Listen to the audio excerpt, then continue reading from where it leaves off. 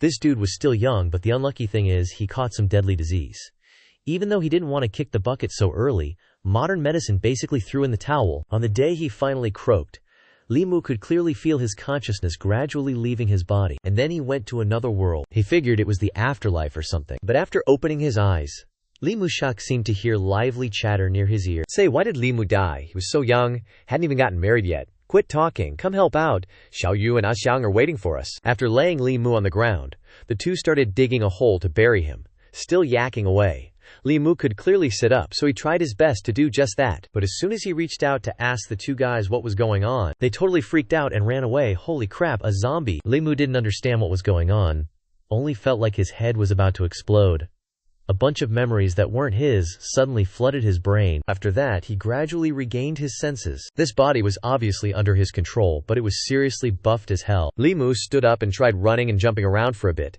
He'd read a ton of Xianxia and fantasy novels, so he got used to the whole reincarnation thing pretty quickly. But after coming back to life, there's a pretty tricky problem. Li Mu didn't know anything about this world, or where to go. While he was racking his brain, he suddenly heard rustling noises behind some leaves. Being curious, Li Mu went to check it out and found a fox caught in a hunting trap. Just transmigrated and already ran into this little beast. Li Mu took it as fate and helped it get out of the trap. The fox quickly jumped out of the trap and ran off. Before leaving, it didn't forget to turn around and say, "Many thanks for saving my life, young master." No problem, it was just a small thing, Li Mu replied naturally. But after he said it, his face turned pale, cause he realized something weird. What the heck? A talking fox. What kind of crazy place did he transmigrate to? Li Mu got so scared he jumped up and ran. But no matter if he ran east, west, south, or north, the terrain was all the same. This place was like a dead forest, all dry tree stumps. Not a bit of life. Li Mu wanted to quickly find a place with people to get some help. And soon enough, people showed up. And they even seemed familiar. Weren't these the two guys who were going to dig a hole to bury him just now? Except this time the two of them brought a few more people. As soon as they saw Li Mu, they yelled, "Boss, that's the demon, audacious demon, daring to occupy the body of a county yamen constable. You better surrender now."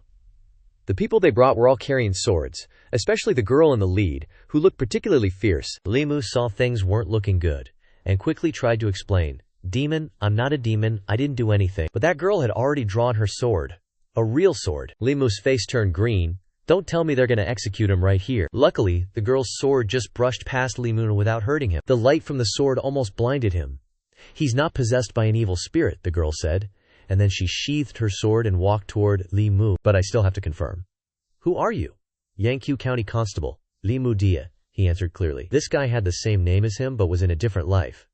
But after transmigrating, he'd gotten this body's memories, so of course he could answer.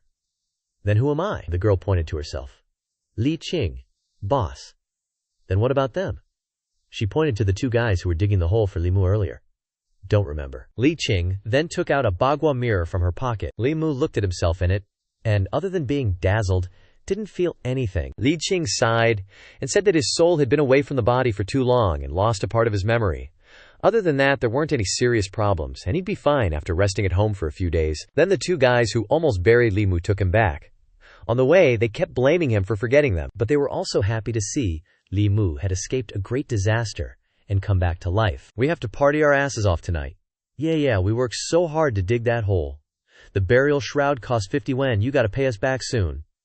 The two guys squeezed him on both sides, each saying a sentence, making Li Mu totally bewildered. He got even more flustered when asked for money, because trivial things like whether he had money in his purse weren't in the original owner's memories. The two guys weren't in a rush either. They said since they were colleagues, Li Muzon could borrow the money for now. They'd collect after payday in a few days. Even though he was being asked for money right after being reborn, and his future was uncertain, Li Mu still secretly thanked heaven for giving him another chance to live. At the same time, the little fox he rescued earlier had returned to its territory. It told a bigger fox about how it was caught in a hunter's trap and rescued by a young master. After hearing the story, the bigger fox wore a very complicated expression. "This is troublesome. A life-saving grace is a huge karma." After transmigrating into this world for 3 days, Li Mu had finally adapted to his new body and even started looking for the sole pleasure of men. That night, while he was in the middle of business, Li Qing suddenly came looking for him. Li Mu was scared witless, so he hurriedly threw on his clothes and ran outside. Turns out Li Qing came to deliver his stipend. It included 2 months' worth of stipend, plus another month for him to nourish his body. Before Li Mu could even thank him, Li Qing slammed the door shut and left. The next day, Li Mu took the money to the clinic because it had been 3 days and he still couldn't get satisfied in that area. After examining him, the doctor prescribed Li Mu Kuei a few doses of medicine. Even though he didn't know if the medicine of this era could solve his problem, he still had to give it a try. On the way back, Li Mu encountered a Daoist priest working on the street. He saw him burn a talisman in his hand, then dip it in a glass of cold water and give it to a girl, saying that as long as she drank the entire glass, she could pray for a child. A large crowd gathered to watch, so Li Mu also stopped to gawk. The Daoist priest quickly spotted him in the crowd. For some reason, he then announced to everyone that he was closing up shop for the day, even though it was still quite early. After everyone dispersed, Li Mu had no reason to stay any longer. He figured it was just a wandering fortune teller anyway, and he didn't really believe it. But just as he turned around, Li Mu was grabbed by the old man, Daoist master. "Is there a problem?" "It's not me who has the problem, it's you," the Daoist replied. Li Mu thought this old guy was trying to scam him again, so he sarcastically asked back, "Could it be the Daoist master sees that my face is turning black and I'll have a bloody disaster soon?" The old man shook his head, then leaned close to Li Mu's ear and said, "Your 7 souls have all disappeared. If nothing unexpected happens, you will definitely not live for more than half a year." His eyes were bloodshot, and he looked extremely serious.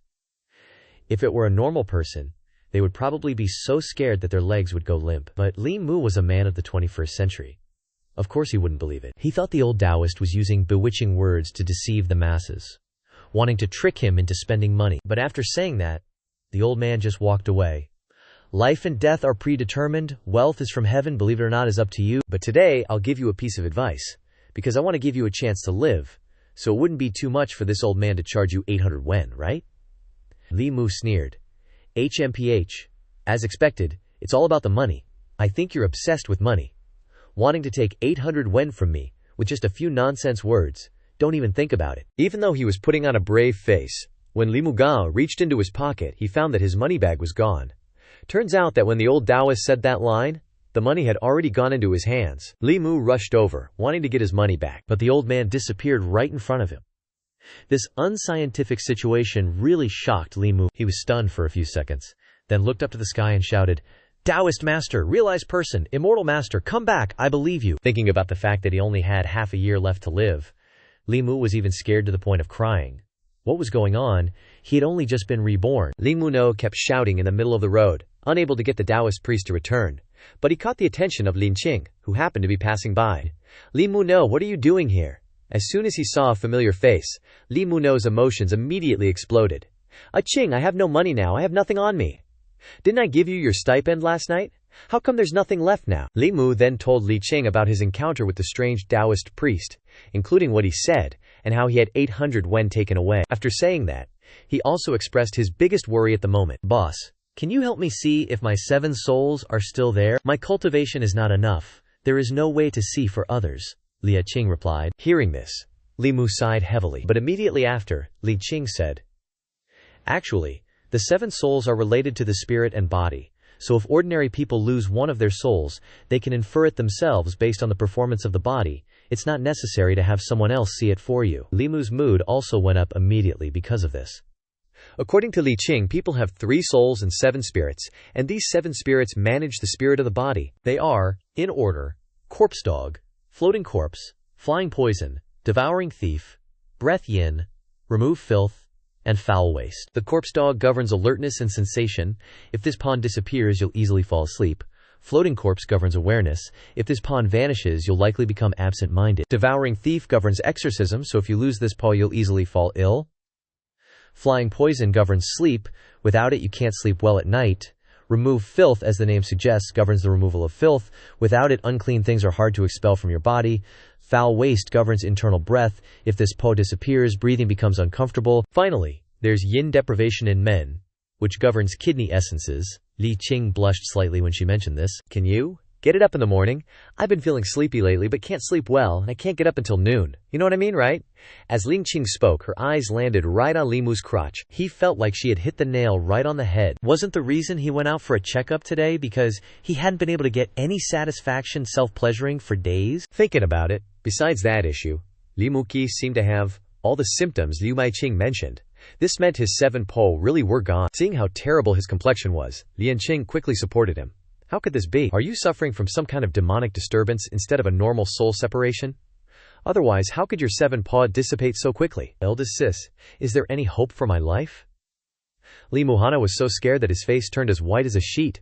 He was terrified of dying again so soon. Li Xing sighed deeply, then pulled out a talisman from her robe. For someone like Li Mu, who had lost all 7 pas, evil spirits could easily enter his body. As she said, this talisman could protect him from external evil, but it had to be kept on him at all times to be effective. That was the solution for now. As for a way to completely resolve it, she would go back and read more classics. Li Smusei held the talisman in his hand, his eyes brimming with tears. Eldest sis, I really don't know how to thank you enough. But actually, I have more than just this trouble right now. Eldest sis, if you're already being so compassionate, please help me all the way. Could you possibly lend me some money? The moment money was mentioned, affection turned into alienation. Li Qing switched to don't even think about it mode, and left directly. Li Mu knew he couldn't bargain with her, and 2 other names popped into his head. Speak of Cao Cao, and Cao Cao arrives. It was Zhang Shan and Li Xi, the 2 guys who had tried to bury him the other day. Li Mu ran into Zhang Shan and Li Xi on the street, thinking he absolutely had to borrow money from them today. Coincidentally, these 2 also wanted him to pay back the money. The 3 of them rushed to each other like they had been separated for decades. Li Mu, I just saw you with eldest sis. Weren't you most afraid of her before? Now you've become so bold? Did she just give you some perks? You borrowed 10 wen from us a few days ago, and there was also the straw mat you were wrapped in. We're brothers, so we won't charge you interest. Shouldn't you pay us back already? Seeing how bluntly they were asking for money, Li Mu couldn't hide his troubles. I was just about to talk to you guys about that. I went out just now, and my 2 months' worth of stipend was unfortunately stolen by someone. Can you lend me some more money? I'll quit after next month when I get my stipend. That's enough. We've been disturbed, Zhang Shan. Li Xia didn't let Li Mu finish his sentence and immediately cut him off. Looking at their departing backs, Li Mu looked at his hand, in which there were some broken silver pieces that the 2 had stuffed into it. Thanks, you really are good brothers. Li Mu returned to his miserable home, where he could only eat white porridge and some pickled vegetables. Although he borrowed money from Zhang Shan and Li Xi, it was only enough to sustain him for a month. Continuing like this wouldn't do. Li Mu felt like he was the most miserable transmigrator of all time. Thinking of this, an idea flashed in Li Mu's mind. That's right. Isn't he a transmigrator? There's a saying that the most profitable way to make money is by exploiting loopholes in the law. Thinking of this, Li Mu rummaged through all the books in his house. He wanted to see if there were any loopholes he could exploit to become a profiteer and earn some money to get by. Finally, Li Mu found a book titled The Great Zhou Laws, which was exactly what he was looking for. As soon as he opened the first page, a line of words hit Li Mu right in the face. Any official of the Great Zhou, regardless of rank, is prohibited from engaging in business. The room fell silent for about a minute. Li Mu really wanted to scream. To relieve the frustration in his heart, heaven was clearly burying him. He had to be a constable in a small county town, and not only did he not get much of a stipend, but he wasn't even given a chance to make money through business. The next morning, Li Mu went out for a walk again, wanting to see how the people lived. Then, he inadvertently stumbled upon the opportunity of a lifetime, when he saw a scholar being scolded severely. You can only write 3 lines of text in a month. Do you even want to keep this job? Please give me some more time. Writing requires inspiration, it can't just be forced. Inspiration my ass, I'll give you 3 more days, and if you don't deliver the manuscript after 3 days, then get ready to pay compensation. And so, Li Mu came up with another idea.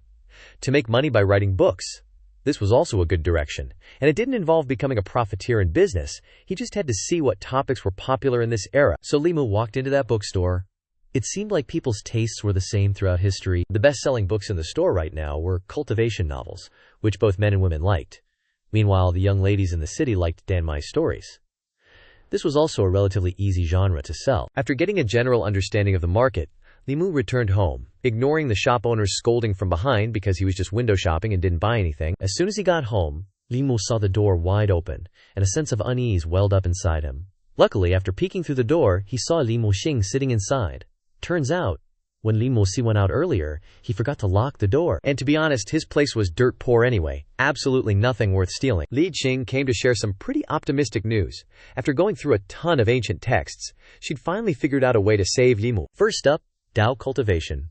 Basically, any living thing in this world can practice the ways of the Dao. The very first stage in this Daoist gig is called soul refining. Like I said, the 7 pot souls govern the body.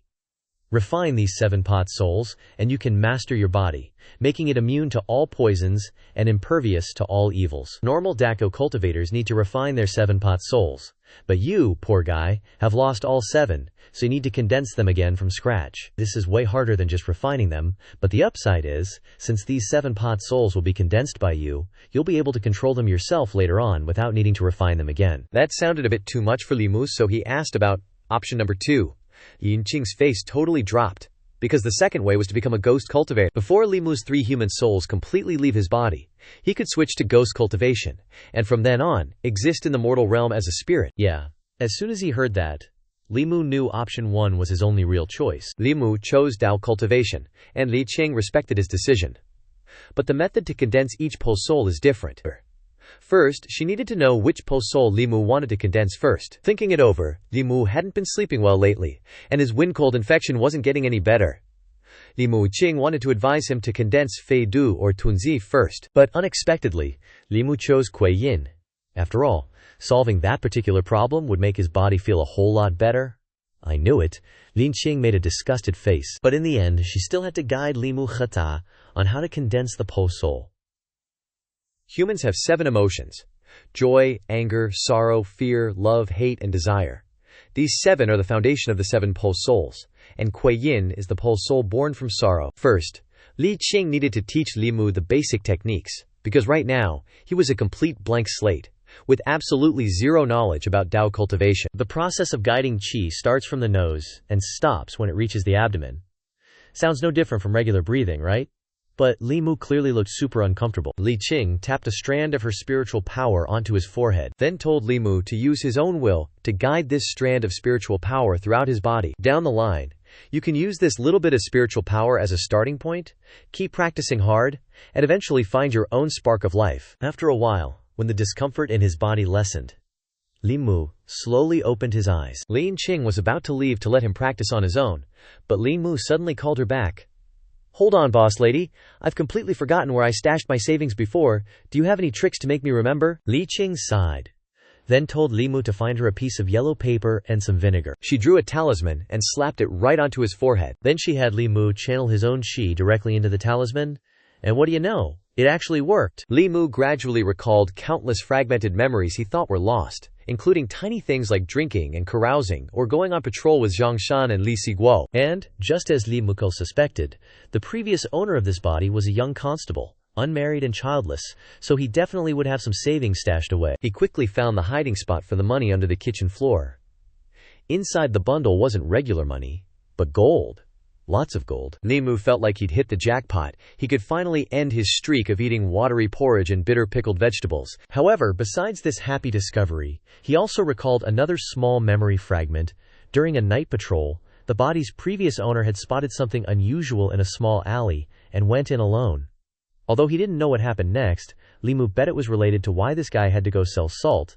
Anyway, he'd have to investigate it thoroughly. He took the money inside and stashed it away, his eyes glancing at the memory-enhancing talisman on the table. Li Qing had said it would work for 6 shichen, which is 12 hours.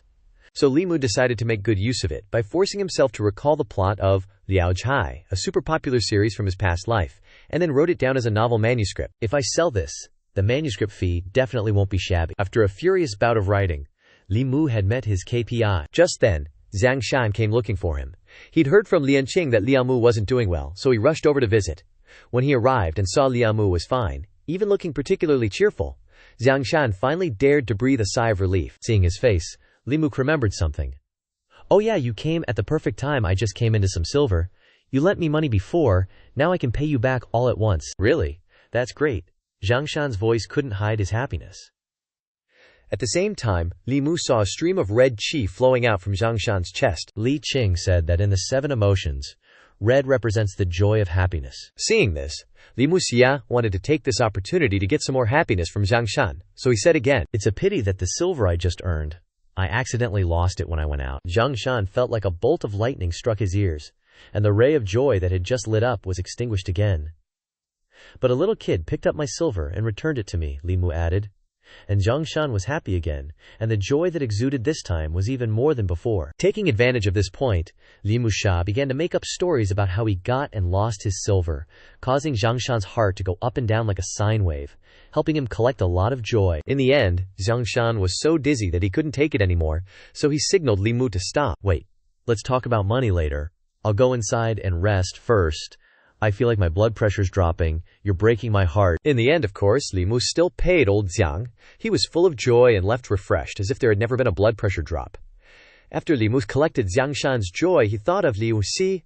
If he remembered correctly, this guy was in charge of Weiyang Street, so he brought a bag of silver here. At this time, Li Si was on duty, and Li Mu thought that he would be like Xiangshan, jumping for joy when he saw the money. But when he said that he had money to pay, Li Si just said, "Oh," and snatched the bag of silver, without even a hint of joy. After getting the money, he left as quickly as the wind, leaving Li Mu petrified behind. He had calculated everything, but he didn't expect that this guy wasn't as obsessed with money as Yang Shan, and even went so far to bring the money to him. Fortunately, Li Muxi was the Minister of Optimism. After failing to attack Li Bulsi, he found other ways to collect joy, from helping the children get the kite stuck in the tree, to helping the old lady cross the road smoothly, and even feeding stray cats. Busy all day, Li Mu was out of breath. Only at the end of the day did he have some time to eat with Liao Qing.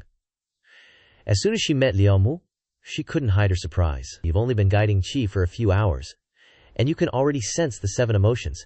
How can the progress be so fast?" Li Mu didn't know how to answer.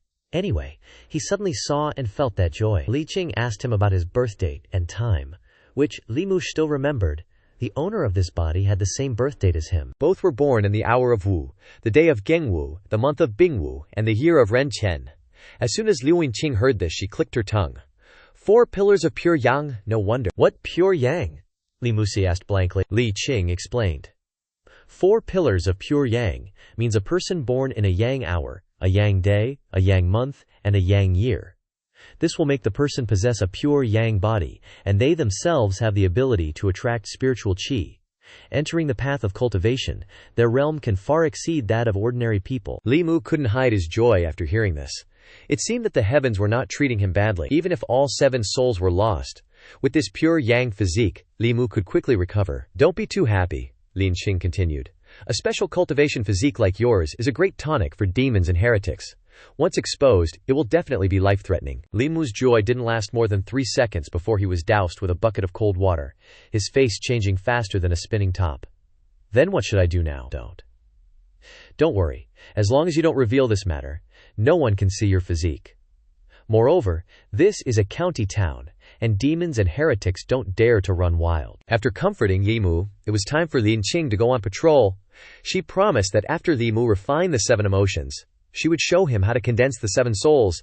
Li Mu watched Lin Qing's back, constantly thinking about what she had just said. She said that demons and heretics didn't dare to run wild in this county town, but he always had a feeling that the previous owner of this body had died because of demons and heretics in the city. Putting those thoughts aside, Li Mu continued his patrol. Then he met a thin woman, who was constantly begging passers-by to help her, but they were all ignored. As a constable, Li Muke couldn't ignore this scene, so he went straight to the girl. "May I ask if you need any help?" The moment Li Mu spoke, both he and the woman were shocked.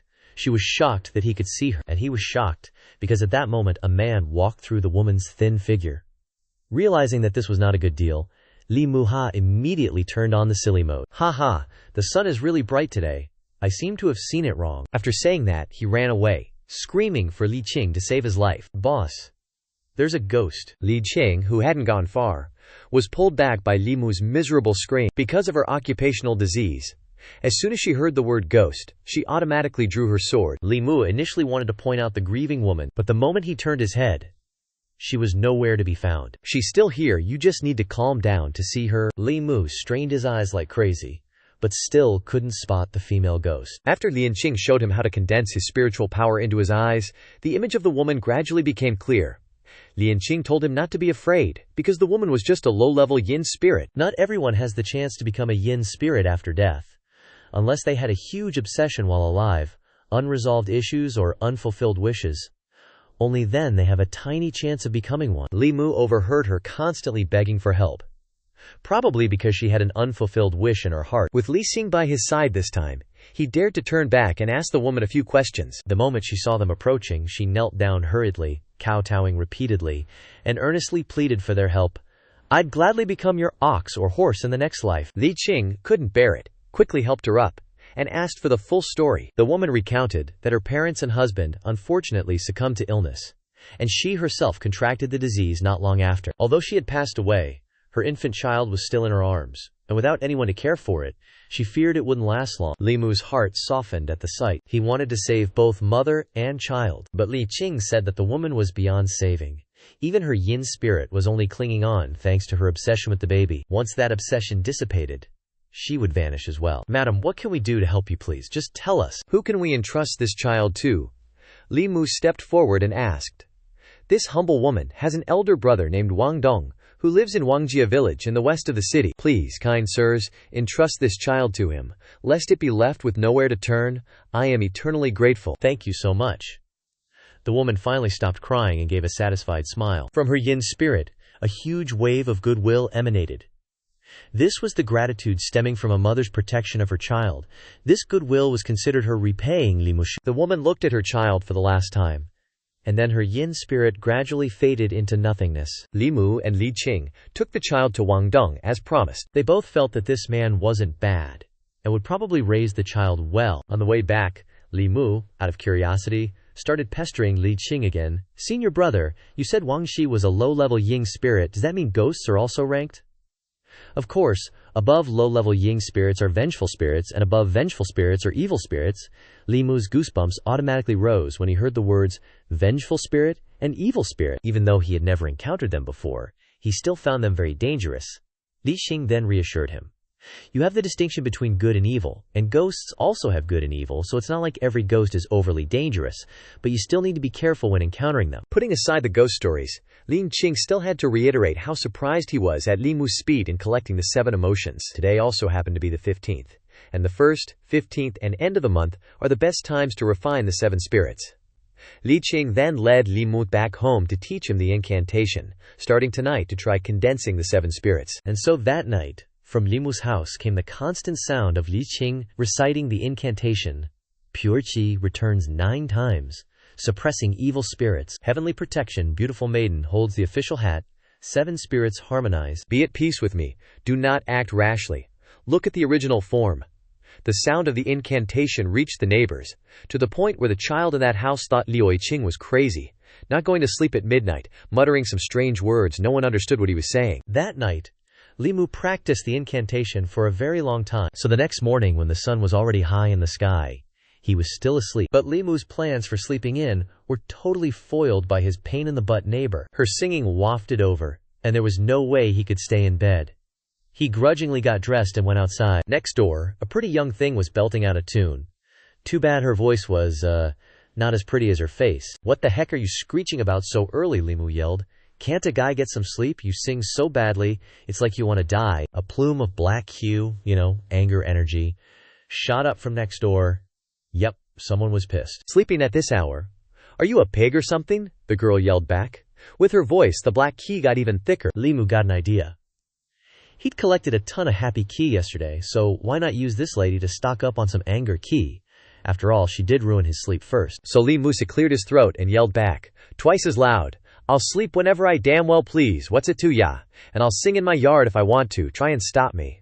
The girl, of course, wasn't backing down. "Me sleeping is my business and doesn't affect you, but you singing loudly is disturbing me. Nobody else is complaining, so why are you so damn loud?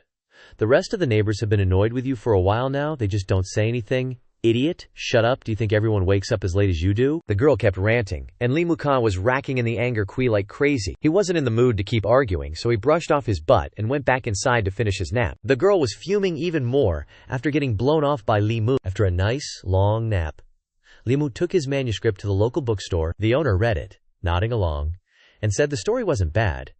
He took the manuscript for now and told Li Mu to come back later for an update. On the way home, he was super excited. If his story was a hit, he'd be rolling in manuscript fee. Li Mu was practically daydreaming about his soon-to-be stuffed wallet. He was so lost in thought, he didn't even notice the girl from next door standing in her doorway with a huge bucket of water. As Li Mu walked by, she straight up dumped the bucket, nearly soaking him from head to toe. Her maid rushed out to grab the empty bucket. "Young miss, leave the chores to me." The girl glared at Li Mu and huffed loudly before stomping back inside. Her maid gave him an apologetic look. Li Muka, just to be polite, gave her a nod. He couldn't believe how awful the pretty girl next door was. They had a little spat in the morning, and now she was trying to drown him. Li Muki was about to head inside when he heard the maid's voice from next door. "Young miss, our neighbor is actually a constable. We won't have to worry about bad guys bothering us anymore. HMPH. Isn't he the one bothering us right now?" The girl snapped back. Curious about what they were saying, Li Mu crept up to the wall and pressed his ear against it.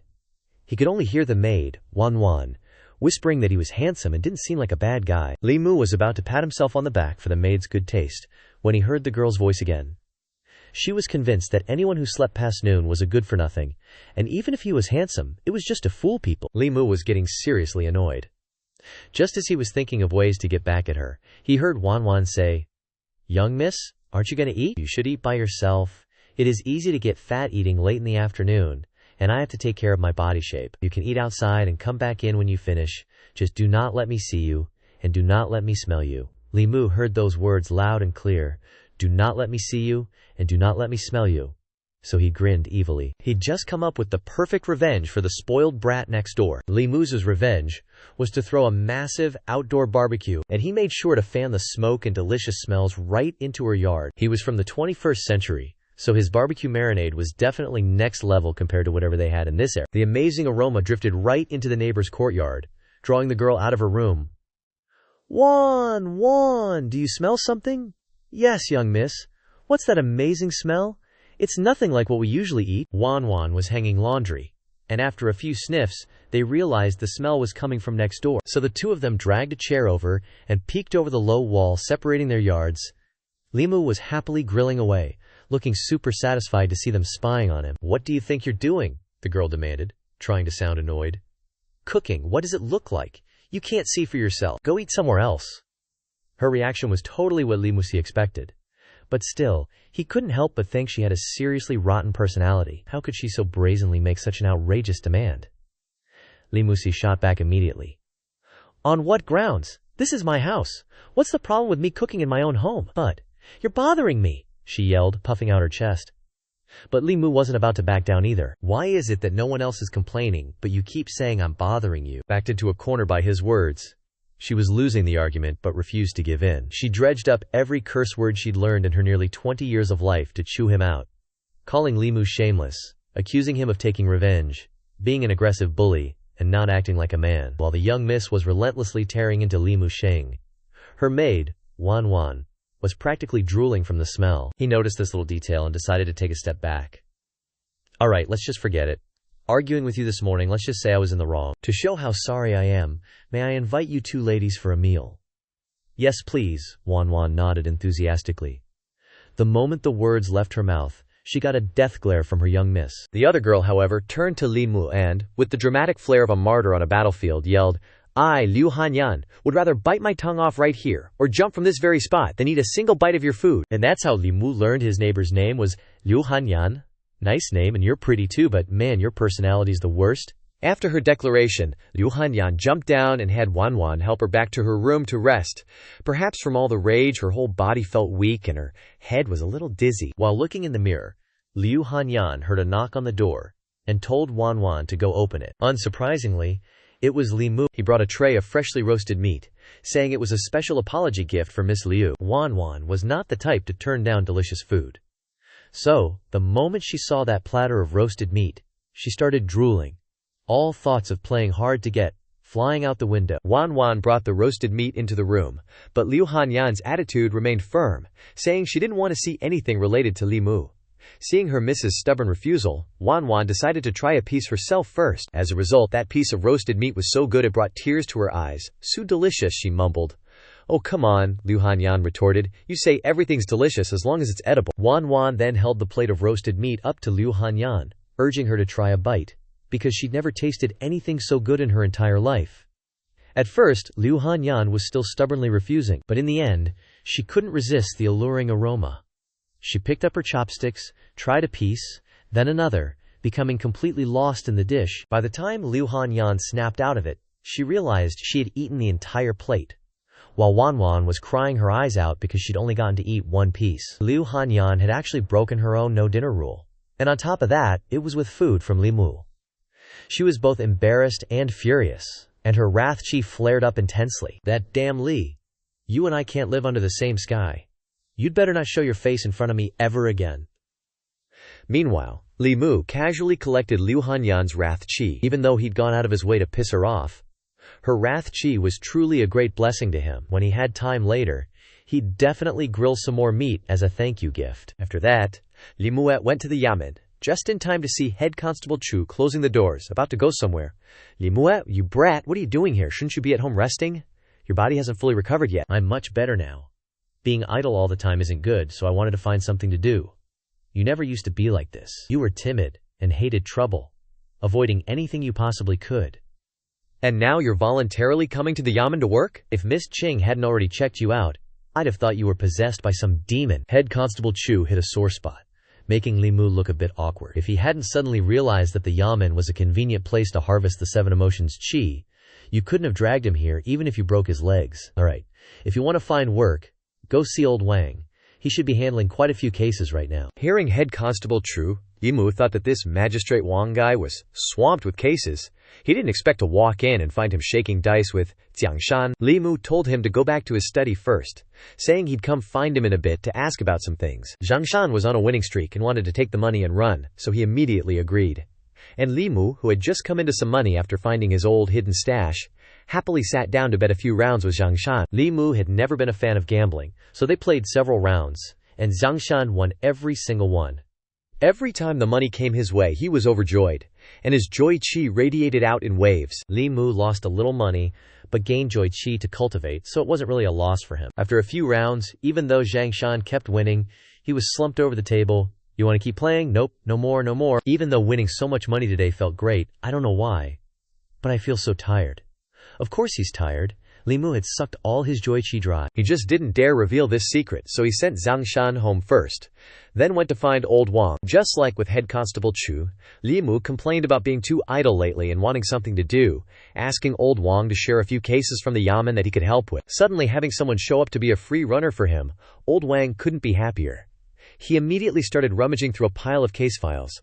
First, he pulled out a case from Zhang family village. Yeah, so, recently, some weird monster has been showing up and biting all the goats in the villagers' pens to death. What's more, when the goat carcasses are found, they're completely drained, not a single drop of blood left. The moment Li Mu heard monster, he wanted to back out and told him to pick a different case. Old Wang then took out a case filed by some fishermen from Greenwater Bay, saying a water monster was running rampant there lately. A water monster isn't much different from a regular monster. Li Mu didn't want to get involved, and skipped it again. Next up was the case of landlord Xiang's father, who was buried just 7 days ago. His grave was dug up, and the body vanished into thin air. Li Mu didn't want this case either. He couldn't understand why old Wang kept picking cases that seemed like a one-way ticket to hell. Well, there's one last one. Old Wang haggled. Right next to our county town there's a Xianxia outbreak. A whole cemetery at the edge of the village has been dug up, and the corpses have turned. You want to go check it out? I quit? Li Mu tossed back one word and walked out of the yamen. It was late, and on the way back he was so pissed that he kicked every rock he saw. All he wanted was to handle normal cases, like petty theft or brawls, not this ghost and demon crap. The night was quiet, and there was usually only Li Mu's own voice. But suddenly he felt like he heard someone saying something unclear. Li Mu's goosebumps went into overdrive. He turned his head to look, but there was no one behind him. At first, Li Mu thought he was just too tired lately and had misheard things, but unexpectedly, a dark black mist suddenly surrounded him. What the hell is going on? Li Mu was so scared that his teeth were chattering. And then, a thing that was neither human nor ghost suddenly appeared behind him. Although its shape was quite similar to a human, looking at those blood-red eyes like 2 pools of blood, Li Mu was sure that this was a demon. Sure enough, immediately afterwards, this thing pounced on him like it was trying to take his life, muttering non-stop. Hey, your soul must belong to me, it said as it reached out with its pointed fingers. Li Mu clearly knew the danger was imminent, but his body couldn't move, as if he had been acupunctured. He kept urging himself to move, to run, to fight back, but all to no avail. Just when the demon's hand was only a hand's breadth away from Li Mu's face, The talisman hidden in his chest took effect. This was the exorcism talisman that Liu Qing had asked him to keep on him at all times, and unexpectedly it actually saved Li Mu's life. His body could move now, but he didn't choose to confront the demon. After all, of the 36 strategies, running is still the best. Although Li Mu ran away, the demon's smile became more and more twisted. Heh. You can't escape. Saying that, it opened its mouth and blew out a gust of air. But this was no ordinary air. Wherever this gust of air blew, everything froze. Even Li Mu was no exception. First his legs, then it spread to his hips, to his chest, and finally his whole body was frozen solid. The demon successfully controlled him and put on a very punchable look. Heh, run. Why don't you run anymore? Having fun playing with me. It stuck out its long, snake-like tongue and began to lick Li Mu as if tasting its meal. No 7 souls, you won't live long anyway?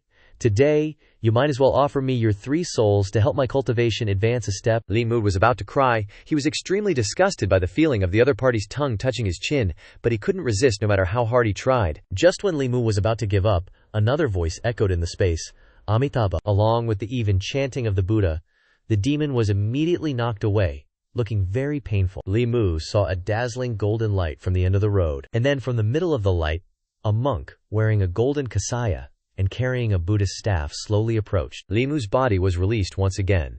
This time, he ran even faster than before, immediately rushing towards the monk, begging for help. On the other hand, the demon, having its good deed ruined and getting smacked with a painful blow, was extremely annoyed. Where did you bald donkey come from? How dare you ruin my good deed? Contrary to that devil's bloodthirsty and aggressive appearance, this monk was extremely calm. His composed demeanor even radiated a bit of majesty, making Li Mu, hiding behind him, feel absolutely safe. Amitabha. This humble monk comes from Jinshan Temple. My Dharma name is Xuan Due. I don't care if you're from Jinshan Temple or Silver Mountain Temple, the devil roared. But today you've ruined my good deed. I must grind your soul and that rabbit bastard's into dust. The immense power emanating from the devil made Li Muxi, even hidden behind the monk, feel extremely uncomfortable. But the monk stood firm as an ancient tree in a storm, without any sign of discomfort on his face. You steal others' souls for your own cultivation. That is against the will of heaven. Why not let this humble monk deliver you from this suffering, eliminate your karma, and help you be reborn in paradise? Repent and turn back to the shore in your next life. Deliver me! The devil suddenly threw his head back and laughed loudly. Then its hair grew longer with each laugh. Then we'll see if you're capable enough. Its hair transformed into huge dark clouds, rushing towards the monk and Li Mu. He felt that if he got entangled in this stuff, he'd be finished for sure. Fortunately, the monk's magic power was high enough to create a barrier in time, keeping them both safe. He sighed and handed the alms bowl in his hand to Li Mu. Little benefactor, could you protect this for this humble monk? For a moment, Li Mu reached out to take it, but almost got crushed by the weight. Clearly the monk had held it effortlessly with one hand, but for him, it felt as heavy as 1,000 pounds. This humble monk asks again, in the end, will you allow this humble monk to deliver you? The demon didn't answer, but its hair violently pierced through the barrier, heading straight for Li Mu. He was scared witless, and raised the golden alms bowl in his hand, which unexpectedly blocked the monster's attack. The monk took that as the demon's answer. Since that was the case, he wouldn't give it a choice anymore. He raised the staff in his hand, then brought it down, then raised it again, then brought it down again, and each time he struck, it landed squarely on the monster. You don't appreciate a toast, so you want to drink a penalty drink. This humble monk has clearly given you face, but you don't want to appreciate it. Don't you even ask who Xuandu is? I'm willing to deliver you. That's doing you a favor, and you dare to refuse? Ling Musai witnessed the brutal beating right in front of him, his mouth so wide open he couldn't close it. Who would have thought that this seemingly kind-hearted master would be so decisive when he took action? All he knew was that after being beaten repeatedly, the devil could only beg for mercy, promising to reform. The monk spared its life, and didn't forget to threaten that if it didn't obediently change its ways in the future, he would definitely find it and make its soul scatter. Yes, master, I dare not act recklessly again. The devil hastily kowtowed and scurried away. Then the great master returned to his benevolent appearance, taking the alms bowl from Li Mu's hand. Thank you, benefactor. No, master. No need to thank me. Li Mu was trembling with fear from witnessing the violence just now. His current demeanor and his demeanor just now clearly weren't the same person. The monk seemed to notice Li Mu's bewildered expression and reassured him. Benefactor, there is no need to be afraid. The evil demon has already been subdued by this humble monk. This humble monk will deliver him and guide him to the righteous path. With that, he turned and left. But after a few steps, the monk stopped, saying that he had also seen that Li Mukera had lost all 7 of his soul fragments. Meeting each other today can be considered fate. So he took off the prayer beads on his wrist and gave them to him. With this protection, Benefactor will be safe. Ordinary evil spirits can't get close to Benefactor. Li Mu reached out to take the glittering string of beads in his hand, overjoyed beyond words. He bowed his head deeply to express his gratitude. But the great master had already disappeared. Now Li Mu had both Li Qing's talisman and the monk's Buddhist beads, so he was a little safer. But this couldn't last forever. He felt that he had to speed up the process of condensing his 7 souls, so he wouldn't have to continue living in this anxious state. The next morning, Li Mu got up early and stood on the street waiting. He was waiting for Li Qing to pass by on his way back from training so he could thank him for the talisman. But before Li Qing even got around to it, Li Mu already bumped into Liu Hanyan. First thing in the morning, her face was all twisted up like Li Mu owed her money, which really ticked him off. But Li Mu's grumpiness quickly vanished, because Li Qing showed up. "Li Mus, what are you doing here?" As soon as he heard Li Qing's voice, he rushed over and grabbed her hand. "Sis, I ran into a ghost again yesterday." At first, Lin Qing figured Li Mu had just met some wandering spirits looking for a helping hand, like that young woman yesterday. But after hearing him recount the whole story, Liu Qing's expression turned sour, because a ghost that can control yin energy to hurt people, and even condense it into ghost claws, is definitely no ordinary vengeful spirit. According to Li Mu's description, this ghost's cultivation was super high. It was almost ready to break through and become a third-realm evil spirit. Good thing that monk showed up when he did, because whether you're from the Buddhist or Daoist sects, you have an easier time dealing with ghosts than regular cultivators. "Check it out, sis. This is what that monk gave me." Li Muhi held the prayer beads out in front of Liang Qing. She examined the beads for a while and affirmed that the monk must have had cultivation even higher than hers. Li Mu didn't care about any of that. He just wanted to know if there was a way to restrain the ghost.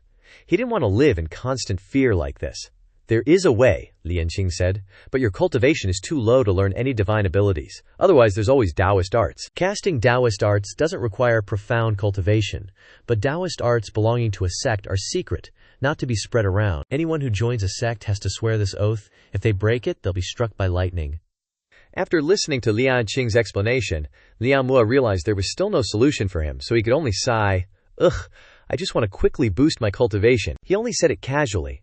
But somehow, Li Qing drew her sword and held it to his neck. Her eyes were so intense that Li Mu got goosebumps all over. "Li Muri, you better remember this. There are no shortcuts in cultivation. If you insist on shortening your cultivation time, you'll end up harming yourself or others." Li Mu thought it was something big, but he was clear in his conscience about that problem. Even though his strength was still low, Li Mu's would definitely never do anything immoral or wicked. Seeing his resolute attitude, Li Qing withdrew her sword. Actually, she didn't mean to scare Li Mu Shi. She was just afraid he'd get too impatient and go down the wrong path. The path of cultivation has never been easy. Countless people, wanting to shorten the road to success, have chosen shortcuts, dabbling in dark arts, seizing the souls of others, drinking the fresh blood of others. This kind of evil cultivation is definitely rejected in the cultivation world, and they can't escape being hunted down to the very end. Speaking of which, just a month ago, a guy who fell into evil ways was jointly hunted down by the Buddhist and Daoist families. Not even a shred of his soul remains now. However, Lian Qing also blamed herself for Li Mu Te encountering a vengeful spirit and almost losing his life. After thinking it over, she gave him the sword she always carried with her. This Qinghong sword is a decent magic artifact. If you carry it with you, ordinary ghosts and demons will be wary of you. Ling Mulao was initially hesitant to accept it, but because Ling Wanqing kept pushing it into his hands, he had no choice. In addition, she also gave Li Muna a copy of Basic Daoist Cultivation. Inside, there's a record of some basic information about cultivation, which should be helpful for a newbie like Li Mu. Even with the Qinghong sword and those prayer beads, the problem isn't completely solved. "You should hurry up and condense your 7 mortal souls." Li Qing tossed him those words and left. While Li Mu kept admiring the Qinghong sword, he didn't know when he'd ever be able to repay Li Qing's kindness. Once she was out of sight, Li Mu opened up the basic cultivation book to take a look. The first part talked about the different realms. It turned out that in this cultivation world, people are divided into 9 major realms. The initial realms include the lower 3 realms, the middle 3 realms, and the upper 3 realms. Cultivating to the lower 3 realms allows you to grasp the ability to refine souls, condense spirits, and gather essence, which are the things Li Mu needs most right now. The next part talked about the history of the Daoist sect. that thousands of years ago, the cultivation world was still chaotic, with 100 schools of thought competing. The powerful seniors at that time joined forces to create a book called the Tao Canon. This Tao Canon is divided into two parts: the outer heavens and the inner heavens. The outer heavens are more complex and have deeper knowledge, but are widely spread, and everyone can cultivate them. Meanwhile, the inner heavens contain rare knowledge that has never been passed down outside. But the knowledge in the inner heavens carries real power, as long as you coordinate it with hand seals. Even if your cultivation is weak, you can still resonate with heaven and earth and unleash incredibly powerful forces. Li Mu flipped through a few more pages, which contained records of several talismans with special uses. Looks like Li Qing gave him a good book. The records are pretty comprehensive. It's just, for some reason, his mind keeps getting stuck on that Davio scripture secret manual. In his previous life, Li Mu had never heard of the Tao scripture, but he could recite a few lines from the Tao Te Ching. These two are only different by one word. Wonder if the content is different. According to the book, to cast magical powers, you need to use magic power, then form hand seals, and recite the incantations recorded in the inner chapters. What possessed him? Li Muyun imitated the hand seals in the book, then randomly recited the first sentence of the Tao Te Ching. Of course, he didn't really think that the Tao scripture and the Tao Te Ching he knew had the same content, but he didn't expect that this action of his would be so reckless, because just as he recited the first word, a bolt of lightning struck straight down on his head. Li Mu immediately vomited a mouthful of blood, his consciousness scattered, and he collapsed to the ground, not knowing anything anymore. Li Qing had already returned to the Yangqiu County Yamen at that time, and for some reason, his heart suddenly started beating very fast. And in some village in Yangqi County, that traveling Daoist priest was also startled by the thunder just now. He raised his head to look at the sky, his eyes unable to hide his shock. Quite far from there was White Cloud Mountain, where mist and clouds were hidden year-round. The mountain was high and remote, so ordinary people almost couldn't know that there was a sect in seclusion on it. In the very center of the sect was a large bell tower, called the Tao Bell. However, this Tao Bell had never rung before, but now it went boom with a loud sound, shaking everything. The sound of the bell was so loud that the clouds above were scattered in all directions because of it. The Tao Bell rang for no reason. Something big must have happened. The disciples of the sect all gathered at the peak of White Cloud Mountain to meet with the sect leader because of this matter. The sect leader of the sect probably didn't know why the Tao Bell, which had always been silent, rang today. However, he knew that apart from that, something else was constantly trembling. It was the sacred artifact of the sect, and also the sacred artifact of the Daoist school, the only remaining page of the Tao Scripture Secret Manual. This matter really made all the disciples of the sect gape in astonishment. Even the sect leader was seeing this scene for the first time. He had never heard of the Tao Scripture trembling in his life, so he didn't know if this was a blessing or a disaster. At the same time, Liu Hanyan and Wanwan opened the door and went outside, seemingly planning to go somewhere. Liu Hanyan didn't notice, but Wanwan had just closed the gate when she discovered someone lying flat on the ground. That person was, of course, Li Mu Kurea. After being hit by that lightning strike, he thought he wouldn't survive anymore. Fortunately, that Miss Liu Hanyan was someone who was all bark and no bite. Although she usually bickered with Li Mu, when she saw him passed out in front of her house, she still brought him into the house to rest and recuperate, and even invited a doctor to examine him properly. When Li Mu woke up, he saw Liu Hanyan instructing Wanwan to follow the doctor to get medicine, and his head was pounding. What happened to me? Li Mu-se kept rubbing his forehead. We just went out and found you passed out over there, so we temporarily brought you inside and called a doctor for you. Li Mu was extremely grateful, so he got out of bed and bowed low to thank Liu Hanyan. She waved her hands repeatedly. It's just a small matter, not worth mentioning. Don't be so polite, official Lanai. I couldn't just stand by and watch someone die. Li Mu was breathing a sigh of relief when Liu Hanyan suddenly, but these two buts made his heart hang in the balance again. The medical examination fee and medicine costs. Although I paid for you in advance, now that you're awake, you still have to pay it back yourself. Li Mu felt stressed whenever money was involved. But since he was the one who got sick, he couldn't expect others to pay for him. Liu Hanyan only asked him for 1 copper coin for the consultation fee. Li Mu secretly chuckled to himself, thinking he got off easy for just 1 coin. However, when she mentioned the cost of the medicine, the girl gave a scary smile and started frantically tapping on the abacus like she was possessed. The total cost of the medicine is 10 taels and 3 copper coins. Considering you were sick, I can round down the change for you, so you only need to pay me 10 taels. Li Mu felt like he'd been struck by lightning. His monthly salary was only 500 wen. Where was he supposed to get 10 taels from? Li Mu thought he misheard, so he stammered. How much? 10 taels, Liu Hanyan emphasized again. Then she pulled out the bag of medicine and the prescription she had just put away for Li Mu to check. Here's the detailed prescription. If you don't believe me, you can go to the pharmacy and ask. Li Mu picked up the prescription. At first, he thought Liu Hanyan was trying to scam him, but when he read things like 100-year-old ginseng, 50-year-old lingji, top-grade deer velvet, and 70-year-old he shou wu, he understood why this prescription cost 10 taels. Li Mu clenched the prescription in his hand. He really wanted to curse. A feeling of bitterness, like a die-hard MU fan, rose in his heart. However, when he saw Liu Hanyan's innocent face, Li Mu had to suppress his anger. After all, she was just a rich idiot, with good intentions but bad execution. He couldn't blame her. Miss Liu, I don't have that much silver right now, Liu Mu said awkwardly. As if she had prepared for this, Liu Hanyan took out paper and a pen and told him to write an IOU first. You're a Yamen official. You wouldn't stiff me, would you? Of course not.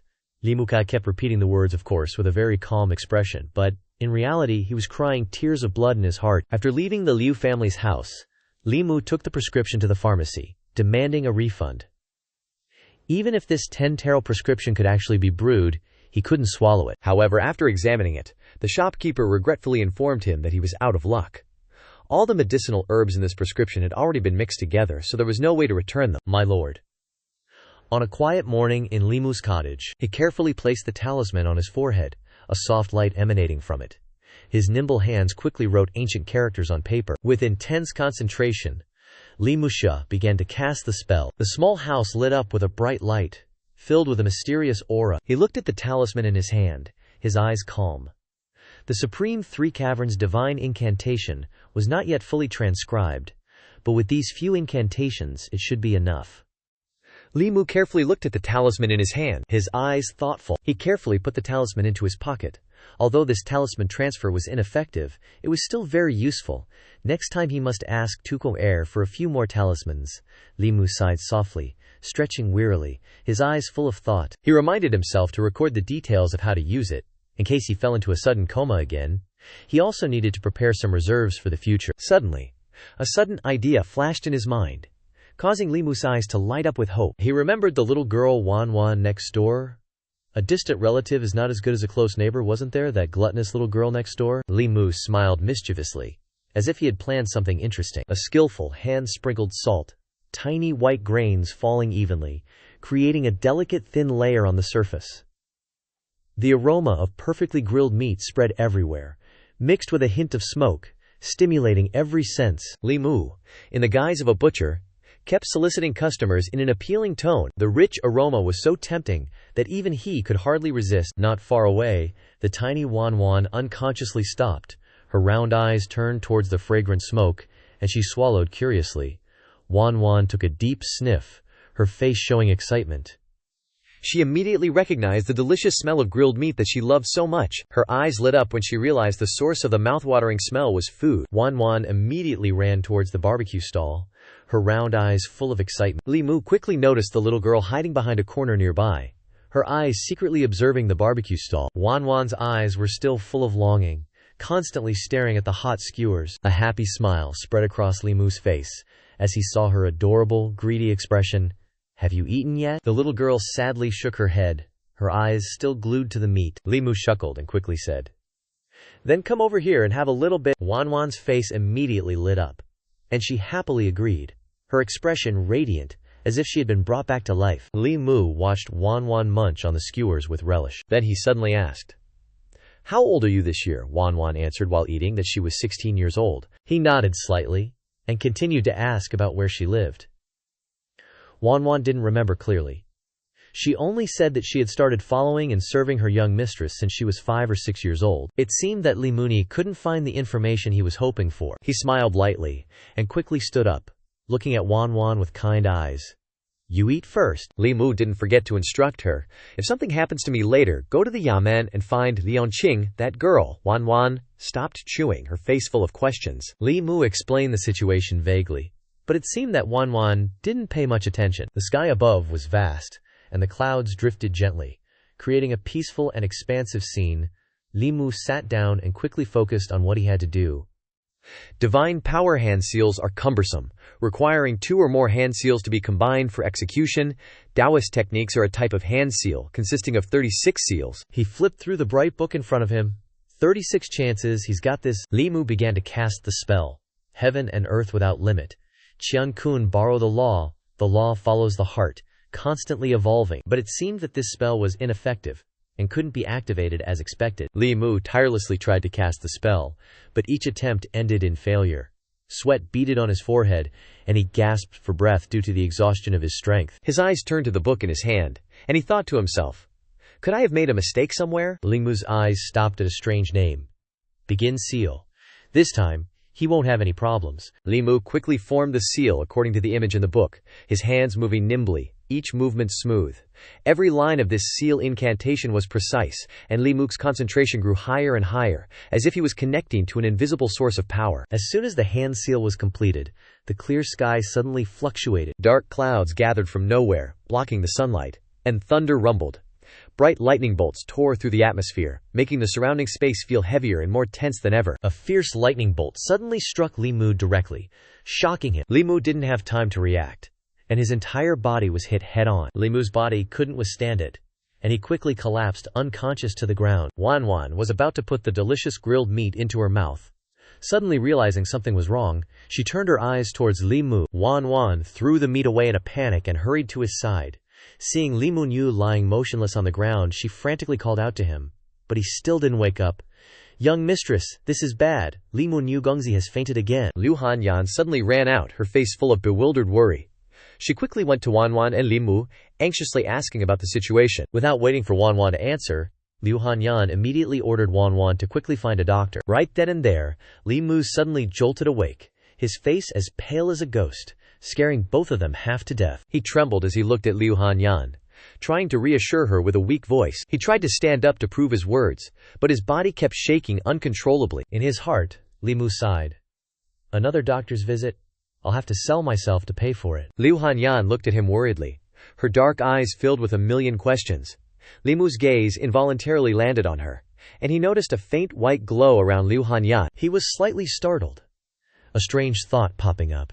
The 7 emotions and 6 desires. Red is joy, gray is anger, blue is fear, black is evil, colorless is love, yellow is desire. So, what is white? Liu Hanyan and Li Mu stood in front of the house, her eyes never leaving him, her voice trembling slightly. Could it be? Are you suffering from some incurable disease? Li Mu flinched slightly, his eyes darting around, not knowing how to respond. He could feel it. Could it be that she's feeling pity for me? That thought stirred something in his heart. But then a sudden idea popped into his head. Li Mugul reached out, as if by accident, absorbing the faint white smoke surrounding her. What a great opportunity. Li Mu coughed lightly, his body starting to feel weak and wanting to collapse. His eyes filled with sorrow as he looked at Liu Hanyan. Even this, you noticed. I really can't hide anything. Hearing this, Liu Hanyan's heart ached, her eyes sparkling with worry. Li Mukai gazed into the distance, his voice sorrowful. I only have half a year left to live at most. She quickly reassured him. The doctor clearly said that your pulse is steady and your body is completely healthy. Li Mu shook his head, even more dejected. You're healthy, but I faint twice a day. I'm exhausted and can't get up every day. I'm in pain and can't sleep all night, and I can't get out of bed in the morning. Liu Hanyan immediately regretted it. I'm so sorry, I didn't do it on purpose yesterday. Li Mu sighed, his face full of understanding. Everyone has a day to die, and I saw it coming long ago. As if remembering something, he looked at her seriously, his voice resolute. But don't worry, before I die, I will definitely pay back the 10 taels of silver I owe you. Liu Hanyan was surprised, her face flushed slightly, and then she said shyly, Actually, I deliberately had the doctor use expensive medicinal materials, which is why it cost 10 taels of silver. She smiled softly, saying gently that it's really not necessary for Li Mu to pay back that amount of money. Liu Hanyan turned and pulled Wanwan's hand, leaving quickly without saying anything more. But before leaving, she still couldn't help but look back at him.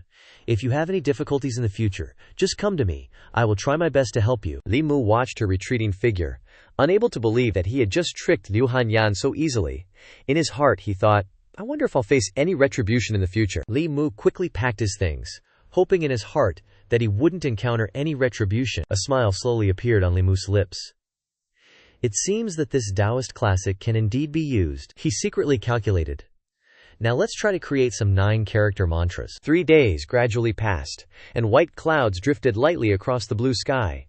On the summit of the sacred mountain, where clouds and mist shrouded the peak and the mountain wind howled, a crowd of cultivators had gathered, each sitting cross-legged, cultivating together. They sat in a circle around a large, ancient bell, their eyes calm, focusing intently on guiding their inner energy. The ancient bronze bell swayed gently in the wind, emitting clear and resonant sounds that echoed throughout the tranquil space. But suddenly the gentle bell sound became powerful, ringing repeatedly as if to warn of something about to happen. The sound spread like a storm, tearing through the peaceful atmosphere, causing heaven and earth to tremble. The cultivators sitting closest to the bell were violently shaken, and struggled to maintain their composure. A look of confusion gradually appeared in everyone's eyes, as they looked at each other inquisitively. In just 3 days, the bell had rung 18 times, something that had never happened before. Someone started to doubt, their voice full of worry. Could the bell be broken or something? Murmurs spread everywhere as everyone speculated, but then the bell's sound gradually stabilized, and the space returned to its original tranquility, with only the gentle breeze passing by. Everyone breathed a sigh of relief, quickly calming their minds and continuing to focus on cultivation. But just as everyone was entering a meditative state, the bell swayed slightly again. The sound rang out once more, clear but haunting. The entire group was instantly startled, their eyes wide with shock and unease. No way, it's ringing again. Li Mu was sitting in his house, focused on cultivation. Before him were 2 opposing currents of lightning, affection and wrath. Li Mu carefully guided them, gradually sensing the energy of the 2 lightning currents. Outside, a mass of black vines began to crawl, spreading and wrapping around everything. The evil energy quickly spilled through the doorway into the house. The bracelet on Li Mu's wrist suddenly lit up as if warning him of something. The sword placed beside him also trembled slightly, as if agitated by the evil energy present. Li Mu slowly opened his eyes, his gaze sharp but filled with calmness. Before him, a thick cloud of black smoke was gathering, forming vague figures. Li Mu frowned slightly, his eyes fixed on the swirling black smoke, realizing that something was amiss. The black smoke swirled and gathered, growing larger and larger, like an ominous storm right before Li Mu's eyes. From within the hazy smoke, a disgusting face gradually emerged, wearing a chilling and haunting smile. The little devil's eyes were as red as hellfire, its long tongue lolling out, and a ghostly laughter rang out. "Finally found you." The smoke shifted, revealing a gaunt, distorted body. He emphasized each word. 3 days, he lost control, constantly joyous. Do you know what 3 days were like for me? The little devil clutched his head and howled madly, his appearance writhing in pain. His face twitched, revealing utter hatred. That damn monk! I had to be with him for 3 whole days. The little devil was in agony, as he recalled the torture of those 3 days. It was utterly horrific. He kept moaning, his voice filled with resentment. Do you know what that feeling is like? But Li Mu didn't care about what he had been through. The little devil looked up, his red eyes staring intently at Li Mu. Luckily, my cultivation broke through, and I took advantage of the monk's inattention to escape. He stretched out his long, grotesque arm, his voice hoarse but filled with murderous intent, constantly complaining that Li Mu had caused such a thing to happen to him. The little devil roared, lunging straight towards Li Mu, his ghostly figure like a living nightmare. Tonight I will definitely devour your soul. He attacked with all his resentment and anger. Now that monk can't save you, and neither can that bead. The string of prayer beads on Li Mu's hand suddenly emitted a brilliant light, growing stronger and stronger. The sword placed beside him also vibrated violently, as if reacting to some invisible power. Li Mu still sat there, his eyes closed, his expression serene. His hands moved nimbly, focusing all his attention on forming a hand seal. A massive power gradually gathered around him, making the air in the room stifling and full of pressure. Li Mu's eyes suddenly snapped open, staring straight at the little devil. At that moment, from the dark sky, a dazzling bolt of lightning descended with terrifying speed. The lightning struck directly beside the little devil, tearing apart the ground right next to him.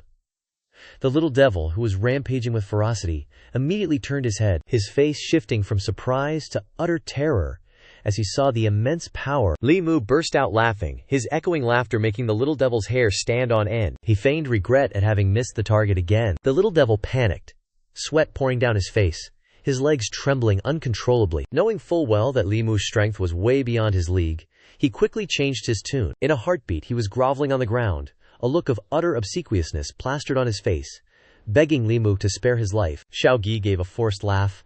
I mistook you for someone else. Without waiting for any reaction from Li Mu, he immediately bowed low, hastily took his leave, and left with utmost respect. Xiaogi bolted out the door with lightning speed, not giving anyone a chance to react, and in the blink of an eye he was gone without a trace. As if nothing had ever happened, Li Mu smirked, his eyes full of contemplation. He runs fast. All right, I'll let you off the hook for now. Li Mu walked over to where the lightning had struck. Lin Bing Dao Zhe Ji Li Zhen Qian Xing. Just one word, and the power is already this terrifying. The rest of the words must be even more shocking. He bent down. His palm lightly brushed over, absorbing the residual energy. Li Mu's eyes sparkled as he thought about what just happened. This vengeful spirit actually developed fear kiking because of fear.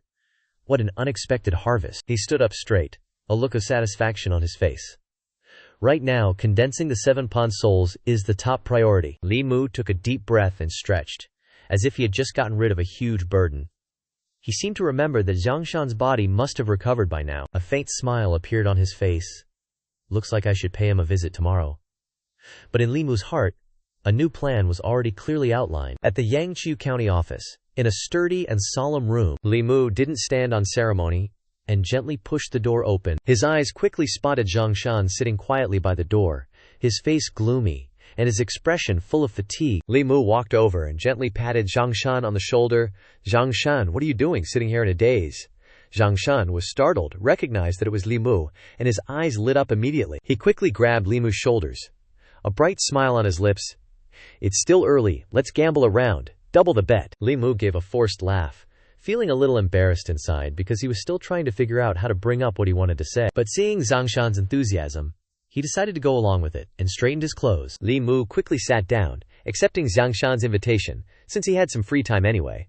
All right, let's play. Suddenly, streaks of red lightning appeared out of nowhere, flickering in the space. They became more and more numerous, spreading throughout the room, creating a tense and threatening atmosphere. Xianxia raised his head and groaned. Why is gambling with you so exhausting? His eyes were dark, and his face was full of fatigue. I don't have any strength at night. The wife back home already suspects I have another woman outside. Suddenly, the door burst open with a loud bang, breaking the silence. Both of them whipped around, their eyes full of worry, to see what was happening. Li Si ran in from outside, his face full of panic. Stop playing, come with me quickly, something's up. The group quickly walked away at a hurried pace, not forgetting to make way for the people around them, which made everyone around them couldn't help but pay attention, their eyes full of curiosity mixed with worry following them. Everyone was curious, wondering where these officials were rushing to in such a hurry. Li Mu couldn't help but wonder, turning to ask Li Si, what happened that's so urgent? Li Si shook his head as he ran, his face showing obvious confusion. Han Jie didn't say, he just told me to call you guys over. He also didn't forget to remind, go quickly towards Baiyun Mountain, that Han Jie is a bit of a hard ass. Remember to watch your words. Li Mu, Xianxia, and Li Si ran to see 3 people standing in front of the gate, including Han Jin, who was from the same sect as the leader and was currently working at the county office. Li Mu panted, looking and thinking. Most of these cultivators are from famous sects, and they enter the county office simply for experience. He stared at Han Jie, who was standing proudly in front of him. Li Muke immediately realized that this might not be a normal case, and he was secretly happy. Maybe we can get even more 7 emotions and 6 desires power. As the 3 of them approached, they all bowed their heads and announced their names in unison. Han Ji didn't return the greeting but only frowned, his voice full of urgency. Hurry up, you're the only ones left! The whole crew then marched inside, looking all imposing and determined. Li Si immediately whispered to Li Mu. Li Mu instantly shushed him, telling him not to cause any trouble. Before they knew it, they arrived at the Zhao family's place, where the atmosphere was getting real tense. Han Jin, leading the way, ordered his followers to step up and knock on the door. The lackeys, receiving the order, rushed to knock and inform the Zhao family head. But the moment his hand touched the door, it swung right open. A chaotic scene unfolded before their eyes. Dozens of people from inside the manor scattering in all directions. One fierce-looking servant was waving a broom around like crazy, as if shooing someone away. I'll blind your dog eyes, how dare you scam my Zhao family, he kept yelling angrily. Next time I see you, I'll break your dog legs. Just as he was losing it, a stern voice boomed from behind. Are you the one who reported the incident? The servant jumped, turning around with a puzzled look. Who are you people? Han Jie raised an eyebrow, his voice full of authority. "Can your dog eyes not see this official uniform?" Hearing that, the servant's face paled instantly, stuttering, unable to say a word. His attitude did a complete 180, from fierce to groveling. This lowly one's eyes failed to recognize Mount Tai. "Please forgive me." He quickly bowed, inviting Han Jie into the manor, his face full of worry and flattery. Li Mu and his two buddies also quickly followed behind Han Jie. The servant immediately raised his hand to stop them. He wasn't planning on letting anyone else into the Girao Zhao family. His previously submissive face instantly turned arrogant. "You guys wait here." He turned and left, leaving the three of them standing in front of the gate. Zhang Shan grumbled, his face full of resentment, his eyes bloodshot like he was about to explode. Unable to hold back his anger, he complained, "Now that the Zhao family's climbed up to be the county magistrate, they're acting all high and mighty." Zhang Shan then nudged Li Si, his voice full of cunning. "How about you take one for the team?" His eyes gleaming with calculation. "Get the county magistrate's daughter's maid to come here and have her lead us in." Lin Si immediately refused, his eyes firm. He wasn't interested in that idea. Ling Mu didn't pay attention to his buddies bickering. He lowered his voice to inquire, "I wonder what happened to the Zhao family." A middle-aged man in the crowd looked around and then looked at him. That man whispered into Li Mu's ear with certainty, "The young master of the Zhao family is possessed." As soon as the words left his mouth, Zhang Shan shouted in surprise. The people around them panicked, quickly signaling him to be quiet. He then recounted, "The wedding between him and the county magistrate's daughter is getting close. This matter must be handled carefully. The county magistrate will be the one to blame. Zhang Shuangzling also attaches great importance to this matter." His eyes looked towards the gate of the manor. A figure was walking out. "Head Constable Han is coming out." Han Jie slowly walked out, still looking as dignified as ever. Following behind him was Zhao Yong, a skinny, haggard figure supported by two elders, presumably his parents. Zhao Yong's face was lifeless, his eyes were empty, and his body was so weak it seemed like he had no life left in him. Li Si jumped, his eyes wide, unable to believe the scene before him.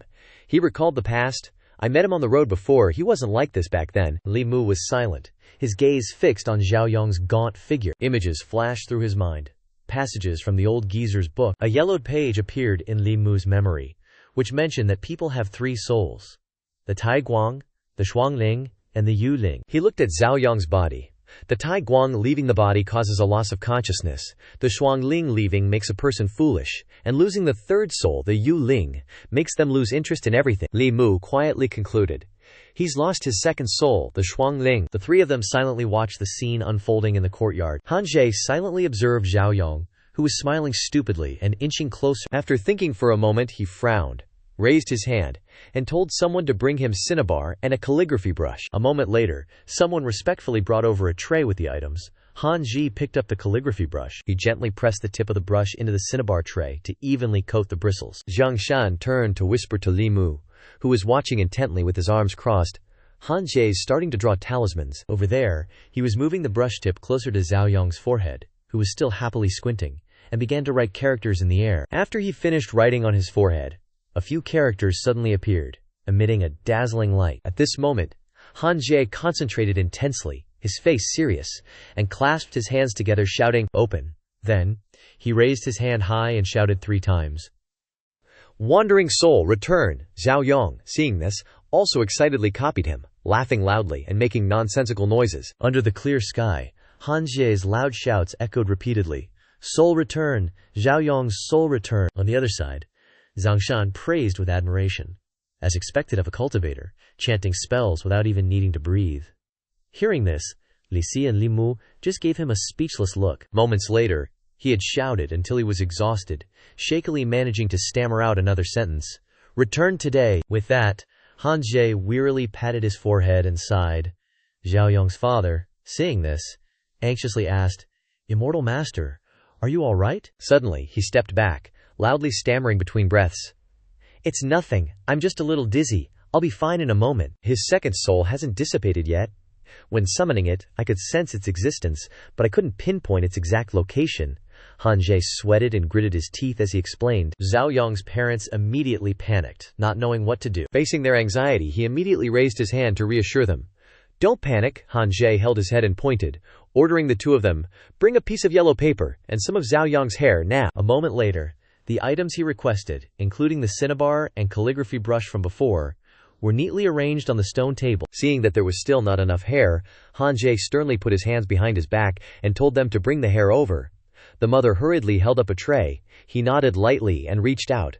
Han Jie carefully pinched a sparse strand of hair from the tray. He turned and extended his arm, raising his hand, holding the hair, looking at it solemnly. Suddenly, a small flame appeared from nowhere, burning the hair. In the blink of an eye, the hair was reduced to ashes, falling as the flame disappeared. The ashes silently fell straight into the cinnabar tray. After the ashes and cinnabar had mixed together, Han Jie dipped the calligraphy brush in forcefully, causing some cinnabar to splatter out.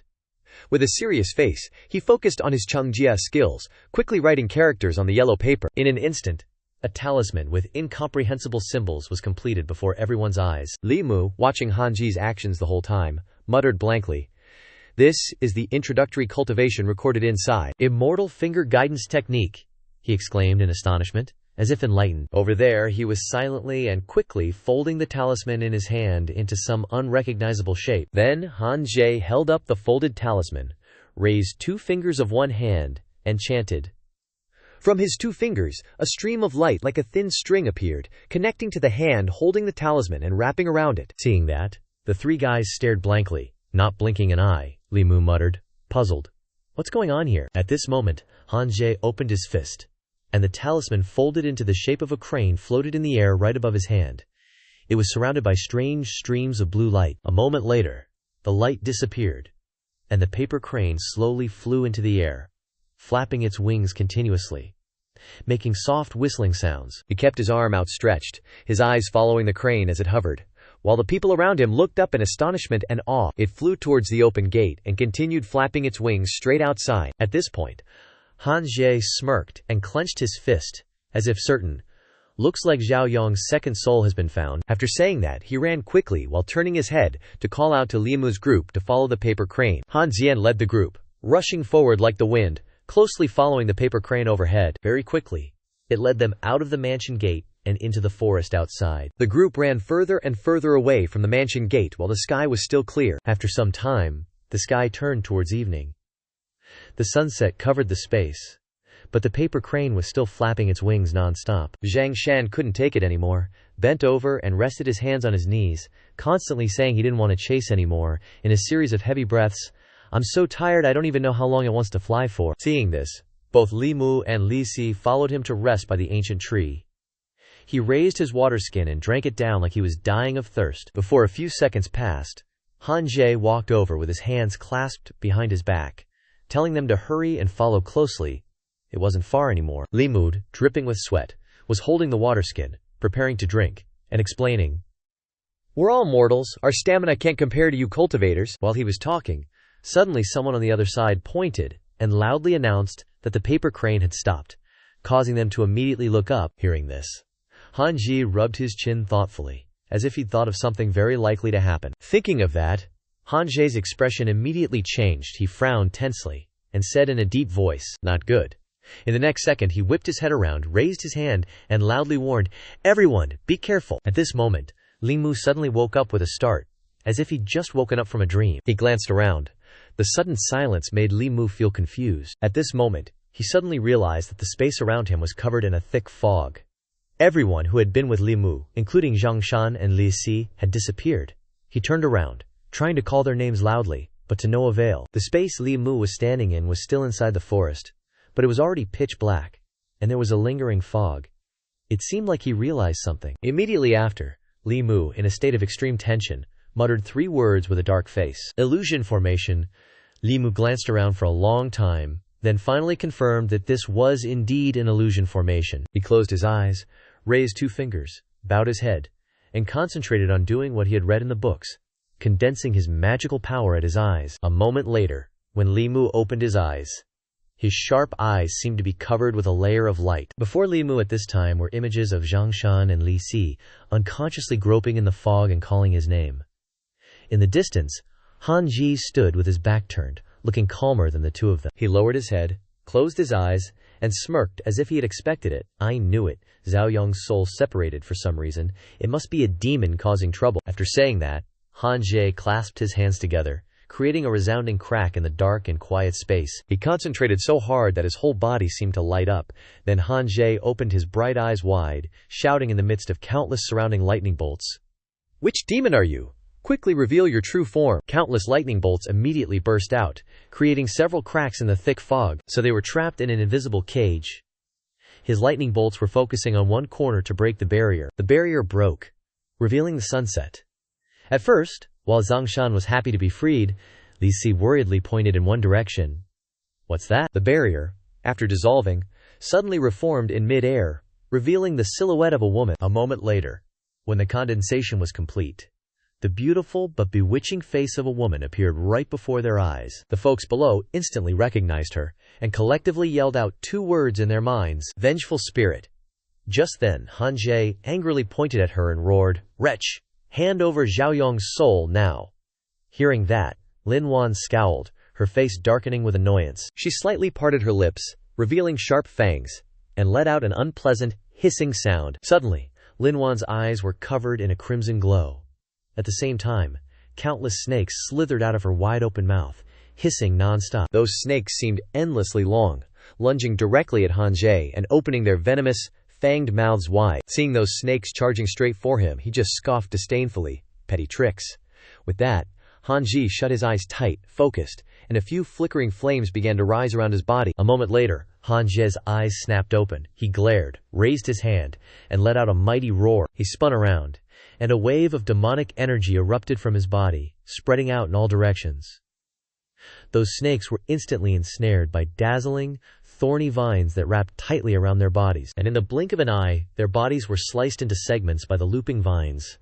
Han Jie remained in his stance, arms outstretched, casting a cold glance as the snake segments fell, dissolving into bits in the air. Seeing this spectacle, Lin Wan suddenly sensed danger closing in. She immediately spun around and shot high into the air, leaving him watching her retreat. "Can't beat me, so you want to run? Fine, I'll chase you to the ends of the earth." With that, Han Jie tilted his head slightly, giving Li Mu and the others a cold look. "What are you still gawking at?" he said icily. "Hurry up and chase." Hearing they had to run again, Zhongshan and Li Mu instantly drooped, looking utterly exhausted. Before long, night had fallen, the moon hanging high above the forest canopy.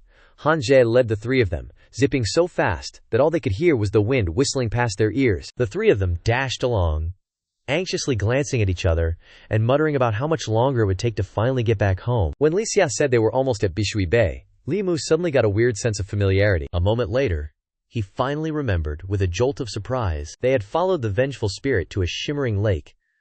Wait, wasn't this the exact spot old Wang had warned them about, saying it was haunted by water ghosts and was a demon's lair? Lin Wan kept flying higher and further, soaring into the vast, starry night sky. Li Mu nervously looked up, watching her, and a chilling possibility suddenly crossed his mind. Lin Wan was utterly restless and anxious, flying while nervously glancing back at them below. This was that female ghost, all right. Just then, Han Jie suddenly frowned and roared, a blinding light bursting forth from his raised hand. "Wretch! Where do you think you're going?" The light source in Han Jie's hand unleashed a pillar of light that shot straight at Lin Wan's back high in the sky. She instantly sensed the impending danger and frantically whipped her head around, but it was already too late. The pillar of light, like a sharp blade, pierced straight through Lin Wan's chest, making her cry out in agony. The very next second, Lin Wan completely lost all strength and plummeted, head first, straight to the ground. A moment later, she hit the ground with a thud and lay sprawled on the grass, while Lin Wan was gritting her teeth and groaning in pain.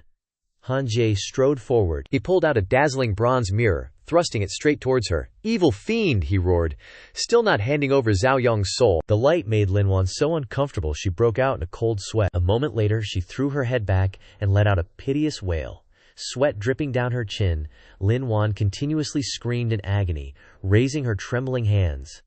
But she was completely powerless. A moment later, she finally couldn't take it anymore.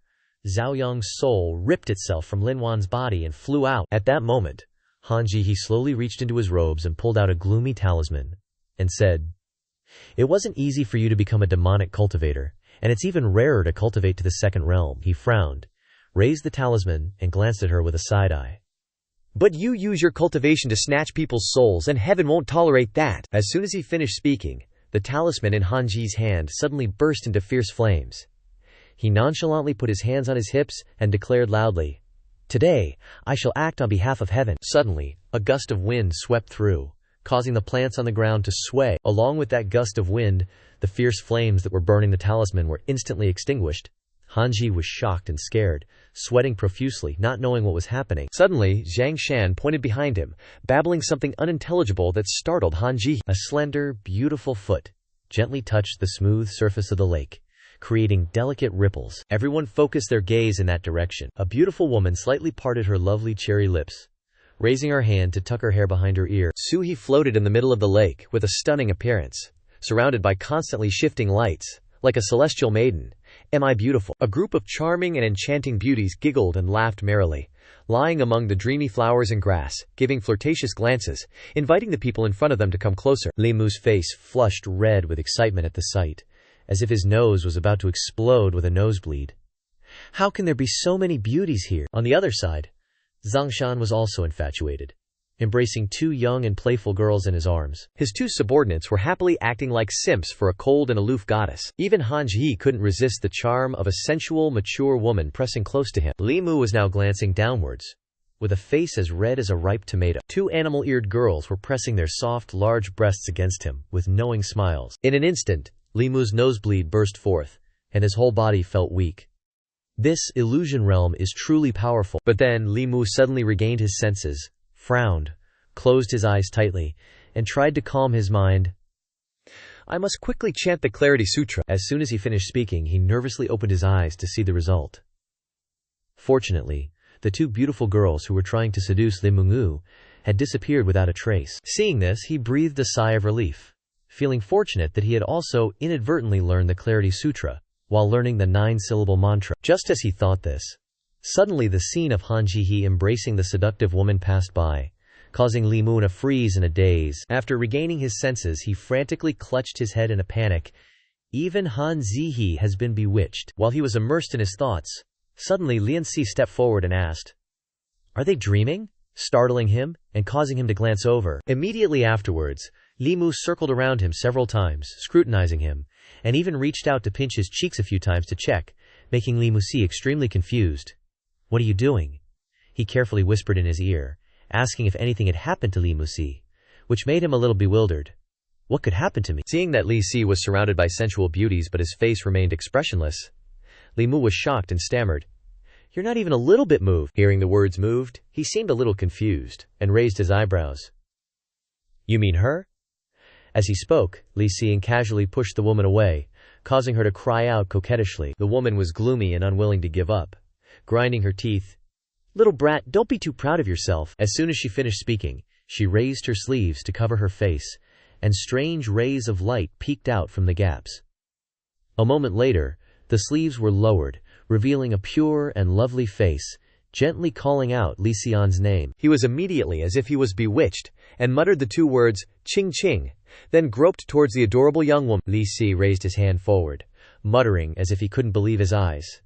"Is it really you, my little sister?" Thus, in the blink of an eye, Li Mu-sama was left speechless, watching him hug the young woman passionately. Looking at the girl mischievously sticking her tongue out at him over Lin Xiao's shoulder, he anxiously wanted to step forward and stop them. Li Mu's hand reaching forward trembled violently. What's happening? His whole body was also trembling, but no matter how hard he tried to use his strength, he couldn't move a finger. Suddenly, a gentle hand landed on Li Mu's shoulder, startling him. As he glanced back, Suhi softly pressed against his back, whispering and asking if she was pretty, making Li Mu blush and avoid looking directly at her. "I'm so sorry, I'm blind, I wouldn't know if you're beautiful or not." Of course, this clumsy answer didn't fool her, Su. He leaned into his ear again. "Am I more beautiful? Or your wife?" Li Mu broke out in a sweat, trying to stay calm. "I'm so sorry, I'm not married yet." She still wouldn't give up, changing her position to snuggle into his arms, raising her hand to stroke Li Mu's chest.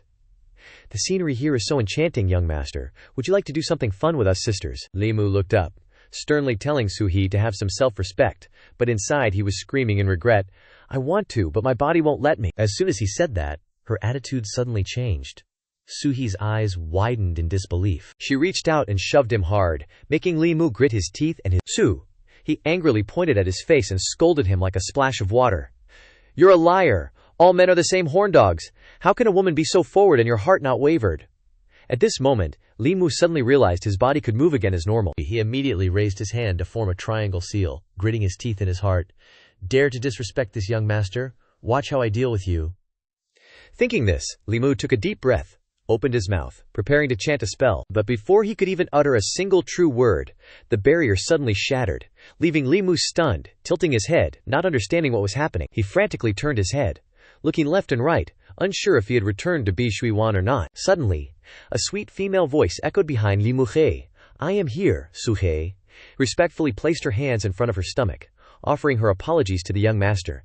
Li Muhe stared blankly at Suhe, bowing her head in sincere apology. "I am here, offering my apologies to the young master." He looked at her with a confused and doubtful gaze. "My hand seals are already complete. What do you mean by apologizing now?" "Su." He lowered her eyes and slowly introduced her name. Then she raised her head and reached out tentatively. "May I ask for the young master's name?" Li Mu didn't answer Suhi's question. He was still immersed in chaotic speculations. What kind of medicine is she selling in her gourd anyway? After pondering for a moment, Li Mu decided to check if his colleagues were safe first, then decide what to do next. Looking at the group of people sprawled out on the grass, after confirming they were only unconscious, he began to consider his escape route. This female ghost, although she stopped us from solving the case, didn't harm anyone's life. Perhaps I can plead with her to spare my colleagues. Thinking of this, Li Muqi clasped his hands and bowed to Suhi. "I am Li Muqi. May I ask why Miss Su is preventing us from eliminating the resentment spirit that is seducing souls?" Hearing this, she only sighed softly in helplessness. A second later, Lin Wan suddenly appeared beside Suhe. She gently took her hand, reassuring her. "Young master only knows she's reaping souls, but doesn't know she's the one who had her soul stolen." Hearing this, Li Mu glanced at Lin Wan, carefully observing her for a moment, her expression still gloomy as if about to cry, looking at him with a cold gaze. After a while, Li Mu turned to analyze. There is indeed ghostly yin energy on her, but it doesn't give one the feeling of a fiend. Could there be something more to this? Hearing the answer she wanted, Suhi immediately seized the opportunity to recount the story of the past. It turned out that Lin Wan was Zhao Yong's fiancée. Initially, the two were planning to marry next year, but a few months ago, she caught the eye of the county magistrate. Zhao Yong caught the eye of the county magistrate, but he already had a marriage contract. The Zhao family in Yangqiu County could also be said to be respectable, so if he wanted to marry the county magistrate's daughter, he had to break the marriage contract. What other way could Zhao Yong legitimately marry the county magistrate's daughter? Zhao Yong heartlessly pushed Lin Wan into the water. She died in Bishuiwan, and her body was buried on the shore. Lin Wan's parents had already passed away early, so after she died, no one mentioned the marriage contract anymore. The moment Lin Wan saw the faint soul before her, her entire body was shrouded in dark and murky lightning. She gnashed her teeth so hard that veins bulged on her face, glaring with hatred. At this moment, Suhi suddenly put her arm around Lin Wan's shoulder to calm her down. That day I saw the soaring resentment on the shore, which never dissipated, even as her soul vanished beforehand. Lin Wan has condensed the three souls I helped her cultivate. Taught Lin Wan magic, so that she could seek revenge. It's just that Lin Wan's cultivation is too weak, only enough to capture Zhao Yong's soul. Li Mu listened to the whole story, his hand clenching the sword at his waist so tightly that veins popped out long ago. After a moment he seemed to understand, and gently released the sword, letting his hands hang down. Li Mu raised his hand, clearly distinguishing between public and private matters. "If this story is true, I will report it to the Yame and give her justice." Hearing this, Suhi frowned, hesitant and disbelieving. "Why do you want to help her?" He immediately sternly placed his hand on his chest, loudly replying, "Bringing justice to the people, eliminating evil and ensuring peace, solving injustices is my duty and responsibility." She regretfully turned to look at Lin Wan. Lin Wan's cultivation was forcibly raised by me. Her foundation is unstable, and she was severely injured by someone. In at most another quarter of an hour she will completely dissipate. She won't be able to see the end of that beast. She lowered her head, trying to hide the sadness in her enchanting eyes. Suhi's words made Li Mu anxious. "Even you can't save her." She indifferently led Lin Wan to turn around. "I cultivate the ghost path. It's easy to hurt people, but difficult to save them. Her foundation has been destroyed. Unless there is a Buddhist master who chants scriptures to redeem her and heal her foundation, otherwise there is no way." Finishing speaking, Suhi grimly looked at Zhao Yong's soul, raising a flame. "You're about to not be able to see Zhao Yong pay for his crimes. So I'll burn one of his souls, considering him lucky to live temporarily, but he will be foolish for the rest of his life, also considered retribution for him." Seeing this, Li Mu hurriedly rushed forward, raising his hand and shouting to stop her. "Su." He shot an annoyed glare at the guy interrupting her big moment, asking him what he wanted. Li Mu immediately launched into a rapid-fire analysis, explaining to her, "Zhao Yong is engaged to the magistrate's daughter. If he reports this, the magistrate will definitely take this seriously. If you, monsieur, destroy even a single one of his soul fragments, you'll be declaring war on the local yamen and the entire imperial court. The court has tons of experts. No matter what, you won't be able to escape. Hearing this, Suhi angrily pointed and ordered him to bring them over here. ASAP.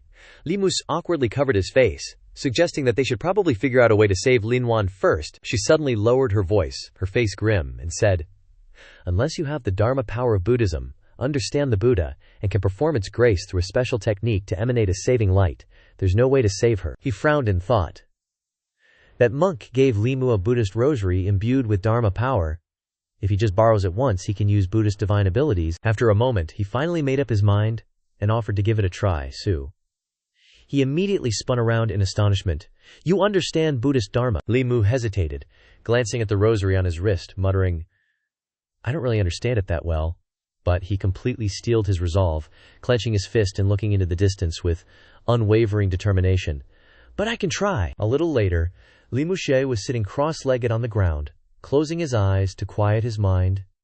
The sutras recited are Buddhist scriptures, Taoist scriptures, which can replace the true scriptures, and the Heart Sutra should also be able to replace the true scriptures. With this thought, he raised his hand, wrapped the rosary around it, and began to murmur, Avalokitesvara Bodhisattva, when practicing deeply the perfection of wisdom, saw clearly that the 5 aggregates are empty, and relieved all suffering. Shariputra, form does not differ from emptiness, emptiness does not differ from form, form itself is emptiness, emptiness itself is form. Lin Wan, hiding behind Suhihi, watched him continuously mutter incomprehensible incantations. Suddenly, a blinding light flashed, causing her to stagger backward in shock. That blinding light instantly blew Suhi and Lin Wan away. She curiously turned her head to look behind her, her eyes filled with speechless disbelief, because the area around where Li Mu was sitting was enveloped in a dazzling light, like the Buddha reborn. In the still of the night in northern prefecture, at the temple, the usually deserted temple was now radiating a blinding light from one of its rooms. The monks in the temple looked at the scene before them, gasping in disbelief, because before their very eyes, the Buddha statue was emitting a shimmering, golden light that dazzled anyone who looked at it. The monks kneeling below were either piously closing their eyes and chanting, or staring wide-eyed in disbelief at the strange sight. Back to Li Mu's side. He was sweating bullets from the intense concentration, because he wasn't seeing any strange phenomena. Could I be doing something wrong? Or am I just thinking about this wrong? Thinking this, Li Mu decided to open his eyes to see if anything was different. As a result, the moment he opened his eyes, he was blinded by the dazzling light surrounding him and started screaming like crazy. "What is this blinding light? Damn it, my eyes!" Suhi and Lin Wan, huddled on the side, stared blankly at Li Mu, flailing wildly in pain. What's glowing like that? She instinctively felt that he had lied to her, so she angrily shouted, "You said you don't understand Buddhist Dharma." Hearing these words, Li Mu suddenly calmed down and opened his eyes. "This Buddhist light is coming from me." He looked at his glowing body in astonishment, finally drawing a conclusion. But in just a few seconds, Li Mu's eyes couldn't withstand the terrifying intensity of the light. He closed his eyes, raised his hands, and shouted at Suhi, "How do I control this?" Li Mu's series of stupid actions and questions left her stunned for a moment. Suhi, in disbelief, anxiously asked loudly, "You really don't know how?" Li Mu was now crying and sniffling from the pain. "I told you, I'm just trying it out." Hearing that he really didn't know anything, she immediately became agitated and instructed, "Disperse the Buddhist power in your body." Hearing the words, "disperse the power," Li Mu tried to squint open his eyes. He frowned, clasped his hands together tightly, tried to focus all his concentration, and shouted, "Disperse!" In an instant, the dazzling light that had been enveloping Li Mu's body gradually scattered in all directions and disappeared. After a moment, he nervously squinted open his eyes to check if he had succeeded. Fortunately, the light was gone. Li Mu looked at his normal hands and breathed a sigh of relief. I didn't expect the Heart Sutra and Dharma Sutra in this world to be so OP. Their power is even greater than I thought. Suhei, on the other hand, was pondering why someone not in the Buddhist sect could use Buddhist Dharma. After much deliberation, she finally decided to ask directly, "How can you use Buddhist divine abilities?" Li Mu was about to answer Suhi when he suddenly noticed something. He noticed that Lin Wan on the other side was frowning slightly, clutching her chest, trying to suppress the pain.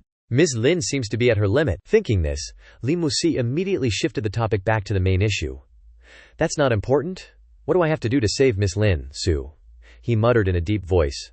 Although I don't know how you learned and used Buddhist Dharma, I'll trust you one more time. Buddhism cultivates the heart, and Buddhist light not only exorcises ghosts but can also redeem them. As long as there is no killing intent in your heart, it will not harm her. Try again. Slowly envelop Lin Wan's body with Buddhist light. Li Mu tried to understand what she was saying, then closed his eyes and concentrated on using Buddhist Dharma.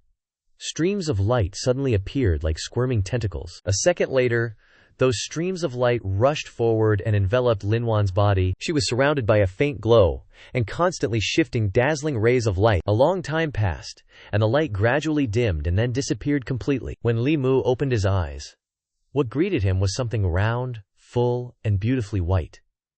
His face flushed red as he buried his head in it, inhaling deeply in satisfaction until he drooled, and it smelled so good too. Instinctively, Li Mu reached out and groped, squeezing it a few times. Suddenly, a voice rang out above his head, startling him so badly his heart almost stopped, and he froze.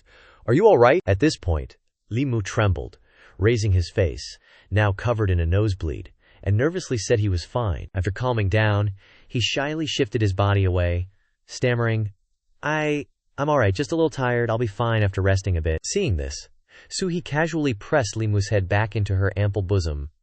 I'm no longer human, I don't distinguish between male and female, it's no problem for you to lean on this for a while. Over there, Lin Wan was kneeling on the ground, respectfully giving thanks. Thank you for saving my life, benefactor.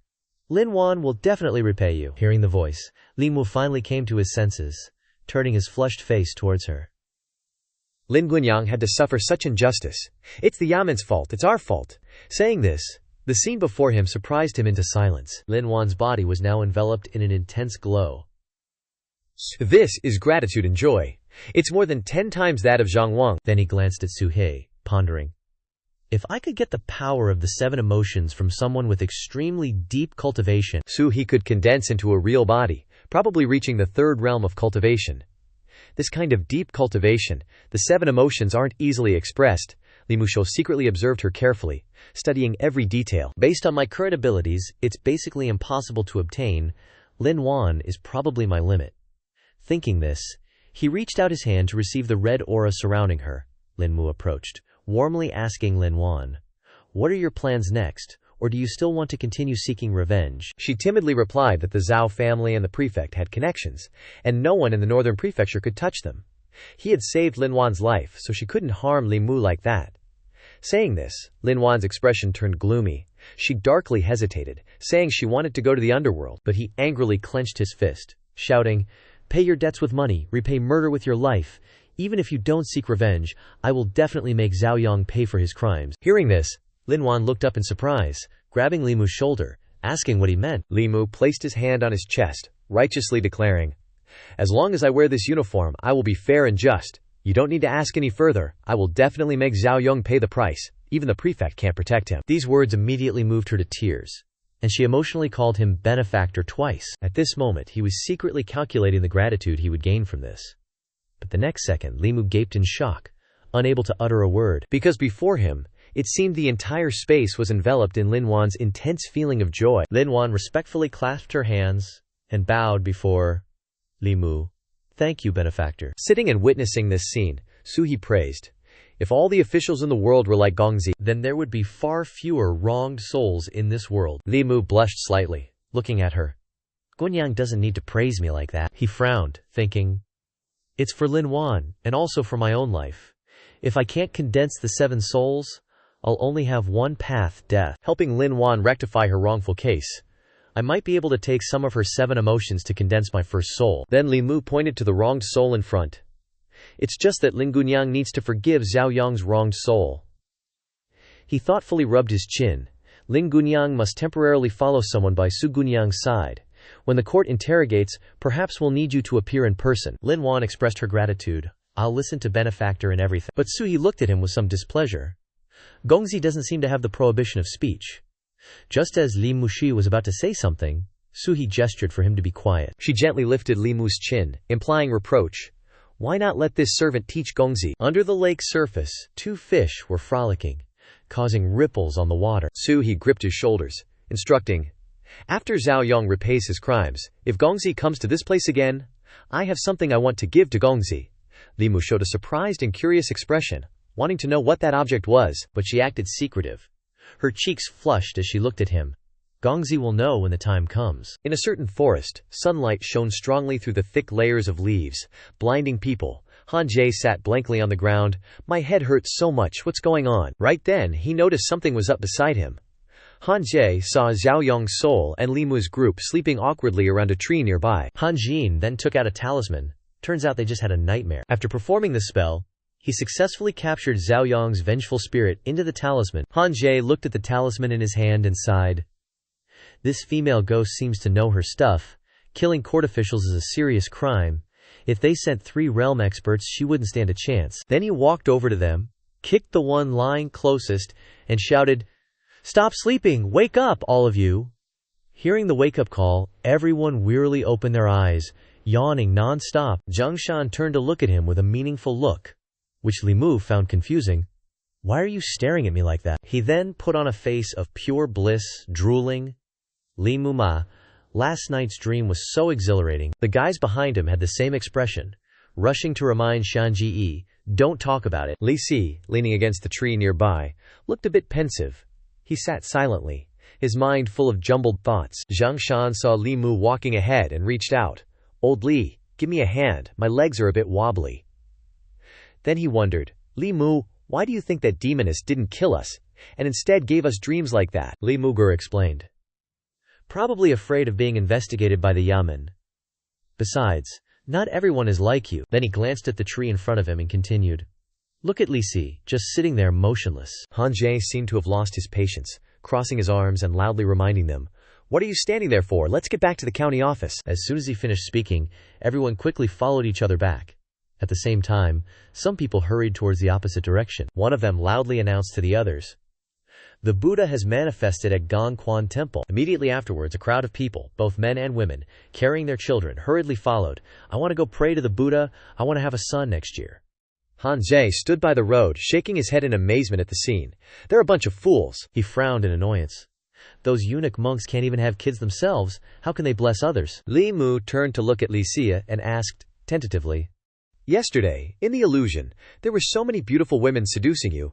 Didn't you even budge a little?" Li Si suddenly frowned, sighing full of gloom. He boredly mentioned the Qinglu in Yangqiu County. Li Si showed a bored expression. "I know it better than my own home. I can walk there with my eyes closed. What haven't I seen? What positions haven't I tried? It's just because you guys are inexperienced that you were seduced." Hearing this, Li Mu's face darkened, his eyebrows furrowing uncomfortably. Li Si looked as if he suddenly remembered something, so he patted him on the shoulder, signaling him to stop. Li Si asked curiously, "Yesterday you didn't fall for it either. How could you resist that situation?" He kept wondering, pondering all the possibilities, so curious that Li Mu got annoyed and didn't want to answer. Li Si joked, leaning close to his ear and grinning. "Could it be that you can't?" As soon as he finished speaking, Li Mu went berserk and shouted, "You're the one who can't! A man can't say he can't!" Li Mu pointed directly at his face in annoyance, asking back, "Do you think you weren't seduced?" Li Si then said confidently, "Hasn't the truth already been proven?" He smirked sinisterly, as if he had grasped the other's weakness. Li Mu went over and put his arm around Li Si's shoulder, asking casually, "Then who is Qing Cheng?" Zhang Shan, standing behind, saw Li Mu mention Qing Cheng and hurriedly ran over. He pulled Li Mu away, reminding him, "Why are you mentioning Qing Cheng?" He looked at Zhang Shan with confusion, wondering, "Why can't I mention her?" He glanced at Liam Si with vigilance, and scratched his head, looking at Liam Mu, deliberately saying loudly, "I don't remember that either." Zhang Shan pulled him closer and whispered, "In short, you absolutely can't mention Qing Qing in front of Liam Si. You can't even mention anything related to the word Qing." Looking at Li Si, who was listless, he felt a little sympathetic. Actually, he wasn't like this before. He wouldn't even look much when he passed by the Qinglu before. Hearing Zhang Shan's story, he got even more curious, wondering to himself, "What's the deal between Lian Xiai and this Qing Qing?" He went on, "Qing Qing is Li Si's childhood sweetheart and fiancé. They grew up together since they were kids, and their marriage was arranged when they were super young. But later on, Li Mu suddenly remembered something and chimed in. Later on, Qing Qing ran off with some rich dude, huh?" Zhang Shan shot him a surprised look. "You remember that?" Li Mu awkwardly scratched his head. "Nah, it's not that I remember, it's just, well, these kinds of cliches are all over the place, you know." He suddenly looked up, glanced around, and dropped some wisdom. "No one's born a total scumbag. Even if Li Si hangs out at brothels like it's his second home, he's still 100 times better than Zhao Yong, that dude who offed his own fiancée for his precious future. Meanwhile, back at the Zhao Manor, the sun was already climbing high, nearly at its peak. Inside, Han Jie stood grim-faced with his hands clasped. In front of a bunch of household servants, the air was pretty thick with tension. A sickly green light swirled restlessly in his palm. "This here is the young master's soul, snatched away by that female ghost," Han Jie explained calmly. "Once I guide Zhao Yong's soul back into his body, he'll be good as new." Then, he made a hand seal and intoned, "Spirit, return to your vessel." The green light in Han Jie's hand following the spell zipped straight towards Zhao Yong. It swiftly merged into Zhao Yong, who was a total wreck, his mind completely muddled and out of sorts. The instant his soul re-entered his body, Zhao Yong's vacant eyes slowly regained their focus, only to then bulge wide in sheer terror. He suddenly started thrashing about, arms and legs flailing, screaming his lungs out, "A ghost! Get away from me! Don't kill me!" Next thing you know, a hand smacked one of his pressure points hard, and Zhao Yong went completely still. Han Jie had swiftly struck an acupoint, making him temporarily paralyzed and causing him to slump down. He commanded icily, "He's had a severe fright. Let him sleep it off for now." Han Jie held out a talisman to one of Zhao Yong's family members, instructing, "This talisman will help calm his mind and soothe his spirit. Make sure he keeps it on him." The two elders quickly thanked him. The old man then waved a hand, motioning for Zhao Fu to go prepare a gift for Immortal Master Han. After that, Han Jin, along with Li Mu and his crew, casually strolled out of the manor. Unexpectedly, he turned his head back and asked Li Mu ne, "So what brings you guys here?" Han Zhen then glanced down and asked, "And what's the story with this sword?" Zhang Shan suddenly appeared at the front, cupped his hands, and answered, "He bumped into some nasty ghouls last time, so the boss just lent it to Li Mu for a bit of self-protection, that's all." Han Jie didn't say another word, just frowned at Li Mu, clearly not too thrilled with him. Then, he and his two aides turned on their heels and walked off. Zhang Shan casually slung an arm around Li Mu's shoulder, saying, "That Han fella, he's got a thing for the boss, but she couldn't care less about him." He flashed a wide grin and encouraged, "Li Mu, my man, you should totally go for it. I think you've got way more of a chance with her than that Han dude." Li Mu, however, looked pensive. "Man, I don't even know how long I'm gonna last. How can I even think about this kind of stuff?" His cheeks suddenly tinged pink as Liu Hanyan popped into his head. "Though, if I were to think about it, Liu Qing isn't the only fish in the sea. Ms. Liu is pretty awesome too, you know." Instantly, images of two girls flashed in his mind. One was sharp and smart, the other was all grace and beauty, so alluring that Li Mu couldn't help but let out a sneaky little smile. Li Mu mused internally, "Li Qing is strong, she can totally protect me in a pinch. Liu Hanyan, well, she's a couple of years older, but you know what they say about older women bringing good fortune? I could totally latch onto a golden thigh there." He looked like he was seriously struggling with the choice. One's got killer long legs, definitely a plus. The other? Stacked, a voice like honey, and she's rich. Man, who to choose? Just as this thought crossed his mind, Liao Mu frantically shook his head, telling himself, "Whoa there. It's all just wishful thinking anyway." Zhang Shan looked at him, puzzled. "What's with all the head shaking?" He quickly turned, practically grabbing Zhang Shan, and fired off. Okay, if you had to pick between two girls, one knows martial arts and Daoist spells and can protect your butt, and the other is loaded, like, set for life rich. Who would you choose?" Zhang Shan didn't even blink and shot back. "A real man letting a woman protect him? No way, I'm going for the money." Li Mu wanted to hear what Li Musi had to say. "What about you? Who would you pick?" He was munching on a steamed bun, seemingly unconcerned. "Why should I choose?" This answer really caught him off guard, leaving him speechless. Li Mua felt helpless, wanting to curse out loud but unable to. Meanwhile, at the Zhao family's residence, everything was still quiet. Only the rustling of leaves could be heard. The nanny slowly brought a cup of hot water to Zhao Yong and asked. He ignored her, turning his face to the inside. She placed the cup on the table with a thud, clearly annoyed. The nanny snapped at Zhao Yong, "Wan Wan is your fiancé, and you're being so heartless." He immediately retorted loudly, "I'm only doing this for the Zhao family." She turned and walked away. The magistrate said her soul's scattered, but just in case, we should still make some arrangements. The nanny glanced back at him, reminding him, "No matter what, your marriage cannot go wrong." At this time, Li Mu had returned to his duty room and found Lao Wang dozing off on the desk. He approached, tapped the table, and repeatedly called to wake him up.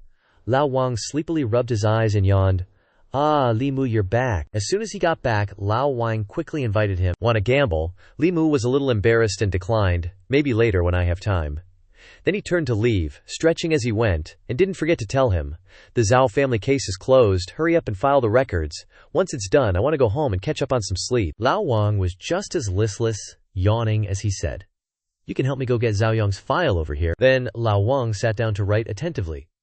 He said Zhao Yong has a fire attribute physique, so if he cultivates, I think he'll definitely achieve more with less effort than ordinary people. As Lao Wang spoke, his face became more and more serious. And his soul is a great tonic for demons and monsters.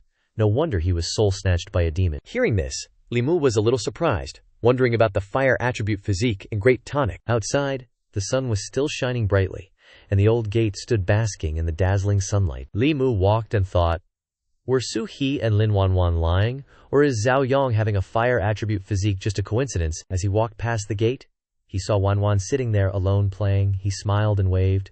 The little girl rejoiced at the sight of Li Mu and cried out, "You're back!" He took the bag of rice that Wanwan brought. Li Mu then politely offered, "I can't finish all of this by myself, would you like to eat with me?" Hearing this, Wanwan couldn't hide her joy and nodded repeatedly. Li Mu then stepped forward and opened the gate. "All right, then come on in," causing Wanwan to cheer and jump up and down with excitement. The two quickly went inside to eat lunch, and soon the food on the table was spotless, with only a few small pieces of vegetables left. Li Mu rested his chin on his hand, looking at the little girl in a familiar way. Still not full. There were still traces of a delicious meal on Wanwan's lips. Hearing his question made her face flush red. Then she shyly shook her head. He guessed so, and quickly turned to go. "I'll get you another bowl of noodles." Wanwan politely said she didn't need it, but in her heart she was already excited. A full bowl of noodles with a delicious golden broth made her cheer with joy. "Gongzi, you're so nice!" Wanwan's eyes lit up as she grabbed her chopsticks, ready to fight. "Then I won't be polite anymore." It seemed that Li Mu's skills were quite good, and Wanwan ate the noodles very deliciously. He watched her eat happily and felt a pang of pity. At first, a few coins could solve the problem with steamed buns. Since Wanwan brought food, it was either a bowl of Yangchun noodles or a bowl of fried rice with eggs. Li Mu cried inwardly, "Eggs aren't cheap either. I worked so hard to buy them for myself to supplement my nutrition." Wanwan's appetite was really big. A large bowl of noodles disappeared in the blink of an eye, leaving only an empty bowl. She licked her lips, still wanting more. "Thank you, Li Gongzi." Then Wanwan happily turned and left, waving cheerfully as she went back. "Then I'll go back first." Li Musha gave a forced smile and waved back, secretly worried. "If this continues, I'm afraid I won't be able to afford to invite her anymore." Wan quickly ran back home. Liu Hanyan looked at Wanwan with a bit of annoyance. "How many times have I told you, once you deliver the food, come straight back. Stop mooching off people's homes every single day." Wanwan rubbed her slightly red forehead and looked at her. "But the noodles that Li Gongzi makes are really, really delicious." Liu Hanyan got even more frustrated after hearing that. "Even so, you can't just freeload off others every day. He doesn't get much of a stipend each month, and you're eating it all up." Wanwan seemed quite upset, pouting her cheeks, then took out a silver tray, saying, "This is the silver I've saved up. Can you please give it to Gongzi for me?" Liu Hanyan, feeling helpless, waved her hand and said, all right, you're so straightforward. Just wait for me at home. I'll go find him." One sunny morning, a figure of a man was sound asleep in a small mud house. Suddenly, there was a burst of hurried knocking coming from outside. The knocking woke Li Muta up, and he wearily threw on his outer robe to open the door. Who could be looking for me this early in the morning? Unknown. The person outside kept knocking incessantly, as if urging him to open the door quickly.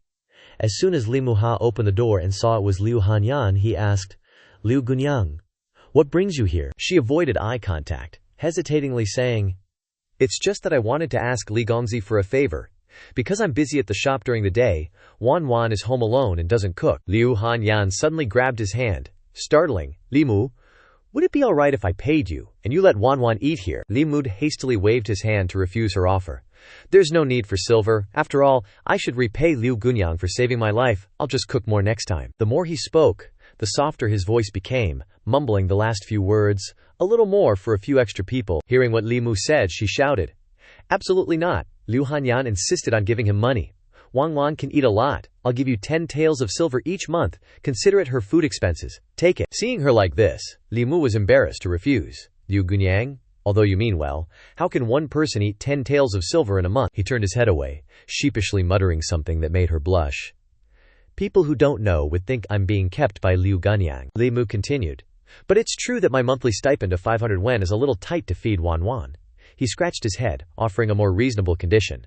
How about this, 1 tael of silver per month, and I'll return whatever's left to Liu Gunyang. Hearing that, she smiled happily and thanked Li Mu. Liu Hanyan waved goodbye, not forgetting to remind him, "If it's not enough, just let me know, Gongzi." After seeing Liu Hanyan off, he quickly closed the door. Just as Li Mu turned to go inside, there was another knock on the door. He wearily yawned and asked, "Liu Gunyang, is there something else?" Suddenly, Li Mu's shoulder was gripped tightly, jolting him awake with a start. Xianxia, covered in injuries, trembled, and said, "Li Mu, you have to vouch for me." Xianxia's wife was fuming, and Li Mu stood in front of Xianxia, trying to defuse the situation. "Saozi, he's really wronged this time. We went out to investigate a case yesterday and encountered a powerful ghost, so we were hit by a ghost technique. We barely managed to escape with our lives." She pointed directly at him, loudly asking, "Then what happened to him?" Li Mu coughed softly, stroking his chin in Xianxia's fearful gaze. He explained, "He was drained of yang qi by that female ghost, and can't do husbandly things for a month."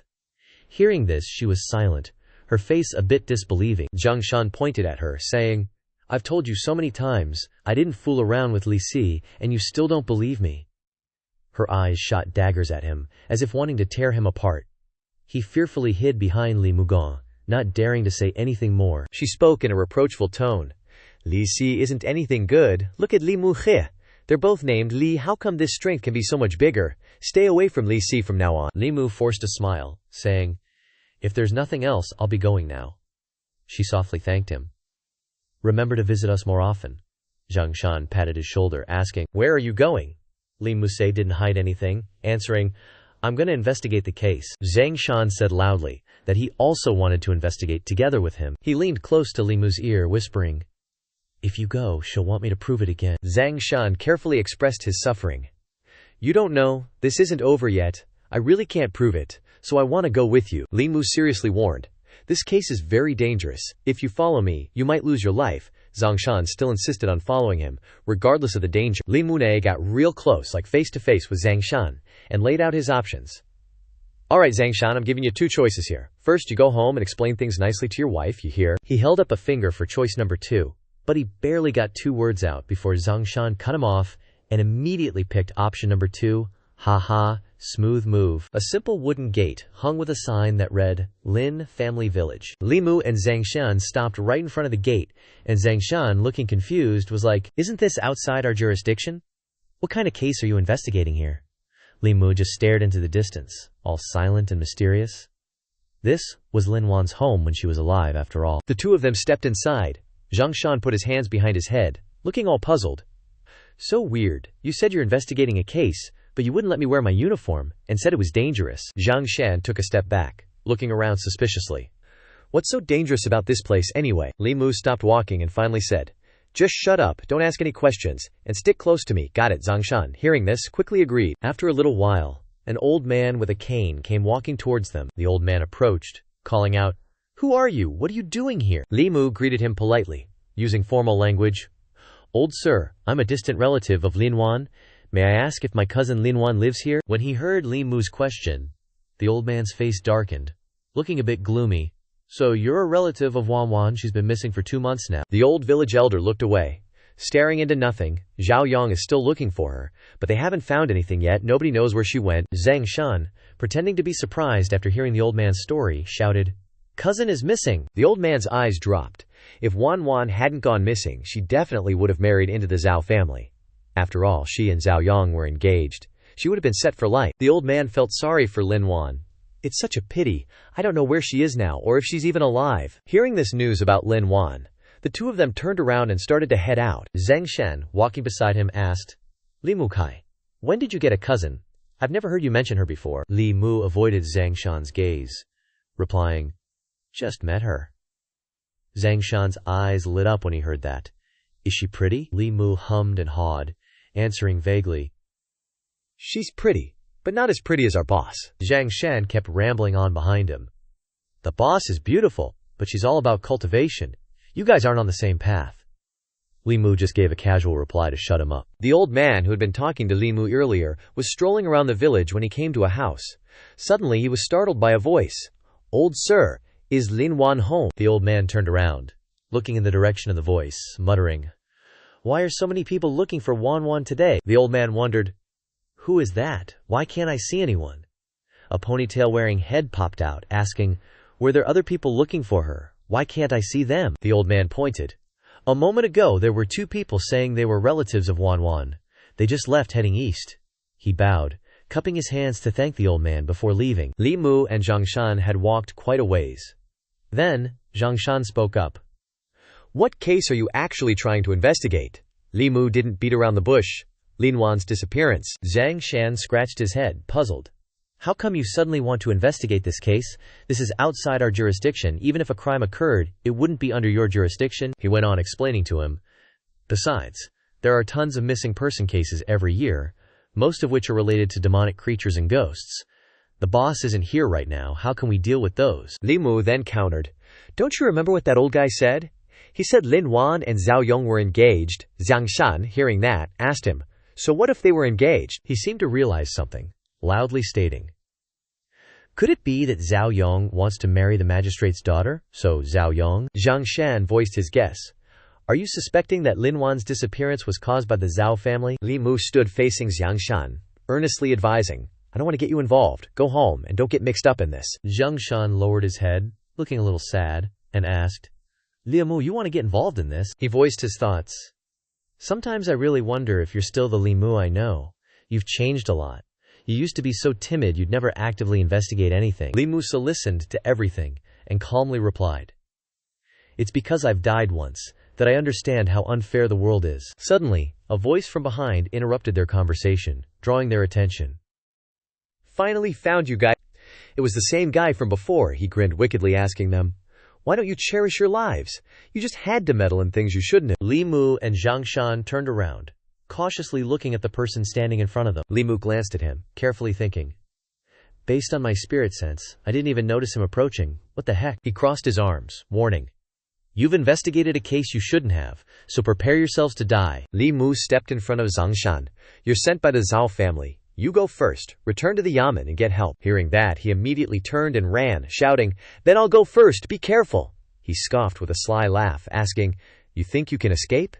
He rushed towards Zhangshan, his tone full of mockery. Suddenly, he threw a talisman at him. The talisman stuck to Zhangshan, emitting a surge of power.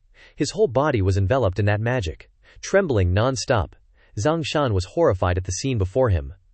"Why can't I move? I can't see anything, or hear anything either." He rushed towards Li Mu, yelled. Throwing the talisman, he yelled, "You're next!" At that moment, Li Mu drew his sword from its sheath. He quickly swung the sword, cutting the talisman in half. Seeing the scene before him, he was a little surprised. He immediately adjusted his expression and laughed excitedly. "Didn't think a kid like you would have a magic artifact. This deal is a big win." A group of jet black paper figures suddenly appeared in his hand. He threw a pile of paper figures towards Li Mu Shai, yelling loudly. Those paper figures emitted a gloomy aura that covered their entire bodies. They surrounded Li Mu Kuai. The black paper figures inside were emitting demonic qi. The qi surrounded him more and more. Li Mu struggled to say 2 words. He mumbled some kind of language in his mouth. "To deal with this kind of ghostly trickery, I still have to use divine power arts." His body emitted a dazzling light, but not a Dharma idol. That light made the paper figures vanish into thin air. He took a few steps back, covering his face with his hand. "Buddha light. You actually learned the Buddhist teachings of those bald donkeys." He emitted a murderous aura, angrily threatening, "Kid, you've successfully pissed me off. Then let you taste the power of my ultimate art." He then clasped his hands together, chanting an incantation. Li Mu's face turned a little ugly as he heard him chanting, "This is recorded in the introductory books. This incantation has over 300 words. The bloodshed curse." He smiled slightly, secretly assessing. "The power is strong, but you can't finish chanting it in one breath. But it's the same as using an attack that targets those with lower cultivation than yourself. If he could use 300 words of the incantation..." Li Mu slowly put his sword back into its sheath. He crossed his arms, his face calm as he looked at him. "Then I'll just stand here and let you eat my Qinghong sword." He chanted the incantation with difficulty. His face was covered in sweat. Li Mu then looked at him seriously and coldly, clasping his hands and chanting an incantation. A bolt of lightning struck from the sky, creating a loud bang. The lightning struck him directly, creating a blinding light. He was struck until he was charred black, his mouth still stammering. I haven't even finished chanting the incantation yet. You young people really don't have any martial ethics. As he said this, he suddenly turned into ashes and disappeared. Li Mu put his hands on his hips, quietly watching him disappear with the wind. He gave a disdainful look. An inch short, an inch long. Sometimes being short isn't necessarily a bad thing. Li Mu spoke softly, calling the name of the person next to him. He looked at Xianxia like that, stroking his chin and judging. This body-fixing talisman is actually a good thing. He gently peeled the leaf poultice off of him. Xianxia regained consciousness, flailing around looking for someone. Where's that shorty? Li Mu, hearing him ask, pointed to the black lump beside them, lying through his teeth without batting an eye. Struck by lightning and killed. He wanted to kill me, but somehow, a bolt of lightning suddenly came down from the sky. He grinned, waved his hand, and put on an innocent act, turned him into ashes. Xianxia's temples throbbed with anger, and he exclaimed, he deserved it. That Zhao family actually resorted to finding assassins to kill the scapegoat. He spoke up and asked Li Muke, what should we do now? He lowered his head and answered Xianxia gloomily, I haven't figured out a foolproof plan yet either. Hearing this, he hesitantly offered his suggestion. How about we go find the magistrate, Your Honor? In front of a mansion, a plaque with county government hung in the center. Xianxia stood beside it, respectfully cupping his hands in greeting. The magistrate savored his tea, slowly glanced up, and asked leisurely, what happened to your face? Xianxia scratched his head and replied with a smile, I accidentally fell. Hearing this, the magistrate angrily scolded. Haven't I told you already? For better or worse, you're also surnamed Zhang. And those with the surname Zhang should stand tall with their head in the clouds and their feet on solid ground. Yet you're being bullied into this state by your wife. He rubbed his forehead and pointed at him. You're truly losing face for the Zhang family. Xianxia didn't care about those things, and eagerly wanted to report. This subordinate has an important matter to report to you.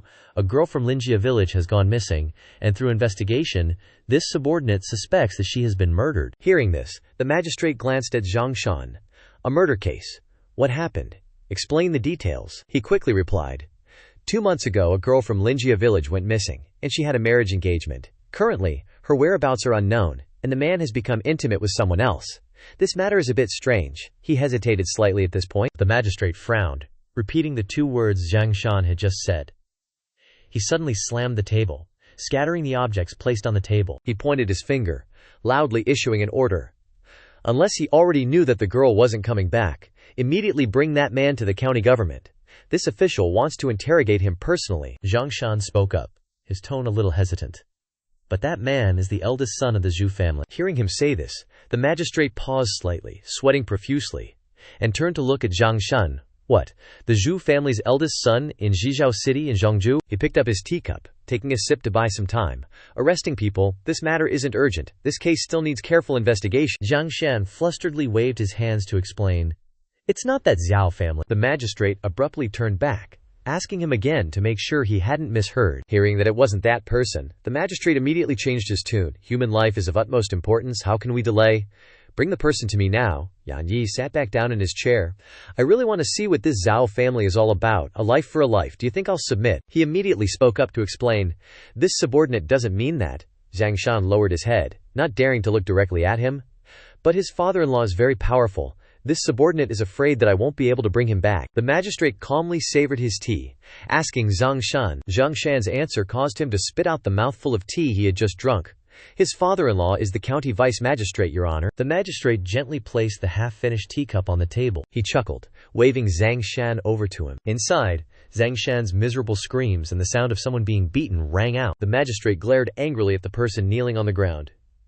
You immediately scram for this old man. Scram as far as you can. I don't want to see you for the next few days. He raised his foot to chase him away, and Xianxia immediately ran off. After taking only a few steps, he was called back. Xianxia turned to look at the magistrate and asked, Your Honor, is there anything else? The magistrate stared at him seriously. About the case you just mentioned? Is it really true? Hearing the question, Xianxia pointed at himself, affirming confidently. This subordinate personally investigated it. It's absolutely true. If Your Honor doesn't believe me, you can send people to Xianxia village to ask around. He turned his back to him. The young miss wants to invite her friend, the prefectural governor, to Xianxia County for a tour in 2 days. He clasped his hands behind his back and ordered him, "Go find 2 people to protect the young miss's safety. If anything unexpected happens, this official will chop off your dog head. Got it?" Zhang Shan seriously acknowledged the order. With that, he quickly ran towards the main entrance. Someone was already waiting there. Zhang Shan waved his hand, calling to Lian Mu, who was standing there. "I'm back." Li Mu immediately asked Zhang Shan, "How did it go? Did Magistrate Zhang agree?" He scratched his head and replied with a grin, "Didn't agree, even beat me up." Hearing this, Li Mu angrily flicked him on the head, scolding. "Then why are you so happy?" He rubbed his chin. "Forget it, I should just use my own methods then." Zhang Shan put his hand on his shoulder. "No need, Zhang Shan has a plan." The brothel was lively at this moment. "Your plan is to squat across from the brothel." Li Mu sassed him, confused. "What are we doing here? I heard that Zhao Yong is diligent and studious, staying home all day reading, rarely going out. How could he come to a place like this?" Zhang Shan reassured him. He chewed on a blade of grass and said, "From my observation, he's been coming to the brothel once every 3 days. The frequency is almost catching up to Li DC." He made a heart shape with his hands and said with a grin, "And I heard that the prefectural governor's daughter is damn attractive. Otherwise, Zhao Yong wouldn't even get a look in." He took the grass out of his mouth and joked, "Zhao Yong probably knows it too, so he wants to enjoy himself before getting married." He glanced at Li Mu and asked, "What do you think the prefectural governor's daughter will think if she sees this?" Hearing the question, Li Mu immediately understood and smiled in agreement. He thought to himself, "This big-headed, pot-bellied fatty isn't completely mindless after all." The bright sunlight shone down on the warm earth, illuminating a grand tea house. There were 2 young women, one the daughter of prefectural governor, and the other, Zhang Yi, the daughter of Xianxia County magistrate. She glared at the person behind her and asked, "Will the young master from the Zhao family appear today?" Zhang Shan bowed and replied with a smile, "Rest assured, young miss, I've already inquired. That young Master Zhao will come out for a stroll around this time every day. You'll see him soon," she reassured Chen Miao Miao. "Sister Chen, don't worry, I heard he's handsome and refined, a diligent scholar, and an upright person. You'll know once you meet him." Chen Miao Miao lowered her eyes and gently agreed with Zhang Yi. Li Mu was sitting behind the 3 of them, and Zhang Shan raised his hand to give him a signal. Li Mu also reciprocated the signal. The prefectural governor's daughter, pampered since childhood, came all the way to Xianxia County to secretly peek at her future husband. If she sees him hanging out at a brothel, she'll definitely flip out on the spot. He smiled slyly to himself. Then the marriage will naturally fall through, and things will be easier afterward. Zhang Shan pointed downwards to Zhang Yi. "The 2 young misses, that one with the long hair wearing white, is the young master from the Zhao family." Hearing this, Chen Miao Miao hurriedly looked down and eagerly asked, "Where? Let me see quickly." She stared in shock at the scene before her, her eyes wide. Below was a man frolicking with the girls in the brothel. Zhang Yi also covered her mouth in surprise and asked, "How could young Master Zhao be at the brothel?" Chen Miao Miao forced a smile and asked them, "Didn't you say he was a very upright person? Are you sure you haven't mistaken him for someone else?" Zhang Shan crossed his arms and said, "No mistake. We even met him at the Zhao family 2 days ago. We wouldn't mistake him." She hung her head low, her emotions unreadable on her face. Chen Miao Miao smiled lightly, a few tears welling up in the corners of her eyes, and said, "He's a man. It's normal for him to go to these places, especially since we're not even married yet." Zhang Shan turned to look at Li Mu and gave him a signal. Li Mu waved his hand, shaking his head to indicate that he didn't understand what he was doing. The sun shone brightly in the blue sky, filling the space with warmth. Chen Miao Miao rested her chin in her hand, sighed, her eyes filled with sadness. She patted her shoulder, comforting her. "Well, we've finished drinking. I know there's a cosmetic shop next door. Let me take you there." Chen Miao Miao regained a little of her spirits and agreed. Zhao Yong and the 2 girls walked out of the brothel and immediately ran into Chen Miao Miao and the other 2. That chick was all clingy, hanging onto his arm and whining. Zhao Yong glanced at her, grinning.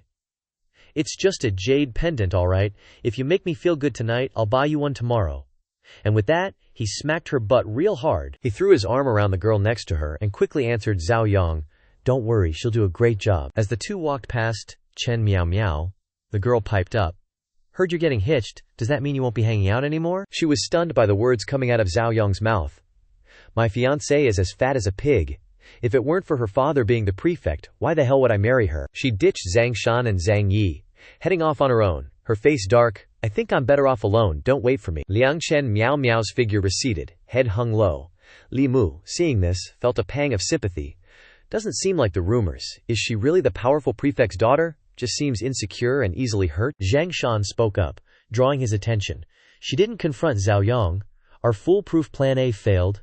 Looks like we gotta go with plan B. Li Mu, hearing this, asked, Bro, when did you come up with plan B? Zhang Shan, watching Chen Miao Miao's retreating back, replied, I didn't want to resort to the nuclear option. He clenched his fist, his expression serious. But it looks like we have no choice. The sun continued to shine down on the earth. Meanwhile, in Yangqi County, at a brothel, a couple appeared. The girl, clinging to the guy's arm, asked, Young Master Livy, are you satisfied with the service today? The guy quickly answered. The girl next to him held out a jade bracelet. Wait, take this and buy some booze. Li Sai, without batting an eye, retorted, I didn't even give you money, and you're giving me stuff? The girl blushed, saying she didn't need any. Just keep it on you. If you don't like it, just take it anyway. He turned away coldly. You should know, I never accept gifts from women. You should keep it. She called out to him, asking, Will you come again tomorrow? Li Si glanced at her, tossing out a cryptic reply, Depends. Maybe, maybe not. With that, he turned and left, ignoring her. At that moment, two figures appeared behind him, two strong hands slapping Li Si's shoulders at the same time. He turned his head, puzzled, and asked, What are you doing? Zhang Shan's face was serious. The organization has a super important mission for you. Li Mu also solemnly made a request to save a woman and make her fall in love with him. Li Si refused the order immediately. I refuse. Li Si has dealt with everything in his life, but not love. He grabbed Zhang Shan's hand. I have never violated my principles. You guys figure out another way. Zhang Shan then said provocatively to Li Si, Do you still remember why Qing didn't want to leave you? He glared angrily at Zhang Shan upon hearing those words. Li Si grabbed Zhang Shan's collar, shouting angrily at him. Then, Li Si lifted Zhang Shan up, yelling in anger. Zhang Shan, do you want to die? Zhang Shan calmly replied without fear. There is a woman who is just like you, betrayed. But that woman was engaged to him. In order to marry the prefect's daughter, he killed her. He continued to explain, and invited a practitioner to shatter her soul. Li Si was shocked to hear this. Is there really such a thing? Zhang Shan calmly said 4 words. Absolutely true. He gripped Li Si's shoulders tightly. What we have to do now is make that beast pay. He asked the person opposite. Such a pitiful girl. Are you really unwilling to help her? Veins bulged on his face, and Li Si growled. What do you want me to do? Just tell me. With that, he turned and left, leaving Li Mu standing behind him. Li Mu-sam was a little unconvinced, so he asked again. Will he be okay? Zhang Shan next to him confidently affirmed. He can handle any woman in Yangqiu County. Zhang Shan smiled smugly. Especially if he goes to a brothel, those women would hope he comes again next time, even if they don't get paid. Chen Miao Miao was walking alone on a deserted road at this time. As she walked, she cried, tears streaming down, thinking to herself, I didn't expect my future husband to be so lowly. Tears dripped to the ground. If he agrees to the marriage with me, it's only because he sees that my father is powerful. Chen Miao Miao wiped away her tears as she walked, blaming herself and not paying attention to the front. I'm too naive. How could there be someone in this world who likes a girl like me? She walked forward with her head down, tears still streaming down her cheeks. Suddenly, she bumped into Lianxi, causing him to fall to the ground. Only then did Chen Miao Miao finally snap out of it and look at the person she had bumped into. Lianxi looked up at Chen Miao Miao in a panic and asked. She stammered an apology. Flustered, Li Si immediately stood up and ran towards her. He asked Han Chen Miao Miao with concern, Miss, are you all right? Looking at the man in front of her, she immediately blushed. I'm fine, this man is so handsome. He leaned down, smiled at Chen Miao Miao and said, It's good that you're not hurt. My name is Li Si. May I ask for your name? Her eyes widened in surprise as she looked at him. He's not mocking or looking down on my figure. No one has ever spoken to me so gently before. She shyly whispered her name. 3 days later, in front of the Yamen gate, the 4 of them had gathered. Zhang Yi suppressed her emotions as she said goodbye to her. Who knows when they would meet again after this farewell? Suddenly, her hands were grabbed. Startling Zhang Yi, Chen Miao Miao smiled and said to her, I should be thanking you. Because of you, I was able to come here and see him. Her words surprised Zhang Yi.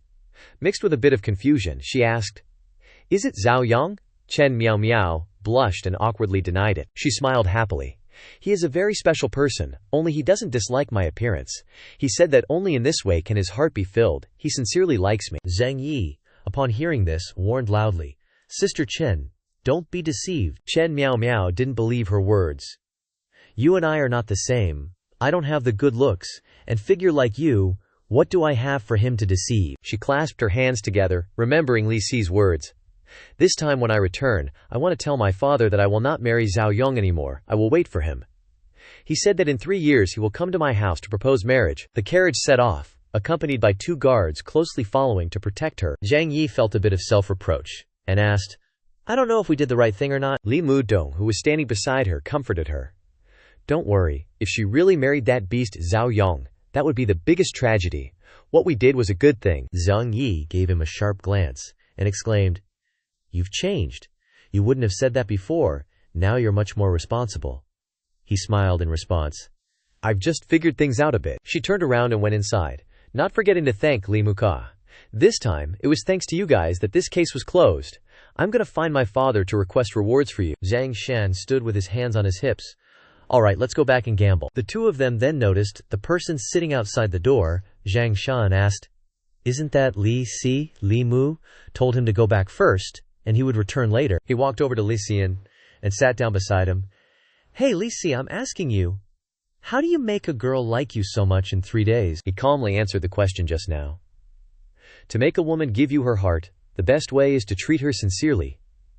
After saying that, he looked up at the clear blue sky and the birds flying around. Li Si glanced at Li Mu and said, Sincerity can only be exchanged with sincerity. Seeing this, he smiled and asked him again, Are you sincere towards Miss Chen?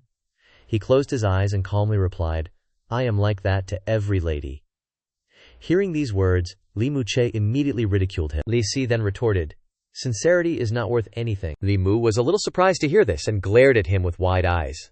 He stood up and put his hand on Li Si's shoulder. It's better for some people not to meet, and sometimes forgetting some things is not a bad thing. He heard these words and agreed with Zhang Yi. Mrs. Right, Li Mu, you have really changed, but you haven't even held a woman's hand, yet you're telling me this. He was a little sulky after hearing this and turned his face away. Stop looking down on people. What do you plan to do in 3 years? Are you really going to Chenfu County to marry her? He lowered his head after hearing the question, his eyes full of thought. She is a good girl. I am not worthy of her. The warm morning sun shone down on Beijun County, making everything seem to wake up. Suddenly, a subordinate hurriedly ran in, his face fearful as he reported to the county governor. Governor, the young lady means that she doesn't intend to marry Zhao Yong anymore. He was furious upon hearing this, and the sound of the table slamming echoed throughout the room. If she doesn't marry Zhao Yong, how will she get married? What happened? The interrogation made the subordinate startled, and he lowered his head to the ground. Finally, he mustered up his courage and told everything that had happened. Reporting to the governor the young lady's trip to Xianxia County this time, the sightseeing was fake. The truth was to see that Zhao Yong, but she didn't expect Zhao Yong's nature and reputation in the brothels to be too great. He went to the brothel and, well, the subordinate hesitated, his eyes dodging, anxiously thinking about something. He came out in less than a quarter of an hour. The county magistrate was stunned, unconsciously repeating the subordinate's words. In less than a quarter of an hour, his face showed disbelief as he picked up his teacup, muttering, That's barely acceptable. Before he could recover, the subordinate reported, his voice trembling so much the words came out disjointed. It also includes visits to brothels and bathing. The magistrate slammed the teacup on the table, causing the water to spill. He pondered, his eyes closed, trying to process. Miao Miao's marriage still needs further consideration, the subordinate added, his tone resolute and attention-grabbing. Also, the young lady fancies a constable in Xianxia County named Li Si. He's concealing his real name and identity, and has made a 3-year agreement with her. This time, the subordinate was no longer timid, directly asking the magistrate, Sir, does he have ulterior motives? The magistrate slowly thought, his wrinkles deepening. He made the agreement. Whatever his motives, he'll be responsible then. Initially, Zhao Yong's fire body could compensate for Miao Miao's congenital deficiencies, and I intended to pair them up. The magistrate seemed to have unspoken worries, a hint of disappointment in his eyes. But Miao Miao is smitten with that Liangxi. He abruptly turned, decisively ordering, Forget about the Zhao family. The subordinate obeyed. At Zhang Chun's residence, the midday sun highlighted the inscriptions before the gate. He was savoring the strong aroma of tea when a subordinate rushed in from afar. Sir, the county magistrate's men have left the Zhao family. Before he could finish, Zhang Chun reacted with annoyance. The loud clatter of the teacup hitting the table made everyone jump. He immediately instructed, What are you waiting for? To celebrate the new year. Immediately arrest Zhao Yong and bring him here to face justice. The subordinate bowed and obeyed without argument. The doors were flung open, and sunlight gradually illuminated the room. The rhythmic thud of a gavel signaled an impending trial, The atmosphere tensed as Zhang Chun slammed a case onto the table. He loudly accused the person standing before him, Zhao Yong. "Did you murder Miss Lin Wan? Confess now." Zhao Yong teared up, pleading, "Sir, I didn't kill her. Wan Care was my fiancée. How could I kill her?" Zhao Yong's parents stood aside, their faces filled with grief, while his mother cried and pleaded, "Sir, it's a misunderstanding. Our Zhao Yong is just a child. How could he kill someone? Wan just disappeared." Zhang Chun's expression changed, his tone icy. "Without evidence, this official wouldn't arbitrarily arrest anyone. I have found Miss Lin Wan's body." His mother felt as if struck by lightning, her pupils dilating. She collapsed, wailing, "My poor daughter-in-law, how could you die so tragically, sir? You must seek justice for us, and bring the culprit to justice." Zhang Chun raised his hand, and dark, swirling energies appeared beside him, as he turned to Zhao Yang as if to give him a chance. "Zhao Yang, if you truly didn't murder Lin Wan, then look up at her." Zhao Yang obeyed, his eyes suddenly filled with fear, cold sweat breaking out all over his body. Before him, Lin Wan stared with hateful eyes, her voice savage. "Give me back my life!" Zhao Yang was so frightened that he screamed, "Lin Wan!" He stared in horror, staggering backward. A ghost. Zhao Yang lost consciousness, his eyes rolled back, and he collapsed to the ground, his tall frame lying motionless, oblivious to everything around him. Zhang Chun knew what to do, announcing his judgment. "Zhao Yang, for the crime of intentional homicide, I sentence you to be executed in 3 days." Zhao Yang's mother was numb, desperately begging her husband, "Master, please save Zhao Yang, he's our only son." He replied sternly, "Save him. The evidence is irrefutable. There's no way. You hid from me, and doing that with Yang, you doomed your son." She continued to plead until her throat was hoarse, receiving not even a glance, while Zhang Chun's commanding voice echoed. 3 days later, the execution took place at Kaishi execution grounds, with a large crowd gathered to watch. Li Mu stood below, looking up at the gleaming blade, waiting for the moment it would be stained with blood. He couldn't help but sigh, his body trembling. Zhang Shan, standing beside him, explained knowingly, "This blade is no ordinary object. When it falls, not only does the head fall, but the 3 souls and 7 spirits are also annihilated. This is to prevent the criminal from turning into a vengeful ghost after death, and continuing to do evil." A moment later, Zhang Chun harshly pronounced the sentence, throwing the token down. "The hour has come. Execute the sentence." The token landed at Zhao Yang's feet, now devoid of any hope. The executioner raised the blade high, putting all his strength into it, aiming directly at Zhao Yang's neck. With one swing, the head was separated from the body, the soul scattered, and blood splattered everywhere. The crowd below witnessed everything, their faces paling, the blood continuously spreading across the wooden floor. It served as a warning to all who would act against heaven and earth. Zhang Chun calmly sat in his chair, instructing Lin Wan's spirit. "Miss Lin, this is all this humble official can do. Zhao Yang is dead. I hope you won't harbor resentment and turn to evil, harming the mortal realm." Lin Wan respectfully replied, "Thank you, sir. Lin Wan will remember your teachings." Zhang Chun felt relieved but thoughtful. This humble official is unworthy of such gratitude. If you wish to thank someone, he observed Li Muhu and the others gradually leaving, slowly saying, quote, "Then you should thank Li Muhu and his companions." Everyone huddled together, gossiping about what happened. Old man Zhao was a good man. It's just a pity he spawned that animal of a son. Those petty constables are really ballsy, daring to challenge the prefect. From afar, a stranger walked towards them and chimed in, "Those petty constables are quite brave. What are their names?"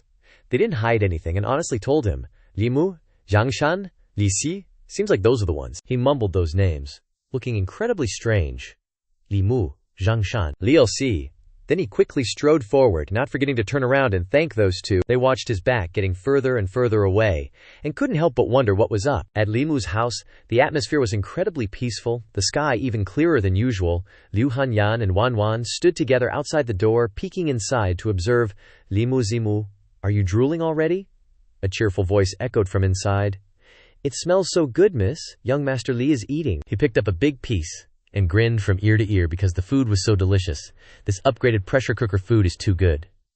He chewed incessantly, constantly praising, savoring every single bite. Wan Wan stared wide-eyed at Li Mu gobbling down his food, and suddenly remembered the beheading from earlier.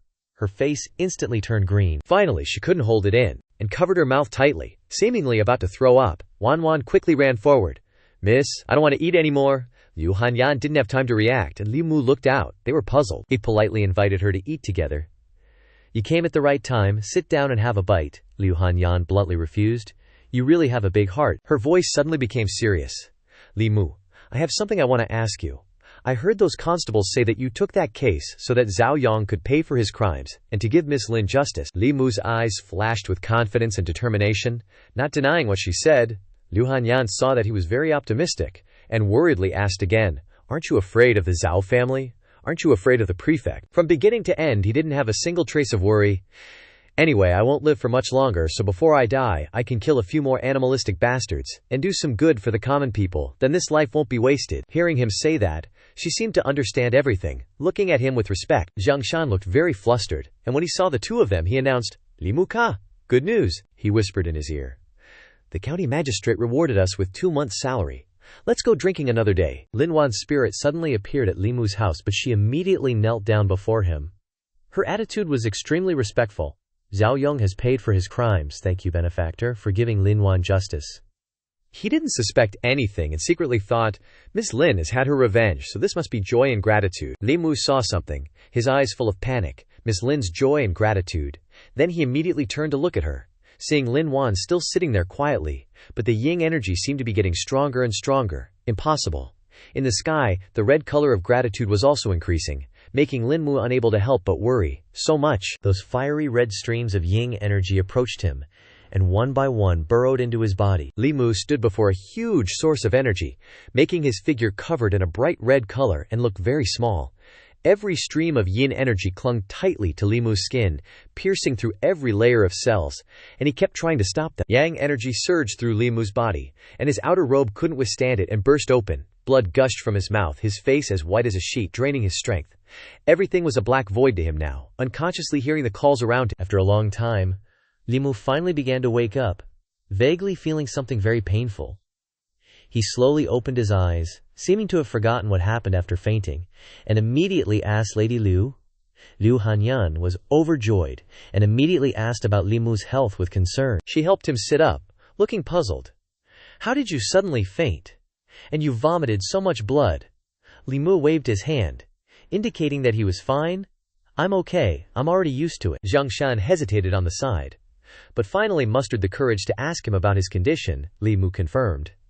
Liu Hanyan looked at him with pity, gesturing to take him to see a doctor. He flatly refused and saw them off. Not wanting to bother Li Mu, they had no choice but to listen and go home. He was leisurely stretching his joints when Lin Wan's spirit appeared beside him, calling him. She tightly grasped Li Mu's hand, her face showing sadness. Benefactor, your body. He smiled gently, reassuring her. Don't worry, now that Zhao Yong is dead, what are your plans next? Or do you still want to go to Yudu? Lin Wan knelt down in front of him, respectfully. This girl is now a ghost cultivator. Going to Yudu is the best choice. Seeing her like that, he didn't say much more. Then you go. She closed her eyes tightly, expressing regret. This time we part ways. I don't know if we can meet again in this life. Streams of light surrounded her and gradually vanished into it. If there is a next life, this girl is willing to be a slave to repay your kindness. Li Mu happily said his final words to her. I wish you smooth sailing. See you in the next life. He was surprised to see that his body seemed to have changed a lot. Absorbing so much joy and gratitude should have some effect. Li Mu clasped his hands tightly together, his slender fingers looked very powerful. In the quiet house, now only he was focusing all his strength on practicing martial arts. Li Mu suddenly widened his eyes, reading aloud, clearly each word. Poetic talents. Stabilize. A burst of red light enveloped him, accompanied by a gentle breeze sweeping past. He slowly placed his finger on his mouth, the streams of light behind Li Mu like flames flickering. His finger glowed at that moment, with energy radiating from within him, and he could now feel all his power surging from head to toe. He was in a great mood, flashing a satisfied grin at his accomplishment. Li Mu looked super confident, thinking to himself, supreme vigilance of the corpse dog skill. This time, no matter what the situation, I'll be able to sense danger approaching me. An idea flashed through his head, and he grinned mysteriously. So, I should try out some Dao techniques that I couldn't use before. Li Mu stood in front of the sword neatly placed on the table, concentrating on reciting an incantation. Just as he finished, the spell took effect, causing the sword to tremble non-stop. Not stopping there, the shiny blade slowly flew out, powered by his strong energy. The sword flew into the air, looping around under his control. Li Mu raised his hand forward, his eyes gleaming with determination. Shouju Zi Zhen Yan, Second word, command the chi. Very quickly, he had the sword under his control in his hand.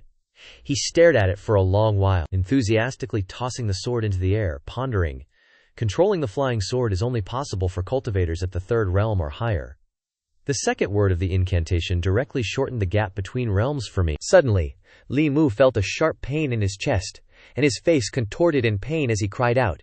He put his hand on his head and rubbed it, grumbling, "Just a little bit, and it already drained all my magic power." He slowly walked back to his bed, looking thoughtful and quite tired. Looks like with my current realm, controlling magical treasures is still a bit too strenuous. Li Mu stopped thinking and simply closed his eyes, trying to drift off to sleep. Early the next morning, the sky had just barely begun to brighten, and the sunlight hadn't yet reached the houses in the village. Li Mu was still deep in his sleep. Suddenly, a rustling sound echoed from afar. He woke up with a start, eyes wide open, shouting loudly as a woman's hand slowly reached toward his back. His reaction was quick, and he grabbed the hand. Holding it tight, Li Mu locked the person's arm, looking completely alarmed. Being able to catch this thief was thanks to the corpse dog's vigilance skill. He accidentally touched the person's butt, causing him to pause.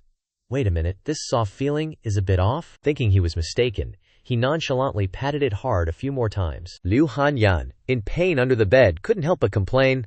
"Li Mu, where are your hands touching? Hurry and take them off." He was stunned to realize it was Liu Hanyan. "Why is it you?" Li Mu was so embarrassed that his face quickly turned red, and he quickly explained, "I'm so sorry, I didn't know it was you." Seeing that he didn't react at all, she couldn't help but yell back at him, "Hurry and let go, you're hurting me." Li Mu didn't hear her words. His mind was racing. Liu Hanyan, unable to withstand his strong grip, cried out again, "Hurry up and let go, you're hurting me." Li Musha finally snapped back to reality, his face pale, and he quickly pulled his hand away without a second's hesitation. "I'm so sorry, Miss Liu, I didn't mean to. She didn't want to dwell on it, so she shifted to the main topic. "Forget about Xuandu. You're a constable, so it's normal to be highly alert. Wanwan refused to eat chicken soup, so I conveniently brought you some." Li Mu, hearing this, asked in confusion, "Wanwan, what about her?" Before she could answer, he asked, his face full of worry, "Wanwan, what's wrong?" Liu Hanyan honestly told him everything. Wanwan said she absolutely had to go to the execution ground to watch the excitement, so she got scared. She came back and started running a fever, and is now lying in bed. I have to go buy some medicine for her later. Li Mu put his hand on his chin, thought for a moment, and then gently diagnosed the girl's condition. These symptoms are from being mentally frightened. Medicine can only have a small effect. Daoist talismans, on the other hand, are very effective. I'll draw one for you. He seemed very knowledgeable about various illnesses, clearly analyzing the situation for Liu Hanyan and offering to help. Hearing this, her eyes lit up, but in her heart she was both happy and worried. "You even know how to draw talismans." A stack of pristine white paper was neatly placed on the table, next to a bottle of ink that had been prepared. And of course, the talisman brush was there, seemingly all very familiar to him. Li Mu looked determined, vigorously warming up his wrists. Liu Hanyan still hadn't dispelled the doubts in her heart, and wanted him to confirm it one more time. "Do you really know how to draw talismans? Why haven't I heard you mention it before?" Li Mu didn't seem to want to be disturbed, gently pushing her toward the door while explaining to reassure her. He forced a warm smile at her. "You wait outside for a bit, I'll tell you when I'm done," Liu Hanyan agreed, and he quickly locked the door, preventing anyone from disturbing his work. Li Mu then leaned against the door, closing his eyes and sighing heavily. He ruffled his hair, scolding himself. "It's all my fault for talking faster than I can think." His face darkened, and his eyes showed extreme panic. "I don't even know how to draw talismans. Is it even possible to learn in time?" Outside, Liu Hanyan's caring voice echoed, startling him. Li Mucher pretended to be calm, trying to lie to her to cover up the truth. "This is a necessary process for drawing talismans, don't worry, it'll be done in a little bit." Without thinking any further, he started working, muttering incantations in his head. He picked up the brush, his face filled with determination. Each distinctive stroke of the talisman was sketched by Li Mu on the paper. Time passed, and crumpled pieces of paper were scattered under the table, at his feet, and all over the room. He stared intently at the newly drawn talisman, the ink strokes varying in thickness, along with the clumsy lines. Li Mu crumpled the paper in his hand again, propped his chin up in dismay, recalling the runes on one hand, while also wanting to maintain his magic power. Trying to maintain both meant he couldn't focus on drawing talismans. There was simply no way to concentrate. The difficulty was too high. If he could only focus, achieve absolute concentration, that would be great. As with previous attempts, he casually discarded the unsatisfactory product. when suddenly a thought flashed through his mind, causing him to pause and ponder. A smile was now on his face, his fist clenched triumphantly. Li Mu closed his eyes tightly, concentrating as much as possible on reciting the incantation, his heart like clear ice, unmoved by worldly affairs. Suddenly, the brush began to write skilled strokes on the white paper of its own accord. The colorful light emanating from the talisman he had just written highlighted Li Muxia's extraordinary bearing. Only then did he dare to open his eyes to look, observing everything carefully. On the piece of paper were clearly written each of the words he had long cherished, and his mood finally relaxed. Liu Hanyan couldn't wait any longer and decisively pushed the door open and started saying, "Li Mu, are you okay?" She saw him sighing in his chair, but the words Li Mu died in her throat. He was so preoccupied that he didn't notice anything else and hadn't realized that the Pure Heart incantation had this kind of effect. She couldn't help but be stunned as she stepped deeper into his room. Seeing her standing there blankly, he looked over questioningly. Liu Hanyan didn't understand what was happening and yelled out in an accusatory tone, "You pervert, what are you doing in broad daylight?" In her mind, she started wildly guessing. Could it be that he was thinking about me and doing some kind of weird stuff? Li Mu still didn't understand, staring at her with a completely bewildered expression when he saw her fierce reaction. After a moment, he jumped up to defend himself, doing his best to restore his reputation. "Don't misunderstand, I was just drawing talismans, I wasn't doing anything else." He took out the talisman and brought it closer to Liu Hanyan's face that was full of suspicion. She then examined the talisman to see if what he said was true, while he earnestly gave her detailed instructions. No longer doubting, she listened to his advice and hurried home. "Well, I'll go back and give it a try then." The afternoon was incredibly calm, making it easy to fall asleep. The chariot was under the trees. Li Mu seemed very satisfied, leaning back on the bed, musing. This Pure Heart incantation actually allowed me to successfully draw a talisman in one go. This Pure Heart incantation, what other effects does it have that I haven't discovered yet? From outside came the sound of frantic knocking, as if something very urgent had happened. He saw Liu Hanyan and Wan rushing towards him, and asked about the situation with some apprehension. The faces of the two of them were bright, and their eyes were sparkling, extremely beautiful.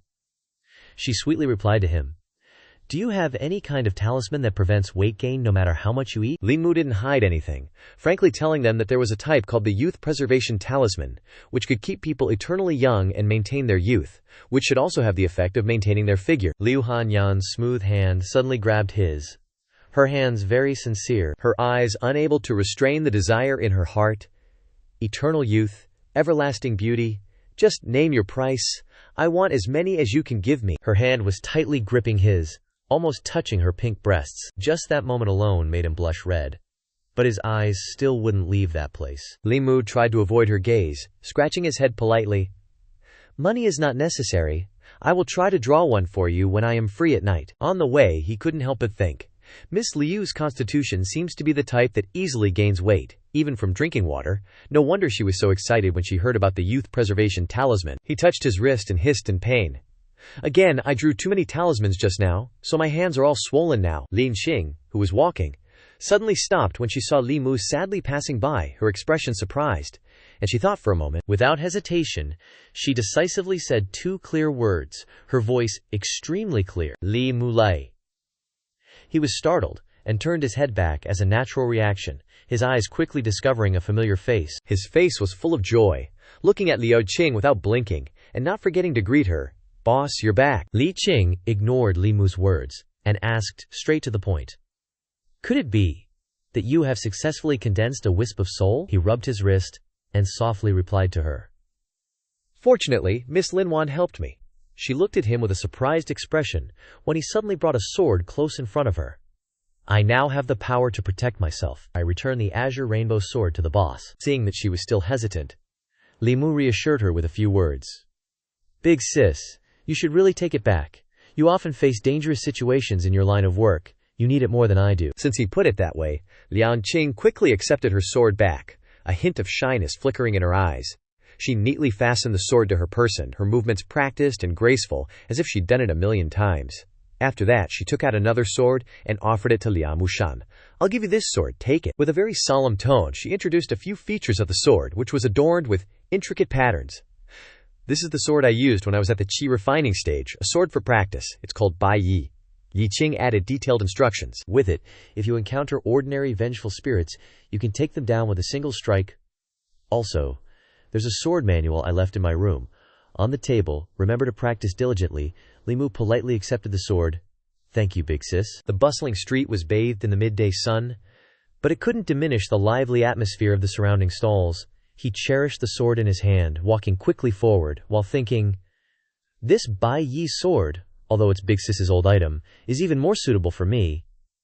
Li Mu was in a great mood, his mind buzzing with bright future prospects. He hugged the sword tightly to his chest, feeling extremely pleased, thinking it would become as powerful as her Qinghong sword sooner or later. As he was walking, something in front of him caught his attention, causing him to stop and stare for a while. Li Mu remembered a memory associated with those words, a look of nostalgia on his face. I submitted a manuscript to this Liao Jai before. His face was full of excitement, breaking into a bright smile. The Linwan case gave me a lot to think about. I almost forgot about this. He quickly walked inside, and as soon as he reached the door, he boomed. Shopkeeper, please check if the manuscript I submitted last time has been selected. The shopkeeper carefully reviewed the records according to Li Mu's words. He stood to the side, providing additional information. The author is Pu Songling. The shopkeeper muttered his words, calmly searching through the records on the table. Finally finding it on one page, Li Mu's entry was crossed out, devoid of any hope. The shopkeeper tried to say a few words to comfort him. Your novel doesn't meet our requirements, go check out another place. In his heart he was unwilling to accept it. This novel was a famous masterpiece in modern times, why is it not accepted in this world? He continued reading the book he was in the middle of, looking very interested, while Li Muya was still not subdued, nurturing a new hope with a determined attitude. He confidently walked into another shop, thinking of good things in his head. Before long he walked out again, looking dejected. Behind him, complaints continuously rang out. Each chapter is so short, only a few hundred words. Is that what you call a novel? How can you call something so short a novel? I just started reading it, and it's already over. One shop after another rejected his work, leaving him utterly disappointed, and with a miserable look on his face, as he went home. The sky was clear, and sparse clouds drifted gently in the wind, a stark contrast to his current mood. Writing novels is indeed a dead end. The last bookstore in the county has also failed. What am I going to do to make money now? From behind, it seemed like someone was calling out to him, causing him to pause. This young master, Li Mu, turned around and saw an elder approaching him. Please stop. At Guanyanyun, the exterior decorations are very simple, and the surroundings seem quite quiet. In the large room, there was a young lady looking into the distance.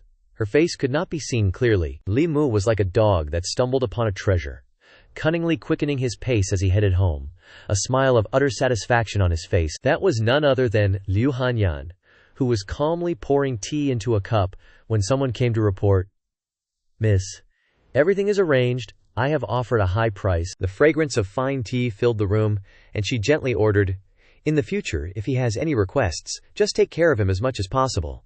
She slowly savored the hot tea in her hand, and also did not forget to add, as for the manuscript, it can be delivered any time, no need to rush. After hearing this, he was a little worried, and hesitated to express his opinion.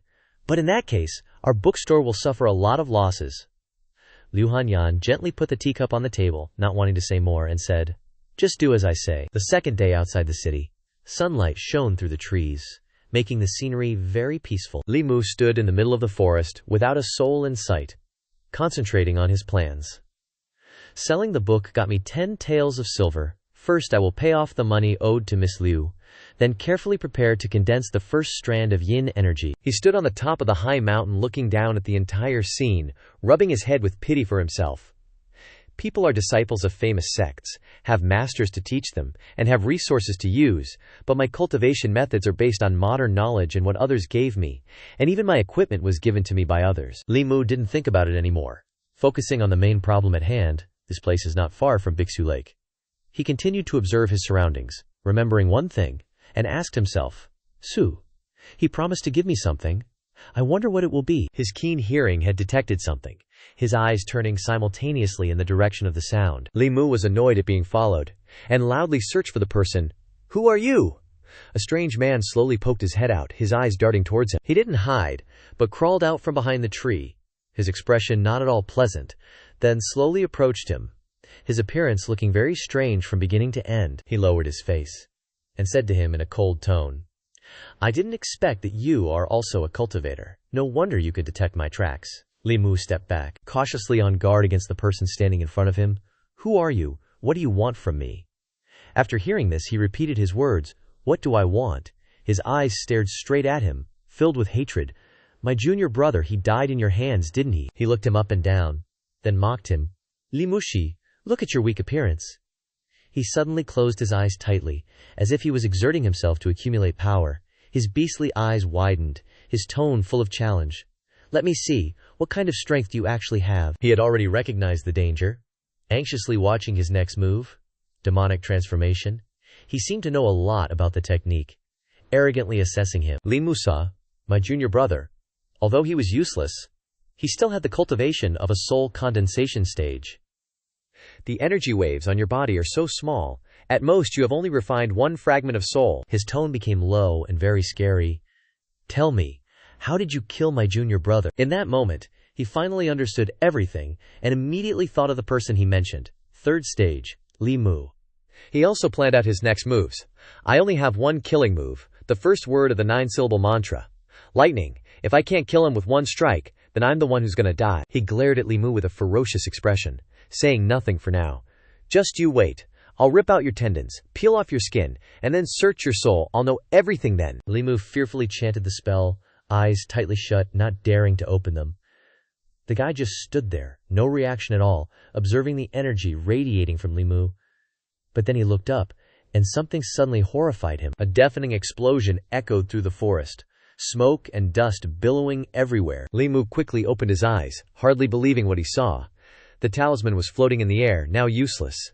The dude had managed to dodge his attack. Li Mu was pissed. Just a little bit slower, and he would have been a goner. Now he just resented the lightning spell. The guy crawled out from behind a tree, looking confused, Dad asked, not believing in Li Mu's power for a second. His mouth dropped open, as another thought struck him, and he looked terrified. "It's Daoist magic? This is Daoist magic?" Li Mu clenched his fists, absolutely furious.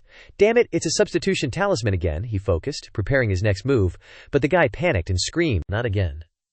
His reaction time was evenly matched with Li Mu's power, dodging Li Mu's attacks by the skin of his teeth. Li Mu didn't give up, determined to find another way to deal with him. Powerful streams of energy blasted into the ground, accompanied by earth-shattering explosions.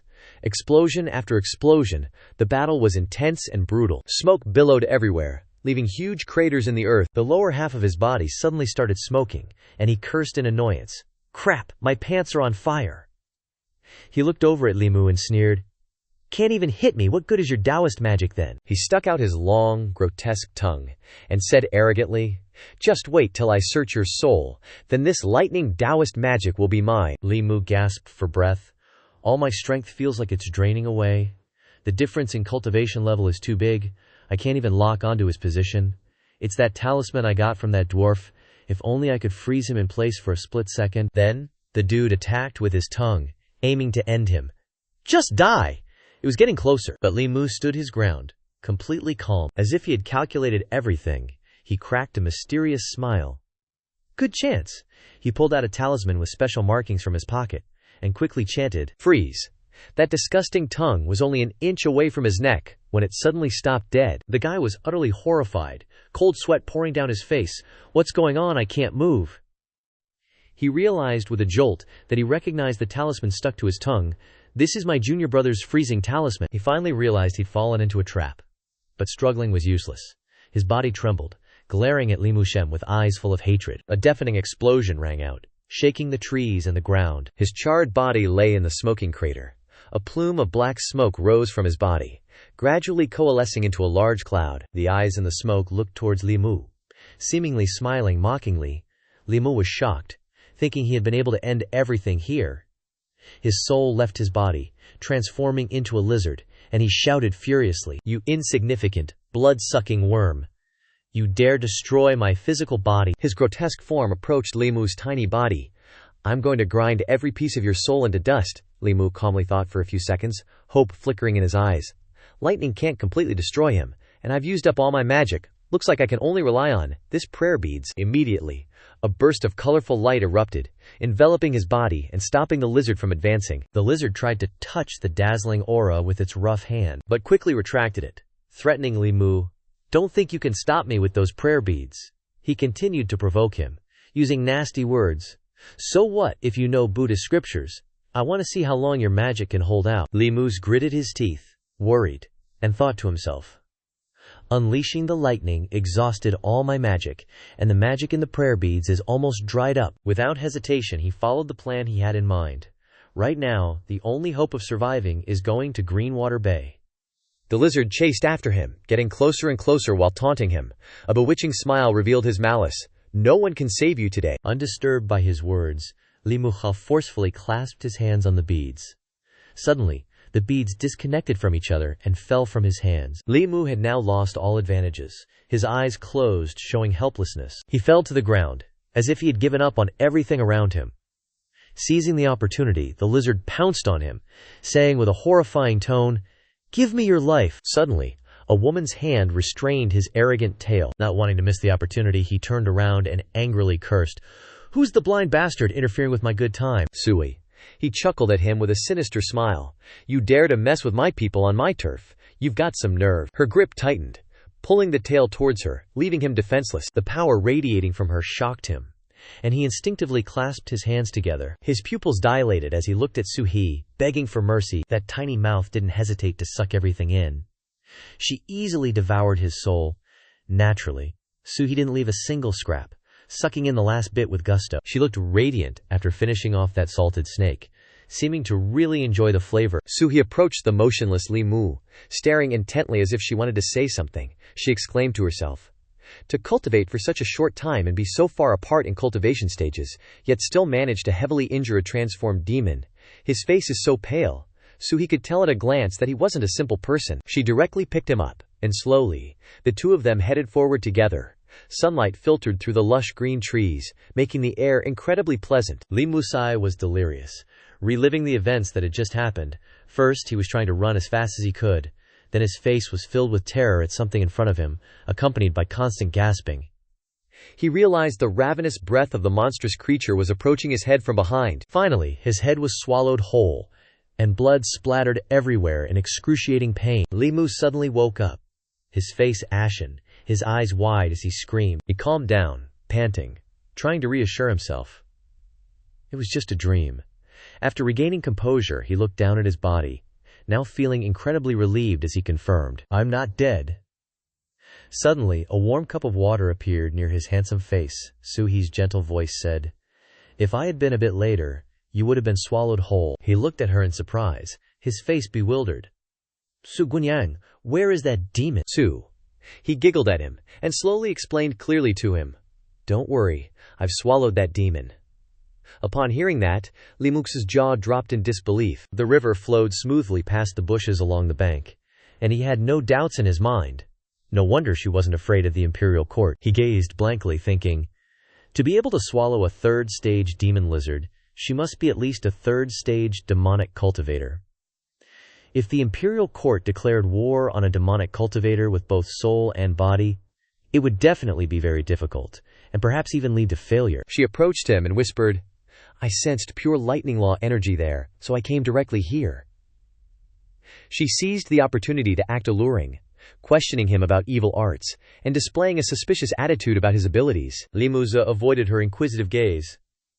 "How could I explain it? I can't exactly say that one winter, a monk and a Daoist fainted in front of my house. Seeing that he remained silent, Suhi decisively gave up. Never mind, everyone has their own opportunities." She walked to the bookshelf, casually picking up a thick book. Suhi took it and handed it directly to Li Mu, reminding him carefully, "This is for you. Consider it thanks for seeking justice for Lin Wan." He didn't hesitate to take it, flipping through a few pages and seeming to notice something. He hesitated. Inside the book were neat characters, revealing the effort the creator had put in. He read everything attentively, seemingly unable to believe his eyes. The spells he'd been searching for so long were now right in front of him. He looked at her and said loudly with a surprised attitude, "This is divine power and Daoist arts, Su." He slowly recounted the story to him from beginning to end. More than a decade ago, a Daoist died during a duel of arts within the pool. She sat casually on the chair and said that half of the Daoist arts had fallen into the pool. "I obtained this book and learned a bit of Zhuan Dao technique, and over the past 10 years, I've continued cultivating, which led to my current cultivation base." Li Mu's face showed gratitude, and he hurriedly spoke. "Suhe Gunyang, this book is of great use to me. If Gunyang needs anything in the future, Li Mu will definitely do his best to repay you." Seeing him so polite, she happily replied, "It was originally to thank you for Lin Wan's matter. You can follow me and chat later too." Suddenly, Suhi put down her teacup, remembering something, and hesitated. She spoke with a serious attitude, her eyes gleaming with presence. "After you return, help me inquire about Kui Mingling's matter 20 years ago in Yanghua County." He didn't refuse her. He saw him off, reminding him with concern. "This small house of mine has been concealed with illusionary arts. Ordinary cultivators won't be able to see it. If you encounter danger again in the future, you can lead powerful enemies to Bishui Bay." He looked at her gratefully, thanking Suhe Gunyang. Suddenly, something lying on the grass caught his attention. Seemed like it belonged to that lizard who wanted to eat him earlier. Li Mook went over and picked up the surprisingly heavy black pouch. He looked at it for a while, then a realization hit him like a ton of bricks. Seeing him standing there frozen, Suhi had an idea, and said, "Looks like a demonic cultivator's soul-nourishing pouch. It probably contains the souls of demonic cultivators they captured." He clutched the pouch in his hands, double-checking with her. So like wrongfully imprisoned demonic cultivator souls, a black shadow suddenly shot out super fast, carrying a wave of seriously strong yin energy. The little devil grinned a creepy smile right in their faces. Eyes rolled back all scary-like. He flew out, all cocky. "You damned monk. Last time you only caught me because I wasn't paying attention. Now I'm out. Catch me again if you dare." He suddenly turned his head back. Face totally freaked out, Li Muzamu watched him doing his own thing, standing there silently, eyes wide. Suddenly he yelled right in his face, "Where's all that confidence from before? Why is it you again?" Li Mu seized the opportunity. Totally playing along, "Miss Suhei. Don't let him get away." The little devil took off like a shot, flying straight up, throwing Li Mu a look of utter contempt. Just then, he appeared out of nowhere, blocking his path. She was totally chill the whole time, barely breaking a sweat as she squeezed his neck. The little devil begged Suhi in pain. He did his best to look pitiful. "I offended you before, please, have mercy, just let me go this time." Suhi didn't let him finish. She clenched his neck with her hand with all her force, causing his soul to scatter. Her pale white hands slowly absorbed his yin energy. Li Mu got serious, staring him down and angrily demanded, "I'm asking you, how did you know I didn't have all 7 phantoms before?" He knelt down and confessed everything. The little devil accidentally absorbed some residual vengeful spirits. One of those residual souls had a divine power called the Heavenly Eye Vision. Once I learned that, I could see anyone's 3 souls and 7 phantoms. The little devil looked super pathetic, all teary-eyed. Lil Mu was super wary, looking at him with disgust. "You think I'm that easy to fool?" The little devil heard him and put his head on the ground, earnestly proclaiming his innocence. "Little devil isn't fooling you, you'll know if you try." He smiled a sinister smile, challenging him. "Then hand over that divine power so I can give it a shot." He put his hand on his eyes, observing all his surroundings. Surprised at what he saw, amazed by the divine power, he also noticed something cool. Heavenly Eye Vision doesn't use up much magic power, and it lets you see through someone's power level. Li Mu turned to Suhi, feeling a little bummed. "Too bad I can't see through anyone stronger than me." Suddenly, his gaze stopped at Suhi's neck, lost in thought. Noticing he was staring, she asked, "What's this about the 7 phantoms?" Li Mu scratched his head, looking awkwardly sheepish as he explained. "The 7 phantoms must be lured away by evil spirits. I'm thinking about how to condense them again." He looked at him sternly, straight up offering to help. "Condensing the 7 phantoms is way harder than refining them. How about you switch to gathering them? With me helping you, I guarantee you'll reach the 3rd realm in 20 or 30 years. Hearing that, Li Mu freaked out, waving his hands in refusal. "I'm not even married yet." She got real close, teasing him softly. "What's that got to do with anything? Even if you become a ghost cultivator, you can find a female ghost to cultivate your souls together. Once you reach the 3rd realm, you can condense a body anytime you want, and live with you just like anyone else." Li Mu was blushing hard, his words stumbling out uncontrollably. This woman in front of him was going all out trying to seduce him, his heart practically jumping out of his chest. The little devil, seeing they were done, wanted to take off ASAP. Li Mu glared at him, yelling, "Who said you could leave?" He didn't forget to explain to Suhi, a look of resentment on his face. "This little devil tried to kill me twice. Now that I've got him, I want to use lightning magic to punish him in place of heaven, or have Miss Su swallow his soul, to increase her cultivation." Hearing those harsh words, he totally panicked. No! This lady, please spare me. You're a ghost too. Why make things hard for another ghost?" The little devil kneeled down and begged, looking totally miserable. This little devil's cultivation is even higher than Miss Lin Wan's. But her emotional power is very different from Lin Wan's, and this fear is hardly worth it. From behind, a gentle voice rang out, "Amitabha, He turned around to look carefully at the person standing in front of him. From head to toe, the clothes were solemn and easy to recognize as a monk. One thing that can't be missing is the characteristic scepter. The clanging sound was heard everywhere when he moved. Li Mu hastily greeted him first. Xuandue replied in a seemingly scolding tone.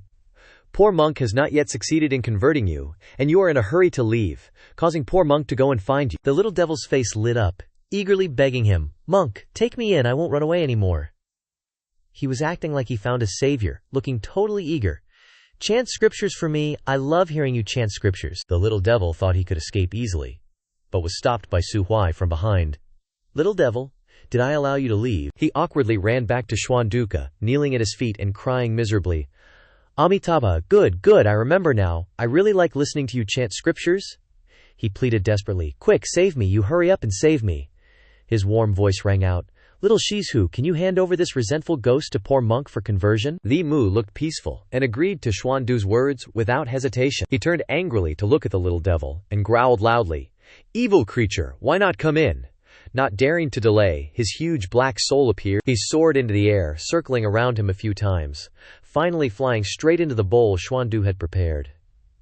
He sealed the lid tightly, gently saying a few words to them. Last time, this poor monk carelessly let it escape, but this time, I will definitely watch it carefully. He glanced over Li Mu and judged. It hasn't been many days since we last met, but Benefactor has gone from losing all 7 souls to condensing to the level of Xinggao. You must have faced many hardships and dangers. Benefactor has done much good, and the aura of Buddhism is still so strong. You are indeed very connected to Buddha. Li Mu was confused after hearing this, but didn't forget to express his gratitude. Is it thanks to the Buddhist beads that the master gave me? He took out a string of beads that was no longer intact, his tone tinged with regret. It's just that the Buddhist beads have been destroyed. He couldn't hold back his sadness and burst into tears like a child. Xuandue emitted a dazzling ray of light, slowly comforting Li Mu. Little benefactor, there's no need to grieve. Buddhist beads are but external objects. I see that you are born with wisdom roots. Would you be willing to become a monk, and follow this old monk to cultivate? After hearing this, he paused for a few seconds before replying, I can't. I haven't made that decision yet. Li Mu painfully thought to himself. I haven't even gotten married yet, and I don't want to become a monk. Su He's small feet stepped forward, blocking him. She strongly retorted, protecting Li Mu Kua. It's pretty chill being a devil cultivator. Why would he want to become a Buddhist cultivator? Xuandu saw that their attitudes were somewhat excessive, and didn't say anything more. Amitabha. He suddenly rushed forward, feeling that something was wrong, and stopped him. Wait, this Miss Su, although she is an yin spirit, she has never harmed anyone, so there's no need to convert her. He smiled gently in response. This poor monk doesn't just convert every ghost he sees. This young lady has a lot of power, no less than this poor monk. I hope that you can maintain your original intention in the future, wholeheartedly pursue good, and not harm humanity. Li Mu sighed gloomily. This is dangerous. What if this monk is addicted to converting ghosts that are stronger than Su Hinhe? Those two would definitely fight. She glanced over, expressing her disgust and cursing.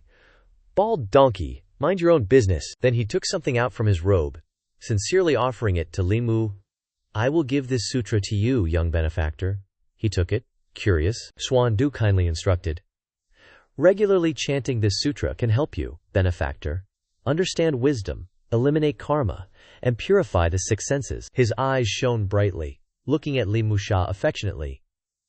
Please follow this poor monk to chant so I can listen. He curiously flipped through a few pages, reading along with what Xuandu said. A warm golden light then appeared. His tall figure was now enveloped in that powerful energy. Xuandu witnessed everything, his eyes widened in surprise. Not waiting for Li Musain to react, he revealed a shocking truth. Benefactor, you have a great karmic connection with Buddha. Are you truly unwilling to take refuge in my Buddha? Li Mu and Su. He stood watching Xuandu walk away. Xuandu turned his head back, leaving a final sentence. If you change your mind in the future, this poor monk will be waiting for you at Jinshan Temple. Su, he expressed her guess about Xuandu. It was just to test your wisdom roots. How interesting. With that, she hesitated and turned back to look at Li Mu. Only, she moved closer to him, whispering, You only chanted 1 sentence, and Buddhist light appeared. Obviously, you have an extremely high talent for practicing Buddhist Dharma. Li Mu didn't hear a word she was saying, and his face flushed red. His eyes were drawn to Su. He's action of getting closer to him. He tried to create some distance between them, but Su, he kept moving closer, murmuring, but you keep practicing cultivation techniques. The scene changed to Li Muxiao walking amidst the bustling crowd. He was recalling Suhi's words. Although it's said that Buddhist and Daoist practices can be cultivated at the same time, cultivation is not easy. Cultivating just one path is already extremely difficult. You don't need to be too greedy. Thinking of this, Li Mu trembled in his heart. Strength is the ultimate truth. If Suhi hadn't appeared, with my ordinary cultivation, I would have been swallowed by that lizard demon long ago. He secretly made a decision. Before I have absolute power to protect myself, I must survive. Li Mu entered Yangqiu County with great momentum, thinking as he walked, condensing the second soul, namely the yin soul, is the most important thing at the moment. As for the power of emotions, he hesitated, thinking about how to mobilize the emotions of most people. Strolling unsteadily on the road, Li Mukon was lost in thought. If you want to absorb someone's emotions, you need to be face to face with them. If you exceed a certain distance, the guiding technique will be useless. Suddenly, a loud shout interrupted his train of thought. Li Mu looked blankly in the direction of the sound, thinking, so it's Yunyan Pavilion telling stories. At this point, his mind raced in an instant. Immediately after, Li Mu strode quickly into the pavilion, eagerly shouting, "Does the Yunyan Pavilion's tea house manager need a storyteller?" The manager thought to himself, isn't this the man that young miss took a fancy to? Thinking this, the person asked, young master, are you here to tell stories? Li Mu quickly chimed in. Right after, a girl's voice rang out from upstairs. Manager Huang, there are still some missing bits in the previous ledger. Could you come with me for a bit? Suddenly, the atmosphere went silent. Liu Hanyan stared blankly at Li Mu, who was right in front of her. The next second she stammered in shock and panic. Young Master Li Mu was equally surprised. Pointing his finger, why are you here? At this point, the manager helplessly held his forehead. Miss, I'm afraid I can't hide it anymore. The scene shifted to outside the window, bathed in warm, gentle sunlight. The sunlight streamed through the window, seeping into the room. Li Mu knelt down in gratitude to Liu Hanyan. At the same time, he secretly thought, even though I've become a kept man, this free meal. Li Mu's eyes unreservedly stared at her ample assets, secretly praising in his heart. So big and fragrant. He got so hot and bothered that his nose couldn't control the liquid. Seeing this, Liu Hanyan worriedly asked, oh dear, you have a nosebleed, you're not feeling well, quickly sit down. At this moment she asked, why do you want to tell stories? Li Mu awkwardly replied, Constable Wei Feng's 500 wen coins are barely enough to eat. Liu Hanyan, looking disbelieving, asked back, you have to be a constable, and you want to write books, and you want to tell stories. Are you that busy? Can you handle all this exhaustion? She quietly looked at her teacup, listening to him say, it's just to make a living, after all. Li Mu awkwardly continued, Miss Liu, you don't need to worry. If Yunyan Pavilion isn't convenient, I can just go ask at other places. Liu Hanyan frowned, displeased. I didn't say you can't. She proactively suggested, would you be willing to give it a try here? You'll get 10 taels of silver for your work each month, and all the silver rewarded by customers will be yours. How about that? But contrary to expectations, Li Mu shook his head and thanked her. Miss Liu, you don't have to be so good to me. Storytellers only get 2 taels as a fee per month, Miss Liu. If it weren't for you, no bookstore would be willing to engrave book blocks for me. You've taken great care of me. At this point, he showed confidence in his voice. But still, I want to earn money through my own efforts. Her eyes looking at him became sparkling and more admiring. Liu Hanyan secretly smiled in her heart. This guy, Liu Hanyan gently spoke. All right, then I'll go make arrangements. Wait a moment, Liu Mu replied with his thanks. The warm sunlight outside Yunyan Pavilion was truly a peaceful scene. The storyteller's voice echoed. Zhang San then brought the beautiful big bun to Wang representing the grandest of aunts. And so, my friends, chapter 251, Wang gets married, concludes here. Immediately after, the audience below cheered non-stop. It's still early, tell us another bit. Following that, they all unanimously demanded to hear more, and insisted he continue. The storyteller above, seeing this, indulged them and said, if everyone wants to hear it so much. Suddenly at this moment the manager came out, signaling for a pause. He walked closer, and whispered to the storyteller. Immediately after, the storyteller turned to the guests. This old man isn't feeling well today, so I'll only tell up to here. Disappointed murmurs rose from the audience. That's it, Audio. I haven't even finished my drink yet. He chuckled and revealed, no need to worry, everyone. We have a new storyteller who just arrived today. How about you let him tell a bit for you all? The guests clearly showed their dissatisfaction, some speaking up. What's there to listen to from a newbie? Old Man Song is the best storyteller among all of them. Let's go, Li Mu stood observing from backstage. Even though most people left, this is still my chance to show what I've got. Right after, he began his opening. Greetings everyone, today's story is called Butterfly Transformation. The remaining group of guests began to whisper. So mysterious, why are you covering your face? Voices continued to rise. Exactly, he doesn't even dare to show his face. Probably afraid someone will recognize him. Noisy voices continued. Hurry up and get down. Finish this pot of tea, then let's go across the street to listen to singing. Li Mu remained unfazed, confidently telling his story. In a previous dynasty, in Yangqiu of North Commandery, in Zhujia village, there lived a beautiful and intelligent daughter of the local squire Zhu. From a young age she learned poetry and prose and loved reading books, but her family didn't have a good teacher. Yet, she was determined to study in the commandery. He secretly chuckled behind the curtain, secretly assessing.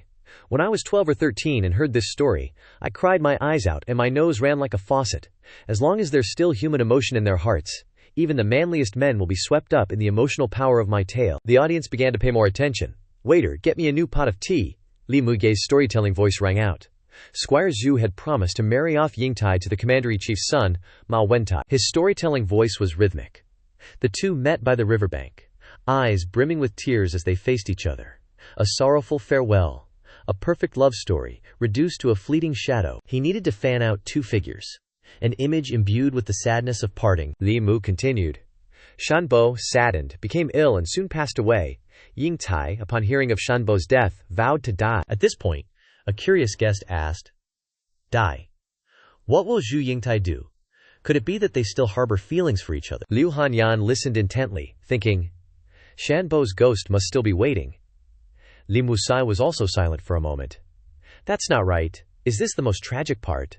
Not even a tiny bit of emotional power is triggered. Thinking this, Li Mu began to test it, his eyes turning green. His vision blurred, but Li Mu's thoughts still flowed. Could it be that only if it's not directed at me can't I use the guiding method? Their emotions are all directed at Liang Shanbo and Zhu Yingtai, but not at me. Li Mu was frustrated. So all this effort has been for nothing, he thought for a moment, hoping to gather some resentment. But outside was the sound of shouting. Hurry up and tell us what happens next. Has this storyteller fallen asleep? Li Mu, unmotivated, waved his hand to leave, when suddenly a voice shouted, I'll give you a reward. Hurry up and continue. But what suddenly stopped him was the sound of breaking things. Li Mu suddenly realized something, stopped and looked back, and saw a scene of chaotic patrons shouting and competing. What did you say, you scoundrel? You dare make fun of us? Hey, only half is clear and you haven't finished telling it. At this moment, Li Mu was shocked to see the strands of emotional power rising up. Swoosh! He was secretly amazed. So much anger. Immediately, a new idea popped into his head. Li Mu opened his mouth and said, There will be no prediction of the aftermath today. Come back tomorrow to listen. The aggressive patrons shouted, Bastard, stop right there. If you don't finish telling it today, don't even think about leaving. Do you believe I'll beat you to death for daring to do this? Li Mu swaggered away, thinking, Intentionally planting flowers will not bloom, unintentionally planting willows, and they will flourish. So much angry emotion, so satisfying. The crowd became frustrated and gave up. How can listening to a storyteller be so tiring? I need to rest for a while. Who's going to catch that scoundrel? The scene jumped to Li Mu's house, accompanied by happy whistling. Li Mu skipped happily home, when suddenly the figure of Liu Hanyan lurking behind him opened her mouth. Li Gongzi, the voice caught him off guard. Immediately afterwards, Li Mu turned around and recognized the acquaintance. It's Liu Gunyang. I thought it was the guest from the tea house who had come to my house. But what she cared about was different. Shanbo died of illness, so where is Yingtai? She was curious about the ending of the story, asking, What happened to Yingtai afterwards? Li Mu was a little surprised to see this. You want to hear it? Then I'll start from the beginning again. The two sat down, and he washed the vegetables while telling the story gently. When Yingtai was forced to marry, Shanbo went to the grave for a memorial service. Yingtai sadly sensed this. The wind and rain and thunder and lightning raged. Shanbo's tomb exploded. The scene at that time was intertwined with his storytelling voice. Yingtai nimbly jumped into the tomb. Inside the wind and rain stopped. A rainbow hung high. Two butterflies flew out of the tomb into the world, fluttering gracefully. Liu Hanyan commented emotionally. Yingtai died for love. Shanbo didn't come back to life. Suddenly, she grabbed the corner of his clothes and pulled him back excitedly, then begged, No, you must revise it so that Shanbo is resurrected, and then they can fly together as a couple. Li Mu awkwardly indicated that this could not be revised. Liu Hanyan still insisted on begging in a low voice for a perfect ending. But when she got closer, What caught his eye was the beautiful place that was faintly visible. Unable to restrain himself, his nose spurted blood with a warning thought. No. Absolutely not be bewitched by beauty. He reached out and wiped it away, concealing the blood that was flowing from his nose. Liu Hanyan next to him still did not give up. Just change it a little bit. Let them be together, okay? I will make you a big meal. Li Mu covered his nose and replied, no change is no change. Not all love has a happy ending as everyone expects. His voice was firm. I said it. I won't change a single word. Accompanied by Liu Hanyan's angry voice. You scoundrel. Li Mu happily held the fish in his hand, thinking, should this fish be steamed or braised? He happily hummed a tune and rolled up his sleeves to deal with the fish. Liu Hanyan was still standing and looking at him from behind. Her eyes twinkled like stars, as if she were looking at her husband. She approached softly. The rhythm of the song he hummed, sometimes slow, sometimes fast, the melody even changing. What kind of tune is this? Li Mu answered immediately. It's from Butterfly Lovers. Hearing this, she became even more excited. Butterfly Lovers? Hum a couple more lines? He observed her expression for a moment, saying nothing. After a while, Li Mu changed the subject. Don't you need to go and watch the store? Liu Hanyan replied. It's my store. I can go whenever I want. Hurry up, hum a few more lines. That tune from before, Li Mu said shyly. My humming isn't very good. I hope Miss Liu won't laugh at me. With that, the sound of humming echoed from the courtyard, carried up into the sky by the evening breeze. The golden hues of the late afternoon created a truly peaceful scene. The shadows of evening gradually lengthened. The humming still lingered. An atmosphere of harmony enveloped the two of them. Suddenly, Wanwan cut in from nowhere, shouting Li Mu's name. The two people immersed in romantic ambiguity blushed and looked at the newcomer, and Wanwan was equally stunned by the scene. Immediately after, she grinned mischievously. Ms. Li Gongzi, you guys go on with what you were doing. I have some business. I'll be back in a bit. Liu Hanyan blushed crimson with embarrassment, and quickly took her leave. She tried to run away as fast as she could, ignoring Li Mu's voice trying to stop her. He was helpless, but still wanted to ask Miss Liu to stay for a bite before leaving. From the roof, wisps of smoke rose from the burning firewood. Inside the house, the delicious aroma of the simmering fish filled the air, tempting even through a screen. Li Mu, coughing from the smoke, instructed, Wan, turn down the fire. The girl mysteriously brought up a topic. Luckily, Miss said she wanted to move to the northern district before. These days have been so happy. Hearing this, Li Mu asked curiously, where did you and Miss live before? Wan attentively tended to the fire and replied, we used to live in the inner district. Miss said that life in the inner district was too tiring, food was expensive, buildings were expensive, and even rouge and powder were expensive. Everything was expensive, so we moved to the northern district, she recounted while helping with the fire. Li Mu pondered and asked, doesn't your miss have any relatives? Parents? Brothers or sisters? In response, the girl's eyes held a hint of sadness. When Miss picked me up, she was all alone. The girl recounted the situation. I only know that she was from the music hall. I later heard the hallmasters say that Miss was sold into the music hall, and her family probably couldn't find her long ago. Li Mu said awkwardly, I thought Miss Liu came from a wealthy family. I didn't expect Miss Liu to have gone through such things. Next, he asked the girl with concern, Wan, were you picked up by her? Wan recounted the past. During a time of fleeing from disaster, I was abandoned on the road by my parents because I was too greedy for food, and Miss picked me up. Ling Muli patted her head in comfort. You've really suffered, so how did you two manage to survive? Wan replied innocently. Miss said, it's better to rely on yourself than to rely on others. So Miss sang and performed on stage, and I washed clothes for the sisters in the music hall, slowly saving money, saving enough for Miss to buy her freedom, and then we came here. Li Mu sighed with melancholy. This woman's courage and decisiveness.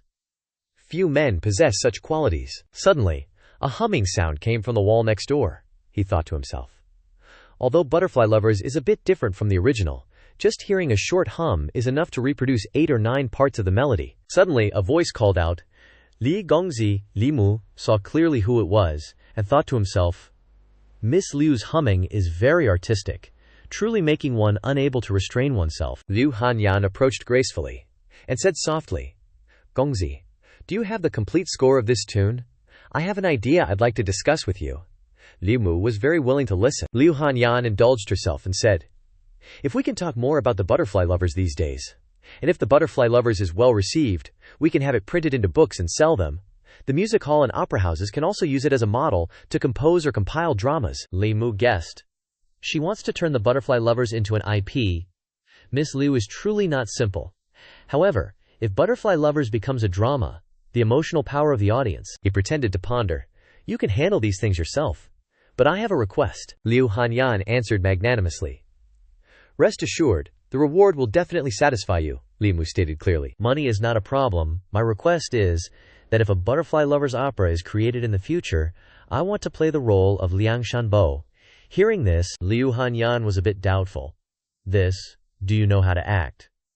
The reply was his confident assertion that he could do it.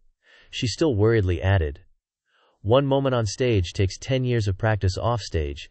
Even if you learn, you can't learn how to act. Li Mu began his skilled performance.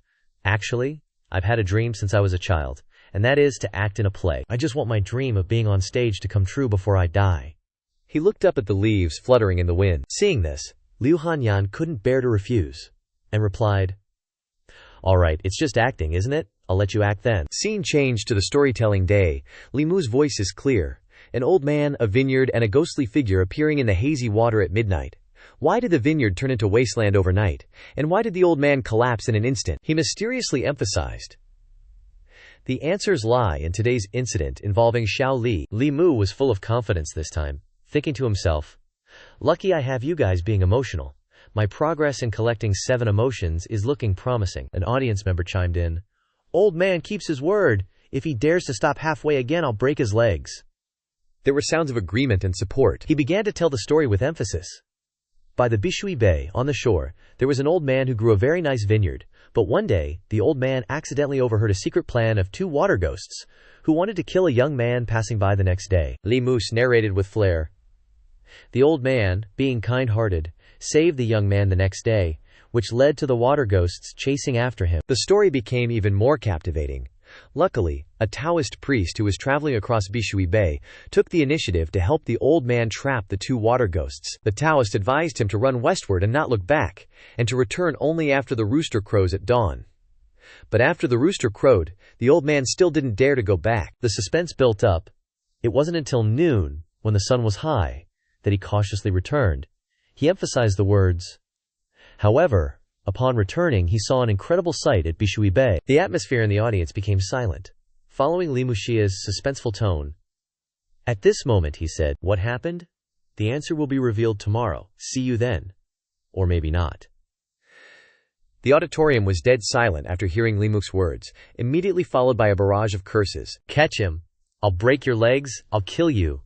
Li Mu fled at the speed of light, thinking gleefully, at this rate, I'll be able to collect enough of the wrath emotion for the second stage very soon. At this moment, someone shouted outside the door, block the back door! Don't let him escape! Now Li Mu's in a panic. What? The back door's blocked? The voices outside the door were still buzzing in agreement, and he thought grimly, did they have to be so dramatic? Suddenly, Li Mu, with his quick wit, came up with a plan. He immediately acted upon it, and cautiously opened the door. Li Mu walked out boldly and shouted, have any of you seen that storytelling scoundrel? One of the group asked. Isn't he inside? Li Mu shamelessly replied. I couldn't find him. I just came out, searched for half a day, and he's not there. Li Mu waved his arms anxiously. He probably hasn't run far yet. It's still not too late to catch him. He always stops at the most exciting part. Don't let me catch him. If I do, I'll break his dog legs. So Li Mu safely escaped the encirclement, thinking to himself, this wrath emotion, although I've collected quite a bit, is several times harder to refine than the joy emotion. He wondered as he ran, is this normal or not? Scene changes to the Imperial Study, a voice echoed. 7 emotions are divided into positive and negative. Li Qing was lecturing Li Mu. Joy, anger, love, and desire are positive emotions, while wrath, fear, and loathing are negative emotions. He seemed to understand a little bit, Li Qing explained in detail. The difficulty of refining negative emotions is several times greater than that of positive emotions. There is no shortcut to refining the 7 emotions, Li Mu said dejectedly. At the moment, wrath, love, and fear are relatively easy to collect, but unfortunately they are all negative emotions. Li Qing stepped forward and looked him in the eye. Think about how you will collect the other 2 emotions in the next half year. With that, she didn't hesitate, and left to carry out her mission. Suddenly, at the door, Li Qing paused for a moment, as if she remembered something. She scratched her head shyly, and asked hesitantly, what did the old man see in the end? Li Mucha replied in surprise. Boss, you know I'm storytelling. Don't tell me you're going to, Xianxia said proudly. No way, as long as it's not something immoral, you can do whatever you want. With that, she was still curious about the rest of the Xuandu story, and pressed him for answers. Seeing this, Li Muxia revealed a little bit. The old man saw those 2 water ghosts, along with the young man he saved, and that Daoist priest, he emphasized. Hokokoko were furiously stealing all his grapes. After hearing his story, Liaoqing had an indescribable expression, and the next second, she decisively left. Li Mu stayed behind, scratching his head, thinking to himself, I didn't expect boss to listen to my storytelling too. He turned his head and noticed a book. Out of curiosity, Li Mu picked it up and pondered. Zhang Shan stole a book from Old Wang again. Why didn't he just steal a few Daoist books on refining souls? He mumbled aloud. The Heavenly Fox clan repays kindness with kindness, and vengeance with vengeance. Thinking about it, I don't even know if saving that talking fox spirit back then was a blessing or a curse, you know. Suddenly a voice and shaky footsteps appeared from outside. What do you mean, 2 blessings? Old Wang stumbled in, speaking up. Where's Zhang Shan? Is he stealing my books again? Li Mu, being the good guy, said. The books are here, Old Wang. Then, the book-returning conversation kicked off with yours truly, Old Wang. You came at the perfect time. Do you have any Daoist books on refining the soul? Old Wang paused for a sec to think. He then inquired. Why are you looking for books on Daoist soul refinement? Li Mu replied, bummed out. My cultivation's hit a wall, so I'm looking for a way out. Is there really no shortcut in cultivation? Old Wang said in a dangerous tone. Who said there weren't shortcuts? Old Wang raised a finger with a serious face. There are many shortcuts in cultivation, but all the shortcuts you can think of are written in the Great Zhou laws. He stood in front of Li Mu, looking chilly. Some people think their soul refinement is too slow, so they snatch other people's souls. Some people condense a soul void and then steal souls to fill it. As long as you're bold enough, cultivation is full of shortcuts. Li Mu immediately denied, waving his hands with wide eyes. I won't do anything illegal. Old Wang stretched out his arms. You can't steal human souls. But can't you steal demon souls? He continued non-stop. Do you think the Daoist disciples who go out into the world to slay demons are doing it for what, boredom? They're not just killing demons for fun, you know. Li Muxia replied with frightened eyes. Don't tell me it's to snatch demon souls. Old Wang excitedly moved closer to him. That's the fast track to cultivation. Interested, Li Mu, looking scared, backed away. I refuse! He turned his head and raised his hand toward Old Wang. People who kill demons for their souls are just as bad as people who steal human souls. What's the difference? Old Wang looked blank, his hand still reaching out. Old Wang scratched his head and said to Li Mu, You can kill demons and take their souls, help the people, and assist justice. Why wouldn't you do it? He turned around. This is a path of no return. Li Mu clenched his fist, his eyes determined. Just for cultivation, killing demons and taking their souls, even stealing their demon spirits. Suddenly he turned gloomy. Eventually you'll start reaching for demons who've never harmed you. Li Muxi's back seemed to radiate coldness. Even you. Old Wang sat down on a chair and said, Big fish eat small fish eat shrimp. The strong prey on the weak, that's the rule of cultivation. He turned his face, looking calm. Let's not talk about this anymore. Li Mu stood with his back to him, looking at Old Wang. Old Wang, do you remember? 20 years ago. Was there a magistrate named Kui Ming in Yangqi County? He turned his face away, avoiding his gaze. 20 years ago. Let me think. I think there was someone named Kui Ming. The scene shifted to a boat drifting on a river, with a city in the distance, he said. But he only served as magistrate in Yangqi County for half a year before being transferred to Zhujiang Prefecture or Yushan Prefecture or something. Back in reality, Old Wang closed his eyes and scratched his head. Seems like he married the daughter of some prefect. Hearing this, Li Mu turned to leave. I'll go now. Then Old Wang grabbed his sleeve. Wait, I have something else to discuss with you. Li Mu turned back and asked. What is it? Old Wang replied, flipping through a record book. 2 more commoners in Zhang family village said their chickens were killed by something, and all their blood was drained. It must be a demon. Li Mu perked up, clenching his fists. I'll go, he said. Don't refuse. Han Tai is on leave, so Qing. He is the only one free in the county office to go with you. Old Wang winked and raised a finger. Go investigate and see what's going on. The scene changed to a villager's house, where a subordinate pointed to a chicken coop. My lord, it's right here. Dead chickens lay scattered, with feathers all around the coop. making him ponder. Li Mu's eyes lit up. A little worried. Hoping for some clues, he searched for something among the corpses of the chickens. A moment later, Li Mu Chi found a feather from some kind of demon. Found it. He held up the feather and said to Li Qing, "Check this out, boss." She took the feather and frowned. "This is from something that hasn't fully transformed into a demon." With that, Li Qing took a piece of yellow paper from her sleeve. Her hands deftly folded the paper. A moment later, Li Qing had folded the paper into the shape of a crane. Immediately, the paper crane flew away, and she said, "Follow it quickly." Li Mu and Lin Qing hurriedly chased after the paper crane. He and she were still chasing the paper crane? Li Mu thought to himself. That immortal paper technique? Ji Luhan used it once before, but it was so slow. The bosses is so fast. I need to step on the gas if I want to keep up. After a while, the paper crane flew into some woods, flying straight through the trees. Before disappearing, Li Mu and Liao Qing hid in the nearby trees, observing. She affirmed, "It's here." He and Li Xing saw a golden ferret roasting chicken. Li Mu exclaimed in surprise. "Boss, look! That ferret is actually roasting something." The ferret heard the noise and glanced over, recognizing them. Realizing it had been discovered, the ferret disappeared into the woods. He and she were shocked to see it vanish, Li Qing ordered. "The demonic energy hasn't dissipated. Quickly, follow it." They immediately chased after the ferret's demonic energy deeper into the forest. The two of them chased it to the front of a cave, Li Mu guessed. The demonic energy leads here. He walked to the entrance of the cave and bent down to look inside. Suddenly, something zipped by, kicking up a huge cloud of dust. She instantly yelled, yanking Li Mu aside to dodge. Turns out, it was that darn weasel. Popping up behind Li Mu and Li Xing, standing on its hind legs and screeching, "Get out of here, you humans!" The two, still kneeling on the ground, spun around to face it. He stood up, drew his sword, and stepped in front of her protectively. "We're just here about the chickens. Be a good weasel and come back to the county office with us. You can work off your debt and compensate those villagers." The weasel's eyes narrowed, glaring at Li Munai. He held his sword firm and said with conviction, "Cultivating isn't easy. Why be so stubborn and resist?" The weasel heard this, lowered its head, and started to giggle. It opened its mouth and laughed harder and harder as if extremely amused. Then did a total 180. The weasel suddenly turned furious, its eyes blazing red. "You sly humans, you're just after our souls, aren't you?" It snarled, its dark eyes sharp, and raised its claws.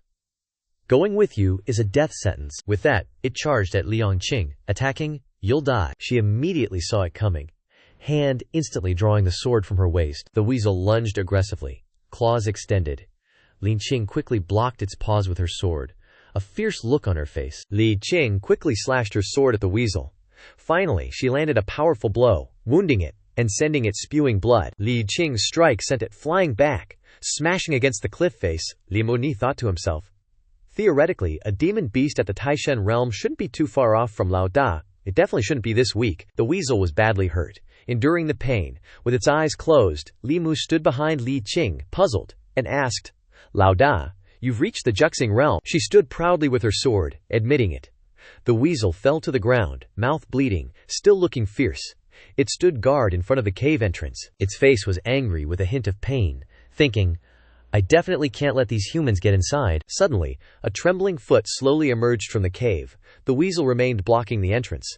The weasel suddenly became sad, quietly asking, "Why did you come out?" It turned out to be a female weasel. Scarred on her face, she replied mournfully, "You're no match for them. Don't fight anymore. It's better if we die together." Li Mu and Li Qing stood watching the two weasels. She was calm, while he looked sympathetic. "Lao Da, this weasel." Just then, the weasel suddenly knelt on the ground and shouted, "Please, I beg you." It pleaded with a sorrowful expression, "I was the one who caught the chickens. If you want to kill or chop, aim for me. This has nothing to do with her. Please let her go."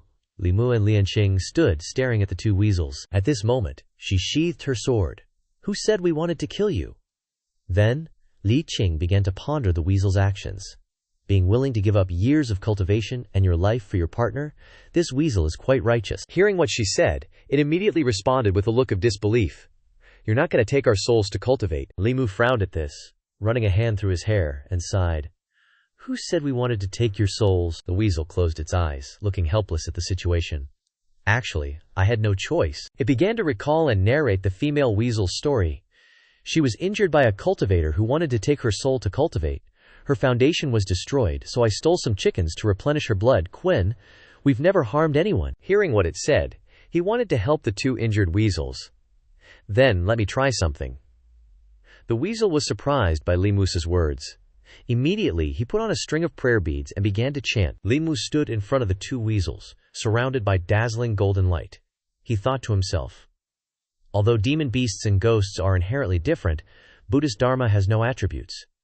If this Buddhist power could help Li Muan heal her broken soul, it should also be able to help demon beasts heal their injuries. The female weasel absorbed his energy and became excited. Li Mu smiled, looking satisfied, still wearing the prayer beads. "You should be feeling a little better, right?" The two were happy, thinking it really worked. Immediately, they both knelt down, bowing their heads to thank him. "Thank you, Immortal Master, for saving our lives." Lianqing turned and asked casually, "Since when did you learn Buddhist skills?" Li Mu was startled by her question. He panicked, clenching his fists and turning around to shout, "Lao Da, let me explain." Li Mu widened his eyes, looking afraid as he explained to Lianqing. "I would never become a monk and betray you," she replied calmly, with a hint of helplessness. "It's okay, both Buddhism and Daoism are for cultivation." With that, Li Xing's expression suddenly became serious, gently reminding him, "It's just that your main priority right now is to condense your 7 spirits." Li Mu supported his forehead with one hand, clenched his fist with the other, and replied resolutely, "Lao Da, rest assured, I only chant casually when I have nothing to do. I definitely want to get married later." Hearing Li Mu's words, she looked helpless. "I understand." The two had been standing at the foot of a mountain, surrounded by giant trees. Li Xing spoke, teaching the two weasels. "Although you haven't harmed anyone, stealing livestock has caused losses to the Zhang family village. So you must come with me to the county office for the magistrate to decide." They immediately replied, "This little demon will listen to the Immortal Master." Li Mu and Li Qing were standing there getting ready to leave when suddenly a gust of wind blew past. He spoke up, "Lao Da, let's head back." The sky was clear and sunny. Then suddenly dark clouds came rolling in from nowhere. She looked up at the sky, instantly widened her eyes in surprise, and thought to herself, "Something's not right. There's another demon's aura." The chilly wind swept past, making the leaves rustle like whispers. The shadows of the trees twisted strangely. Li Qing looked worried, gripping the hilt of her sword, ready to fight. "Stay behind me, go!" He stood behind her, looking anxious, thinking, "There's another demon here." Suddenly a tall, burly figure appeared from the shadows, a voice booming. So noisy, Li Mu and Lin Qing waited for the person in the shadows to show themselves, and behind them were two weasels. Just now, he thought the aura of this demon was actually stronger than that lizard spirit. Could it also be a shape-shifting demon? From the darkness, the tall, muscular figure walked out, looking arrogant and disdainful as he spoke. "Turns out it's two weasels and two humans. The flesh of humans is much tastier than those mountain spirits and wild monsters. Today I can have a real feast." He bared his teeth, eyes glinting slyly, his sharp finger pointing towards Lin Qing. "This little lass has decent cultivation. Eating you might allow me to advance to the disciple realm." She raised her sword, looking determined but a little worried. "Get behind me, I'll deal with him." Li Mu frowned seriously, looking at the tall, muscular figure. He heard that and suddenly burst into laughter, a red glow emitting from behind him. "After I eat you all, I won't have to hide in these deep mountains and forests anymore." Immediately after, his head transformed into a tiger's head, and he let out a loud roar. A second later, he had transformed into a towering tiger, his eyes flashing a fierce, golden light, taunting. "You two, come at me together!" The two of them stood staring at him, transformed into a half-human, half-tiger, standing and holding a staff while staring back at them. Li Mu's face darkened, sweat beading on his forehead as he yelled at the tiger demon. A shape-shifting demon. His eyes were filled with murderous intent as he swung his staff fiercely towards where Lianqing was standing. "You're right," he said as he struck down. "Little lass, become my tiger wife, and I'll spare your life." She tried her best, using her sword to block his attack. "Dream on," he threatened. "You refuse a toast only to be forced to drink a forfeit. Then don't blame me for not showing you any mercy." Li Qing frowned. Demons who eat humans can't be tolerated. This demon looks fierce but fights without any rules. She thrust her sword into the tiger's abdomen. "It's all thanks to a wild beast's fighting instincts. This demon is no match for me." He frowned. "Damn it, just looking at your pretty face for a moment, and you actually injured me." His face was filled with hatred as the tiger demon spewed a cloud of black smoke from its mouth. Li Qing observed silently. "Dense resentment. If I accidentally inhale it, I'll definitely be paralyzed on the spot." The thick black smoke billowed out, gathering into a dense mass as if trying to swallow everything around it. Amidst the gloomy scene, she took out a yellow talisman. It emanated a powerful energy, as if ready to destroy everything in its path. After Li Qing cast her spell, the black smoke quickly scattered to the side. The tiger demon saw the scene before him, which made him even more furious. Just a small trick. Magic radiated from the tiger's body, and he shouted angrily, "Taste this!" A horde of vengeful spirits appeared, their faces filled with resentment, she thought. The vengeful spirits are thick with resentment and powerful. Are these all the living beings he killed and turned into vengeful spirits? First, I have to destroy all these vengeful spirits. So many vengeful spirits. Just how many living beings has that tiger demon killed? Li Qing didn't hesitate, decisively swinging her sword to blow them away. She was bewildered. Clearly they're just vengeful spirits, yet why do they seem to have immortal bodies? Although they don't pose a great threat to me, they're constantly draining my magic power and stamina. If this continues, seeing the situation was not good, she shouted for help. Li Mu appeared immediately. "Lao Da, are you—" Alright, Li Qing was a little surprised to see him. "Li Mu, how did you get here?" He glanced at her. "Lao Da, I'm here to help you. Buddhist magic power can deal with these vengeful spirits. I can't let these vengeful spirits drain your magic power any further." Li Muke began to chant the mantra, Avalokiteshvara Bodhisattva. When practicing profound prajnaparamita, a brilliant halo of light radiated from his body, clearly sees that the 5 skandhas are empty, and relieves all suffering. Li Qing saw the situation was not good, and quickly advised, "Li Mu, your magic power is already limited. Don't force yourself." But he still refused to listen. Li Mu still tried to hold on, and she felt helpless and said nothing. The tiger demon looked disdainful. "Just 2 lowly humans, it seems you're only this good." He spun his arms around to gather momentum for an attack. The tiger demon raised its sharp claws.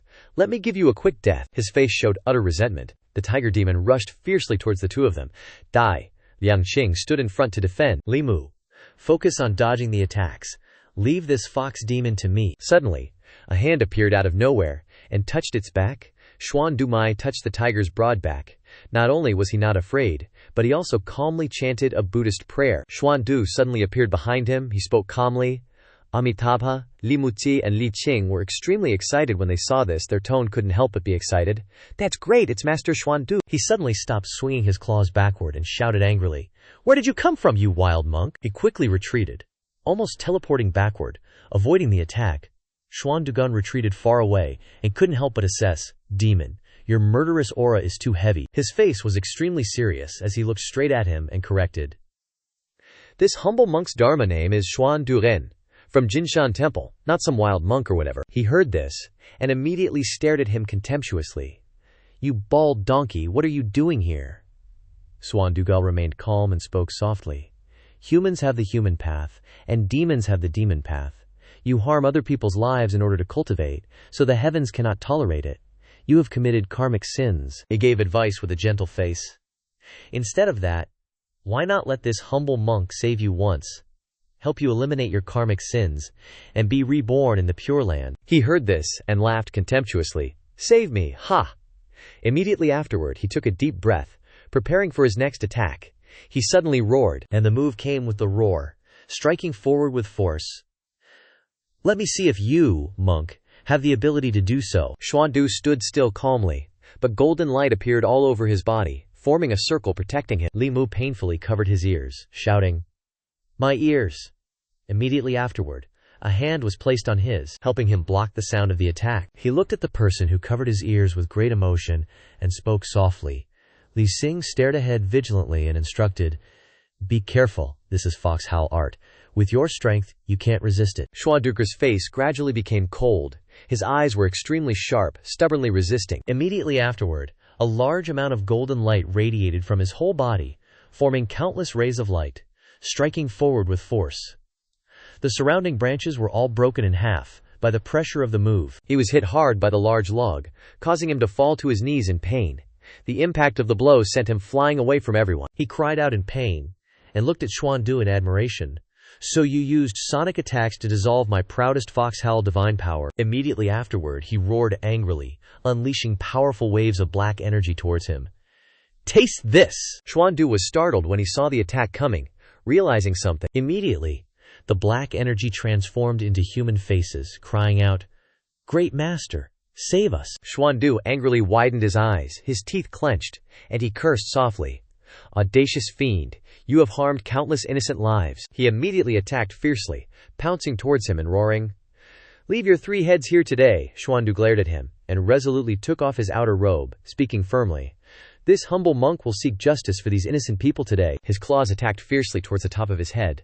Li Mu was very anxious when he saw this, and shouted loudly, Great Master, be careful! His claws hit the top of Xuandu's head hard, but they bounced back painfully. He was terrified when he saw this. Quickly retracting his hand and crying out before he could recover, he immediately received a strong blow from him, twisting his face. He was quickly knocked away a long distance. Li Muje was extremely shocked and gaped his mouth.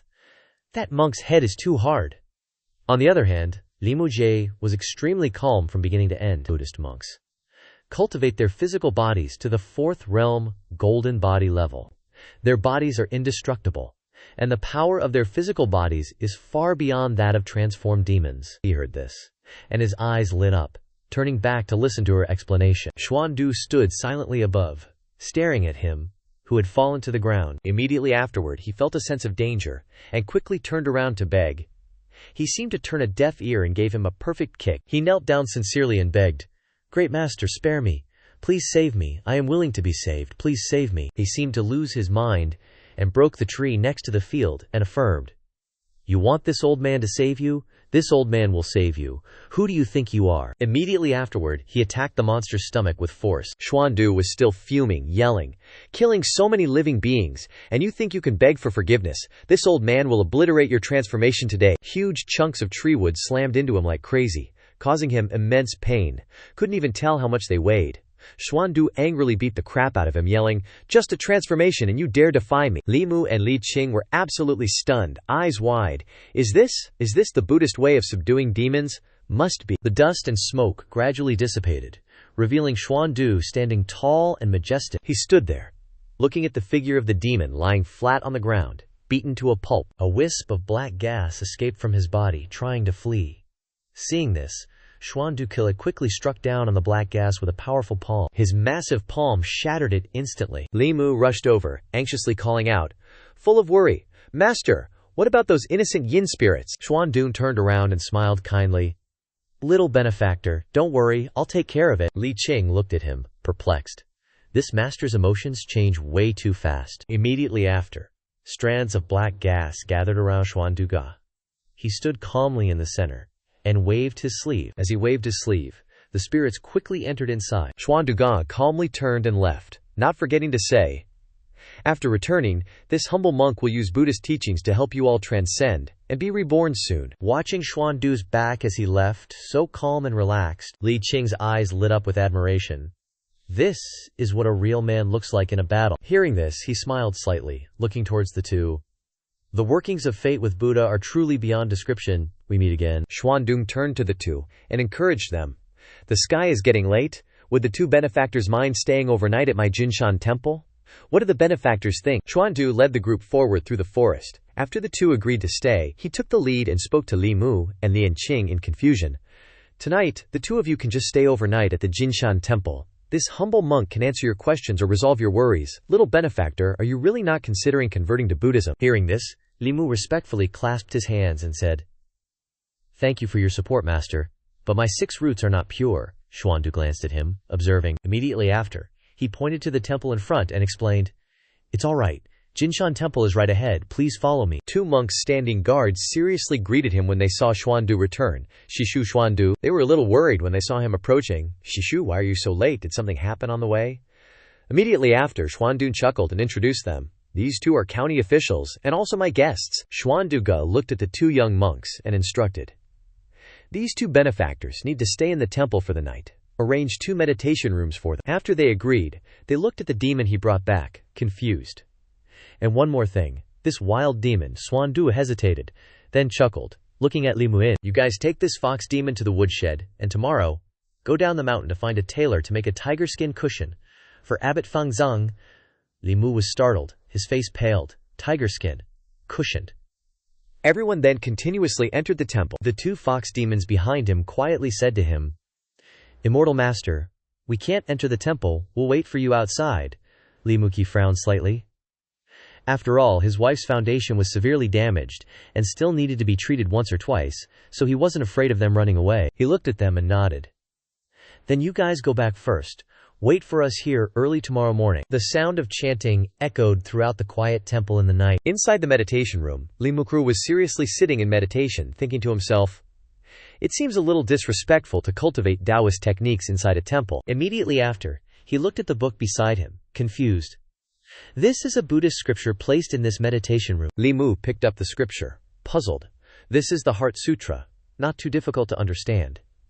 He gradually opened the scripture and quietly read the contents. In my memory of Buddhist scriptures, only the Heart Sutra can cause Buddhist light phenomena. Immediately after, he seemed to be contemplating something. I wonder if the Heart Sutra has any other wondrous uses that I don't know about yet. Li Mu immediately started making calculations, based on what he had just thought of. The sound of chanting resounded throughout the Buddhist hall. Suddenly, the Buddha statue inside just poof started glowing. The two young monks on guard inside were so startled they fell on their butts. Staring in terror at the glowing Buddha statue, they immediately scrambled outside, screaming, "The Buddha statue is manifesting! Quick, tell the abbot!" Everyone who heard that instantly devolved into chaos and panic. Meanwhile, the abbot was in the meditation room, looking for senior uncle Xuan Du. Li Mu stepped out from inside after hearing all the ruckus. He saw Li Qing standing there and was totally confused. "Big sis, you're still not asleep." He walked over to her, a puzzled look on his face. "What happened? I heard those little monks saying the Buddha statue in the temple just randomly started glowing." Li Qing kept explaining, making Li Mu Gao a bit pensive. If this kind of spiritual artifact starts glowing for no reason, it's definitely being influenced by something. That night, when I first used the Heart Sutra to help Lin Wan, a similar strange phenomenon appeared, just like what's happening in the temple right now. Immediately after, Li Muschu's face lit up with excitement. "Big sis, this must mean someone is chanting a Dharma Sutra, causing this anomaly." Li Qing heard him and immediately shot back, "No way!" Then, she pondered for a moment before explaining. These Buddha statues at Jinshan Temple are over 100 years old, and countless masters have chanted here day and night. If there was going to be some anomaly, it wouldn't have waited until now. Seeing her hesitate, Li Mu grew impatient and confused. Unless what? Li Qing gazed intently ahead and gave a thoughtful answer. Unless a new Dharma Sutra has just emerged. Half a month ago, the ancestral temples of the 6 sects also experienced numerous anomalies. Daoist scriptures trembled, and Daoist bells rang non-stop. She continued. Now even the Buddhist sect is seeing similar anomalies. Something big is definitely about to go down in the northern district. Just as he was about to explain, his body suddenly went limp and he started falling. Li Qing quickly caught him, her brow furrowed in concern as she heard his shaky reply. "Are you all right? My head is killing me? Did I use too much spiritual power in today's fight or something?" Li Mu immediately fell deep into his own thoughts, practically ignoring Li Mu Qing. "I didn't realize just a few lines of the Heart Sutra would drain me this much. Anyway, it's getting late, you should go rest up." Hearing that, he immediately turned and headed inside, just barely glancing back at her. "All right, I'm hitting the hay, see ya tomorrow. We're heading back to the county office first thing in the morning, so don't be late." After he went inside, Liu Qing watched his retreating figure, lost in thought. Early the next morning, at the county yamen, Zhang Chun sat imposingly on his high seat, interrogating the 2 weasel demons. "You 2 fiends? While you didn't actually harm anyone, you did cause property damage to Xianxia village and its residents. This official now sentences you to compensate them, double their losses. Do you have any objections?" Hearing that, they respectfully bowed their heads and agreed. "We obey, Your Excellency." He continued to deliver the verdict. Xianxia village suffered losses of 15 chickens and 2 goats. Compensating double means a total of 5 liang and 5 wen of silver. After delivering the verdict, Zhang Chun looked at them and said, "Do you have anything else to say about this judgment?" The weasel demon heard that, and immediately blurted out an explanation. "Your Excellency, those 15 chickens were indeed my fault, but I swear I never stole any goats. Goat meat is just too gamey. I get nauseous just smelling their blood." Zhang Chun's face immediately turned stern as he questioned them. The 2 goats in Xianxia village had their throats ripped open, their blood drained dry, and they died. "If it wasn't you, then who else could it be?" Just then, Zhang Shan rushed in, his voice urgent. "Your Excellency, it's bad. Something's happened in Xianxia village." Inside the outer courtyard of a manor in Xianxia village, Li Mu stared at the corpse on the ground, bewildered. "Big sis, can you tell what kind of demon did this?" Han Jie immediately stepped forward to examine it. "Just look at the bite marks on its neck." After examining it, he gave his best guess. "Not a demon, it's a jiangxi." Li Qing heard that and asked, a bit incredulously, What kind of Jiangxi? At the very least, it's a hopping Jiangxi. Since when did hopping Jiangxi start showing up in Yangqiu County? Han Zi heard her and immediately turned his head, a bit confused. Could it have hopped over from neighboring Chu County? Li Qing immediately refuted.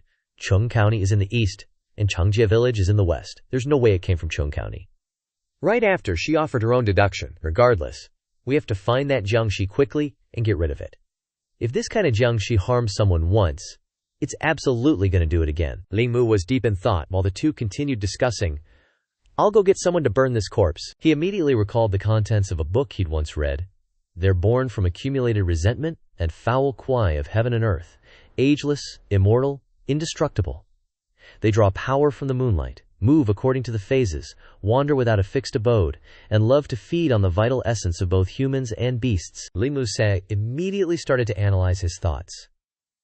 White Jiangxi are covered in white fur, basically freshly turned corpses. They're super scared of light and move really slowly. They usually munch on livestock and don't dare attack people. Black Jiangxi are covered in long black fur, also scared of light and intense fire, and they're slow.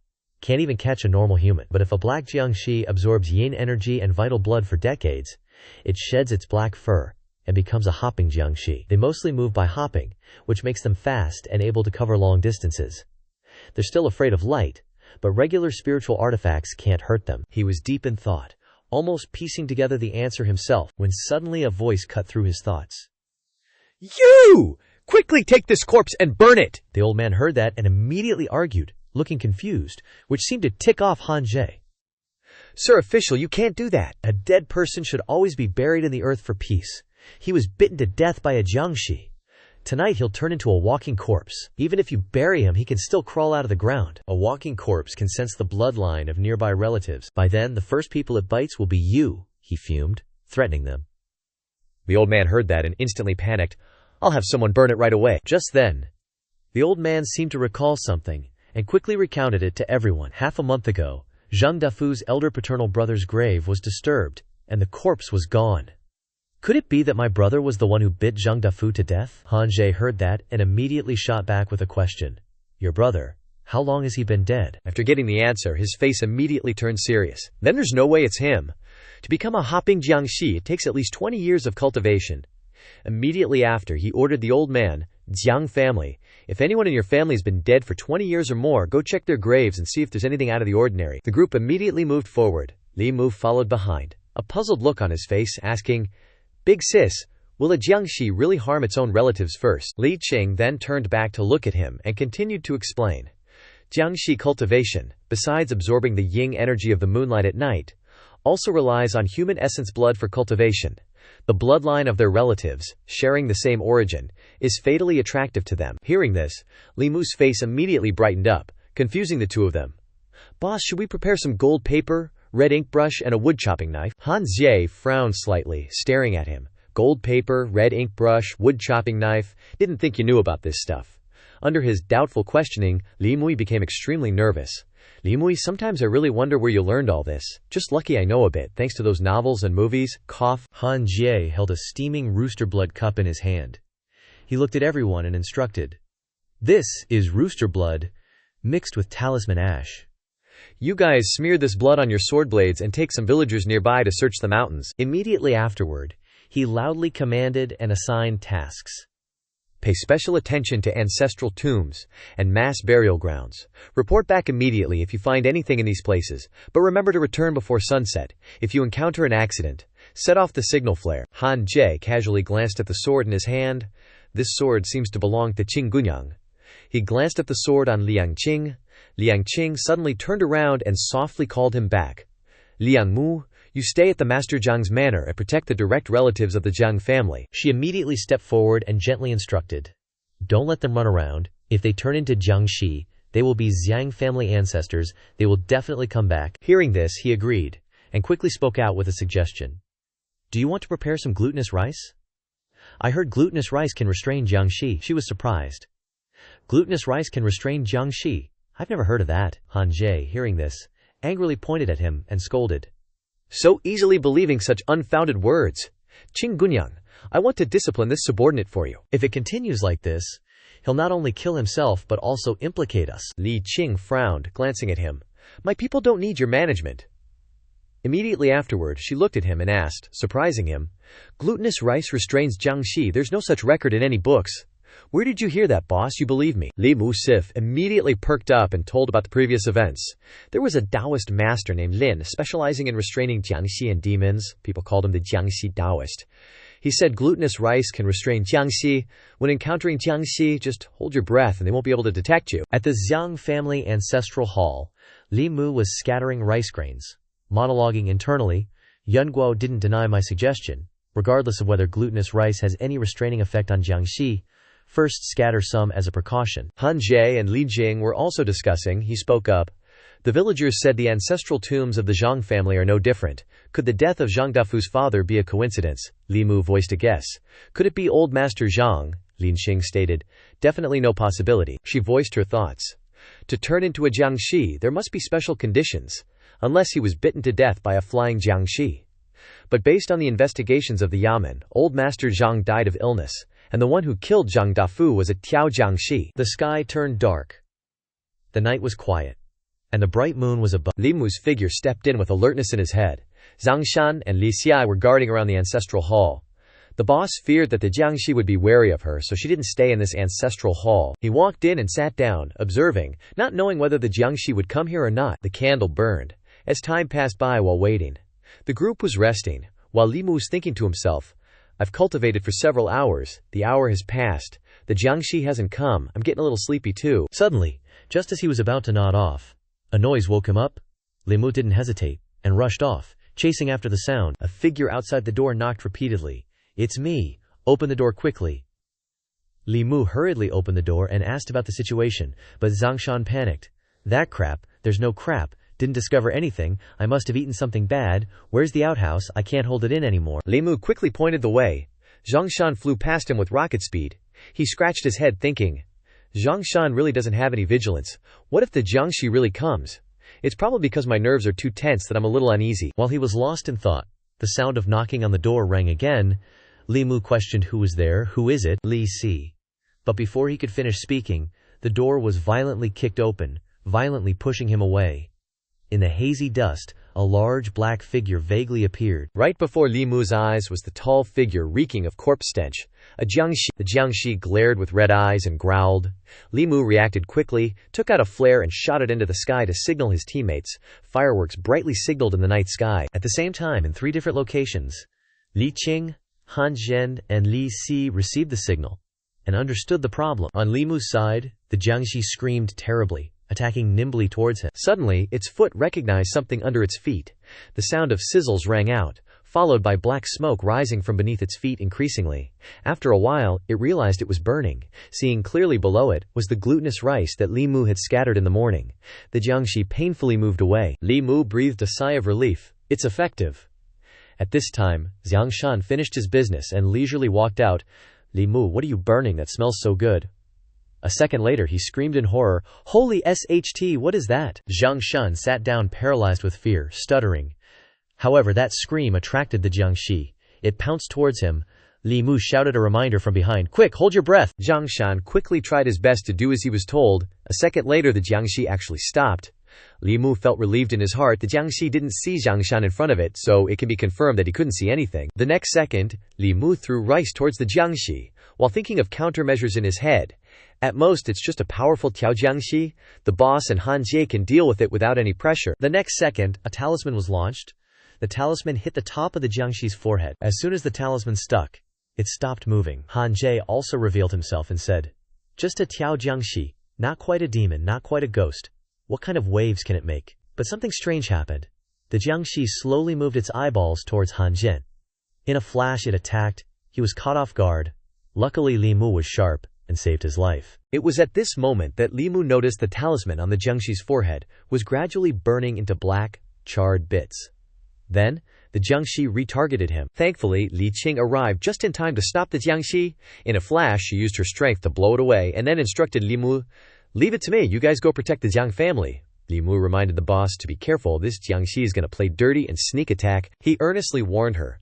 Boss, it's trying to run away, Han Jin, finally snapping out of it, asked, What's the situation? The Jiangxi actually ran. Li Mu, looking utterly dumbfounded, asked. Running away like it's scared stiff, Li Qing chased after it, reminding, Han Zhe, you stay here, I'll chase after it. Han Zhe reminded her again. Be careful, Han Ji said seriously. Li Mu, it seems you were right all along. He approached the axe and listened to him. Glutinous rice really does have a restraining effect on Jiangxi. I just didn't understand it before, my skills weren't refined enough. Thanks for saving me just now, Li Mu said concerned. No need to thank me, I will save other people too. Then he took a step and went while saying, I'm going to see if anyone is injured. At this time, a boy stood there mumbling, Is Grandpa?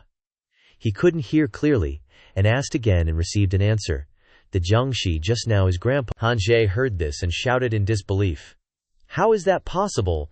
Zhang's old landlord only died half a year ago. How could he become a hopping zombie? Suddenly a stream of black aura appeared abruptly in front of the crowd. The Jiangxi came back, Li Mu warned. It's back. That Jiangxi is back. Han Zi was sweating cold, his mind heavy. This Jiangxi actually used a feint. He immediately commanded, go back to the ancestral hall, close the door, and no matter what you hear, don't come out.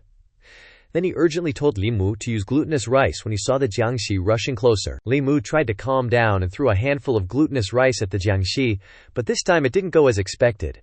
The glutinous rice was corroded by the black aura. Han Zhe shouted in horror. Not good, this black mist is destroying the glutinous rice that can restrain it. At the same time, he warned him of the danger. Li Mu Sha, be careful. The reminder saved him at the last moment. Immediately after, the Jiangxi kept chasing Li Mu, and he secretly noticed this. He thought, could it be that it can sense the pure yang body? At this moment, Han Jie shouted loudly, Li Mu, get out of the way! The next second, he stabbed the Jiangxi through the body with his sword. The Jiangxi opened its mouth and spewed out disgusting black mist, and the stream of smoke corroded the sword. Han Jie looked in horror at the scene where the sword was broken forcefully by the Jiangxi. In an instant, Han Jie couldn't dodge and took the full brunt of the Jiangxi's attack. While flying away, he cursed inwardly. No, these things are useless against it. Li Mu witnessed it and was horrified. Han Ji's wooden sword that had been refined into a magic weapon was actually crushed by it, like this. At this time the scene was extremely terrifying, and the Jiangxi absorbed the moonlight. In an instant it became even more powerful and fierce, and its power became even more overwhelming. The next second, it disappeared. Strangely from the sight of the two, Li Mu felt anxious and vigilant. Not good, I can feel danger approaching. Suddenly a cut occurred on his arm, causing Li Mu to cry out in pain. The Jiangxi's fingernails dripped with blood, and he glanced at it carefully. Too fast. I can't keep up with its speed at all. Even if I want to run now, I can't escape. The Jiangxi continued to play hide and seek, moving quickly and disappearing in front of the two of them. It quickly and vaguely appeared in front of Li Mu while he was off guard. The Jiangxi raised his hand to attack him again, but Han Jie rushed out to save Li Mu. He looked at the wound on his hand and shouted. Han Butu, Han Jie didn't care about his injuries, and thought, this Jiangxi is too fast, we can only use the Bagua mirror to temporarily suppress this Jiangxi, and then think of other ways. As soon as he thought about it, Han Jie quickly threw out the Bagua mirror. The Bagua mirror shone light on the Jiangxi, somewhat suppressing it from attacking. Han Jie opened his mouth. The Taoism of this evil thing is higher than I thought. Are you okay? Li Mu gasped and replied, I'm fine, how are you, Han Butu? Han Jie said seriously. I'm not dead yet, it seems that I have to use that move. He asked worriedly. You are seriously injured, can you still fight? He firmly confirmed. Following that, Han Jie began to perform Taoist hand seals. While Han Jie was performing the formation, Li Mu carefully observed the details. All the power of heaven and earth poured in the direction of Han Jie. The Jiangxi refused to give in and attacked, but was immediately knocked back by the power of the technique. The formation was almost complete, and a mysterious figure appeared faintly. Han Jie then formed a seal to control the huge Dharma idol. It acted bravely, just like his hand at this moment. The huge Dharma idol lowered its finger, and the magic power turned into a large knife, swinging straight down on the Jiangxi's head. The Jiangxi's blood splattered immediately. Li Mu was amazed by its powerful power. Han Jie clenched his teeth tiredly as he watched it being cut in half. The Jiangxi knelt down on the ground. He went from one surprise to another, and he actually chopped the Jiangxi into two pieces. Li Mu urged Han Jie to hurry up, so he took two talismans. Just in case, Han Jie threw it into the Jiangxi's body and shouted, the corpse must also be destroyed! Its whole body was covered by a blazing sea of fire. His face was devoid of any vitality, and he whispered the words he could say. Finally, Li Mu gasped, It's over. As soon as he said that, he lost consciousness and fell down. Suddenly, Liu Qing quickly came over and gently supported Liemue with her hands. He tried to open his eyes and said, "Boss." Liemue's whispering voice made her even more worried. "What's wrong with you? Are you so badly injured?" he replied. "Han Xian and I have dealt with it." Li Qing lifted Limu's chin, making him a little embarrassed. She told Limu's, "Don't move, you've been poisoned by corpse poison, let me help you heal." He looked at Limu's Qing's lips, about to touch his, feeling dizzy. What's happening? Could it be that the boss wants to do that kind of thing? She blew spiritual energy from her mouth, transferring it into Limu's mouth. He closed his eyes shyly, feeling bad for misunderstanding Li Qing. Her face flushed. "I've used my spiritual energy to dispel the corpse poison. You should be alright for now." Limu immediately felt better, worried about Li Qing. "Boss, are you okay?" She held her head. "I'm fine, I just need to rest." Li Qing then left, waving her hand and instructing him, "Go tell Han Zhen to inform the Zhang family that the zombies have been eliminated." "We should head back too," Limu complied. The next morning he ran into Zhangshan and Li Si. He asked with concern, "The boss said you should stay home and recover?" Zhangshan looked at the wound on his shoulder. "Your injury looks terrifying." Limu was a little embarrassed. "The boss already helped me detoxify. It's just that the wound looks a bit scary." The door he was about to walk through was suddenly pushed open with great force, slamming it wide. Liu Hanyan slowly walked out, and immediately saw Limu. Liu Hanyan approached, curiously asking, "Where have you been for the past 2 days?" he replied. "I was taking care of some official business." She suddenly noticed the wound on Limu's shoulder and exclaimed in a fluster, "This injury, are you all right?" He smiled slightly. "It's nothing serious. I should go change my clothes first, miss. Wait for me." Liu Hanyan replied, "Absolutely not." She turned away and instructed Li Mushai, "You stay here and wait for me, I'm going to fetch a doctor." Outside the courtyard, the sky was clear, and the blue stretched to the horizon. A few white clouds drifted lazily like giant snowflakes. The three of them entered. Zhangshan put his hand on his shoulder and whispered, "Miss Liu really cares about you." Li Si chimed in, "There's a hint of sourness in your words." Then he quickly turned and teased, "Zhangshan, are you jealous?" He then replied, "A little." He ignored them and pulled his clothes down. Limu touched the wound, gritting his teeth in pain, thinking, "This wound, even though the corpse poison has been dispelled, still hurts like hell. Luckily the boss dispelled the poison in time. Otherwise, I would have had to cut off my arm." Suddenly a loud scream came from outside the room. Everyone in the room was startled and turned to look. Wan Wan covered her eyes and exclaimed, "Young Master Lia, your injured shoulder." Liu Hanyan was shocked, speechless, and she quickly composed herself and ordered, "Doctor, come in quickly." The doctor examined his wound. "This wound seems to be from some kind of claw, but it's not like a beast's." The doctor turned and asked Miss Liu, "I will first prepare some medicine for the wound. I will bother you to clean the wound for Li Mumu." She understood. Wan Wan carried a basin of water over, and when she saw Liu Hanyan supporting him, she exclaimed, "Limu, you sit on the bed." He hesitated. "Miss Liu, treating the wound requires taking off my clothes." Limu awkwardly advised Liu Hanyan, "If people see this, they might misunderstand, damaging your reputation. It's better if I do it myself." Hearing him say that, she bit her lip with a hint of pity. Liu Hanyan gently wiped the wound, asking with concern, "You're injured this badly, yet you still act tough. What exactly did you do to get hurt like this?" Zhang Shan then began to tell her about the events of the previous night. Liu Hanyan carefully listened to him while tending to Limu's wound. She heard about the demon fox and the zombie and asked with worry, "What are those?" Zhang Shan replied, "That's right, you wouldn't know." Li Muna was about to say something, but he kicked him. Li Si offered an excuse. "We still have official duties to attend to and cannot stay long. We'll trouble Ms. to take care of Li Mu. We'll take our leave first." Jiangshan scratched his head and promised, "I'll tell you more about it later." She wished them a smooth day. He asked them to thank Li Qing on his behalf. Hearing this, Liu Hanyan looked at Li Mutu with anxiety. His health isn't good, yet he has to face such dangerous situations as a constable. She lowered her head. Maybe I should advise him not to be a constable anymore, but that would be meddling in his affairs. After a while, Liu Hanyan finished bandaging Li Mu. She sat down and said, "Young Master Li, the wound on your shoulder is bandaged." He smiled lightly. "Thank you, Miss Liu." Wan Wan excitedly looked at Li Mu with admiration. "Young master, did you really go to catch demons?" Hearing this, he was surprised, and turned to look at her with a stunned expression. Li Moon touched the bandaged wound in contemplation. "I didn't catch any demons, but I almost got bitten to death by one." Wan Wan glanced at Liu Hanyan, thinking to herself, "It's that expression again.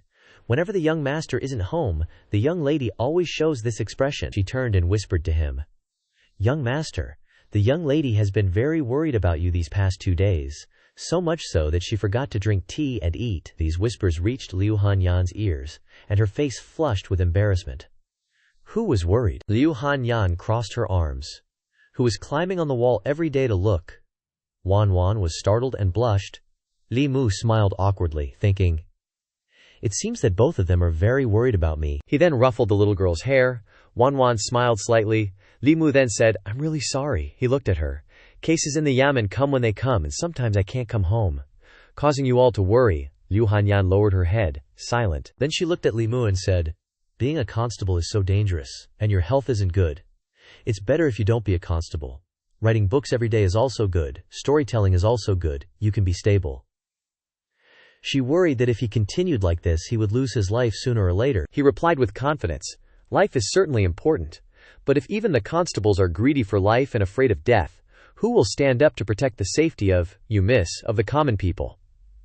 Those words suddenly caused Liu Hanyan's heart to tremble. Li Mu continued, "I know you're worried about me, but precisely because life is important, we must live it to the fullest. A person's life should be lived like that, so that when looking back on the past, there is no regret for wasting lifespan, nor should there be shame for mediocrity and inaction. Even if I only have half a year left to live, I want to do what I want to do in this half a year." Afterward, she walked outside with Wanwan. Liu Hanyan silently recalled the words he had just said. Suddenly, the little girl felt uneasy seeing her like this, and had to ask, "Miss, what does the young master mean by what he said?" Liu Hanyan turned and ruffled Wanwan's hair, smiling slightly. "You're still young, it's okay if you don't understand, but you must know." She looked inside, and recounted, "There are many demons and ghosts in this world. The reason we can live peacefully here is because there are some people like him who silently protect us in the shadows." The little girl asked innocently. "I understand. The young master is always protecting us in the shadows, but now the young master is injured, so life will definitely be inconvenient." Wanwan smiled happily. "Miss, can I stay and take care of young Master Li?" The midday sky was clear. The bright sunlight shone down, covering everything with a dazzling layer, and the atmosphere was warm and quiet. There were gusts of wind, bringing a gentle breath. The little girl excitedly brought out a bowl of eye-catching hot nourishing soup. "Young master, this is a nourishing soup specially prepared by the young lady for you to nourish yourself. It tastes delicious." Li Mu hesitated. "But my hand." Wanwan scooped up a spoonful of soup. "Young master, you don't have to worry, Wanwan will feed you. Open your mouth." He stared blankly at the soup spoon, thinking, "Ever since I was weaned, I've never enjoyed the luxury of being waited on." Li Mu was secretly crying, tears of joy inside. It was worth it to feed this little maid for free. The little girl fed him, asking curiously, "Young master, can old fox spirit talk? What do zombies look like? The books say zombies suck human blood essence and hop around when they walk. Is that really true?" Li Mu chewed as he explained, "They can talk, and even transform into human form. Zombies suck the blood essence of humans, sheep and cows. What's more, powerful zombies can even fly." Suddenly he sensed someone entering, and Li Mu opened his eyes. He was startled to see Li Qing standing there dumbfounded, while Wanwan bowed her head in greeting. Li Mu awkwardly explained, "Boss, Wanwan is my neighbor, she's here to take care of me." Ling walked past without expression, silently sizing up the little girl. She held a talisman in front of him. "Sit down, I'm just here to check on you and give you a talisman," Li Qing earnestly instructed Li Mu. "Burn this talisman into ashes and drink it with water, and your injuries will heal faster and your body won't have any scars." Seeing this, Wanwan quickly poured water so they could chat comfortably. He thanked her, only to remember that the fox couple was still imprisoned in the yamen. Li Qing smiled gently, advising Li Mu to rest and recover. Then, she told him that the fox couple would compensate the villagers for their losses, and then be released back into the mountains. She also reported to Zhang Daren that glutinous rice could restrain zombies, so he would be praised for it. Li Mu felt the burden in his heart lighten and patted his head. "That puts my mind at ease." Suddenly he asked curiously, "Boss, what kind of magic did Han Zhen use to chop that jumping zombie in half? Was that Daoist magic?" She looked at Li Mu and explained, "Not quite. Han Zhe's lineage used to have a strong cultivator, who left behind a Daoist divine power for future generations. Activating this divine power summons a phantom clone, which can use a single instance of divine power. Han Zhen is at the soul condensation realm, so activating it will summon a nascent, soul realm phantom clone." His eyes widened, overwhelmed by the information he'd just received. Li Mu looked at his palm, thinking, Han Zhe is only a second-stage powerhouse, yet he could kill a fourth-stage zombie. Daoist magic is truly endlessly useful. If my lightning magic could strike wherever I point, then what are fox spirits and zombies to me? After a few days of resting at home to recover, Li Mu quickly healed and went to Binshui Bei Su. He sat on a wooden chair and said, "This place is far from the county town, so it won't attract attention. You can practice your lightning magic here in peace." Suddenly, a purple light flashed, illuminating the whole area. Suhi felt that the lightning was off, so she opened her eyes. She was surrounded by a green light, confidently raising her hand and exclaiming, "Guide!" A bolt of lightning suddenly appeared above Suhi's head. It crashed down, creating a huge explosion and billowing smoke. He paled, thinking, "Miss Su, he is guiding the lightning onto herself." Li Mu shouted her name.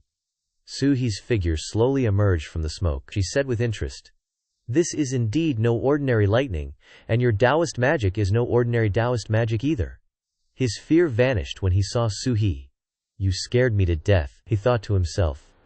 "But the difference in strength between the middle three realms and the lower three realms is too great. Even my strongest attack can only make Miss Suhi shiver." She flew up. "The last time you used the scriptures to save Lin Wan, it was different. The monks wanted to save me, but their Buddhist light couldn't compare to yours. When you reach the soul condensation realm and master lightning magic proficiency, you'll be unmatched in the middle three realms, Su," he excitedly said. "Keep trying to attack me." Li Mu solemnly clasped his hands. "Then I thank Miss Suhi for practicing with me." During that time, bolts of lightning crashed down, darkening the sky.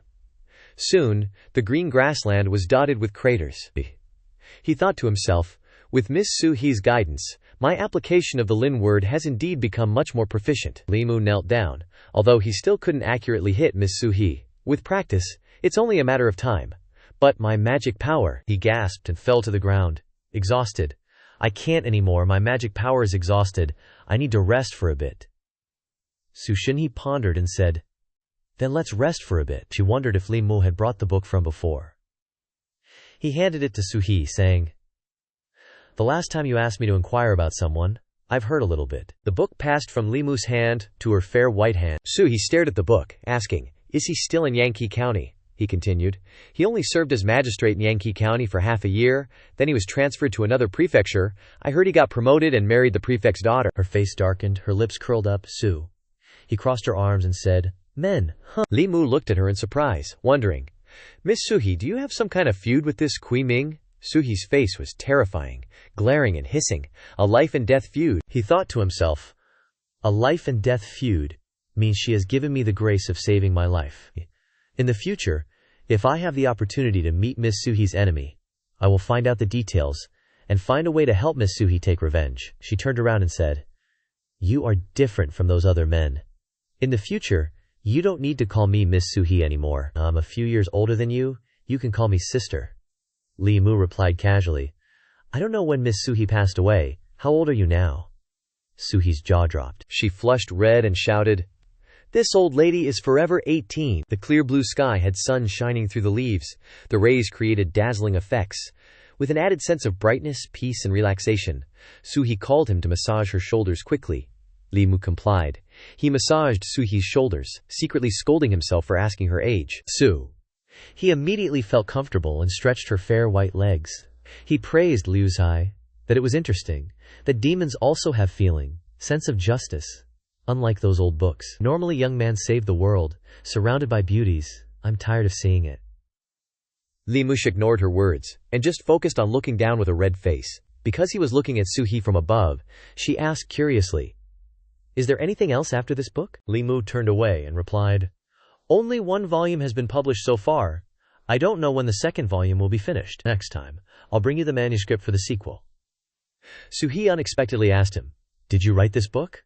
She thought, a bailiff who is quick can write books like these. Being a bailiff is not high salary. Writing novels in spare time, earn some money to make a living. Li Mu thought, "Sorry Mr. Pusongling, now everyone thinks I wrote Liu Zihai. Denying it will only reveal the truth." She sighed. "This book is beautiful, of course, but in reality, there aren't many men so devoted, and they wouldn't fall so deeply in love with demons. Only someone with a pure heart like yours could write such a story," Li Mu replied. "In this world, devoted men may be few, but not all are heartless, and demons aren't all evil. I just wrote what I felt in my heart," he said firmly. She smiled brightly, gazing at Li Mushen with affection. "What you felt in your heart, huh, Su?" He reached out and touched him. Then let me ask you, why do the humans in your books always want to be with female ghosts? Is that what you feel in your heart too? Li Mu turned his face away, trying to avoid her smile. That's not important. Suhi's hand wrapped tightly around his, not letting go. Li Wei. Li Mu thought, I brought Liaozhai here to change her mind about men. Not because I have any other ideas. Suhi gave a sly smile. The book doesn't just talk about female ghosts, but all kinds of female demons. Even the dragon race. Could it be that you, she whispered close to his ear, have some strange fetish? Li Mu blushed and jumped away from Suhi. How could I? I'm not even married yet. My virginity is still intact. How could I have that kind of fetish? He blurted out his thoughts. I think love should be expressed. Treat each other sincerely. Love has no boundaries. Whether human, demon, or ghost, everyone has the right to pursue love. She giggled. All right, look how nervous you are. Big sister isn't going to eat you. Don't be so tense. I'm your big sister, after all. Should I conjure up a female ghost for you next time? Li Mu scratched his chin awkwardly, the words female ghost echoing in his head. Li Mu shook his head sheepishly, wondering what the heck he was thinking. Li Mu clasped his hands. No need, thanks for your kindness, but I've been here for a while. I should head back now. Farewell. He scurried away from Suhim. She called out, remember to bring some good food and booze for big sister next time to cheer me up. The next day, Liu Hanyan walked through the bustling crowd, thinking to herself, Yanyun Pavilion hasn't been open for long, and not many people come to browse, but Liaozhai is selling like crazy and getting a huge readership. I used to think Li Mua was pitiful, but I didn't expect him to do so well. Nearby, someone shouted, quick, find this Pusongling guy, see if we can poach him with a lot of money. He's a talent, Liu Hanyan continued to think. Li Mu's contribution can't be ignored for Yanyun Pavilion to stand its ground here. She happily went to his house, flung open the gate, and Liu Hanyan exclaimed excitedly, Li Mu, I've made a decision. Meanwhile, he was practicing cultivation, and looked at her in confusion. Decided what? Li Mu suddenly realized that he was practicing without any clothes on. Liu Hanyan blushed, and stared intently at his physique. She shyly covered her face and stammered, Why aren't you wearing any clothes? He sighed, put away his wooden sword. I was practicing and sweating too much so. Before he could finish, Li Mu noticed a golden aura. Where did this come from? It was the aura of lust. He looked up and realized that Liu Hanyan's entire body was surrounded by that golden aura. Li Mushi's eyes widened in confusion. Why is she surrounded by this lustful aura? He sighed helplessly. All along, I really just wanted to be friends with her, but I never thought she would. Li Mush reached out and gathered the aura, thinking, never mind, I'll deal with the lust first. I didn't expect my first experience absorbing lust to come from a body. Liu Hanyan shouted, Put some clothes on, quickly, he replied. Okay, wait a moment. Then Li Mu quickly went inside to change. Outside, she tried to calm herself down. Liu Hanyan stopped thinking about it. Forget it quickly. He came out of the house and said, I'm done changing, Li Mu asked curiously. What brings Miss Liu here? She replied, I came to ask you about the second volume of Liaozhai. Is it finished yet? Liu Hanyan said to him, As for the second book and the ones after, I suggest you split the profits with the bookstore. After covering expenses like labor and other costs, you'll get to keep half of the net profit. What do you think? Li Mu replied. Of course, no problem. He beamed. I've already finished writing the second book. Let me go get it for you now, Miss Liu. A moment later, after reading the latest volume, Liu Hanyan asked curiously, Li Mu, why did you write in the book? She looked at him shyly. That the human male loves not a beautiful female ghost, but a transformed female demon. Could it be that you have some strange fetish? Li Mu tried to smile awkwardly, but his mind was racing. Suhi asked, and now she's asking too. Do they think I have some kind of special preference? He smiled faintly and explained, of course, it's what the readers want to see. Knowing that, they'll buy it.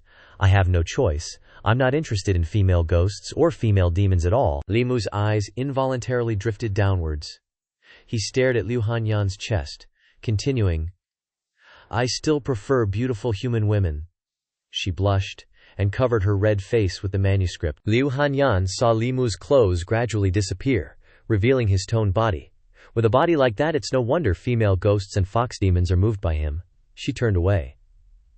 You can continue practicing. I won't bother you anymore, Li Mu called out. Don't misunderstand. Liu Hanyan left, and he tried to explain further. What I mean is, I still prefer human women. I'm really not some pervert who gets turned on by every female ghost or fox. Outside Yangqi County, In the courtyard of Hidden Valley, the majestic mountains and forests are filled with greenery, and the sunlight creates a shimmering glow. Grandma Mo quietly entered, thinking to herself, "The weather is hot. Even though this valley has trees providing shade, it's still very hot." She looked at the basket she was carrying. "I wonder if those little ones stayed home." Suddenly, foxes surrounded her, calling out, "Grandma Mo!" One fox asked, "Grandma Mo, what good things did you bring us this time?" Another fox chimed in, "It smells like roasted chicken. I smell the aroma of roasted chicken." Xiao Hu Li stood not too far away, watching them hop around the old woman. "Grandma, I want roasted chicken." They happily praised the meat. "This roasted chicken is so delicious." The one next to it immediately wanted another piece. Meanwhile, Grandma Fox walked towards her. Xiao Hu Li looked at her, tears welling up, and whispered, "Grandma." The old woman sat down, holding up a book, and said, "Grandma hasn't forgotten about you, silly. This book sells really well in the city." She smiled kindly. "You always said you didn't like roasted chicken, so why do you keep obsessing over the stuff that human writes? I knew I shouldn't have taught you how to read in the first place." Grandma stroked her head, and Xiao Hu Li cheerfully thanked her. She exclaimed, "I'm going to read the book," and then ran off. Grandma Fox watched Xiao Hu Li leave, thinking, "That child." She lay under a tree, reading the book. Good mother, same body, blessings and essence without a spot. The strange nose linked together. Feet not always a pair.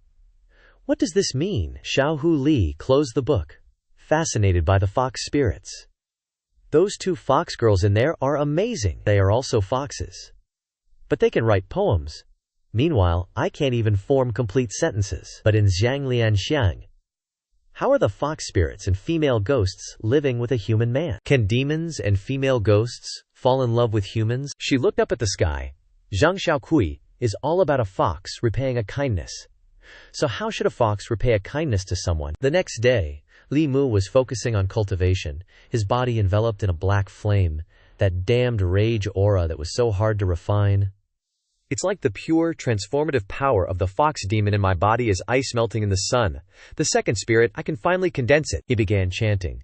Within my body, hidden mysteries return. Dark evil spreads. Heavenly lords defend the gates. Wedding daughters to the wind. Seven spirits in harmony. Keep me in peace. Do not act rashly. Li Mu's face was filled with determination, sweat dripping down as he exclaimed, "Condense." Immense pressure bore down on Li Mu's body, and he gritted his teeth, enduring it. The black flame surrounding Li Mu gradually disappeared.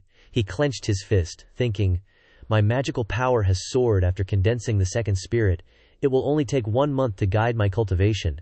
Now that the second spirit is condensed, if I condense 2 more, I can break through in half a year, just like that old Taoist said." Li Mu stood up and grabbed his sword. His injuries had fully healed, and the second spirit was successfully condensed.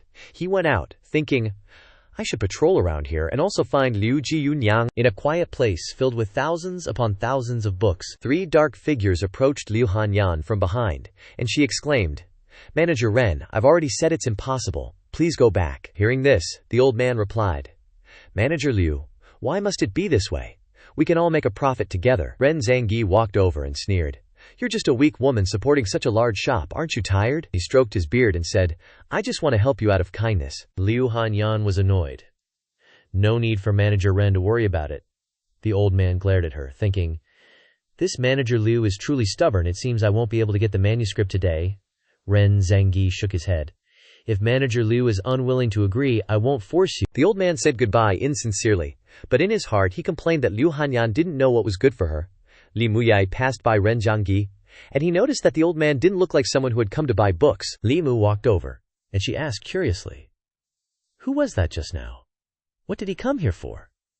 Liu Hanyan was startled to find him behind her. She put her hand on the table and said, "He's the manager of Sihai Books." Liu Hanyan's hand trembled and clenched. He wanted to buy the future manuscripts of Liao Zhai, wanting a different version from Yunyan Pavilion. But I refused. Liao Zhai is now the top book of Yunyan Pavilion. Everything came because of it. She turned around and shouted, "How could I sell it to them?" Liu Hanyan tried to calm down. "Besides, the price they offered, the bottom line is buying it. It's clearly seizing assets. They are just bullying me because I'm new and don't have anyone above me." He grinned. "Who said you don't have anyone above you?" She hugged her arms sadly. "Wan and I have only been here for less than 2 months.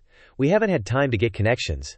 How could there be anyone above me? Li Mu approached and encouraged Liu Hanyan. A bailiff is also kind of an official. Don't forget, this is a jurisdiction. No matter what small or big things happen on the street, they are all under my jurisdiction. He smiled brightly.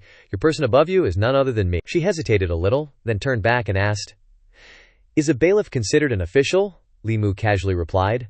Of course a bailiff is not considered an official. If you are bullied by others in the future, don't come looking for me. Liu Hanyan held his arm. Lord Lai, this weak woman just came here from somewhere else. I'll be counting on you for help in the future. Li Mu looked at her. I've been patrolling for half a day, and I suddenly feel a little thirsty, he thought. Strictly speaking, a bailiff can't be considered an official, but Daizhou is a corrupt country. No matter what big or small things happen on the street, no matter what cases, whether it's theft, coercion, or harassing innocent women, defrauding, I have the right to manage it, and then just submit a document to Magistrate Zheng. In the meantime, Liu Hanyan seemed to understand Liu Mu's meaning. She invited him to sit down and smiled brightly. My lord, please sit down. Let me help you brew some tea. Liu Mu turned back and advised. If Miss Liu encounters any trouble in the future, I will take it on for Miss Liu. You don't need to be afraid, and you shouldn't take on all the pressure anymore. Although you don't have any friends in Xianxia County, at least you still have me. Liu Hanyan shyly agreed. Li Mu stood up and went outside. He waved his hand. I'll continue my investigation. Remember to wait for me to come back at night and eat together. She hesitated a bit. I know. Liu Hanyan looked at Li Mu's back and thought strangely. Why did I think of the past? I've already decided not to let the past affect me anymore. Memories from her childhood flashed in her mind. At the age of 7, I was sold into a music school by my parents. I could only eat 1 meal a day. The rest of the time was spent practicing musical instruments. Even if my fingers were cut and injured by the strings, I could only bandage them myself. And if I was harassed by older patrons, I could only endure it in silence. I don't want to live such a dependent life. So I desperately practiced playing instruments, learned all the musical instruments of the music school, and performed for more than 6 hours every day. I refused countless men who wanted to help me, desperately earned money, and finally accumulated enough money to redeem myself, and had some money left over to open a shop. The scene of Liu Hanyan and Wanwan overcoming all obstacles and leaving their hometown appeared. Alone, she brought Wanwan from a county thousands of miles away to this place, opened a shop, recruited staff, and opened Yunyan Pavilion. She kept staring blankly. For so many years I have never relied on anyone. Until now, I don't know what it feels like to have someone to rely on behind me. Liu Hanyan put her hand on her chest. Li Mu, now I seem to know. A few days later, at Li Mu Sha's house, he asked Wanwan with confusion. Why haven't I seen your Zhaoji these past 2 or 3 days? She replied. Zhaoji is composing and arranging the drama, Butterfly Lovers, Wanwan said gloomily. The music school and opera house have just started, so she has been busy with those things in the shop these past 2 days. She exclaimed. Can young master tell Zhaoji to come home and rest late at night? Li Mu was surprised, and Wanwan's eyes welled up with tears. When I went to deliver food to Zhaoji, I saw that Zhaoji couldn't sleep well in the shop at night and she always had nightmares, and she was so haggard. He smiled and patted her head, agreeing.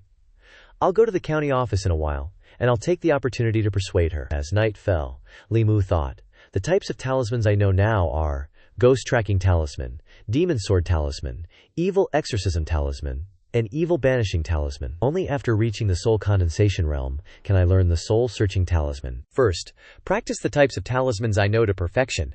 I can give the Evil Exorcism Talisman to Miss Liu to stick on her house. Suddenly, a strange aura flew towards Li Mu. He felt something strange while practicing, and Li Mu turned around sharply in tension. He looked around at the utter silence, and Li Mu thought with a touch of unease, it's way too quiet today, isn't it? He prepared to continue cultivating, feeling a bit suspicious. But this aura feels like it's aimed at me. Am I just being overly sensitive? Suddenly, the demon ward talisman on the table across from him flickered with magical power and blazed to life. Only then did Li Mu realize what was up. His eyes widened as he thought, crap. That aura from before was coming from Miss Liu's place. He quickly went to her house, standing outside, silently observing his surroundings. Li Mu looked into the room, thinking, something's off. Besides Miss Liu and Wanwan, he sensed another aura here, one brimming with chilling, sinister intent. Li Mu looked towards Liu Hanyan's bed. Let's see your true form, he then exclaimed. Heavenly Eye Technique. Open. Li Mu's eyes instantly shone with light. Li Mu then saw a dark shadow on the bed, touching Liu Hanyan's head. He was now completely certain of his guess. There's definitely a ghost here, no doubt about it. Li Mu observed her pale face, with sinister energy swirling around Miss Liu. Is this the reason Miss Liu is having nightmares? Outside the door there are dark shadows floating around, he thought to himself. Someone's coming. The demonic woman walked over, looking at Li Mukai with curiosity.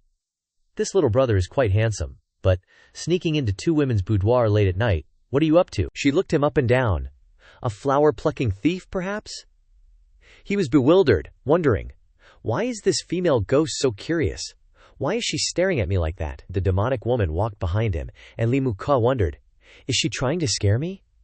He spoke first. Have you looked enough? She was shocked, realizing Li Mu could see her. Li Mukai thought to himself, if I met her a week ago, I'd be scared stiff, but now? He then drew his sword. What kind of evil spirit dares to act so recklessly here? Who sent you? The demonic woman thought to herself. How can he see me? Could he be a Daoist cultivator? Liu Hanyan then exclaimed, who's there? Who exactly is outside? Li Mu grit his teeth nervously, thinking, crap, Miss Liu's awake. She clutched the blanket in fear. Who are you? What are you doing here? Leave quickly or I'll scream. My neighbor is a constable, and he's very skilled. He then said, it's me, don't be afraid. Liu Hanyan asked, confused. What are you doing here so late at night? Li Mudo gave a sheepish smile. I'm sorry. It's not convenient to talk about it now. He then turned around abruptly, discovering she was secretly trying to escape. He then took out a talisman. Did I say you could leave? The demonic woman thought in fear. Has she been discovered? She quickly ran, thinking she had to get through the door to escape, or she wouldn't be safe. Li Mu then threw the talisman brimming with magical power in his hand toward the demonic woman. It shot like an arrow and stuck to the middle of the window she was planning to escape through. She was focused on running and didn't notice there was a talisman above her, and she slammed her head into the door. The demonic woman turned around in shock and saw a nearby window. She tried to run fast, not believing that Li Mu could be faster than her. He guessed where she would run, and threw the talisman while exclaiming, imagining the remaining talismans in his hand. Li Mu threw all of them at the doors and windows in the room. The demonic woman flew around, realizing that everything in the room, like the windows and even the roof, was now covered with talismans. She was exhausted. Li Mu spoke from behind. Give up. The room is completely sealed off by me. You can't escape. He found a lamp nearby, and Li Mu pointed at it and chanted to light it up. The lamp suddenly lit up, and Liu Hanyan blushed. It's late at night, and you're mumbling in my house. She looked at him, both embarrassed and angry. What exactly do you want to do, and why are you naked in my house? Li Mu helplessly put his hand on his forehead. I'm done for. I was too rushed, and forgot to put on clothes. Li Mu approached, hoping Liu Hanyan wouldn't think he came to do something indecent. She saw Li Mu gradually approaching and was startled. Liu Hanyan clutched the blanket tightly, nervously backing away. What exactly do you want to do? He walked over and extended his hand towards her. Liu Hanyan blushed. Don't come over here, Li Mu. I didn't expect you to be this kind of person. She raised her hand to try to block him, yelling, I don't want to. Get out of here. Li Mu then placed his hand on Liu Hanyan's forehead, and a stream of green light entered her forehead. Liu Hanyan was a little confused, gradually opening her eyes that were emitting green light. He then pointed behind her and called, Liu Hanyan, look over there and see what it is. She curiously followed, and the house didn't look ordinary. Wait, it seems like there's someone over there.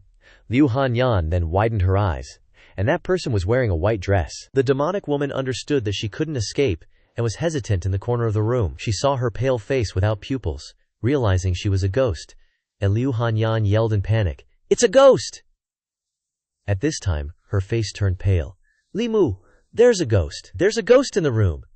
It's exactly like the female ghost in my dream. Suddenly, the demonic woman angrily rushed towards Li Mu. So, you only have a bit of cultivation. She looked at him full of hatred and roared, Quickly leave your life behind. Li Mu then clasped his hands, and his whole body radiated a brilliant glow. The demonic woman's arm that was attacking Li Mu vanished, causing her to scream in pain. The demonic woman looked at her hands smoking in fear. This is Buddhism, aren't you a Daoist?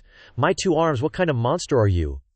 He then walked over, and she flinched and curled up, trembling. Don't come here, don't come near me. Li Mu glared angrily and shouted, Bold demon spirit, who allowed you to dare to do this? His eyes full of anger narrowed, daring to harm people in the city. The demonic woman said fearfully in the end, This little ghost is only being ordered by someone else. That person hooked one of the little ghost's souls, and if the little ghost doesn't do as he says, he will dispel the little ghost's soul. Li Mu frowned. Who exactly is that person, and what did he ask you to do? She then timidly replied, I don't know. I don't know who he is either.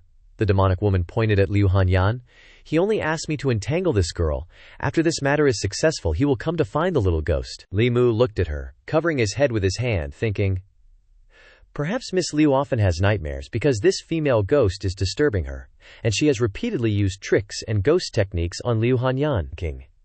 He turned to look at her, shivering with a blanket. If he hadn't discovered it in time, he was afraid it would eventually be life-threatening. Li Mu suddenly blushed. "I haven't seen Miss Liu's weak appearance like this before. She must be scared." He then ordered the demonic woman, "Turn around and face that wall." She listened fearfully. Li Mu's hand touched Liu Hanyan's cheek. "It's okay, that female ghost has been subdued by me, there's no need to be afraid." As the two were flirting with each other, Wanwan woke up because she heard the noise. They were startled, and each turned in different directions. She wondered, "What are you doing here?" Li Mu blushed and said, "It's nothing." Suddenly, Wanwan noticed the demonic woman sitting in a corner, curiously. "What's that?" She looked closely at her pale, fearful face, and Wanwan's expression turned pale in an instant, her eyes widening without saying a word. She then screamed loudly, jumping onto Li Mu. He was startled and grabbed her ears. "Wanwan is awake." Crap, Wanwan also saw that female ghost. She was so scared that she started crying, with snot running down her face, and screamed, "A ghost!" Li Mu then ordered the demonic woman to turn to the other side. "Dare to turn your head again, and I will make you disappear in both body and spirit." She tried to curl up as much as possible. He gently stroked Wanwan's head. "Don't be scared. I've already chased that female ghost away. Don't cry." Li Mu turned around to reassure them. "It's okay now. I'll go outside first. You two don't need to worry." They both held onto his hand, and she asked, "Gongzi, will you come back?" Liu Hanyan also chimed in. "What are you going to do?" Li Mu said awkwardly, "I'm going back to put on some clothes and then I'll come back. I can't just stay like this." They both froze, blushing, and thought what he said made sense. They released Li Mu's hand, and they said in unison, "Then you go first." The night was quiet, with moonlight shining on the roof tiles and lush green trees. Wanwan lowered her head and trembled. "Miss, when will Li Gongzi be back?" "I'm afraid you're also anxious," she just said. "He's just going back to put on clothes. He should be back very soon." Just as she finished speaking, the carved wooden door creaked open, casting a faint blue light. Li Mu smiled. "The female ghost has already been subdued by me. I'll take her to the magistrate tomorrow." He confidently gave a thumbs up, smiling confidently. "You can rest assured," she exclaimed joyfully. "That's great, Li Gongzi. I owe you so much." Liu Hanyan blushed. "I'm really sorry, I just thought you were—" Li Mu sat down opposite them. "It doesn't matter, I just sensed a strong yin energy here. I was worried you were in danger, so I rushed in. I'm really sorry for scaring you like that." Hearing this, she had misunderstood him earlier. Li Mu wondered. "That female ghost said she was ordered to harm you. Do you have any suspects?" Liu Hanyan replied. "Yunyan Pavilion's business is getting better and better, affecting the interests of too many people, so I don't know who it could be." She then decided to report this to the county magistrate the next day. Li Mu then stood up. "Don't worry, no matter who is behind this, we will arrest him and bring him to justice." Liu Hanyan hesitated. "Tonight," he continued, "it's getting late, you should rest first. I'll handle this tomorrow." She grabbed Li Mu's hand. "Can you not leave tonight?" He was embarrassed. "This isn't really appropriate." Li Mu blushed, thinking, "It's late at night. It's not good for a man and woman to be alone in the same room." Suddenly Wanwan hugged his arm. "Gongzi, I'm scared." Li Mu then pulled out a talisman. "How about this? I'll stick a few exorcism talismans outside. This way, no matter what kind of ghost it is, it won't be able to get in." Liu Hanyan winked, signaling her to hold him back quickly. Wanwan understood, her eyes full of determination. "I know, Wanwan will definitely not let Gongzi leave." She pitifully held Li Mu's hand even tighter. "Gongzi, I'm so scared, can you stay here?" He looked at Wanwan, thinking, with Wanwan's appearance like this, how can I refuse? After Li Mu decided to watch outside, and told them to go to sleep, Liu Hanyan said that she and Wanwan would bring out a mattress for Li Mu, and hoped that he would sleep on the floor tonight. Li Mu turned to leave, saying that he didn't need those things, he would be fine outside. He smiled slightly. "I'll keep watch outside, if anything happens you can just call me." Liu Hanyan blushed and thought, although I can't see his figure, I still feel completely at ease. She placed her hand on her chest, smiling. It seemed that as long as he was outside, no matter how terrifying the evil ghost was, it was nothing to be afraid of. The clear night sky with the bright full moon cast a silvery light down. Li Mu seemed to blend into the quiet space of the night. He rested his chin on his hand and looked up, thinking that he had been transmigrated into this world for almost 2 months, and wondered if his friends from his previous life were still doing well. Suddenly Liu Hanyan walked over and draped a shawl over his shoulders. She whispered, "It's cold outside, don't catch a cold." Liu Mu turned around in surprise. "Liu Gunyang, why did you come out here?" Liu Hanyan smiled slightly, curious about what he was thinking. Li Mu then replied, "I was missing the past." She said that she didn't remember anything about the past, and he offered that he had a talisman that could help. Liu Hanyan then refused. "It's been hard to get to the present. I don't want to remember the past. Why are there such strange talismans in this world?" Li Mu looked at her puzzled. "Let's not talk about this anymore. It's so late and you're still not asleep. Is it because you were scared by that female ghost just now?" Liu Hanyan asked. "I have never seen such a talisman. It's just that I saw you and you didn't look scared of ghosts at all. They are so scary, why aren't you afraid?" He clenched his fist. "I used to be very scared, but later I saw so many that I wasn't scared anymore. They are simply because of those tricks. People's methods are more powerful than them. They should be afraid of us." Li Mu's face was full of contemplation and melancholy, thinking, and his eyebrows furrowed, "I should also be considered another kind of ghost, right?" Suddenly her yawn sounded, interrupting Li Mu's train of thought. Liu Hanyan admired. "You're clearly not that old, but you've experienced so many things. It's really not easy to be a constable." He then looked up, his eyes fixed on the bright moon in the sky. The gentle light seemed to understand the thoughts in his heart. Limuna replied, "Nothing in this world is easy. For me, catching ghosts is easy. Running a shop is even harder. If I were you, I definitely wouldn't be able to get to where I am today." She then requested, "You also saw that Wanwan and I encountered this. We don't have any methods, so I want to ask if you can help me and Wanwan cultivate. I know this request might be a bit excessive. If your sect doesn't allow it, then just pretend I didn't say anything." He then replied, "Anyone can cultivate. The difference is in aptitude and talent. As long as you are willing to work hard to learn 2 or 3 years of Taoism, even if your talent is poor, dealing with the ghost just now is more than enough." Li Mu looked at Liu Hanyan and smiled brightly. "I don't have any sect. I usually cultivate on my own. If you want to learn, I can teach you." Liu Hanyan was overjoyed. She excitedly asked him, "Really?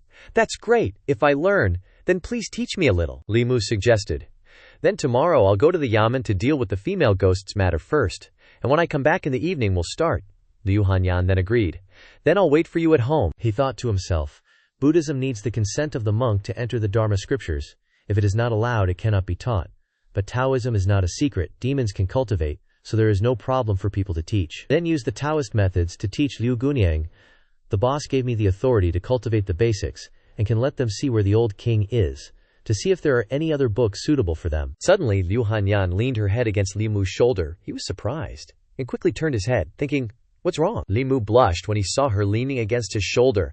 Li Mu tried to call Liu Hanyan. Suddenly his eyes looked down and he thought, "She's fast asleep." She called Li Mu's name while sleeping, causing him to think, "She's calling my name even when she's asleep. If I didn't know that she had no thoughts about me, I would definitely misunderstand." Li Mu lifted a strand of hair on her face. "It's so cold outside, and she can still sleep." He gently lifted Liu Hanyan up.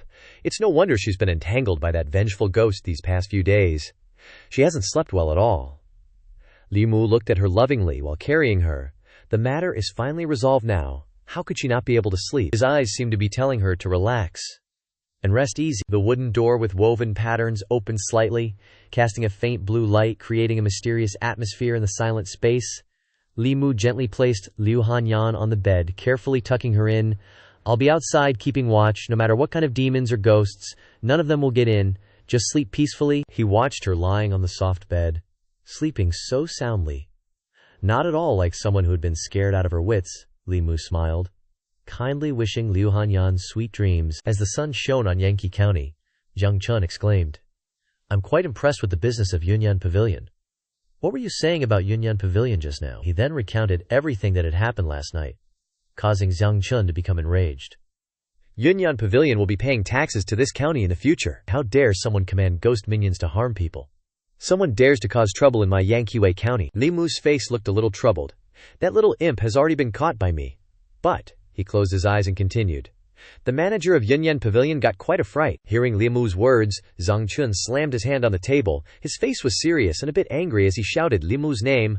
Li Mu raised his head. "Subordinate is here," Zhang Chun ordered. "This is within my jurisdiction. The incident happened under your watch. Now I order you to protect the manager of that Yunyan Pavilion." He walked past. "You must protect her. That Zhu Quan. If there's any negligence, I will hold you accountable." Li Mu immediately obeyed. Sometime later, the gentle dawn light crept through the window frame, illuminating the ancient brick walls of Li Mu's house. Inside, Liu Hanyan was dusting every nook and cranny, thinking to herself, "Since I don't dare go home anyway, I might as well stay at Li Mu's place and clean it up for him.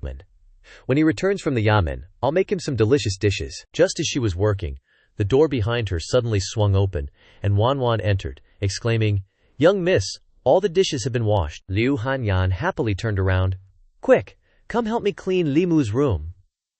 Suddenly he appeared, smiling and waving. "I'm back." She was stunned and blurted out, "Didn't you say you wouldn't be back until night?" Li Mu replied, "The county magistrate attaches great importance to this case and told me to protect you, so I'll be by your side for these next 2 days. Liu Hanyan was overjoyed. "That's great." She and Wan were eager. "Then can you teach us how to cultivate now?" He crossed his arms and agreed. "I'll teach you now."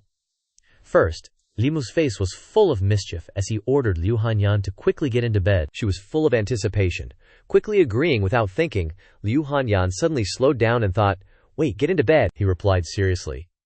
"That's right, after getting into bed, you have to smile." She covered her face and ran out, exclaiming, "Young miss, I have something to do. You can cultivate first, and I'll come in later." Wan thought to herself, "That's not suitable for children." Both of them stood there dumbfounded, watching her run off. Lewd scenes began to appear in Liu Hanyan's mind. Li Mu was slowly taking off his pants. "Little beauty, your tuition fee will be paid with your body." It made her face flush. So embarrassed that smoke was coming from the top of her head, he was worried.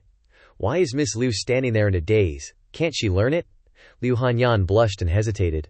"Of course I can learn, but do I really have to take it off?" Li Mu guessed. Looking at Miss Liu like that, she must be thinking about something strange again. He then explained to her, "Don't think about anything strange. You don't have to take off your clothes, just your shoes." Hearing this, Liu Hanyan went blank, frozen in place, unable to say a word. She thought to herself, "Just take off my shoes. Wouldn't Li Mu be able to see my feet then? But those are for my future husband to see."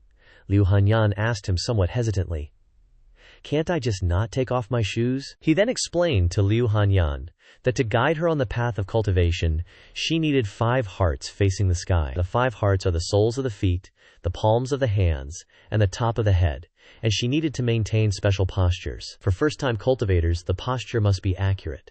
Her mind was full of worries, keeping one of the 2 choices. Liu Hanyan remembered how scary that female ghost was back then. She gripped her shoulder to reassure herself to calm down. "If it weren't for Li Mu, I wouldn't be so peaceful now. It's just for cultivation, and it wouldn't be right to give up the path of cultivation because of these trivialities." She then resolved and exclaimed, "I'll take them off." He was stunned and thought to himself, "Why is Miss Liu suddenly so nervous?" Liu Hanyan slowly took off her shoes, revealing her fair feet. She thought somewhat shyly, "This is the first time I've been barefoot in front of a man, but since I don't intend to get married anyway, it's okay if Li Mu sees them." His eyes seemed bewitched as he gazed at them, thinking to himself, "Miss Liu's feet are so white and soft, and her toes are delicate and smooth. If it were in my previous life, I could probably make all kinds of models." As if sensing something, Liu Hanyan turned to look at Li Mu and realized, wondering, "Why is he staring at my feet like that?" He then turned away, apologizing to her for being rude. Liu Hanyan replied shyly, "It's okay." Li Mu didn't dare to turn his head. He could only turn his face and guide her. "Raise your left foot to the root of your right thigh, and place your right foot on the root of your left thigh, making both soles face the sky, and both palms face the sky, placing them on top of your feet." She then followed his instructions. After completing the posture, Liu Hanyan wondered if she had done it correctly. She then asked, "Is it like this?" Li Mu controlled a blue flame opposite Liu Hanyan's forehead, and he instructed her, "Now close your eyes, and I will start guiding you to cultivate. First, lead the qi into your nose, then slowly into your abdomen, always downward. When you feel suffocated, finally slowly exhale from your mouth." Liu Hanyan closed her eyes and followed Li Mu's instructions. He brought the flame close to her forehead, and Li Mu then asked Liu Hanyan if she felt a warm stream flowing in, and she replied, "It seems like something is entering my body." He worriedly reminded her, Focus your attention, protect your mind, and remember that this trace of magical power in your body will circulate along a path, and try to guide it with your thoughts. Li Mu then left a trace of magical power in her body, one fatigue after another, constantly piling up and pressing down on his body, causing Li Mu to bow his head and gasp for breath. This trace of magical power cannot stay in her body for too long. If Miss Liu's talent is mediocre, or she becomes lazy and slack, then when that trace of magical power dissipates, she still won't be able to cultivate her own magical power. I just need to help her a few more times, although it's a bit exhausting for me. But suddenly, a silk scarf came to his face. Liu Hanyan used it to wipe the sweat from Li Mu's face, when he unexpectedly looked at her. Liu Hanyan looked at Li Mu and gave him a confident smile, thanking him. Li Mu looked at her and replied, "After you cultivate your magical power, I will teach you how to refine your soul." After Liu Hanyan was done, he called Wanwan to come in quickly. She excitedly rushed in and blurted out, "Young master, is it my turn now?" Li Mu then told her to quickly take off her shoes and get on the bed. Wanwan eagerly obeyed.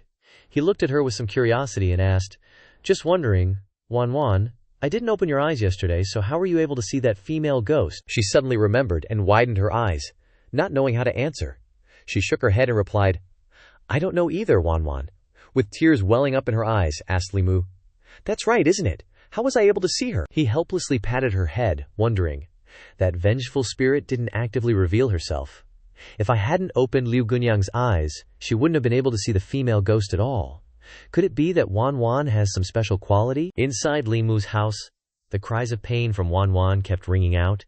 He comforted her. "Be patient, it will stop hurting in a bit." The little one teared up.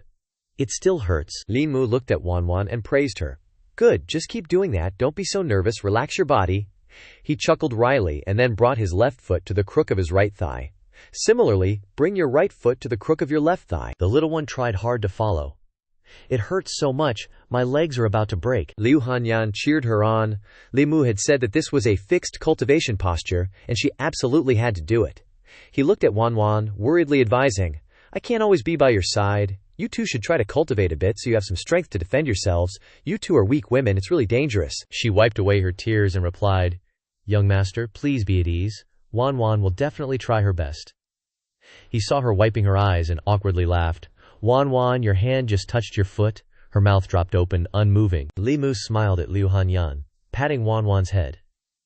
"You two really have a sisterly bond." He looked at her and asked, "By the way, the female ghost admitted that she and the person behind her have a connection. The other party doesn't know that the female ghost has been caught. This afternoon, while you're at Yunyan Pavilion, let's lure the snake out of its hole." At noon, inside Yunyan Pavilion, soft light shone in from the windows, covering the light-colored walls of the room. Suddenly, a voice spoke. "Gunyang, Sihai Bookstore, Renjiangyi." Liu Hanyan wondered. "What's he doing here?" Her subordinate replied. "It's about discussing a partnership to engrave Liao Jai again." Liu Hanyan took a sip of tea and called out, "Invite him in." Ren Zhengyi strolled in calmly. "Lu Zhengyi, long time no see. How have you been lately?" He paused, looking at her with a sarcastic smile on his face. Ren Zhengyi then asked, "It's only been a few days since we last met. Why does Lu Zhengyi look so haggard?" She replied awkwardly with a laugh. "There are a lot of things to do in the store, so I've been very busy, and I guess it's because I haven't had time to rest in the past few days." He flatteringly blurted out, "Didn't I say so? Lu Zhengyi is still young, business is important, but you are still a girl, and your health is more important. If you can do less, your health will not be so haggard." Hearing those rubbish words, Liu Hanyan turned her face away uncomfortably. She asked him aloud, "What is Ren Zhengyi's intention? Just say it." He sat down rudely and poured tea. Yunyan Pavilion's bookstore's business is heavy. My Si-Hai bookstore, Ren Zhengyi, held the teacup, feigning superiority, and does not mind sharing and helping Liu Zhengyi. Liu Hanyan looked at him with a determined look, unwavering. "About Yunyan Pavilion, I don't bother Ren Zhengyi to waste your energy." He stroked his beard. "If Liu Zhengyi continues like this, her body won't be able to stand it. Are you often tired, and often have nightmares at night, dreaming of evil spirits wanting to take your life or something?" Liu Hanyan immediately understood Ren Zhengyi's intention, and shouted angrily, "Is it you doing it?" He feigned ignorance sarcastically. "What am I doing? I didn't do anything. Liu Zhengyi shouldn't accuse me casually." She then made a condition. As long as you can make me not have that kind of nightmare anymore, I will agree to the conditions you mentioned last time. Ren Zhengui picked up the teacup. I don't know what you are talking about, but our Sihai bookstore can share the pressure of Yunyan Pavilion. If the girl has time to rest well, she will naturally not have that kind of nightmare. Liu Hanyan was helpless with his thick skin. She put her hand on her chest and said, "Things have come to this point. If you still want to cover it up like that, let's not negotiate anymore." Ren Zhengui heard this and questioned in a harsh voice. So what? He was angry. People who have just arrived don't understand the situation in Xianxia County, and they want to separate a book of life. It's inevitable that it's a bit too naive. Liu Hanyan confidently picked up the teacup and asked, "Aren't you afraid that I will report to the officials?" Ren Zhengui was complacent. Do you think I haven't investigated you? You are someone from outside, you brought a little maid, you haven't been in Yankee County for long, and there is no one behind you to support you. Do you dare to report to the officials? He confidently picked up the teacup and drank. Without any fear, Ren Zhengui sneered at her. Even if you report to the officials, saying that I did it, what evidence do you have? Liu Hanyan laughed when she heard the stupid words that had just come out of his mouth. Seeing her smile like that, Ren Zhengui's confidence wavered a little. Why are you laughing? The chessboard turned around, and the victory tilted towards Liu Hanyan. She picked up the teacup. You said one wrong sentence. He stared at her blankly, not believing his ears, because he thought all the information he collected was very accurate, Liu Hanyan smugly said. Behind me there is an extraordinary person whom I can trust. Suddenly the door of the room opened wide, and a figure appeared standing outside the door. Ren Zhengui was panicked, quickly turned around to look, and exclaimed, "Who is it? Who is the backer of Liu Zhengui?" He was talking, and didn't realize that a large chain was rushing towards him. The chain quickly wrapped around Ren Zhengui's neck, causing him to panic. Zhang Shan behind him stepped on Ren Zhengui's back and shouted, "You said reporting to the officials is useless. Is the Yam in your house?" He immediately turned on the mode of a despicable person. Ren Zhengui replied in fear, "What I said was just me joking with Liu Zhengui. It can't be true. I am Ren Zhengui, the owner of the largest bookstore in Yankee County. You can't arrest me." Wrongfully accused, Li Musai picked up the chain and said, "Don't listen to his nonsense anymore. Take him back and hand him over to the county magistrate. The trial will know." He didn't hesitate to order him to take him away, and Han Jin ran over to get Li Musai. He instinctively turned his head to look at Han Jie. Fortunately catching up, he asked, a little embarrassed, about the beautiful female shopkeeper of Yunyan Pavilion in his neighborhood. "Does Xiang know her? Is she married?" Li Mu turned his head and explained, but also a little vigilant. "She is my neighbor. She is not married yet." "What are you asking this for? Do you have any ideas about her?" Han Ji probed the relationship between the two seriously. "It's not me, but I want to ask Xiang. Could it be that Xiang doesn't have anything else for her? Beautiful, single, and a neighbor, fire and straw will eventually ignite?" He replied wearily. "Dagua Loa, what exactly do you want to say?" Seeing that the situation was not good, he was flustered but still filled with curiosity. "If Li Mu and Liu Zhengui are together, then there is no obstacle between me and Qing Gunyang anymore. If you choose between her and Qing Gunyang, who would you choose?" Li Mu wondered. "But seriously, you don't understand anything at all, do you? Why do you even have to choose?" Like a bolt from the blue, Han Jie was instantly speechless. "What, do you mean you want both?" Scene change, old Wang's jaw dropped, not believing his ears. "You want all of them?" Li Mu repeated his words, his voice full of conviction. "I want all of them." Old Wang tried to reason with Li Mu. "You're not even using the basic knowledge you had before cultivating." Li Mu ignored him, still stubbornly insisting on taking everything. "Just don't worry about it, I'll use them, that's all that matters." Not knowing what else to say, Old Wang handed him the items. "Just read these, remember them, then go back." Li Mu seized the opportunity to ask another question. "Oh, by the way, Old Wang, under what circumstances can ordinary people see resentful spirits?" Hearing the two words resentful spirit, Old Wang stroked his beard thoughtfully, his voice laced with hesitation. "Resentful spirits," Old Wang began to explain. "Normally speaking, unless a resentful spirit manifests itself, or a cultivator opens their heavenly eye for them, the special case would be the innate spiritual eyes of the demon race." Hearing this, Li Mu seemed to recall someone familiar. Innate spiritual eyes. Li Mu finally remembered. That person was none other than Wan Wan. Could it be? Scene changed to Li Mu's house. Outside there was no one, not a sound. Inside the house was the same. On the table, a stack of books piled high. Next to them, several talismans. He held out a talisman in front of the young lady, then instructed, These 2 talismans can ward off evil spirits. You and Wanwan should carry them with you, and ordinary ghosts will find it hard to get close to you both from now on. Then he placed his hand on the stack of books.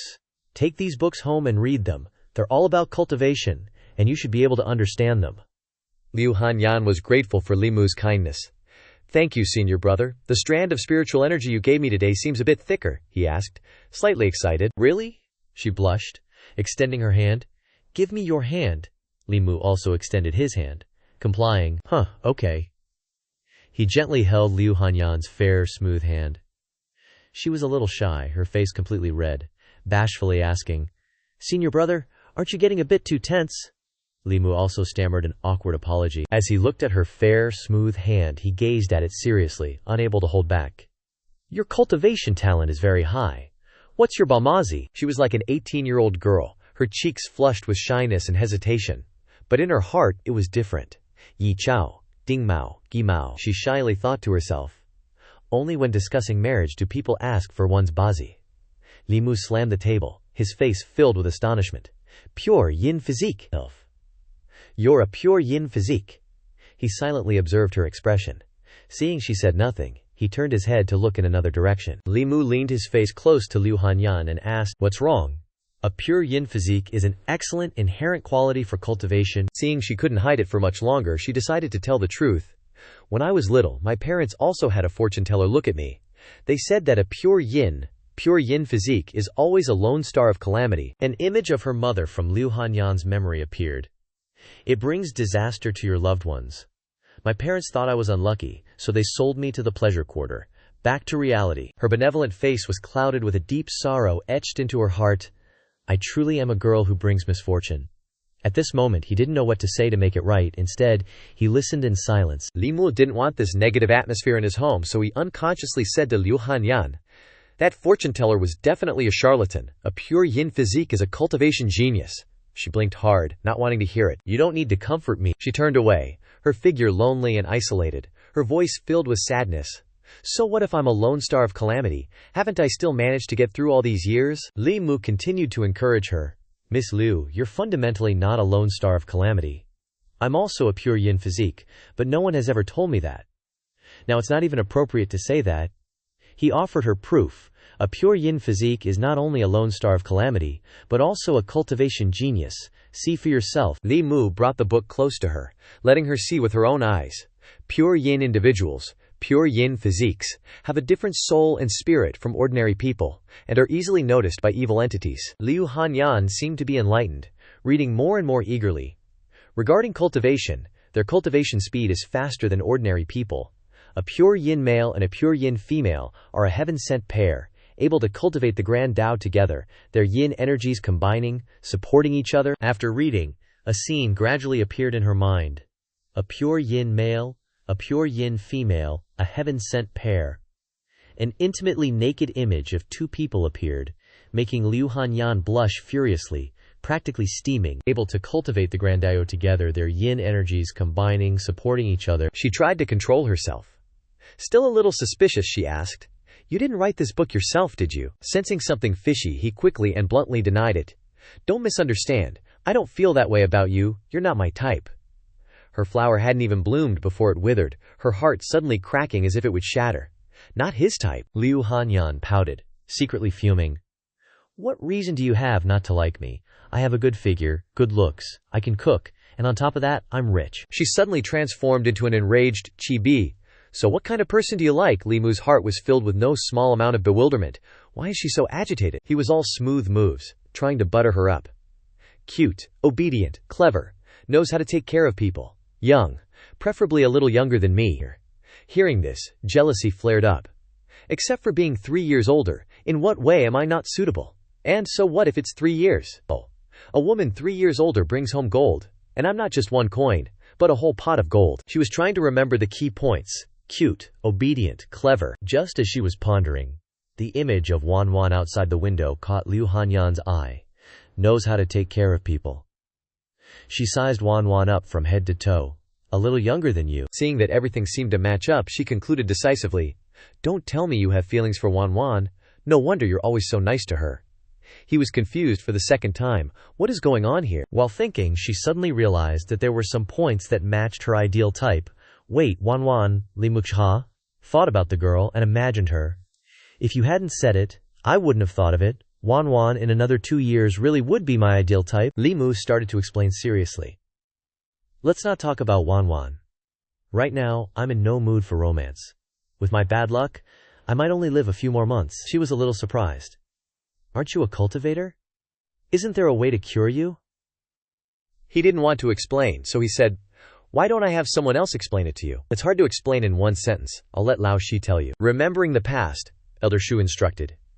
You have 3 souls and 7 spirits. 2 months ago, my 7 spirits were stolen by demons. If you can condense 4 new spirits within half a year, you may have a chance to live. He was dejected, raising his hand to his head. I've only condensed 2 spirits so far, Liu Hanyan worried. Then hurry up and condense the remaining 2 spirits. Li Mu began to explain. To put it simply, there are 7 emotions. These expressions look very similar to demons. Human 7 spirits are innate.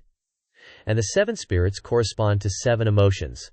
Joy, anger, fear, fright, love, hate, desire. He reached towards the light. To condense the 7 spirits, you need to accumulate a large amount of the 7 emotions. These 7 emotions must be generated by others towards me. Easier said than done. Hearing this, she blushed unconsciously and stammered. Accumulate 7 emotions, anger. But she quickly regained her composure, suddenly realizing something. So, you deliberately make me angry. He didn't hide anything at this point. I just want to live, you should understand, Liu Hanyan continued to ask. Li Mu, were you acting Liang Shanbo to absorb the fear of the audience? He also replied, his face full of guilt. Yes, this is the fastest way to collect fear. She was angry and didn't want to hear anymore. She sighed, turned around and left, but didn't forget to curse Li Mu Kue. You still say I'm dreaming. Men are farts, liars are devils. He reached out to grab her from behind. Wait, Li Mu began to regret. Is she really mad at me? Liu Hanyan stepped outside and ordered Wanwan. Go to the theater and tell the masters to prepare a script for Hua Dai in 3 days. As she left, she instructed, this month's salary will be doubled. The girl replied, yes, miss, at Ren's mansion. There was not a single shadow outside. But there was a painful scream. It hurts, my salary. 2 people outside repeated, Tan Zhao, the Sihai bookstore, was fined and closed for 3 months, and he has to compensate shopkeeper Yunyan of Yunyan Pavilion 100 taels of silver, who told him to hurt the family of our shopkeeper. Now he's been beaten 50 times, he can't even crawl. Inside, Ren's shopkeeper confided to Yuan Jalair. You must avenge your father. Ren Yuan just closed his eyes and answered cheerfully. Didn't I tell you? Let Dad do business properly, not engage in these shady activities. He opened his eyes with a serious tone. Does Dad really think that the cultivators in the yamen are just eating dry rice? I thought that woman was new and had no backers, but I didn't expect someone behind her. Because he didn't want to see his father injured and writhing on the bed, nor did he want his ears to be tortured. Ren Yuan rolled his eyes. Okay, let's just drop this matter, Dad. Stay at home and recuperate, don't mess with the yamen again. He put his hand on his father's back, chanted a mantra, drew a few lines with his hand, and moved the surrounding light. The feeling of pain disappeared. Ren's shopkeeper was surprised, and his face lit up. He turned to ask his precious son, it doesn't hurt anymore. Seeing that his back no longer hurt, he jumped up and down, looking no different from a child. Your magic is really powerful. He turned around and said bluntly. It's just eliminating Dad's pain. You still have to recuperate. Dad should stay at home and recuperate. Don't focus on money anymore, he instructed Long Ji. Wait until my cultivation is successful. You can have as much as you want, Ren's shopkeeper said proudly, bidding farewell to Ren Yuan. Cultivate well with your master. Although Ren Yuan had gone out, he could still hear his father's voice subtly mentioning money. Looks like his obsession with money has seeped into his bones. When I have success in cultivation, I'll earn a lot of money and wrap the entire Yangzhou County in it. He could only sigh with 3 parts helplessness and 7 parts numbness. After the old guy finished being greedy, he quickly stepped outside and began to implement his goal. Seeing Ren Yuan come out, the 2 soldiers clasped their hands in greeting. Young master. Stopping in front of the 2 guards, he instructed, I need to meditate and cultivate. Guard this place well. Just as he stepped out the door, he suddenly remembered something and added, don't bother me unless it's a big deal. Scene changed to Li Mua's house. Liu Hanyan put the script on the table. This is the script for Hua Dai. Take some time to read it. Liu Mu was full of admiration. Liu Gunyang actually finished it in 3 days. She requested seriously. Quickly, memorize the lines. He clasped his hands to thank Liu Hanyan. Great kindness cannot be thanked with words. I will repay you if I have the opportunity in the future. Your change. But she didn't want the future, but now. Don't talk about the future, do it now. Liu Hanyan revealed her desire at this time, with a suggestive tone. Do you still have that thing? As if knowing what she was thinking, he blushed in his head. No more. Not even a little. Li Muda quickly distracted her. Cultivation needs to be done properly. Don't always think about taking shortcuts. Otherwise, in the end, you will not only harm others but also harm yourself. She answered according to his plan. I know. He put the talisman on the table and made a decision. However, after refining the first spirit, you can draw talismans. I will teach you how to draw talismans. He was gentle at this time, reminding her softly. In this way, you must remember the colors of the talisman to be able to draw the talisman yourself. Class started, but it seemed that it was the first time, so Liu Hanyan was a little nervous, her hand holding the pen trembling. Seeing it was unstable, Li Mu stopped her. How about trying it tomorrow? But she was determined to learn. I definitely can, just a little worse. Seeing this, he held her hand and put the pen on the paper. Chant with me. The heart is like clear ice.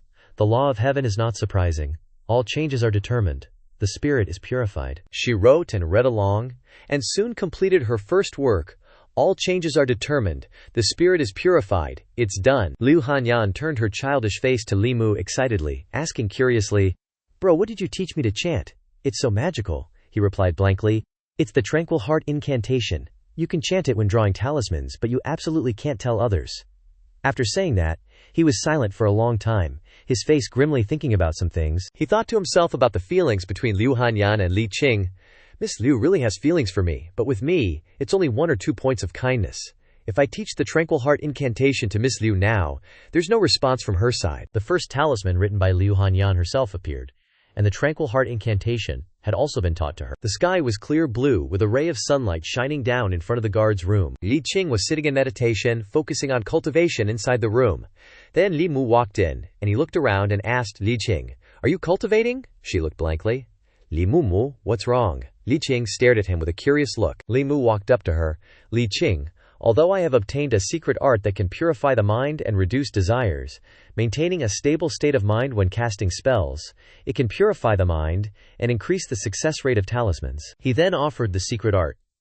I want to give it to you. Li Qing was surprised. There are many tranquil mind secret arts in the Daoist sect, but none of them are useful, even from the 6th ancestor temple. This incantation is considered a supreme secret art. Extremely precious, she exclaimed in surprise. Li Qing put it down on the table and pushed the secret art towards Li Mu Ya. It's too precious, I can't accept it. He then held it back. Li Qing taught me cultivation, saved my life, and gave me books and swords. This is just a small secret art, what does it count for? She replied shyly. Compared to your kindness, repaying with my own body wouldn't be enough, Li Mu resolutely shouted. Forget about repaying with your body. He immediately realized what he had just said, and blushed, scratching his head with an awkward laugh. That's right, Li Qing calmly said. You've already condensed the guardian soul and the puppet soul. Which soul are you preparing to condense next? Li Mu replied. The tribute to the nightingale's soul. I've arranged the Butterfly Lovers play at the Lanyan Pavilion's theater. You've probably heard me talk about it. I plan to perform Liang Shenbo in that play, and then collect emotional energy. She smiled slightly. This is indeed a good way. It's fortunate you thought of it. I'll leave the matters at the Yamen to Jiangshan and Liexi. You just need to focus on condensing your soul. Hearing this, he blushed. Li Qing was curious. What's wrong? Is there anything else? Li Mu smiled awkwardly. It's nothing, it's just that seeing Li Qing's smile is very beautiful. She froze, her face turning red as she looked at him. Suddenly, Li Qing turned her face away. All right, go on patrol quickly, and he complied. As soon as Li Mu opened the door, he saw Zhangshan, and he wondered, have you finished your investigation? He scolded Li Mu. Are you crazy? You even dare to tease Li Qing. He remained nonchalant. A woman will never get angry just because I complimented her on her beauty. He questioned whether Li Qing was an ordinary woman. Li Mu retorted that even immortals are women. Zhangshan looked at him from afar. Li Mu, I feel like you're really different now. He advised him not to be surprised, and said he would go on patrol now. At the backstage of the Yunyan Pavilion Theater, Li Mu looked around at the costume he was wearing. Last time, avoiding the crowd of tea-drinking customers, I performed pretty well. This time there shouldn't be any problems either, to be a dignified man. Suddenly a voice exclaimed, "The Butterfly Lover's play is so good, why did the miss find a newbie to play the lead?" He turned around and saw the people behind him gossiping. "It's really a mess. I thought he was going to play Liang Shanbo." The man worried. "This is probably a rare opportunity to appear. I don't know what the miss is thinking." Then the other man replied, "That's right, could it be?" Before he could finish speaking, behind them, Liu Hanyan appeared and spoke. "Could it be what?" Both of them were startled, and just now worriedly said nothing. Then both of them ran away, pulling up their pants. And the remaining one exclaimed, "Let's quickly rehearse the play," she smugly thought. If Li Mu saw my current appearance, he would definitely be shocked. At that time, there were only 2 people left in the room. He looked at Liu Hanyan for a while. "This person looks very familiar. Why can't I remember where I've met her before?" She smiled slightly and asked, "Don't you recognize me?" Li Mu's face paled. "Miss Liu?" He then wondered why she had turned into this appearance. Liu Hanyan happily replied, "Because I'm playing Yingtai." She looked at Li Mu. "Do you think I look like her?" he replied. "You do resemble her from the story. Aren't you afraid that you'll charm many women walking around in this form?" Li Mu suddenly remembered. "But wait, what about that area of yours?" Liu Hanyan was stunned, not knowing which area he was talking about. He stared. "Isn't it uncomfortable with that area of yours being so tight?" She blushed, both shy and angry, and shouted loudly, "Is that any of your business?" Li Mu replied, "I'm just afraid that you'll break it from being too tight." Liu Hanyan shouted at him to go rehearse the play quickly. Later, Li Mu calmly wondered, "Yingtai isn't a real woman, so why does she have an Adam's apple?" She criticized him. "Your acting is too stiff. Performing Liang Shanbo can't move the audience's hearts, and you can't obtain their emotional energy. I'm afraid you still need to practice more." Liu Hanyan looked at Li Mu and continued, "It's just that without a master to teach you, it's very difficult to accomplish anything on your own," he wondered. "Isn't there a faster way?" She replied, "Didn't you tell me that cultivation shouldn't be rushed? If you want to improve your acting skills, there's no other way. You just have to work hard and practice." Liu Hanyan curved up her lips. "How about this? Come to my room tonight, and I'll try my best to rehearse a few lines with you in the evening in my room." The 2 people from before heard this and said in unison, "Just as we thought." When night fell and the moon lit up the dark sky, Li Mu piped up, "Man, I'm beat." He was totally wiped, hand on his forehead, sweat pouring down. Li Mu blurted out, "And here I thought playing Liang Shanbo would be an easy way to collect the audience's shock emotion. So damn naive. Acting isn't just throwing on a costume and saying a few lines, is it?" While he was completely drained, Liu Hanyan was just chilling, letting out a long yawn. She shot back, "It's not that easy, you know. Your expressions, your moves, the tone of your lines, you have to be on the same level as the pros. You can't pull that off without a good 10 years of blood, sweat, and tears." Li Mu stood up with a sigh. "Sorry for dragging you into practicing with me this late." He got ready to leave, adding, "You should get some rest. I'm heading out." Liu Hanyan hesitated, but she decided to just say it. "If acting doesn't work out, what's your next move?" Li Mu calmly replied, "What else can I do? I'll just have to break my own legs, go out with a bowl, and beg for everyone's sympathy." A sad look washed over Liu Hanyan's face as she asked, "You'd be that cruel to yourself?" He was as calm as if he were used to it. "If you're not a little cruel to yourself, you won't even have a life to live," she went on. "In the 7 post-souls, there's a soul born from love and lust. How do you plan on collecting the love emotion?" Her eyes were deep with sorrow. "You can't just go around breaking so many girls' hearts, can you?" Li Mu turned back. "I'm still missing the shock emotion. We'll talk about that later." Liu Hanyan grabbed Li Mu's sleeve. "Forget about love then. What about the lust emotion?" An awkward scene of the 2 of them flashed through his mind. Lust emotion. Another scene popped into his head, this time with her on top of him. At that moment, Li Mu could only blush and stare at Liu Hanyan. Just thinking about it made his face flush beet red. "Let's talk about that one later too." A loud knock echoed from inside the room. He walked out, thinking to himself, "That was close. What the hell was I just thinking?" A fire of determination ignited in Li Mu's heart. Back to practicing my lines, he looked up at the moon illuminating the night sky. "It's been a few days since I visited Miss Suhi. I'll go see her tomorrow." As dawn broke over the hills, the bright sunlight shone down, peaceful and serene. A bean was picked up from the tray. She spoke, "Next time you come, remember to bring me a jug of wine." "Sue." He popped it into her mouth. Is the tavern in the East City still open? I really love their autumn dew white. Haven't had it in over 20 years. Li Mu completely tuned out what she just said, making her wonder, what's wrong with him? So he gave him a light kick? What are you spacing out for? Got something on your mind? Li Mu dazedly turned back and apologized to her. Then, he explained about the play. My basic acting and line delivery skills are terrible. I spent all last night practicing with someone, and I didn't make a single bit of progress, she asked. You don't seriously think your newfound hobby can stack up against something people have been doing to make a living for decades, do you, Sue? He mused. Besides, you're already a character in a play yourself. Why worry about how to act? Li Mu turned back, curious about what Sue he had just said. He asked, already a character in a play? What do you mean? She replied, you can hypnotize yourself. Forget Li Mu, forget your identity as a constable, and believe that you are the character. Once you've truly managed to deceive yourself, you'll naturally become the character.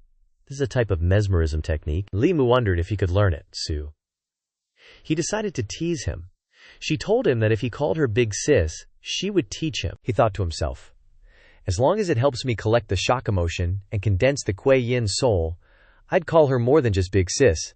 I'd even call her my wife. Li Mu made his decision and quickly blurted out, my wife! She was so shocked she couldn't believe her ears, as he blushed and fiddled with his hands. Whoops, my bad. Slipped out, Miss Sue, Li Mu stammered. Big Sis Sue, I'm begging you, Sue, he began. The mesmerism technique is a magic that fascinates people. She moved closer to Li Mu. Not only can it be used to hypnotize others, but it can also be used to hypnotize yourself. Suing. He lifted his chin, looking at him. Now come with me. A while later, by a clear lotus pond nearby, Li Mu said, thank goodness for Big Sis Sue, I've finally gotten comfortable getting into character. Once I condense the third Po soul, I'll thank you properly, Sue. He walked over. The third Po soul is Kuei Yin. After he had condensed the Kuei Yin, she gave him a smug look. And how exactly do you plan on thanking me, Li Mu? Brimming with confidence. Of course, his inner master chef spirit awakened, and he blurted out, by cooking for you. Next time, just tell me what you're craving, and I'll definitely bring it to you. Sue, he smirked. You gave me Liao's hai, and you called me your wife. She placed a hand on Li Mu, making him blush shyly. Sue, he then asked, what do you really think of me? How about I help you become a ghost cultivator? She placed her hand on Li Mu's face. That way, wouldn't it be possible, he stammered. If one day I die, my souls will definitely not scatter, and will follow you to Bishui Bay. Li Mu quickly dashed away. I'm out of here, Sumo calmly remarked.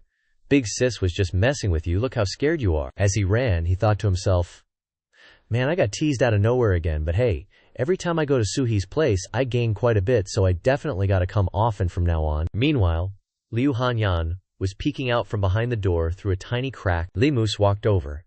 Miss Liu, why are you being so sneaky? She turned and replied, wasn't I waiting for you? Where were you so early in the morning anyway? Liu Hanyan scolded.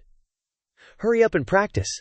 The sooner you get good, the sooner you can perform on stage, and the sooner you can get out of this life-threatening danger. He just mumbled a few perfunctory uh-huhs. Later, they practiced together. Her voice flowed out. My dear brother Liang, in this life I cannot marry you. We can only hope to meet again in the next life to form a true bond. When it was Li Mu Xiao's turn, his eyes suddenly shimmered purple. He then spoke. Heaven and earth are heartless. The mortal world is disrespectful. Forget it. Forget it. Li Mu's expression was utterly sincere. The wedding palanquin carries her to the Ma family, while the autumn wind carries me to the Yellow Springs. Liu Hanyan stared at him, then suddenly exclaimed, I can't believe it. Li Mu turned to ask what she'd just said, but Liu Hanyan paid him no mind, muttering to herself, he's really just like Liang Shanbo. She then said, still in disbelief, just one night, and you've improved so much. He replied, I guess I just grasped the true essence of acting last night. Li Mu's eyes glowed with passion. What if I wasn't just acting as Liang Shanbo, but Liang Shanbo himself appearing before the audience? Liu Hanyan smiled faintly. Everyone knows that principle, but actually doing it is the hard part. You really are an acting genius. On the first day after the performance, the audience beneath the stage erupted in cheers. On the second day, the play moved them to countless tears. On the third day, Li Mu showcased his true talent to everyone beneath the stage. Days passed, filled with such roaring cheers. By the 10th day, he even conjured beautiful smoke effects on stage. Li Mu thought to himself, this Jing Qing is enough for me to condense my third pak. The next morning, At his house in Qingchen, Li Mu sat on his bed, pondering. Even though I condensed the Sparrow Soundpak last night, I still don't know if it'll actually work out. Li Mu then reached inside his clothes, silently praying, Bodhisattva Baoshi, please let it work, it has to work. He then burst into tears of joy, I'm finally a man again. After Li Mu got dressed and stepped out, he immediately bumped into Liu Hanyan. She said, You're up, from now on you'll be able to wake up every morning. He smirked, running a hand through his hair. Why are you up so early today? Liu Hanyan asked suspiciously. Isn't that just a morning greeting? What's the hidden meaning? She suddenly remembered. Oh right, a Pach born from Jingqing is supposedly called the Sparrow Sound Pach, and I heard it's super weird. What does this Pach even do? Li Musak immediately looked flustered. Miss Skumbas, why are you asking so many questions about that? Liu Hanyan stared intently at him. You've already condensed 3 pankas. What are you going to do for the next ones? He nervously thought to himself. Among the panks of fear, love, evil, and desire, the panks of love and desire are the trickiest. If only there was a cultivator from Zhu Shengang who was absolutely dedicated to loving me, and even willingly offered up their love pak, then with just one person I could successfully condense it within a few days. Li Mu clenched his fists. But where am I supposed to find a female cultivator of the gathering realm? He then thought of Li Qing, Chief Li Qing, pure-hearted and ascetic, fully devoted to cultivation. That's a definite no-go. Besides, love can't be forced. Wait a minute. I can nurture one myself. Liu Hanyan has a pure yin constitution and astonishing cultivation speed. She might be a bit apprehensive. Li Mu's eyes lit up. Wouldn't that be hitting 2 birds with 1 stone, getting both the love pak and the desire pak? He stared at Liu Hanyan for so long that she felt uneasy and instinctively stepped back. Why are you looking at me like that? Li Mu was startled. Right, I forgot Liu Hanyan had already condensed her first pak. Her perception is just too sharp. A while later, on a mountain path outside the city, a voice spoke. Have the identities of the deceased been confirmed yet? Han Jie replied. Yes, they have. They were a father and son, both hunters from the mountains, who went up to hunt 2 days ago. This morning, their bodies were discovered by a woodcutter, who immediately reported it to the county yamen. The other person looked grim. It could be a demonic beast, but there aren't any traces of one at the scene, so that doesn't add up. Both of them had hit a dead end, unsure how to proceed with the investigation. Li Mu's eyes lit up. He wondered. That's odd. Their 7 patches have already dissipated. Li Qing was surprised. You can see people's 7 patches. Li Mu whispered, Chief, there's a divine art that can do this. Han Jie turned to ask what he was telling her. Li Mu then told Li Qing to look back at the bodies, and she immediately tried using the heavenly eye ability she'd just learned. Thanks to his brilliant instruction, Li Qing complied. And sure enough, it was just as he'd said, Li Qing exclaimed. The 7 panch are indeed gone. She immediately ordered. This isn't a demonic beast's doing. First, have someone take the bodies back to the county yamen. After returning to the waiting room at Yangqiu County Yamen, Constable Zhao's voice boomed. It's perfectly normal for a person's 3 souls to dissipate after death. He paced back and forth. But for the 7 panches to dissipate so quickly, Constable Zhu suddenly stopped. The deaths of these 2 might be human-caused. The wounds on their bodies only appeared later, which must have misled us into thinking they were killed by a demonic beast. Han Jie immediately spoke up.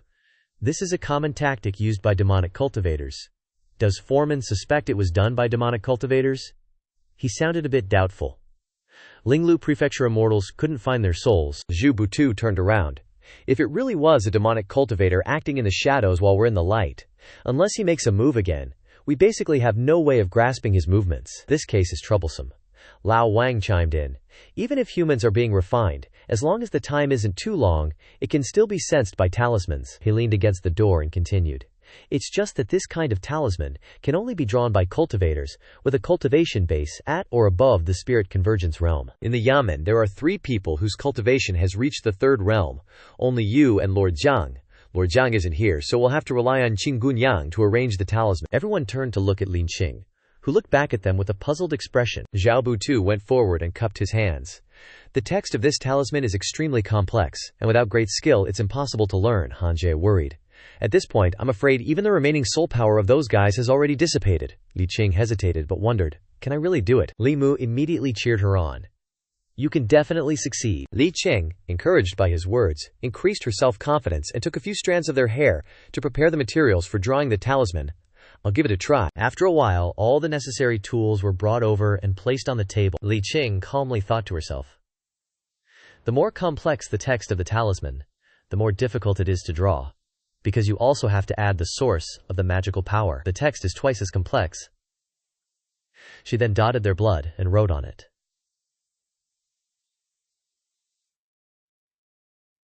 In the end, the difficulty of the complete talisman is an increase of this index value. But with the Qing Sanjui Li Mu gave me here, the level of this kind of talisman is basically nothing, she then said. Xin Ya Bing Qing, Tian Fabu Jing. Li Qing smiled slightly. Success. The guy behind her was surprised. So fast. Li Qing threw the paper crane up, and it flew up, forming circles above the courtyard. Everyone looked up expectantly. Because this seemed to be the last ray of hope, Han Zhen worried. Could it be that the souls of these two people have already dissipated? The paper crane continued to fly in circles, until it suddenly deviated from its trajectory, and flew straight in another direction. Everyone watched as the paper crane slowly flew out the door. Zhu Butu at the front immediately ordered everyone to chase after it. Everyone quickly followed. Li Qing, who was in the lead, noticed the paper crane turning in another direction, and she exclaimed, "Wait, the paper crane is moving!" It then flew up the city wall and continued to fly between two houses. As the crane continued to fly, everyone continued to chase. When it came to a house, it flew inside. Hanji immediately informed everyone that it had arrived here. He knocked on the door and exclaimed, "Official business! Open the door now!" Footsteps. And then the sound of the door being hastily opened came from behind the gate. The door opened, and Ren Zhangyi looked out. He immediately exclaimed, "Official business, my lords." He bowed apologetically. "My lords, I was wrong about the last time, but you've already beaten me, and you've already punished me. My Sihai bookstore has already closed. Why are you here again?" Everyone looked at Ren Zhangyi in confusion. Li Mu didn't expect this to be his house. Ren Zhangyi replied, "That's right. I've been keeping my door closed recently." Han Zhe hurriedly spoke up. "There's a major criminal who jumped in here, and we want to go inside and search." He opened the door for everyone to enter, and replied, "A major criminal? My lords must search carefully. Definitely don't miss anything." After chasing after the paper crane's location for a while, everyone came to the outside of the courtyard. Standing in front of the gate, Li Qing asked, "Who lives here?" Ren Zhangyi replied, "It's the prince. A few days ago he accepted a cultivator as his master, and has been cultivating in the house. The criminal probably couldn't have run in here." Ren Yuan walked out from inside with a hypocritical look. "What's the matter, my lords?" He saw the paper crane flying around the souls of the father and son hunters on his body. Han Zhen shouted. "So it's you!" Ren Yuan was shocked and understood the problem. "This is bad, I've been discovered." He quickly ran away, and everyone followed. "You want to run?"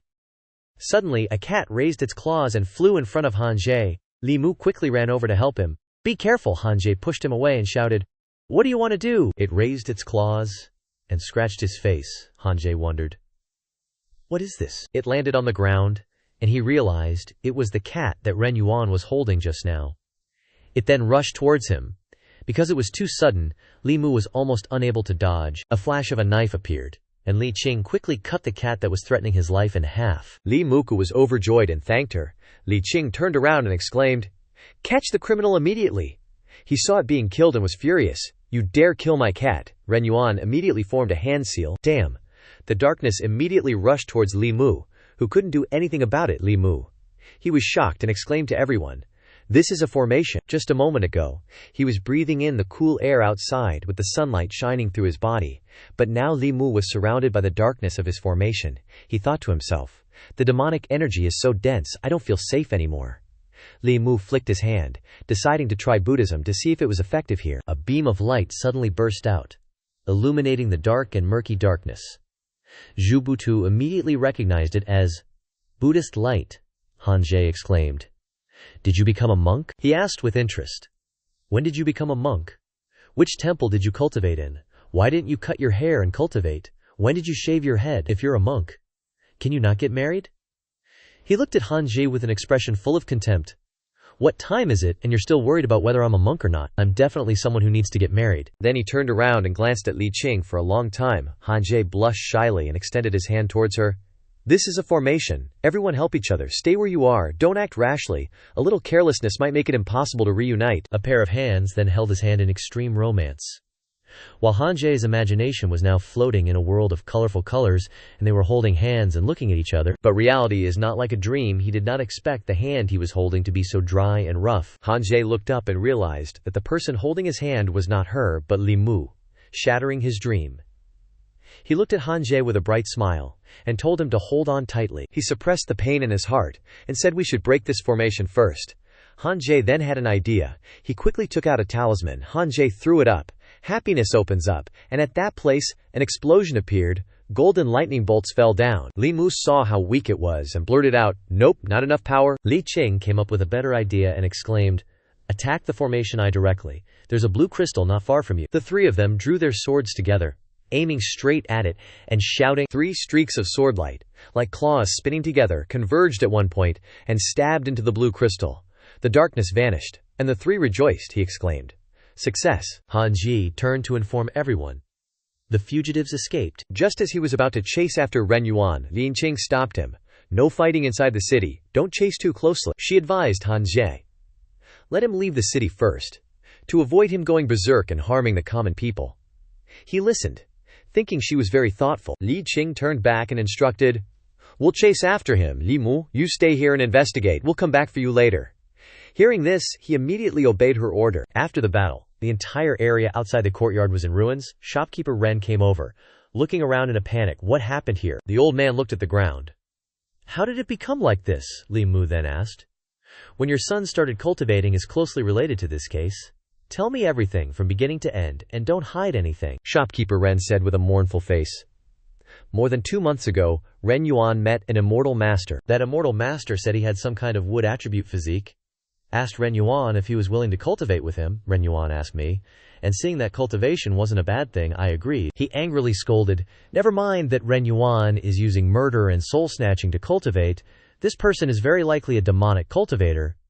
Moreover, he definitely doesn't have good intentions towards Ren Yuan's wood attribute physique." The old man replied, "That's not the case. This immortal master has real skills. I've seen it with my own eyes. He can walk on water, sit on fire, travel on clouds and ride the wind, and even breathe fire. He can turn invisible and disappear right before my eyes." Hearing this, Li Mu turned around in shock and asked, "What did you say? Walk on water, sit on fire, travel on clouds and ride the wind, summon wind, breathe fire, turn invisible." His face paled with tension and worry for the 2 who were chasing after him. These are all magical powers that cultivators in the divine power realm can cultivate.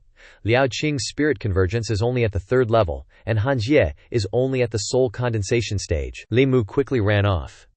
"Even if they team up, they're no match for a cultivator in the 3rd level. I have to quickly remind Li Qing, so they can be extremely careful in dealing with him. I have to hurry." By this time, the sun had already risen high, and the birds in the forest flew away in fear. Ren Yuan was desperately trying to escape from Liao Qing, and Han Zhen. He panicked and blurted out, "How long are you guys going to chase me for?" Han Zhen replied, "Demonic villain, you murdered people? Even if you run to the ends of the earth, you won't escape me?" Ren Yuan ran and took out a jade pendant from his pocket. He immediately crushed it and shouted. A ray of light instantly appeared. Ren Yuan immediately teleported to the end of that beam of light. He turned around, threw out a small black flag, and provocatively said to the opposite party, "Try my move." Black smoke gradually came out of it. Lian Qing said uncomfortably, "It's black smoke again." Han Jie then said, "Let me use the lightning guiding talisman to tear it apart." He immediately raised his hand to the sky and shouted, and thunderbolts immediately arrived. Ren Yuan continued to throw out those black flags. His thunder seems to have no effect on his smoke. Li Qing held her sword and prepared to attack. He was stalling for time. Compared to people, although he has the cultivation of the spirit convergence realm, he doesn't seem to understand much magic. She then drew her sword and rushed forward. "Stop stalling for time, capture him and then we'll talk." Just as Li Qing approached Ren Yuan, a shadow suddenly appeared behind him. Seeing this, she wondered, "Another one. Who is he?" Ren Yuan turned around happily. "Master, quickly kill them. I want to seize their souls." Ren Yuan's master grinned extremely sinisterly. The old man skillfully dodged Li Qing's attack. Then Ren Yuan's master gently flicked Li Qing away. She gritted her teeth. "I didn't think he could be so fast." He screamed a warning to Lian Qing. "Qing girl, get out of the way." He performed all kinds of hand seals to summon a giant blue figure behind his back. Han Ji then ordered it to attack Ren Yuan's master. The old coot watched with a bit of surprise. "Not bad. This sword Quan ain't half bad." Then Ren Yuan's master smugly said, "Too bad it still can't hurt me." From inside the dense black smoke that was slowly dissipating, the old guy suddenly popped out of nowhere from behind the smoke. "The defenses inside the talisman are indeed solid. Too bad this is a divine power technique that borders on Dao arts." Han Jian never expected his ultimate move to be useless against this old fox. What the heck, how is that even possible? Sensing something was wrong, Ye Qing yelled at him, "Retreat now, we're no match for him." Ling Mu quickly rushed over. Ling Yanqing wondered. "What are you doing here?" Li Mu replied. "I came to remind you guys that this guy is in the divine power realm," Han Zhe replied. "I already know." She handed him the talisman. "I know already. Stick this swift movement talisman on and run fast. He's a level 4 demonic cultivator." Li Mu stuck it on and suddenly could run like lightning. It really worked. Ren Yuan's master looked at them with a smug smile. "You think you can escape?" The old guy dragged Ren Yuan as he chased after them. "It's useless." He glanced back and exclaimed, "This won't do, he's too fast." Li Mu changed direction. "Let's split up."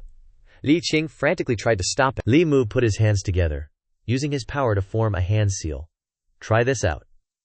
A large bolt of lightning immediately struck down, blocking Ren Yuan's master's path. The old guy raised his hand in surprise, muttering, "This is lightning." Ren Yuan's master quickly tailed after him. Li Mu gritted his teeth. "He's here, just as I thought." On the other side of the road, she ordered, "You go back to the Yamen first, I'll chase after Li Mu." Han Jie obeyed. He tried to run as fast as possible to avoid being caught. Li Qing and the others have entered the city. As long as this evil cultivator is stupid enough, he'll definitely chase me out of the city, to the place I want to go. Li Muzai arrived at Azure Water Bay, secretly rejoicing. The old guy saw this and smugly said, "There's no road ahead, where else can you run? Jump into the lake." Ren Yuan grinned cunningly. "After I kill you, the other 2 management guys won't escape either. Who told you to be so nosy?"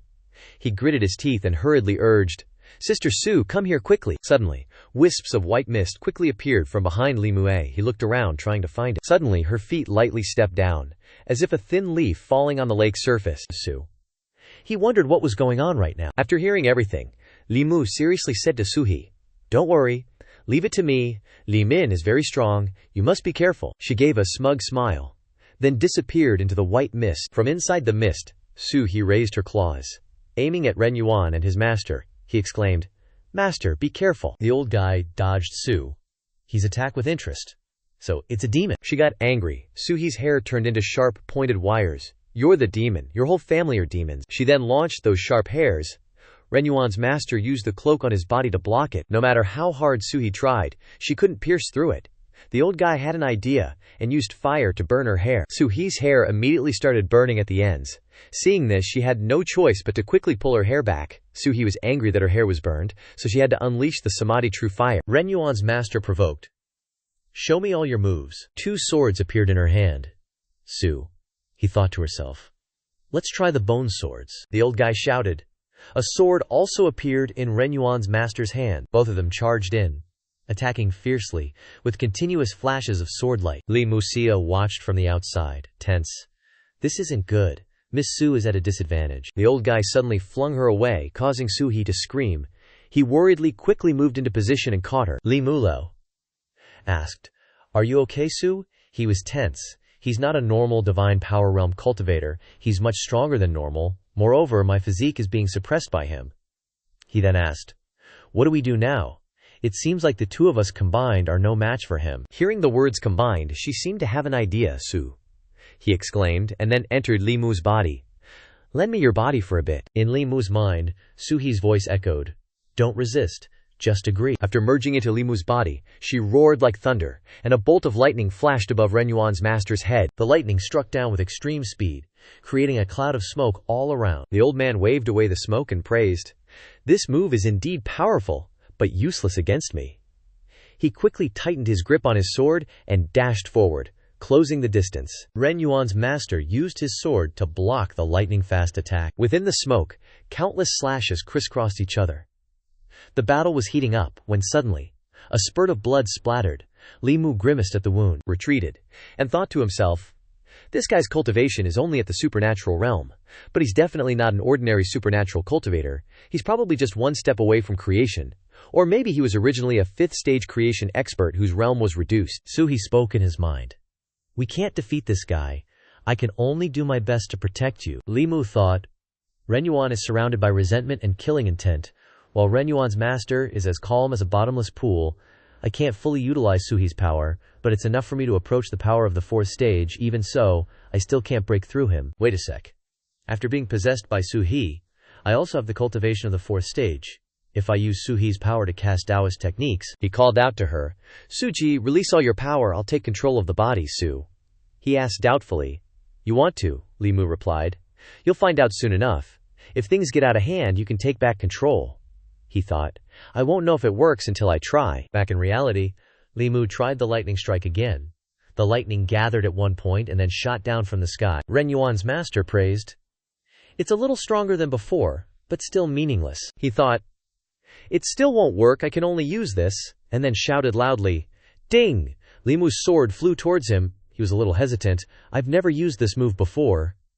Meanwhile, Ren Yuan's master was creating a shield to block it. Li Mu's attacked him from outside the black mist, while Ren Yuan's master inside was a little smug. This is still not enough. How can this tiny sword harm me? He worried. The Qi banning technique. After mastering this Qi banning technique, magic treasures can't cut and can't pierce. Li Mu clasped his hands and prayed to the heavens and Buddhas.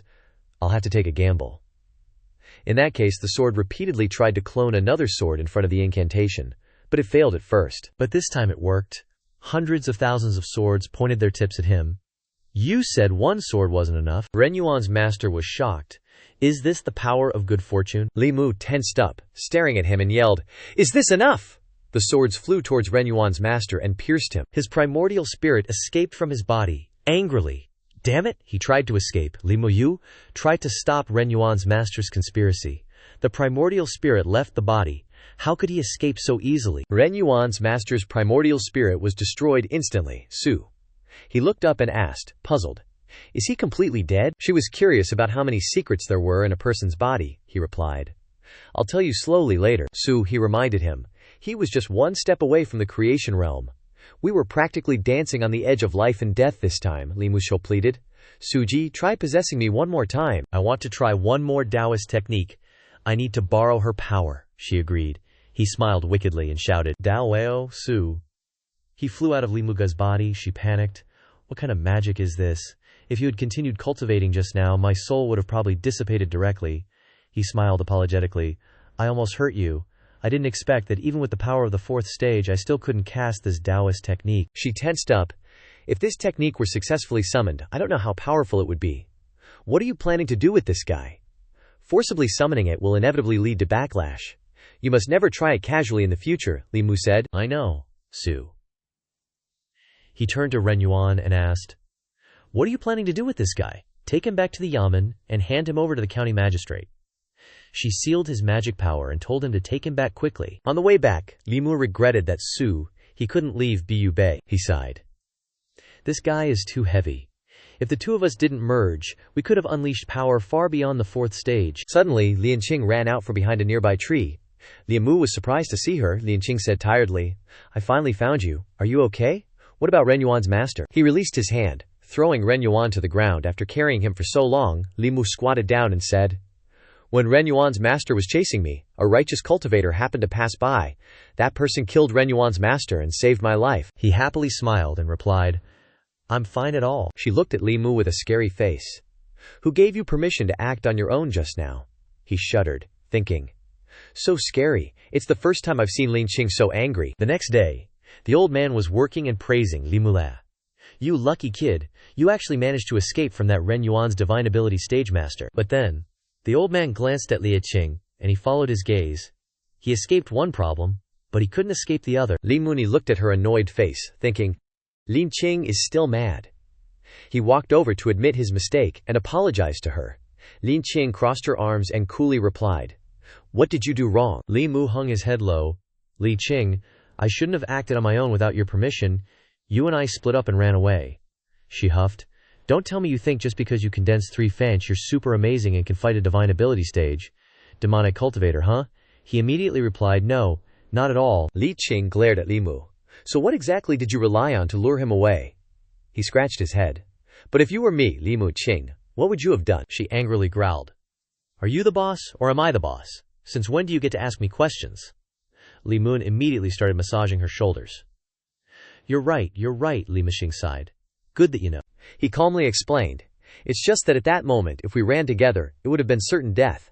Splitting up gave us a 1 in 10,000 chance of survival. I think my choice wasn't wrong. She immediately turned around. So you just gave the chance to live to me? How can you not cherish yourself like that? Li Mu immediately replied. My life was saved by Li Qing. My cultivation journey was guided by Li Qing to enter the sect, and even the White Lotus Yi sword was given by Li Qing. If I encountered danger and just ran by myself, ignoring Li Qing, would I even still be human? Li Mu declared firmly. If only one of us, Li Qing and I, could continue living, then I definitely wouldn't hesitate in the slightest to give the chance to live to you. When she heard that, Li Qing's entire face flushed crimson. She turned her face away and said, From now on, without my permission, you're not allowed to act on your own. Otherwise, I won't need a subordinate like you. He obediently listened. Li Mu was overjoyed, considering it a success in coaxing her. Outside, Han Jie stood with his arms crossed, listening to their conversation. Li Mu continued, From now on, I'll listen to you entirely. If Li Manjing tells me to go east, I definitely won't go west. If Li Qing tells me to hit a dog, I definitely won't chase a bird, she replied. All right, go to the interrogation room and question Ren Yuan first. Remember to come over here later. Deal. Li Mu obediently agreed, and Han Jie immediately scoffed. Shameless guy. He walked out and surprisingly asked Han Jie, What are you doing here? Han Jie turned his face to look at Li Mu, his eyes burning red. Han Jie chided him. Flattering women like that? Are you even a man? Li Mu mockingly chuckled. A true man knows when to bend and when to extend. If all you know is to stick your neck out, you'll just end up a stiff-necked fool. Neither of them would give in. Han Jie gritted his teeth. You saved me once today, so I won't settle scores with you for now. Later, when I save you once, we'll be even. Li Mu looked smug. It's just a small matter, Han Bailiff. Don't take it to heart. Li Mu then left. I still need to go to the interrogation room to find Li Qing, so I'll be heading off now. Han Jie watched his departing back, thinking, in terms of strength, in terms of status, what exactly am I inferior to him in? Why does young Miss Xing treat him so well? Even the female manager of Yunyan Pavilion gives him flirtatious glances. Han Jie called over someone standing nearby. He wanted to ask them something. Han Jie forced the person to tell the truth, and they agreed to obey. He posed like a cool, dashing guy. Who's more handsome, me or Li Mu? The other person chuckled awkwardly, not expecting him to ask a question everyone already knew the answer to. Of course it's Li Mu. Han Bailiff, stop joking around. A moment later, he and Li Qing walked out. She spoke.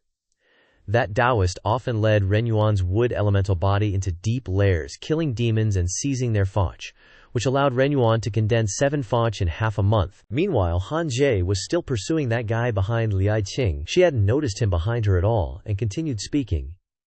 When there were no more demons left to use for Fanch cultivation, Ren Yuan started using common people. Li Mu was stunned.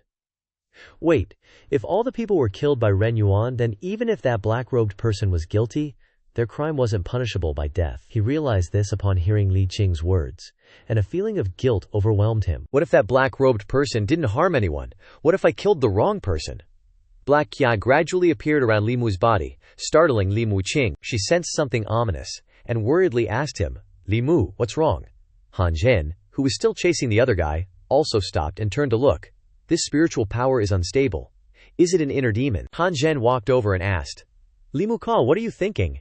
His face filled with gloom as he replied, That black-robed person, Ren Yuan's master? He didn't kill anyone. He looked at Li Mu with confused eyes. You're developing an inner demon over this. Li Qing placed a hand on his shoulder to reassure him. That black-robed person could cultivate a Ren Yuan like that. He himself must be a demonic cultivator. His death wouldn't atone for all his sins, so there's no need to pity him. She then explained. During cultivation, inner demons can take advantage at any moment. If you can't subdue your inner demon, your future cultivation will become even more difficult, and you might even fall into the demonic path. Li Qing grabbed Li Mu Demon's hand. Come back to the duty room with me. I'll help you calm your spiritual power. Han Jie immediately stopped them. She wondered about his actions and asked, Han Jie, what are you doing? He chuckled awkwardly. Young Miss Qing, you should rest. Let me help him calm his spiritual power. Mine has already recovered, Li Qing resolutely replied. He's my subordinate, so I'll handle it myself. Han Jie stared dumbfounded as they left, at a complete loss for words, racking his brain. No way. If this continues, those two will get closer and closer. I have to find a way to get Li Mu away from young Miss Qing's side. Li Mu and Li Qing joined hands to cultivate together. She seriously instructed him. The path of cultivation is especially difficult and arduous. Inner demons will always arise, so you must definitely be careful. Li Qing nodded. All right, that's good enough now. Li Mu replied. Many thanks, boss. I feel much better. She put her gloves back on, her voice deepening. The mind-cleansing incantation you taught me. You yourself should also recite it daily. Li Mu lowered his face and continued her thought. Even a tiny shred of doubt can be infinitely magnified by it, even affecting basic judgment. Inner demons truly are. Suddenly, a small green orb flew towards him, and Han Zhe's voice rang out. Take it. Li Mu reached out and caught the orb, hesitantly asking, This is? He looked at Li Mu's confused expression and explained, It's the soul power I've gathered from slaying demons over the past few months. You saved my life, so now I'm repaying your kindness. He glanced at Han Zhe and smiled in, Thanks? Many thanks, Han Bailiff. His mouth was polite. Don't be so formal. You need to cultivate well and strive to condense your faunch soon. But deep down, he was secretly envious and calculating. As soon as you condense your faunch, you can immediately be promoted to a branch bailiff, and then you won't need to be by young Miss Qing's side anymore. The light of exorcism covered the sky above the curved roof of a room, signaling that night had fallen. Wan happily sat in front of the house playing with the dog, but it seemed only she could see this little pup. Good boy, let me give you a hug. Li Mu arrived home and saw the scene before him. He immediately recognized that the dog was a spirit body. This is so Wan. Even if she actually met a ghost, she wouldn't realize it. Still, I should temporarily protect her innate spiritual eyes. Seeing him return home, Wan stood up to greet him. Li Gongzi, you're back, Li Mu cheerfully replied. Wan, let's wait for your young miss to come back tonight, and we'll have a feast. Hearing this, Wan's eyes lit up. Okay. Then, Li Mu said, Wan, close your eyes first, she wondered. Why close my eyes? As if she suddenly thought of something. Her face blushed. Could it be? But Wan still decided to obey. Okay. Li Mu reached out and drew a few strokes in front of her eyes. After finishing, he said to Wan, All right, you can open your eyes now. She blankly opened her eyes and blurted out, And still no kiss. Liu Hanyan's voice rang out, cutting off Wan's words. Kiss what? Liu Hanyan carried a basket of vegetables in one hand, and the other was holding herself to keep warm. She angrily questioned the two people in front of her. I'm still waiting to cook dinner. What the hell are you guys doing here? Li Mus felt guilty. Nothing. His expression was flustered. How could Liu Gunyang appear so silently and unexpectedly? As for Wan, she froze, looking disappointed. What a pity. Steam rose, and with it, the fragrant smell of hot pot filled the air. The pot was bubbling with a variety of ingredients, from mushrooms to vegetables, and the saliva of the viewers silently flowed down their throats. Wan pretended to care and picked up meat for the other two. 1 piece for Miss, 1 piece for me, 1 piece for Gongzi, 1 piece for me, 1 more piece for me. The loop continued. Li Mu saw her gluttony act up again, and along with Gang Chao, picked up the meat again to even it out. You eat it? I like tofu? Liu Hanyan pretended to seriously teach Wan a lesson. Eat less meat, be careful you become obese, then you won't be able to marry. He continued to pick up food for Wan but explained to her, Wan isn't like you. She's been eating like this for a while. She won't get fat. Hearing this, Liu Hanyan suddenly became angry. You're protecting her like that. If she can't marry, will you take responsibility? Li Mu asked back in confusion. Isn't Wan marrying with you? Liu Hanyan was surprised by this question. Then her expression changed, and she questioned him in return. Why is Wan marrying with me? Why do you think Wan and I are marrying the same person? Li Mu Yang could only force a smile and let it pass, I guessed. Liu Hanyan calmly put food in her mouth. Isn't one person good enough? How would I know if I'll marry someone who values my person or my scheming? The atmosphere became strange, causing Li Mu to awkwardly turn away. I'm full, you guys continue. After he walked away, she turned to ask Wan, If I marry you to Li Mu in 2 years, okay? The girl smiled and replied, Miss, is that true? Liu Hanyan asked back caringly, Don't you really want to marry Li Mu? Wan also happily explained. Why not? Gongzi can make a lot of delicious food, and he can also catch ghosts and fight demons. He can protect me. I'm willing to marry him. Hearing the answer without any deception or cover-up, she frowned, not knowing how to respond. The next morning, at the execution ground, the sun had risen high, and with it, a loud shout, Execution time! The shining blade was raised high, along with the order to execute. Zhao Huoye stood below the execution platform of his son, tears streaming down his face as he trembled and called his name, Yuan here. Immediately after that moment, he collapsed and wailed before Zhao Yuan's corpse, Yuan here. He continued to kneel there, heartbroken and complaining. Cultivation, cultivation, in the end, life is gone. What kind of cultivation is this? Li Mu stood behind him, watching everything before him.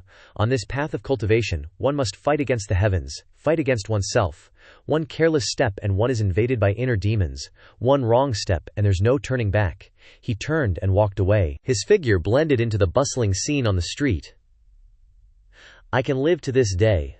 Luck accounts for a very large part. Li Mu's mood wasn't happy at all. His feet still moved, but his mind was pulled into a tangled mess of thoughts. But I'm not always lucky enough to turn danger into safety. Or should I listen to Liu Hanyan, after escaping the crisis of life and death, simply not be a constable or cultivate anymore? Marrying a wife like Liu Hanyan, living a peaceful and happy life? What's not good about that? Thinking of this, it was also the moment Li Mu returned home and saw her figure busying around in the kitchen. Liu Gunyang is helping me cook dinner again. He looked at the girl before him and smiled, secretly expressing contentment. Having such a gentle and virtuous wife, what more could one ask for in life? But the beautiful scene didn't last long. Liu Hanyan turned around with a frown and scolded, Li Mu, what are you looking at? Hurry up and help me. If you keep looking, I'll gouge your eyes out. Seeing him blankly before her, she scolded even louder. What do you mean, what? Hurry up and bring out the food. Coming back so late, don't you know there are people at home waiting for you to come back and eat? Hearing this, Li Mu could only secretly shed tears before the reality. Why get married? I want to cultivate properly. Li Mu was strolling around, passing by a room with a door ajar. Lin Qing inside waved him over. Li Mu, come here for a moment. Li Mu curiously entered the room. What's the matter, Taofir? But as soon as he entered, the door behind him closed, startling him. Obviously, Li Mu was having some strange thoughts, and blushed as he asked her, Tuder, why are you closing the door in broad daylight? Liu Qing didn't beat around the bush and asked directly, where did you get the Qing Xinju that you taught me? He looked bewildered and stammered back, is this very important? Li Qing recalled last night and explained, I discovered it last night when drawing talismans. It can actually increase the success rate of drawing talismans. The total number of talismans produced by the patriarchal school, the heavenly grade talismans, in a year doesn't exceed 10. She thought about those scattered yellow talismans and continued, if the talisman sect also knows the Qing Xin incantation and produces a large number of heavenly calamity talismans, speaking of which, a hint of fear flashed across Li Qing's face. The talisman sect is known as the overlord of Mercantana. No one can stop them. If this gets out, it'll bring a huge disaster to the Daoist sect. At this point, Li Mu was also seriously considering it. The Qing Xin incantation was a huge disaster. If he were to spread the 9 true words from the Tao Te Ching, that would be a real calamity for the Daoist sect. And the Heart Sutra from the Buddhist sect wouldn't escape either. She questioned suspiciously, Li Mu, this Qing Xin incantation, have you told anyone else about it? Hearing him reply, no, only you and I know about it in this world, Li Mu Qing earnestly warned. The day this incantation is exposed, it will cause a fatal disaster for you. You must remember that. Knock, knock. Someone knocked on the door, and a voice broke the two's conversation. Junior Sister Li, are you inside? Li Mu thought to himself as he went to open the door. Who's so pushy? Also Junior Sister Li. Then a tall, bulky figure blocked their way. He greeted Li Qing, Junior Sister Li. Long time no see, she politely replied. Wu Bo, Senior Brother Wu, long time no see. At this point, standing next to Li Qing, he was a little flustered, thinking, why is he like a mountain? Even Chen Ruru in front of him is like a bird leaning on someone. As the three stepped outside, this Wu Bo guy deliberately squeezed between Li Qing and Li Mu, his face smiling ingratiatingly. Junior Sister Li, it's almost time for sentencing. Would you like to have a meal with me? She bluntly refused. No need. I still have to go on patrol. Senior Brother Wu, go ahead and eat by yourself. Good. Wu Bo didn't seem willing to let Li Qing go. He blocked her way. Junior Sister Lai, we belong to the same branch. Why do you have to reject Senior Brother like we're miles apart? A calculating and forceful expression appeared on Wu Bo's face. You know I'm of the earth element body. If you and I can cultivate together as Dao companions, you'll definitely be able to enter the Gang realm within 5 years. But unlike his calculations, Lian Qing ignored him and walked past him. Sorry, Senior Brother Wu, I prefer cultivating alone. Seeing Wu Bo being so humiliated, Li Mu secretly chuckled and thought, what's so great about an earth element body? Neither cultivation speed, nor the benefits of dual cultivation, can compare to a pure yin body. If Downshire really wanted dual cultivation benefits, I would have been trampled on by her long ago. Why would it be your turn? As he walked past Wu Bose, he called Li Muti to stop softly. Without turning around completely, he glanced at Li Muka and asked, "Where did you get your sword?" "I remember this sword was used by junior sister Li before," he flaunted to Wu Bo with a smug expression. "This Qingbai sword? It's because down here was afraid that I would be in danger, so she gave it to me." Wu Bo smiled happily and patted Li Mu's shoulder, pretending to praise. "It seems junior sister Li values you very much." "Not bad. Someone valued by junior sister Li must be someone beneficial." Just then, he felt a surge of deathly aura from his hand into his shoulder. This is yin killing intent. And with a resentful expression, Li Mu looked at Wu Bo, who waved his hand and left. "Do a good job." He was angry and a little painful on his face. "If I simply refine the Daoist practice of the three souls, it is easy to explode and destroy my cultivation during the breakthrough, making me unable to complete the mountain of earth, even if I only lack a basket of earth." The black air that had infiltrated Li Mu's body approached the faint golden light. A trace of yin-colored aura hidden in the body that was not easy to feel became an obstacle to cultivation. Li Mu made a decision at that moment, to avenge the ambitious man who harmed him. Thinking about it, Li Mu was completely indignant and said to himself, "I didn't touch you, but you want to harm me treacherously? No, I have to go find Han Jian to inquire about his inside story." The midday light shone on the red-painted wooden walls of a room in the yamen. Han Jie was holding a book and reading it carefully, his face showing embarrassment but still stubbornly reading, muttering an exclamation, "This is so powerful." At this moment he pushed the door open and entered, calling in a low voice, "Detective Han," making him startled. He quickly hid the book under him. Han Jian, with a guilty conscience as if he had done something bad, stammered and asked Li Mu, Aren't you going on patrol? What are you doing here?" Li Mu didn't care about the details and immediately asked him for information. "I want to inquire a little. Do you understand Detective Wu?" Han Ji's eyes glanced to the other side, muttering, "Fatty Ba, why are you also unfamiliar with him?" Then he explained to him, "Don't look at him as fat. His strength is also of the top class. He is called the Earth Jing body, so it is easy to get fat. The 5 Jing body is not as good as the pure Yin body, but it is considered a rare aptitude, and the speed of cultivation is faster than ordinary people." At this point, Han Jie recalled the figure of an old man with white hair and beard who seemed to have a lot to say, and his father was an elder in Qingyang's clan, and they had a creation realm cultivation level, so Qingyang was not his opponent either. At this time, he pointed at Li Muhai and seriously reminded him, "Although I don't know what you are asking about him for, I remind you, this man is narrow-minded and will take revenge, so you better not touch him." He protested innocently, "Why would I touch him? I can't beat him anyway." Although he said that, Li Mu's palms were clenched tightly. If he had formed a grudge, it seemed that he had to improve his strength first. He was spontaneously afraid, and he had to find a way to quickly collect the missing sense of fear. Suddenly he remembered and asked Han Jie, "By the way, Detective Han, what book were you reading so happily just now? Can I borrow it to read?" His reaction after that question was startled and panicked. He was sweating profusely and tried to cover it up. "This book is very profound. You won't understand it." Lil Mooney did not hesitate to expose his reaction. "Detective Han, why are you sweating so much?" The guilty person scolded in a hurry. "Is it any of your business? Go on patrol." And Han Jie held the book tightly while sweating. "Guess what book it is?" Light leaked into the room. The door with longitudinal and transverse wood grain, and the questioning voice inside came out to open the ghost room. Li Muji held a teacup and sat opposite Liu Hanyan. "Robbing generates fear? Even telling ghost stories cannot cause fear to the listener. Therefore, I must create a method that makes people feel afraid of me." After hearing this, she also showed agreement. "Your way of thinking is the opposite as possible, but will anyone really spend money to have someone scare themselves?" He was uncertain after hearing that. "Try it first." I saw Li Mu take a sip of tea and assure, "As long as I condense the feeling of fear in the next 3 months, the danger to my life will be eliminated." He hesitated even more, secretly calculating in his heart, "Wu Ba, if you touch me and harm me again, I will also have enough strength to deal with it." The teacup in his hand was not cold, and there was still hot smoke rising, but it had to return to the table. Li Mu straightened his clothes and stood up to leave. "How much the cost is deducted from my share? I will go to the bookstore first. I don't know much about opening a shop, I'll ask you for that." Liu Hanyan replied, "Okay." Ignoring the figure that was leaving, she said softly enough for him to hear, "The job manager of the Four Seas bookstore sold the bookstore to me. The location is not bad, and opening a shop there might be better. He also believed and replied, "I'll listen to you, I'm leaving first." But he didn't know that the girl who was watching his leaving footsteps had some silk in her heart. Only you can protect your life. Wanwan can be happy in the future. Let's talk about the assignment later. It was another sunny day. The light shone on the arched roof, and the sky looked bluer.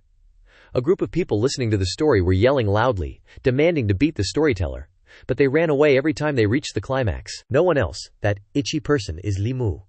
At this time, he secretly ran away through the back door, and even ridiculed triumphantly. "You will definitely not be able to catch me." But a voice rang out, startling him. "So what happens to Bai Su Zhen and Xu Xian later? You are the storyteller." The voice came from a girl sitting on the wall with her legs crossed. Li Mushu also cursed his mouth secretly. Next time, he won't say that no one else will do it until I do. So he just had to clasp his hands in refusal. The story for today is finished. If Miss wants to hear it again, please come early next time. That Miss angrily retorted, "I want to hear it now." Along with that shout, "That's the aura of an azure serpent." Li Mu was sweating real bullets now. He gritted his teeth, thinking, "A demon in human form, I can't beat that." Tingxin jumped down from the wall. "Huh, what are you dissatisfied with?" Of course he was dissatisfied, but he couldn't say it, so he reluctantly replied, No, I'll tell you a story." As time passed, the sun gradually shifted its position, and the scorching sunlight shone down from above onto the rooftops. Li Mu, sitting beside her, finished the story. Xu Xilin rescued his parents, and finally the family was reunited. After hearing the story, she commented that Xu Xian even harmed his own wife. He's truly ungrateful. Li Muxue didn't know how to respond, so he awkwardly asked, "Miss, the story is finished, can I go now?" Tingxin stopped him from leaving. "Wait, have you seen a very tall person?" he blankly asked. "There are many very tall people. I need to know what he looks like." To answer your question, in his heart, Li Mu secretly criticized, "This miss is pretty. It's just a pity she's a bit brainless." She turned to one side to think. "Let me think." Then turned to the other side, clapping her hands together as if she suddenly had an idea. Tingxin exclaimed, "I got it." Then, she cast a spell on her hand and aimed it straight at Li Mu. An image gradually appeared in his mind as Tingxin cast the spell, and he panicked.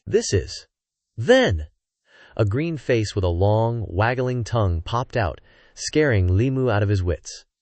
He recognized it as the guy who wanted to send him off earlier. It was him. When he came to his senses, Tingxin had pressed her ear to Li Mu's chest and said, "Your heart is beating very fast. You've met him, haven't you?" He felt guilty and quickly changed the subject. "Is this magic? Are you a fairy?"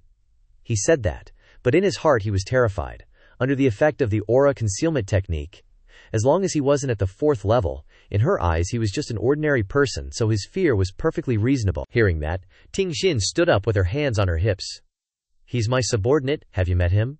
Li Mu denied it again. "Esteemed fairy, I haven't met him." She continued to cast spells and asked, "Then have you met this person?"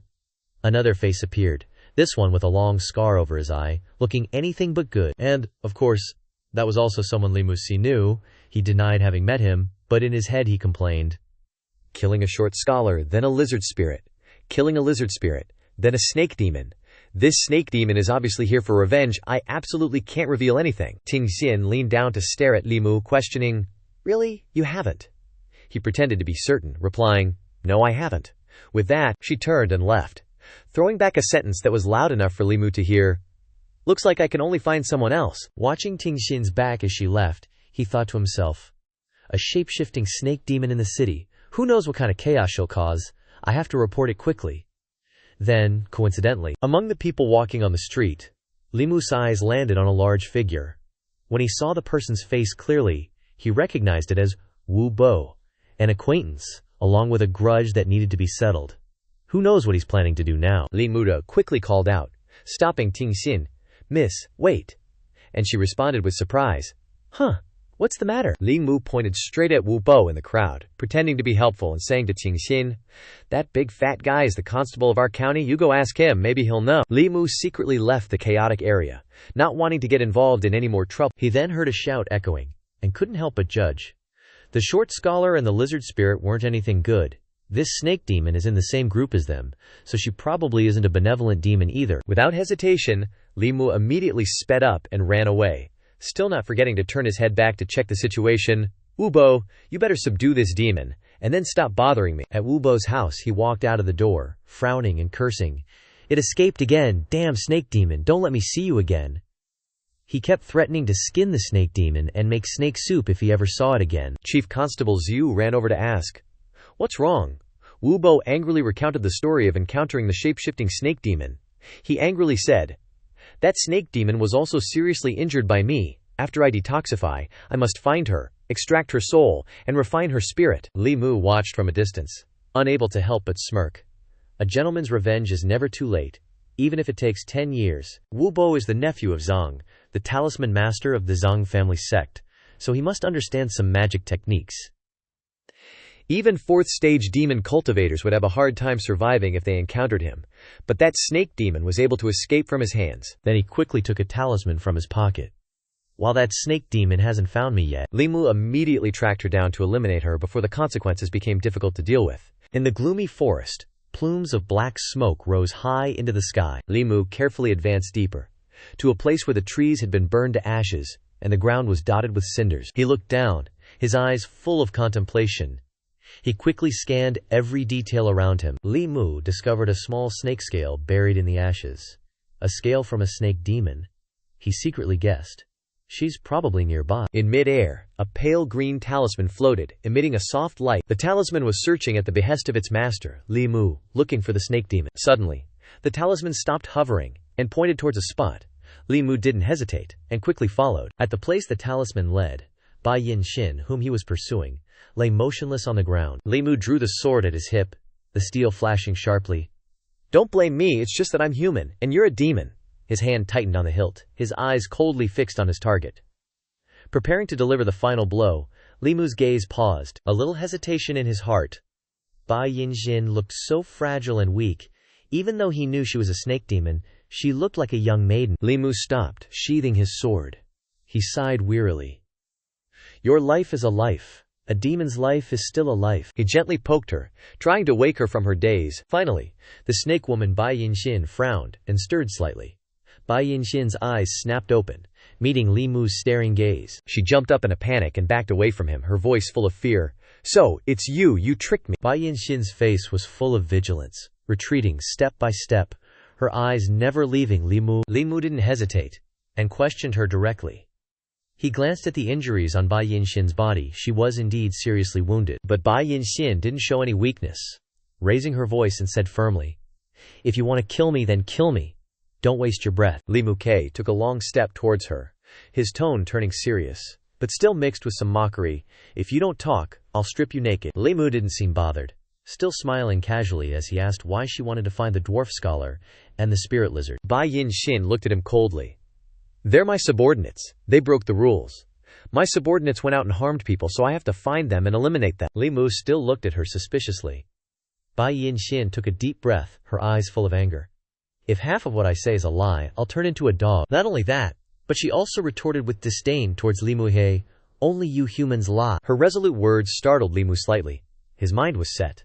Looks like she wasn't lying. After a moment of silence, he scratched his head, looking at her a little awkwardly. Bai Yin-shin didn't reply, only looked down on him coldly. She suddenly slumped to the ground.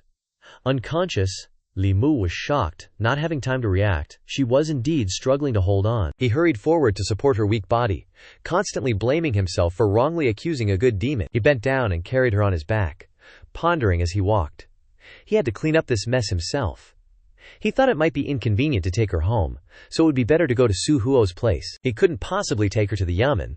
Wu Bo would definitely kill her. At a small house by Bishui Bay, the sound of a babbling brook softly flowed. Su Huo looked at Li Mu with a face full of suspicion. "You brought this snake here?" Li Mu shook his head apologetically. "It's all my fault for not investigating things clearly first. I almost killed her." He sat down next to Bai Yin-shin, placing his hands on her wrist. A warm stream of spiritual energy flowing from Li Mu Garai into Bai Yin-shin's body. After only a moment, Bai Yin-shin slowly opened her eyes, her gaze hazy. Li Mu looked at her as she gradually recovered, softly asking, "How do you feel?" But Bai Yin-shin startled as soon as she heard his voice, her eyes widening in shock. She backed away, her arms around her body, her eyes full of vigilance. "What do you want?" Li Mu was stunned, feeling unfairly accused. "I'm not interested in snakes, you can rest assured," he calmly asked her. "Your two subordinates, the dwarf scholar and the spirit lizard, have both been killed by me. I mistook you for an evil demon coming for revenge, so I acted carelessly. It was all a misunderstanding. Bai Yinxin looked at him suspiciously. Limu-man, you people are all swindlers. Li Mu sighed, his eyes resolute. I can swear, if anything I say is half a lie, I'll turn into a dog. Bai Yinxin was stunned. She thought for a long while, cultivators don't dare to lie after making such a serious vow. Maybe he's not fooling me. Li Mu quickly took Bai Yinxin's hand, looking at her gently. Let me help you heal your injuries. Bai Yinxin finally decided to believe him, gently placing her hand in his. She lay down, feeling the spiritual energy flowing into her body, making her relax completely. Li Mu looked helplessly at Bai Yinxin, but he couldn't really complain. Bai Yinxin requested softly, her eyes half closed as if enjoying it, making Li Mu's voice become hoarse and weak. Are you feeling better, miss? Bai Yinxin quickly fell into a deep sleep, her body as comfortable as if she'd never been injured. Li Mu relaxed, but his body started trembling with exhaustion. He hurriedly ran over to support him, constantly scolding, "You're just too kind, draining your own magic power to save others." Early one morning at the county yamen, the air was chilly, creating a fresh and peaceful feeling. Li Mu had just pushed the door open when he heard Wu Bo's earth-shattering cursing. Damn snake demon, where did you run off to? He was still angrily searching for the snake demon's whereabouts. It shouldn't have been able to run far. Wu Bo was furious, his eyes bulging with rage. Could someone have picked up my bargain, or did its accomplices rescue it? A surge of rage rose like a flame, veins popping out on his forehead. He gritted his teeth. I definitely have to find it. Killing 1,000 snakes won't vent the hatred in my head. Li Mu showed a hint of contemplation. This guy really holds grudges. If he can't find the snake demon, he'll vent his anger on innocent snakes.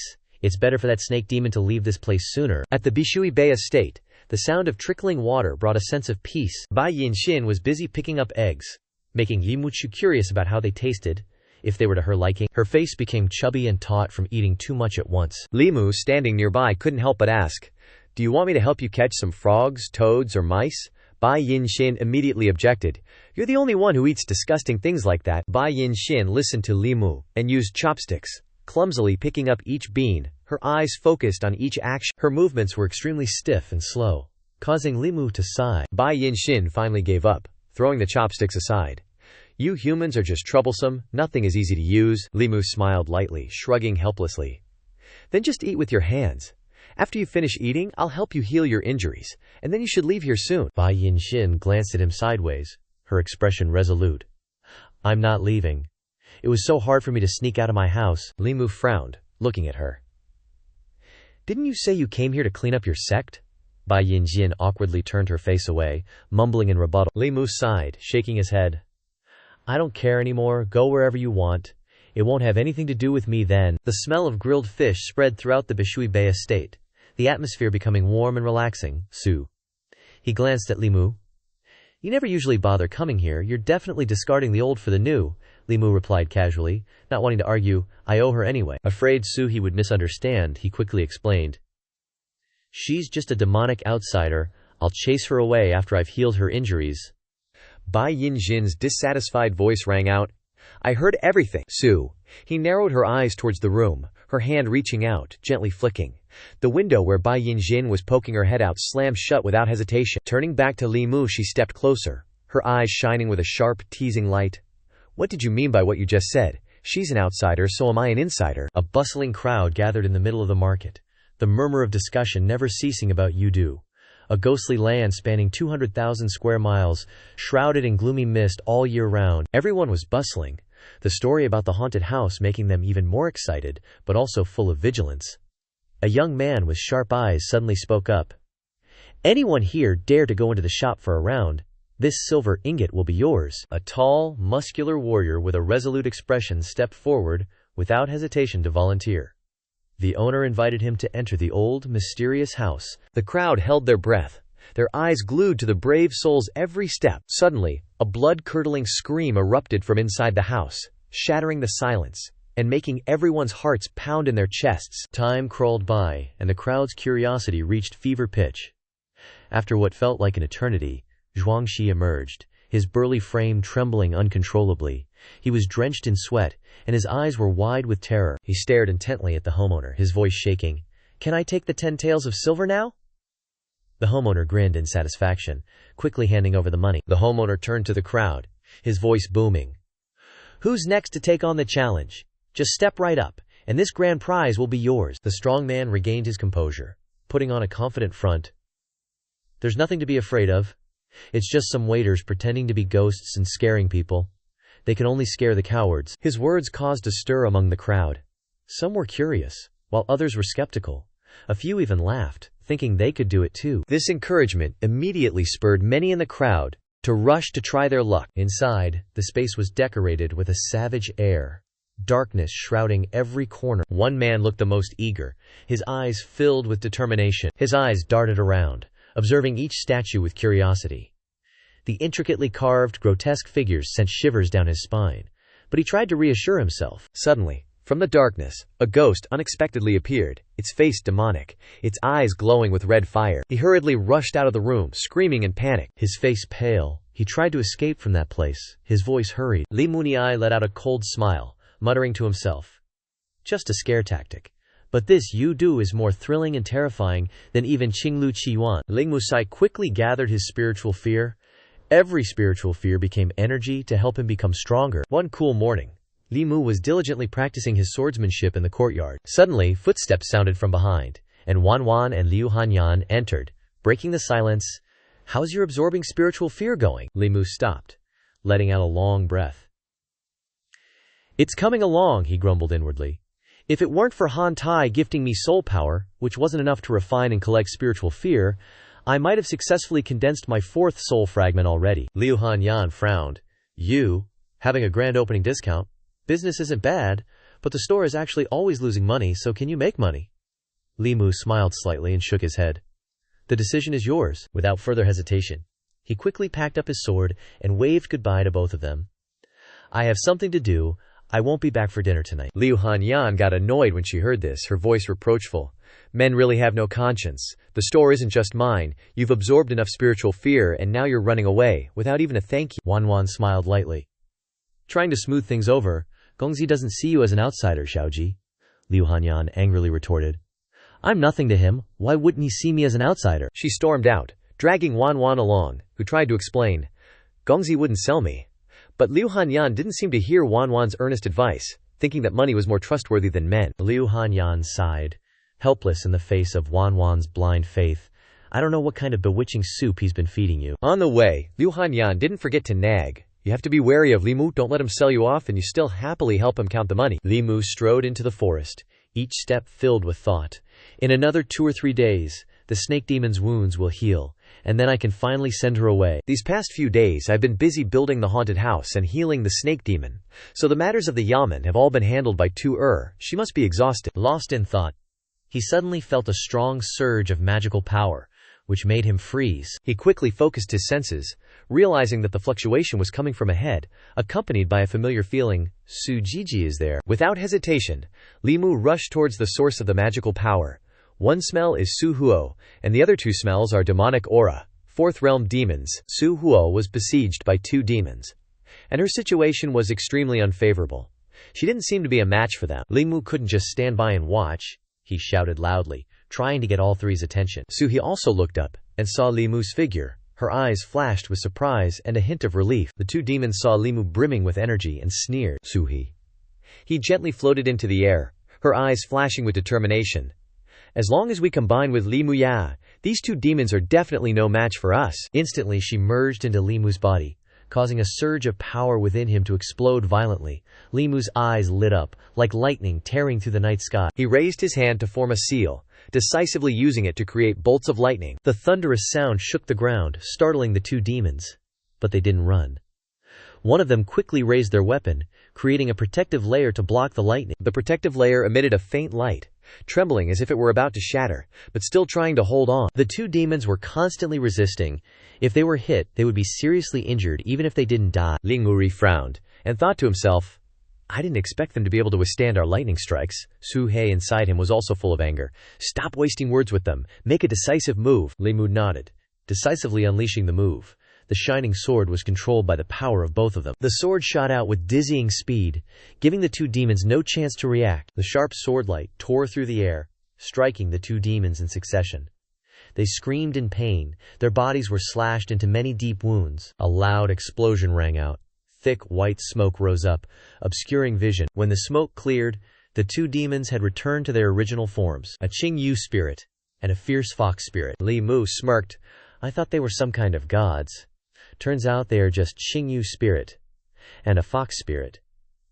Li Mu didn't give the two demons a chance to recover. He quickly formed a seal. Those arrows seemed ready to tear everything apart in their path, making the sky dark and full of pressure. The two demons trembled non-stop, their eyes filled with fear. We can't escape this sword shadow. Are we going to die here? Just then, a loud shout rang out, stopping Li Mu's attack. Bai Yin-shin was rushing over. The scene became chaotic, as all three demons quickly asked about each other's situation. Why are the two uncles here? The two transformed demons explained that they thought she had run into trouble. He frowned, his head full of question marks, and asked Bai Yin-shin, "You know these two demons?" Bai Yin-shin nodded and slowly introduced her two uncles. Qingyu Spirit and Hu Xing had transformed back into human form, understanding the situation. The two demons immediately bowed respectfully and apologized. "We're disturbing you while you're healing here. If there's anything we've done wrong, please forgive us." The Qingyu Spirit glanced at Hu Xing, blaming him for not knowing how to address her properly. Hu Xing was clueless as to why he was being scolded. Li Mu couldn't help but be surprised. "I thought demons were all vicious, but the two Qingyu spirits and Hu Xing have a refined demeanor, treat people politely, and think carefully. They are even more like humans." Qingyu's spirit looked at Bai Yin-shin suspiciously. "Who hurt you?" Bai Yin-shin shrugged and replied, "It was a fatty. When I practice again, I will definitely get revenge." Qingyu's spirit scratched his head, shook his head, and smiled. Finally she understood she had to cultivate well. She used to avoid it. If not for her innate bloodline, she would have already condensed into a demon mortal. Bai Yin-shin blushed and looked down, bowing her head. Uncle doesn't need to point out my flaws so directly. She looked shyly at Li Mu standing there, his face slightly smiled. "Hurry into the room and heal me." Li Mu didn't argue and walked into the room to heal her. However, when he started healing, Bai Yin-shin seemed too relaxed, as if she didn't feel any pain at all. Li Mu frowned, feeling like he had been tricked, but he couldn't argue. He looked at Bai Yin-shin suspiciously. Does doing this make you feel better? Bai Yin-shin enjoyed it and replied without hesitation, It's very comfortable. Li Mu looked at her, frowning in annoyance. "So, your wounds are already healed?" Bai Yin-shin raised her head and nodded without hesitation. Li Mu wanted to find an excuse to stop treating her wounds, but Bai Yin-shin wouldn't let him off the hook. She continued, her tone casual. "How about you become my hubby? Just like Xu Xian and Bai Suzhen. That way, you can do this for me every day." Li Mu tensed up, sweating, unsure what to do. He'd gotten himself into unnecessary trouble again. He turned his head away, refusing on the grounds that humans and demons couldn't be together. Hearing this, Bai Yin-shin immediately questioned loudly. Then why could Xu Xian and Bai Suzhen be together? Just then, her subordinate poked his head in, interrupting her, announcing that it was time for them to leave. So Bai Yin-shin pointed at Li Mungi, demanding that he come with them before she would go, leaving the subordinate at a loss for words. Later, in the forest under the beautiful blue sky, a soft voice spoke to Suhi. "I troubled you this time, sis." Bai Yin-shin reluctantly squeezed her hand, promising to return to find Suhi after she successfully cultivated. With that, she abruptly turned her head, pouting as she stared intently at Li Muyu, making him jump. A moment later, Bai Yin-shin turned her back, coldly calling Li Mu a swindler. She said her name and told him to remember it. "Well, I'll definitely come back for you." Suhi watched their retreating figures, sighing. It was quite good having her around. At least I had someone to chat with. Hearing this, Li Mugul immediately asked, "Isn't she human?" At this, she frowned and glanced at Li Mugul. "Now that she's gone, are you still coming here every day?" Hearing this, he quickly explained that he only came every day because he was the one who had injured Bai Yin-shin. Moreover, Li Mua also invited Suhi to go with him, but she refused. Suhi hesitated and explained in a low voice, "If I go too far, my soul might scatter." Hearing the words, "soul might scatter," he immediately asked anxiously what she meant, but Suhi just lowered her head in silence. A few seconds later she forcefully grabbed Li Musan's hand. He took his hand and pulled him towards the lake, saying that he would understand if he went underwater.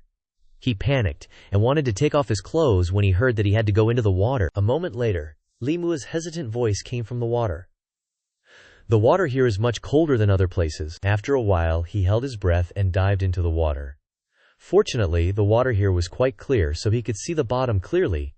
"What exactly does elder sister Su want to show me?" Suddenly, Li Mu noticed something, and his eyes widened in shock. At the bottom, amidst the seaweed, There was something emitting a strange purple light. No one would have expected that there would be a large altar at the bottom of the lake. In the middle of the altar was a person lying on a stone slab. The surrounding four corners were engraved with glowing texts. He strained his eyes to read what was engraved. Condense into true heaven and earth spiritual energy. Reading this line, Limua immediately couldn't understand why an altar built underwater could condense heaven and earth spiritual energy, so he decided to swim even closer to take a closer look. After swimming closer, Limu discovered that there was also a woman on the altar. A moment later, after carefully looking at that beautiful face, he was shocked to discover that it was Suhi. Just then, she suddenly opened her blood-red eyes and stared intently at Limu. He was sucking his spiritual energy, making him unable to move, and he also couldn't hold his breath anymore, struggling violently. Water poured into his throat. Limu gradually felt dizzy from lack of oxygen. He felt like he was probably a goner. Just as he thought that, suddenly a suction force pulled Limu's entire body up to the surface of the water. So in just 1 second he was yanked up, leaving countless swirling bubbles deep in the lake. Limu was pulled through the water by Suhi's magic, soaring into the air before falling freely back down. His heavy gasps echoed in the vast space. She indifferently looked at Limu, who was kneeling on the ground, pushing the lake water out of his body. Did you see it? He frowned, took a heavy breath, and asked Suhi, who exactly was that person I saw underwater? She replied that it was her physical body, and what Limu was seeing now was just her soul body. He raised his hand to wipe the water from his chin. Being able to absorb someone else's essence at such a distance, that zombie must have merged with the environment. She has self-generated sentience. He slowly explained. My physical body was absorbed by a strange stone platform, and my soul managed to escape, but I can't leave this place for too long. For the past 20 years, the physical body has been nourished by the spiritual energy condensed on the stone platform, leading to the birth of sentience. The reason I can't leave Greenwater Bay may be due to that stone platform. Do you still remember the writings and patterns on it? Hearing her question, Limu frowned in contemplation, his whole body soaking wet. Let me go back and investigate. The next day, his voice echoed inside the county office. Old Wang, I have an urgent matter that needs help. Limu slammed a drawing on the table in front of him. Can you tell what this is? Old Wang frowned and pondered. This is a corpse-raising formation? Where did you get this? He impatiently told him not to worry about that. Can you tell what it is specifically? Seeing this, Old Wang reassured him before continuing. He pointed to the points on the drawing, explaining its meaning and role in the formation. If you want to destroy the formation, destroy this water vein first, or you'd have to wait until the corpse inside gets strong enough to break out on its own. Old Wang stroked his long beard, marveling at the formation in surprise. After hearing this, Limu anxiously calculated his own chances. Facing a water vein, he'd probably be swept away and drowned before he even started fighting. Limu strode out the door, feeling super tense. Pulling the corpse out, forget about it. Looks like this plan to save Su. He definitely needs some serious thought. Early morning, inside the county yamen. Today I've called all of you here for a very specific reason. Zhang Chun explained that the zombie situation in Zhao County was getting really serious. It was only a matter of time before it spread to Yangqiu County, and that meant trouble for everyone in the room. Han Jie frowned, wondering, didn't Governor Du Ren personally step in 3 months ago, even roping in some experts, and still couldn't resolve it? Wu Bao looked at him. 100 years ago, a single zombie turned a small nation into a land of the undead. It took countless elders and demonic cultivators from the Lingzhen sect to finally quell it. Hui Yuan, hands clasped, also offered his support. County magistrate, just give the word, and this humble monk will do everything in his power to help. Li Qing also chimed in. The northern prefecture is the ancestral ground of the talisman sect. It's absolutely not a place you can just waltz into whenever you please. He rubbed his chin, furrowed his brow, and instructed them to inform everyone below first. Then they'd discuss it further later. A little later, as the dazzling sunlight streamed down onto the tiled roof of the study hall. Inside, Yixing clapped a few times to get everyone's attention. Everyone, let's take a short break first. When she said she had something important to announce, everyone in the room immediately started buzzing, eager to know what was going on. As soon as Limu heard those 3 words, important matter, he instantly had a bad feeling creeping up on him. Li Qing announced in a serious tone. The zombie disaster in Zhao County has already shown signs of spreading to Yangqiu County. We need to inform all the villages in the county to organize their defenses, and no one is to go out at night. You also need to inform the common folk in the area to be more vigilant. Zhang Shan stammered in fear. Another zombie catastrophe? Li Si immediately followed up. It's already spread all the way to our county. Seeing his stunned, speechless expression, Li Muxi was equally worried.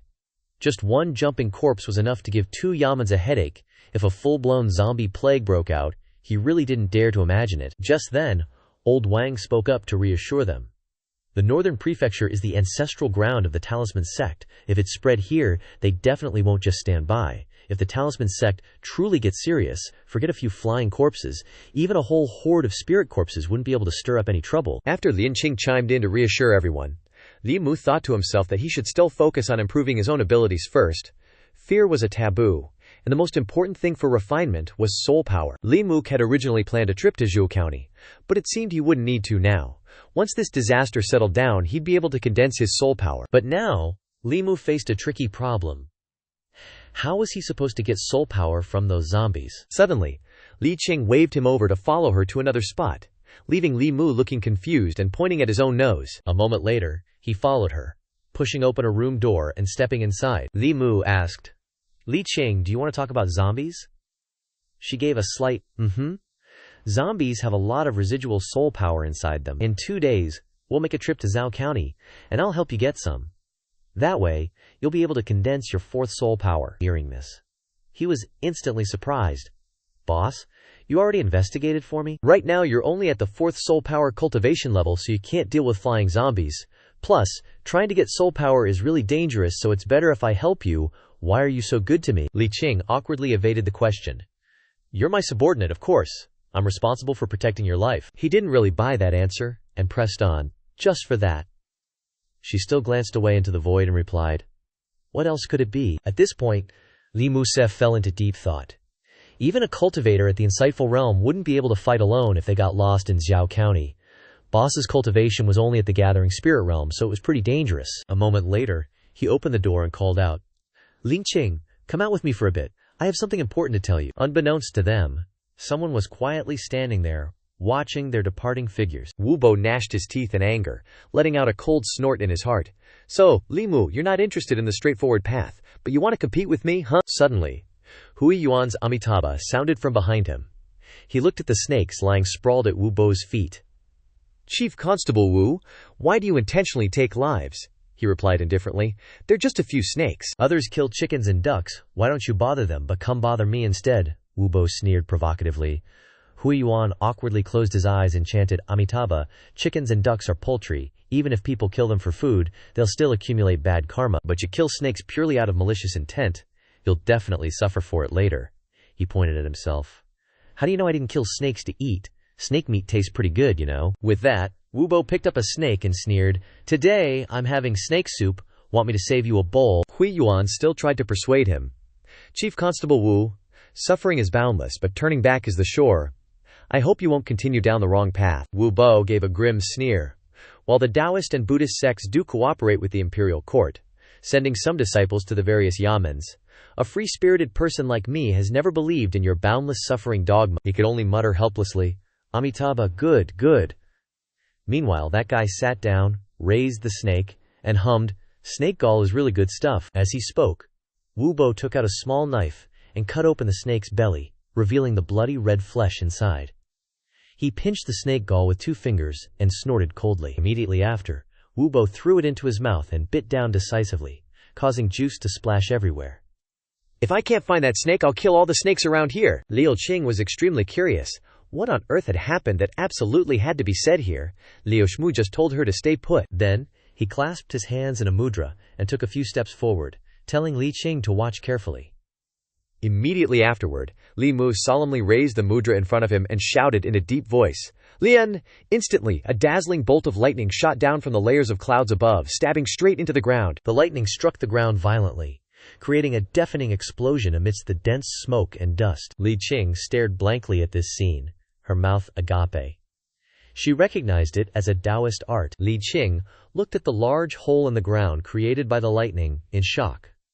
Not only was it a Daoist art, but its power was also terrifying. At this moment, Li Mu finally explained, Once you master this thunder-based Daoist art, you can even control flying zombies. She couldn't help but be surprised, because thunder-based Daoist arts were extremely rare. not to mention the true incantation of the thunder-based Daoist art. Li Qing suddenly didn't understand why he wanted to pass on something so precious to her. Hearing Li Mu's urging, she immediately closed her eyes, focused, and recalled what he had done just now, then performed it. Afterward, Li Muqing clasped her hands in the same gesture as Li Mu just now, and at the same time, shouted the word Lin. In an instant, 4 dazzling points of light flashed in the gloomy sky. Countless purple lightning bolts poured down from the sky, striking the ground, even more than before. The lightning bolts that struck down caused trees to collapse, and it madly ravaged everything on the ground, causing smoke and dust to rise everywhere. A moment later, when the smoke had almost completely dissipated, the two stood blankly, staring at the large pit created by the lightning. Its power was even greater than Li Muxia's white lightning from before. Li Qing was still shocked by this scene. He looked at her worriedly. If Tuker asks me how I got this Daoist art, I can't just say I accidentally learned it. Trisk, Li Qing excitedly turned around. I will definitely practice this Daoist art more. Li Mu glanced at her, slightly curious, and asked Li Qing, why don't you ask where I got this Daoist art from? She smirked and explained, you have your own opportunities and secrets. Why do I have to pry into everything? The two looked each other in the eye. Li Mu was a little surprised. He didn't expect Li Qing to trust him so much. A moment later, the dazzling sunlight shone down on the large wooden gate, where the two were heading. Li Mu introduced to her that the front was his home, and invited Liu Qing to come in for a meal. Hearing her say yes, he couldn't help but feel happy and mixed with excitement, because Han Ji and Wu Bo had invited Li Qing many times, but she had always refused. So, what does Tugir want to eat? I'll cook it for you. The two walked to the gate of his house. Li Mu's rambled on. If you don't choose, I'll cook my specialty Yangchun noodles. He didn't know that there were 2 people behind him paying attention to them. Zhang Shan recognized. Wasn't that Tosher earlier? Why is she following Li Mu home? Li Si, hearing this, immediately asked back in disbelief. The moment he was making a firm, absolute confirmation that it was true, was also the moment the two stepped inside the house. The next second, the door slammed shut, causing people to think deeply. Zhang Shan panicked and shouted loudly, why did the door close too? Li Si only indifferently picked up a noodle to shut his mouth. Stop making noise and just focus on eating Yuan's noodles. A moment later, the two had entered the small, simple house of Li Muhak. He told Li Muha King to sit down for a while so he could go cook. She also naturally went to look around the house. Li Qing noticed the draft of Liao Tai that was very popular on the table. The draft is at Li Mu's house. Could he be the creator of it? Suddenly, the hairpin next to it attracted her attention. At this time, a female voice rang out, calling Li Mu's name. Is the 5th collection of Liao Tai written yet? I dropped my hairpin at your house yesterday. Hurry up and find it for me. Liu Hanyan pushed her hair aside as she walked in, so Liu Hanyang, holding the hairpin, stared blankly at her. Liu Hanyan reacted first, asking who she was. The two shyly introduced themselves as colleagues and neighbors, who had come to find Li Mu. Li Qing could sense that she was a cultivator who was refining her 2 souls. Suddenly, she remembered, and quickly brought the hairpin to Liu Hanyan. Liu Qing looked at her with a very handsome appearance. Does this young lady want to find this? Liu Hanyan accepted it with a flushed face. Why didn't I discover that Liu Muke had such a beautiful colleague when I went to the Yamen last time? At this time, Liu Muke walked in the door and was surprised by the scene in front of him. He walked between Liu Hanyan, raised his hand, and introduced them to each other to get acquainted. This is Liu Hanyan, my neighbor. Hearing this, she immediately greeted politely. Afterward, Li Mu introduced again. Li Qing, the head constable, is my colleague. She also shyly bowed her head in greeting. In the middle of the awkward atmosphere, he suddenly remembered the noodles that were still cooking in the pot and hadn't been taken out yet. So Li Mu told them to stay here and chat, wait for the food to be almost cooked, then left to cook. At this time, Wan Wan appeared in the room. The little girl enthusiastically pointed at the direction he had just left, cheering. Miss, the young master is cooking Yangchun noodles. And with that, Wan Wan runs over to Li Qing, all excited. Are you coming to our place for dinner today? Which makes Liu Hanyan jump. She quickly covers the kid's mouth and gives a sheepish laugh, explaining, she just eats and sleeps here all day, so she thinks this is her house now. Suddenly, Liu Anqing changes the subject. Miss, you're a cultivator too, right? Liu Hanyan just gives a weak smile and waves her hand. Just picked up a few things from Liu Anmu, that's all. Li Bubu's not only pretty but also has such high cultivation. It's truly admirable. Hearing this, Liu Hanyan returns the compliment politely. You're very beautiful as well. Then the two of them awkwardly look at each other, unsure what else to say to keep the conversation going. A big, steaming bowl of fragrant noodles, sprinkled with a bit of scallions, is neatly placed on the table. Li Mu is feeling awkward amidst this strangely quiet atmosphere. These two were just complimenting each other non-stop a moment ago, so why are they so silent now? Thinking about it, he decides to change the topic with Li Qing. Is it true that there are some cultivators in the Yamen who are going to Zhao County this time? She immediately repeats the magistrate's order. All 13 counties in the northern prefecture, all cultivators in the Yamen must gather in Zhao County within 3 days. With that, Liu Qing gently puts down her chopsticks. Well, I'm quite full. Then she stands up, adjusts the sword at her hip, and excuses herself to return to the Yamen. Thank you for the hospitality. Li Mu calls after her, walk slowly. Suddenly, Liu Hanyan becomes curious about what level Li Qing is at. Hearing that she's reached the 3rd stage of the spirit transformation realm, she can't help but be surprised. Li Mu consoles her in a low voice. They've been cultivating since they were kids. We've only been cultivating for a few days, so of course we can't compare, Liu Hanyan replies admiringly, with a hint of envy and sadness in her eyes. She's not only beautiful but also has such high cultivation. When will I ever be as powerful as her? Hearing that, Li Mu immediately retorts indignantly. Do you even have the right to say that? Liu Hanyan has the looks, the figure, a high aptitude for cultivation, a pure yin physique that's 1 in a million, and she's rich. Suddenly she smiles meaningfully. You and Li Bubu seem to have a pretty good relationship, huh? This is the first time I've seen you bring someone home to eat. Hearing that, he lowers his head and says quietly, in this world she's the kindest person to me. Every person who treats me well, even in the smallest way, I'll remember it. This answer immediately makes Liu Hanyan sulk. She's the kindest to you? Then what am I? On the other side, Li Muka is busy clearing the dishes. This time, when I go to Zhao County, I'll bring back some of the power from the zombie's body for you. Soon, you'll be able to reach the soul condensation realm and won't have to admire anyone. After saying that, he looks up, but she's already disappeared without a trace. A moment later, at Liu Hanyan's luxurious house right next door, she's pacing back and forth inside, restless and muttering, "This is so infuriating." Liu Hanyan asks Wanwan angrily, "Do you think I treat him well?" Leaving the kid confused, not knowing who she's talking about, Liu Hanyan says darkly, "Of course. The person you call young master this and young master that every day," Wanwan replies honestly. "Milady has never treated anyone as well as she treats him." Hearing that, she immediately snorts coldly. "Is there anything I don't do as well as that Li Bubu does for him?" The kid quickly soothes Liu Hanyan. "Don't be angry." She turns away, talking tough. "Why would I get angry over a man? Men are all just a pile of pig trotters." Wanwan is immediately attracted by the term pig trotters, and a delicious, fatty pig trotter appears in her mind, making her mouth water. "Tell young master to stew pig trotters for us tonight." Liu Hanyan angrily pokes her forehead and scolds. "Eat, eat, eat. All you ever think about is eating.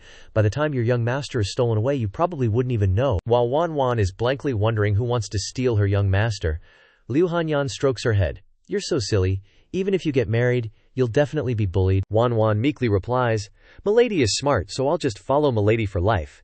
Hearing Liu Hanyan ask, "How can you follow me after you get married?" the kid answers back, "I still can, even after I get married." And that's how Wanwan successfully gets a painful ear pinch. "You little brat, what are you thinking about?" A gentle afternoon sun shines on the roof tiles and signboard of the Yamen. Li Qing is stunned when she hears Li Mu say he wants to go to Zhao County. He explains that he's condensed 3 souls and can now deal with some zombies. Even if he can't win, he's more than capable of escaping, and it's also a good opportunity to practice. Li Mu scratches his head sheepishly. Li Qing turns around and agrees readily. "Just stick close to me then. I still have something I want to ask you, and I hope you'll answer honestly." Does Miss Liu also know the Qing Shin Sutra? She turns her head and looks straight into his eyes seriously. Li Mu is dumbfounded because he's been found out. He'd expected that they would meet one day, and she just needed to take one look to discover it. Li Mu confirms, in a low voice. He suddenly feels regret for having lied before about only telling Li Qing about the Qing Shin Sutra. Immediately afterwards, Li Mu blurts out, "Liu Hanyan won't reveal it," and explains, "I didn't mean to deceive you." Li Qing still has her back turned to him indifferently. "It's your stuff. You don't need to explain it to me." Hearing her answer, he immediately perks up again. "It's good that you're not angry." Li Qing casually turns around to look at Li Mu, feigning incomprehension. "Why would I be angry?" Li Si, Zhangshan, and old Wang stood in a corner, eyes glued on a silent Li Mu. Feeling their scrutinizing gazes, he turned around and asked, "What are you all staring at?" But Li Si immediately scoffed. "You're still too green, kid," he analyzed. When a girl says she's angry, she's definitely not angry, but when she says she's not angry, that's when she's really fuming. Old Wang, standing beside him, nodded in complete agreement. Li Musa remained clueless. "So you're saying my disciple is mad at me?" Still, he pondered, Her emotions are usually written all over her face. If everyone says she's mad, maybe she really is. However, he was still a bit puzzled. But is she mad because I let Liu Hanyan learn the Qingxin Sutra? Or because I wasn't honest with her? Li Mu sighed in frustration. A woman's heart, I really can't see through it. Old Wang, holding up his teacup, spoke up. Li Mu, you're planning on heading to Zhao County. If so, you absolutely must be careful, he casually said.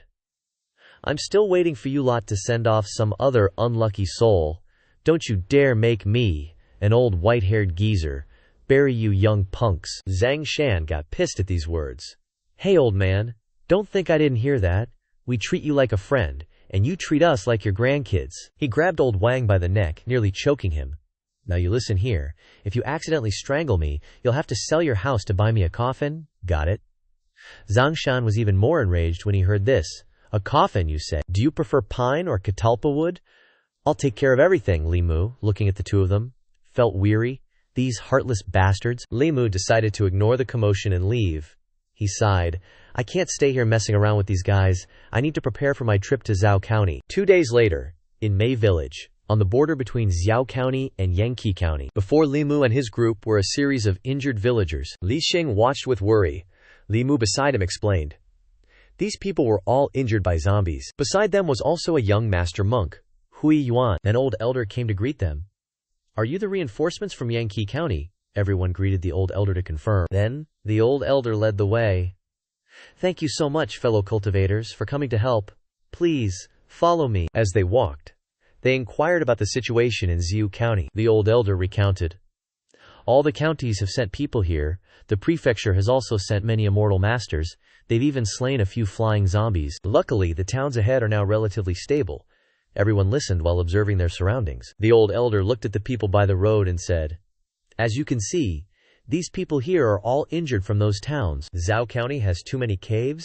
During the day, the zombies hide in them, and cultivators don't dare to go deep inside. It's very dangerous at night, so please bear with it and stay here for the night. If you want to continue, it's best to set off tomorrow morning. Hui Yuan used his Buddhist light to heal, saying, If the corpse energy isn't removed, it will spread throughout the body. Eventually, their will disappear, and they will become zombies. From his hand, a wisp of black gas gradually emerged. Thanks to his magic, the corpse energy started to fade from the villagers' bodies. Li Mu suddenly sat down beside him and started healing as well. Surprising Hui Yuan, Li Mu gave a friendly smile and said, Let me give you a hand. But Hui Yuan was amazed. Benefactor, you truly have innate wisdom roots. To have such abilities after cultivating for only a few days. If you were to take refuge in Buddhism, our order would surely gain another eminent monk. Li Mu felt helpless. Let's talk about that later. He thought to himself, no surprise, he's Xuan Dukan's disciple. He wants me to become a monk at every chance he gets. Finished, he turned to the old elder and said, Please bring all the injured commoners and cultivators here so that the young master and I can remove the corpse poison for them. The old elder immediately complied. After a long time of healing, the people all expressed their relief at how much better they felt. They thanked them profusely. Hui Yuan didn't dare accept their thanks. Compassionate Buddhist Dharma. Everyone, please go back and rest well, and recover soon. Li Mu, after using a lot of his power, was exhausted and sweating. Then, noticing Hui Yuan staring at him, he asked, Is there something on my face? He looked full of puzzlement. Does Benefactor Li not need merit? Li Mu didn't know what merit was. Hui Yuan smiled and said, Benefactor Li, please close your eyes and feel around. Li Mu didn't dwell on it too much, obediently closed his eyes. And in his subconscious, he found himself lost in a space full of sparkling dots. Can't believe this stuff is merit, he thought. He heard Hui Yuan's voice from somewhere. This is the antithesis of the 7 emotions and 6 desires. Benefactor, try absorbing all this merit into your body. Li Mudao felt the lights in the space gradually entering his body, slowly merging with him. The speed of the Buddhist magic power in his body would increase faster and faster. A moment later, after completely integrating that merit, Li Mu opened his eyes, shining brightly. He smiled, understanding. No wonder Xuan Ma likes converting people so much. It's more like helping others helps yourself. Who knew doing good deeds had this benefit? Wan peeked through the crack in the door, searching for someone, and whispered, He's not here. The little rascal ran to Liu Hanyan to report, Gongzi hasn't been back for 2 days, she huffed.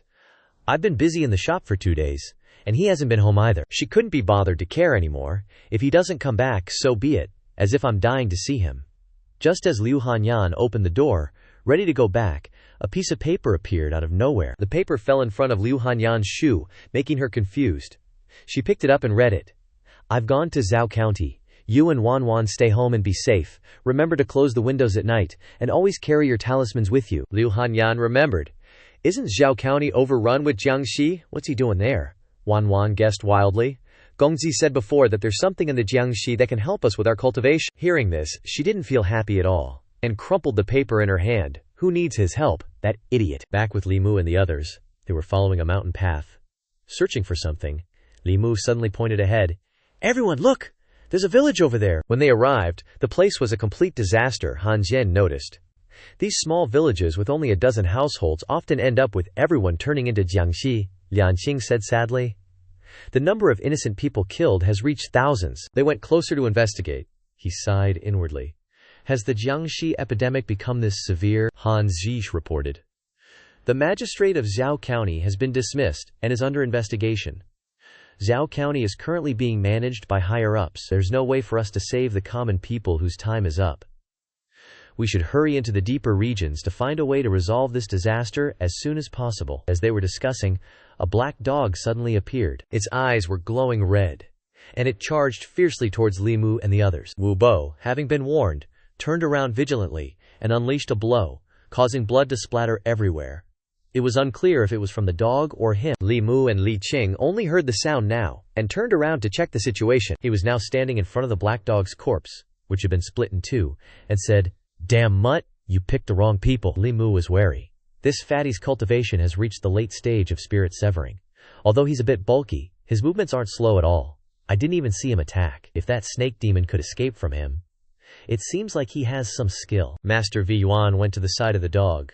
I hope you will soon return to the Western Pure Land of Bliss, and be reborn into a better destiny in your next life. But Wu Bo looked down on these soulless and unholy things, fearing there was no chance for rebirth. Han Zhen reminded them. The old man said that it's only a dozen miles to the refugee village established by the government. Let's go quickly. The group quickly strode through the silent forest. Later, they arrived at Qinghe village.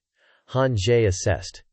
The security is quite tight. Senior brother Qin stood above, observing, and recognized them.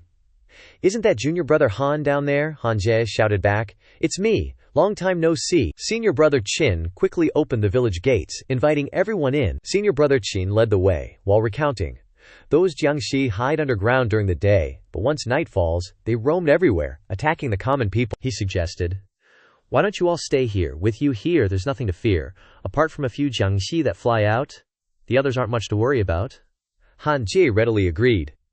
Li Mu, however, noticed Wu Bo's attitude, who remained silent the entire time. And on top of that, he was glaring, wanting his eyes to pop out, making Li Mu sweat. He felt an unusual sense of dread. Being stared at by this guy was like being targeted by a venomous snake. He had to be extra cautious of these people. Senior brother Qin said apologetically. The only thing is, you'll have to put up with a little inconvenience. The conditions here aren't very good, just some remaining empty rooms. Please bear with it while you rest here. Wu Bo had been waiting to hear this, and aggressively went ahead, shoving past everyone. Senior brother Qin, move aside, I want to rest, and don't bother me if there's nothing important. Han Xie was annoyed on his behalf. That Wu guy is just like that. Just ignore him. Senior brother Qin didn't mind. Junior brother Wu has great talent. It's understandable that he's a little arrogant. He led Li Mu and the others to where the Jiangxi had been sealed off before. He looked at Liangxing a little nervously. Is this gonna work? Although she didn't know what would happen, she decided to try anyway. Without another word, she immediately launched an attack at the Jiangxi, but they still stood firm without any reaction. Liangqing then realized that there was no spirit power in this Jiangxi's body. Liangyamu came over to take a look. She looked through the other zombies, but they were just as puzzling to him as the first one. Li Qing first burned the zombies in front, while he pondered. In the 3 waves, all the dozen or so zombies had nothing. Could it be that a zombie's body truly has no pacha power? One morning in Qinghe village, as the first rays of sunlight appeared, several guests arrived at Li Mu's thatched house. Senior brother Qin calmly laid out the plan to everyone.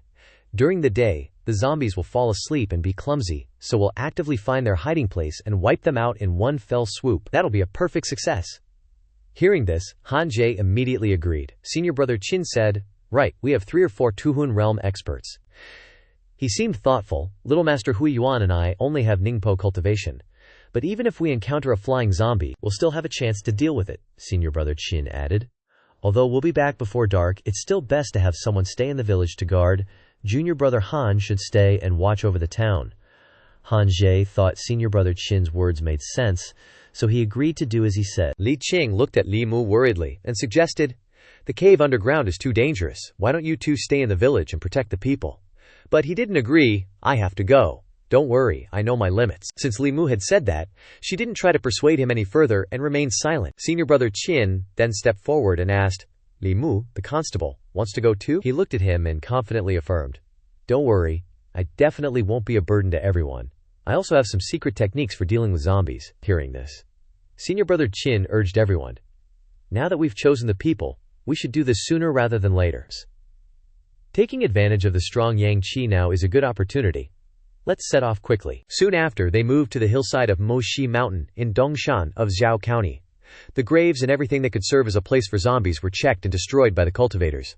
Only the underground caves with complex terrain, which were not illuminated year-round, made many people afraid to go deep. They stood at the entrance of the cave, observing and assessing it. The cave was a bit dark, and there was only this one cave around Xinghe village.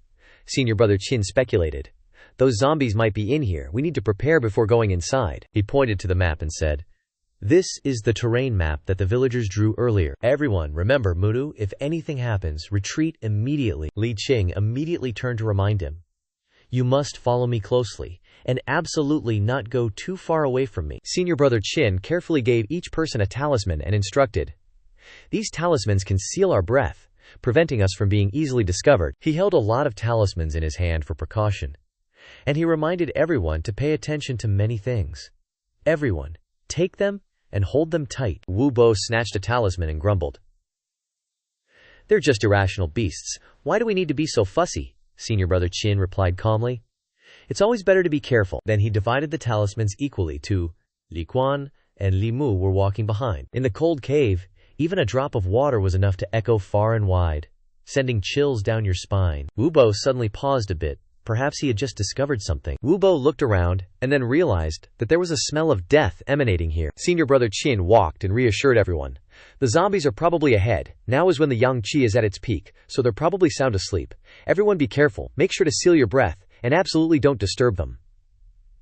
Li Mu seemed a bit confused, thinking to himself if the zombies here had Pacha power. The path into the cave was narrow and dark, so the five of them walked in a long line, carefully groping their way inside. At the end of the tunnel, a small cave entrance appeared, perhaps an exit. Wu Bo stood in front, observing for a moment, and then guessed that this was probably it. Li Mu also just arrived, and the scene before his eyes made him a little confused. He didn't expect there to be so many zombies in the cave, at least close to 100. He was so surprised, thinking to himself, "What's going on?" Only the zombie standing in the middle had a little bit of weak Pacha power. At first glance, it could be seen that he had absorbed all the Pacha power in the bodies of the zombies. Senior Brother Qin said worriedly, "That zombie's strength is almost equal to a flying zombie. Everyone focus on sealing your breath, don't wake it up. Normally, if the sun hasn't set, it won't wake up naturally." Then, he immediately raised the talisman and instructed everyone, "Let's use binding talismans to immobilize the living zombies first, and then use our strength to deal with the zombie lying on the rock. The death energy here is very strong, which will be detrimental to our actions. If the situation changes, we must run immediately." After that, Senior Brother Qin, Wu Bo, and Li Qing used talismans together, causing the talismans to fly like rain toward the zombies. After being cast with incantations, the talismans automatically stuck tightly and sealed the zombies on the ground. Lin Mu didn't compete for those things too much, so he had to do it manually. He sighed inwardly, "I don't know how to do those flashy things, so I can only stick them one by one." While sticking them, he suddenly met a person who was once a living person of Zhou County. The more he looked at the pale face of the zombie, the more heartbroken Li Mu felt. He should have been able to live a peaceful life, but, unexpectedly, he suddenly turned into a monster that was neither human nor demon. Li Mu suddenly had an idea while observing the situation. That zombie on the rock has absorbed all the Pacha power of the remaining zombies. If I can absorb its Pacha power, then I can condense to the fourth Pacha immediately, and even have a lot left over. He walked slowly while holding the talisman, thinking in his heart that he could pass it on to Liu Hanyan and Wan Wan. He only had one talisman left in his hand, and Li Mu told himself to hurry up to finish. But as soon as he turned around, A zombie who had just woken up pressed his face close, scaring Li Mu out of his wits. Looks like the sun's gone down, and all the zombies in here have woken up, their eyes glowing with this freaky green light. Li Mu's surrounded, and he's starting to sweat a little. Crap, the zombies are all awake. The ones closest to him are already lunging, hands out with claws like they want to tear Li Mu to shreds. And all he's got left is one talisman. Talk about being in a tight spot. Quick thinking, he sticks the talisman on himself to seal his own aura. Lucky for him, they stop dead in their tracks, frozen like statues. All the other zombies in the cave are awake now too. Every single one's eyes are glowing, totally soulless, and their fangs are long and scary. Even the ones still sealed with talismans are starting to twitch. It's pitch black in the cave because there's no sunlight, just those zombie eyes blinking like creepy will-o'-the-wisps. Li Mu's shaking like a leaf facing this scene. He's so screwed this time. What everyone's most worried about is that the strongest zombie's also starting to move. They're freaking out. Oh crap, that zombie on the rock looks like it's waking up too, huh? It's thrashing around harder and harder like it's about to bust the rock apart. And on top of that, there are a dozen or so jumping zombies that just woke up. The gang shouts in alarm. The zombies are charging at us. Wu Bo's annoyed because they're surrounded. Li Qing's worried and asks urgently, "Are we gonna fight them here?" Qin Shixiong yells at everyone, "This isn't the place to fight, get out of here!" Wu Bo takes the lead, booking it towards the entrance. Li Mu sees Li Qing lagging behind and tells her to hurry up. But Li Qing's a tough girl and tells him to run on ahead. She'll cover his back. Li Mu's so flustered he's about to curse. He's booking it to the exit when he sees Wu Bo's huge back blocking the way. He glances back at Li Mu, giving him the creeps. That one look is enough to send the zombies behind them into a frenzy, chasing after him like crazy. Li Mu's trying to stick right behind him, wondering if Wu Bo's doing this on purpose. Is he trying to block us? The zombies are right on his tail now. One of them reaches out with its long, nasty black claws, going for him. But Li Mun dodges it just in time. Wu Bo sees him sprawled on the ground and sneers, "Just die already." Li Mu finally sees the guy's true colors. He's a real snake in the grass. He's thinking fast, can't escape through the entrance now. There's a bunch of zombies blocking the way, and if he charges in there now, he's gonna get swarmed, and that's a one-way ticket to Zombie Town. Thinking that, Li Mu hurriedly uses some of his strength to cast a spell, using thunder magic. However, compared to the fast speed of the zombies, the thunder magic couldn't hit it. Li Mu is struggling to fight them with his sword and worrying, "Who said zombies don't have brains? These jumping zombies clearly want to drain my magic power, and once my magic power is exhausted, I'm afraid I will become one of these zombies tonight." Li Qing and the others have almost reached the exit. She yells at Wu Bo to get out of the way, but Wu Bo is close again. "Junior sister Lai, if he can't catch up, just leave him behind," Wu Bo said irritably. "You don't know the situation down there. If you go in now, it's like handing over your life." Ling Qing scolded even more angrily. But he tried harder and harder to persuade her. "I am your senior brother. I can't just stand by and watch you be in danger." She didn't say another word, and immediately stopped the magic, causing Wu Bo to be so surprised that his heart almost stopped. Li Qing frowned at him and threatened in a stern voice, "Get out of the way, or die." Wu Bo was really confused. "Magic? Where did you learn magic?" He had no choice but to stand aside so she could rush back inside. Diyuan also hurried to follow. When he passed Wu Bo, he reminded, "Wu Bo, don't think I don't know that you woke up the zombies just now. You don't care about everyone's safety, and deliberately harmed your colleagues. After returning, I will definitely report the truth." He gritted his teeth uncomfortably and cursed. "If that's the case, then all of you should die together." As he walked, he said to himself, "It's because they are looking for death on their own. No one can be blamed." Inside at this time, Li Mu was still working hard to fight against the zombies rushing towards him. It's over. There are more and more zombies. Suddenly after that, countless lightning bolts fell and burned the zombies that had just rushed close to him. Li Mu turned back in surprise and found that Li Qing had run back to save him.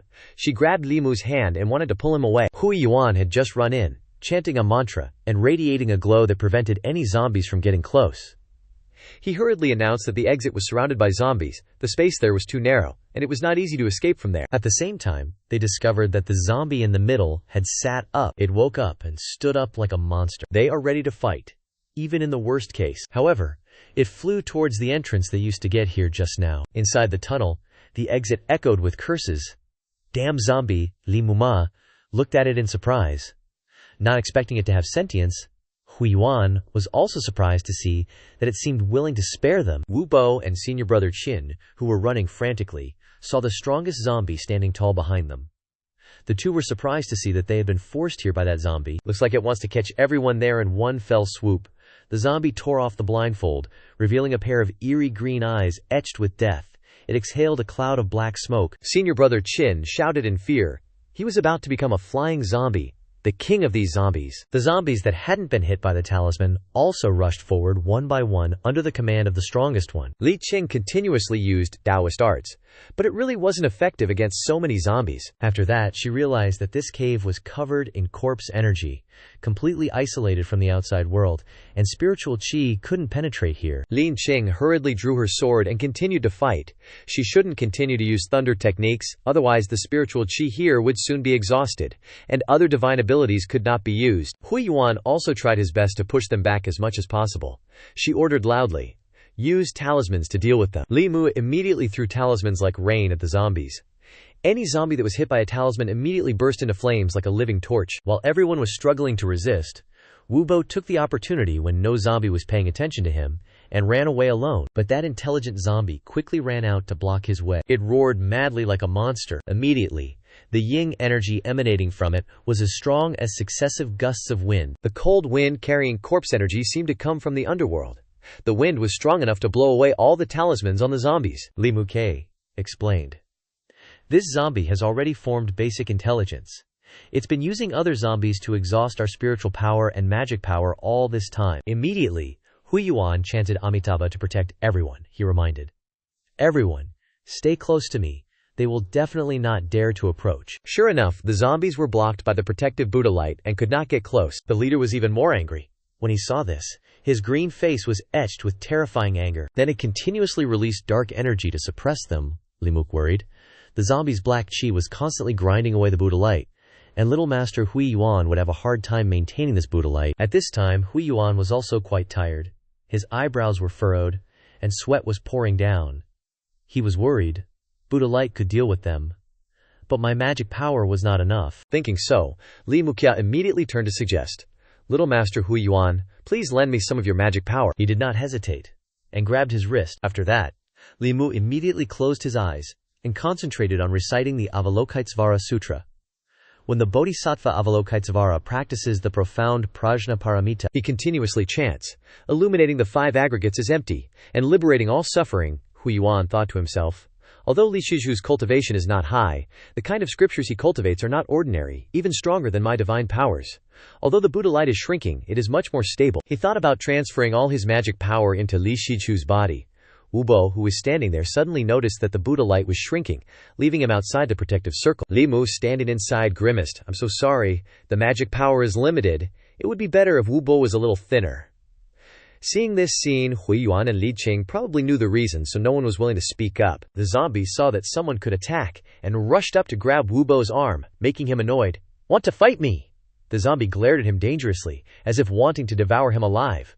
But Wu Bo was not afraid at all, and with a strong flick of his hand he threw it away. He used talismans and thought to himself, "I don't need to rely on you. I can still survive on my own." Wu Bo's magic power was also not ordinary, and his strength was several times that of ordinary people. Very quickly, the zombies nearby were burned to ashes.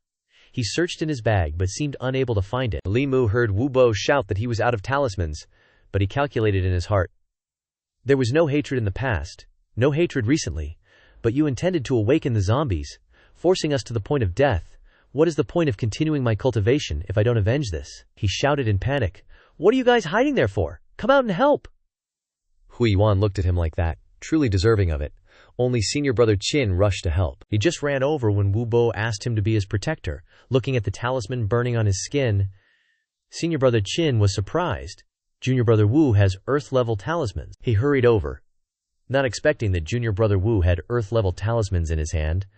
"I'll withdraw to protect you.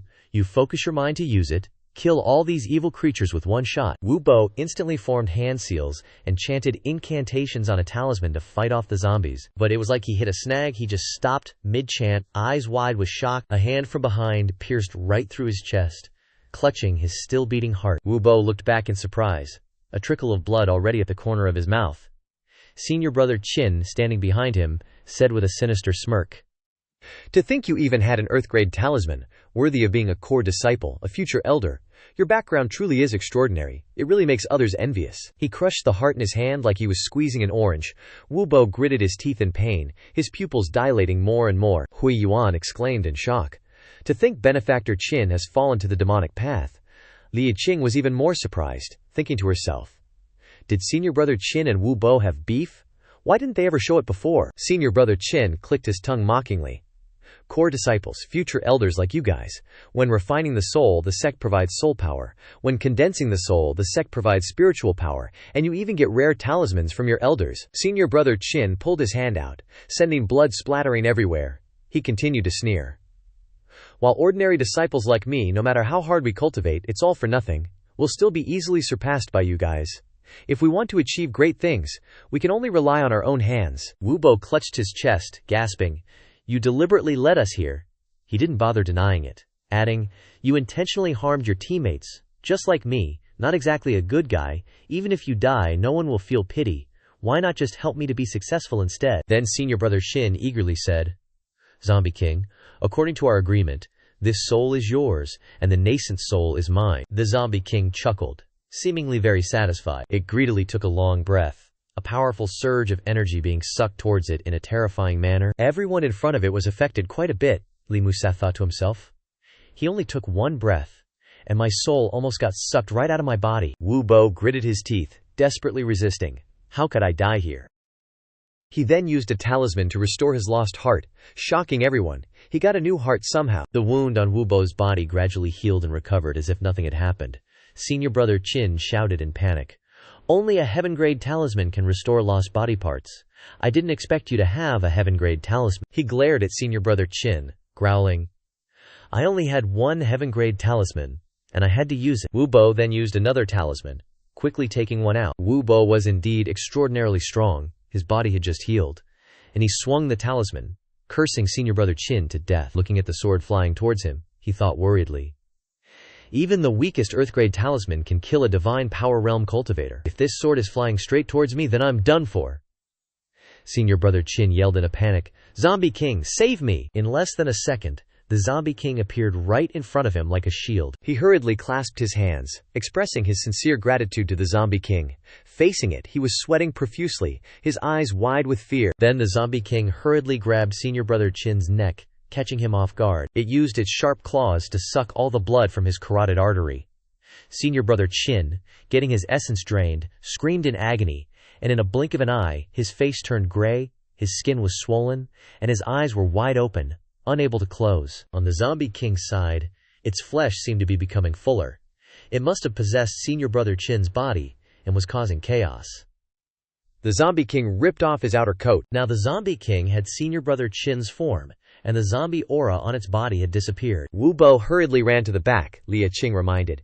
"He's evolved into a flying zombie. Let's attack together." She agreed with Wu Bo's words, and ordered, "The enemy is right in front of us. This isn't the time to settle scores." As for the back, that fellow was still sticking talismans to his forehead as usual, leaving them to solve it. A few seconds later, Wu Bo was nowhere to be seen.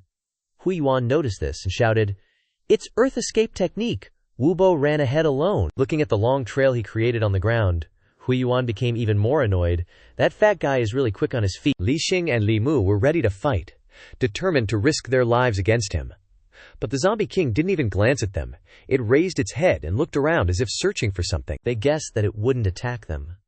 Sure enough, the Zombie King turned into a flying zombie, rushing out of the cave like the wind. Outside the cave, it was still bright. He cheered with joy, feeling like he had escaped. He just came out from the ground and lamented, "This trip to the cave was really dangerous. Although the life-saving talisman that my master gave me was used wastefully, it's a good thing I still kept my life.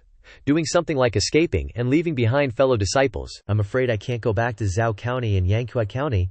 I'll just have to go back to my maternal grandfather's home and have my grandfather protect me." But a long-haired, disheveled, dark figure was rushing towards him, causing him to cry out in horror, "Why is he chasing me here?" Inside the cave, it suddenly became unusually quiet. Even breathing could be heard clearly, Li Mu said in surprise. These zombies seemed to have all stopped. Lin Qing had also discovered that the Zombie King wasn't coming back. At this time, only the three of them were left alive.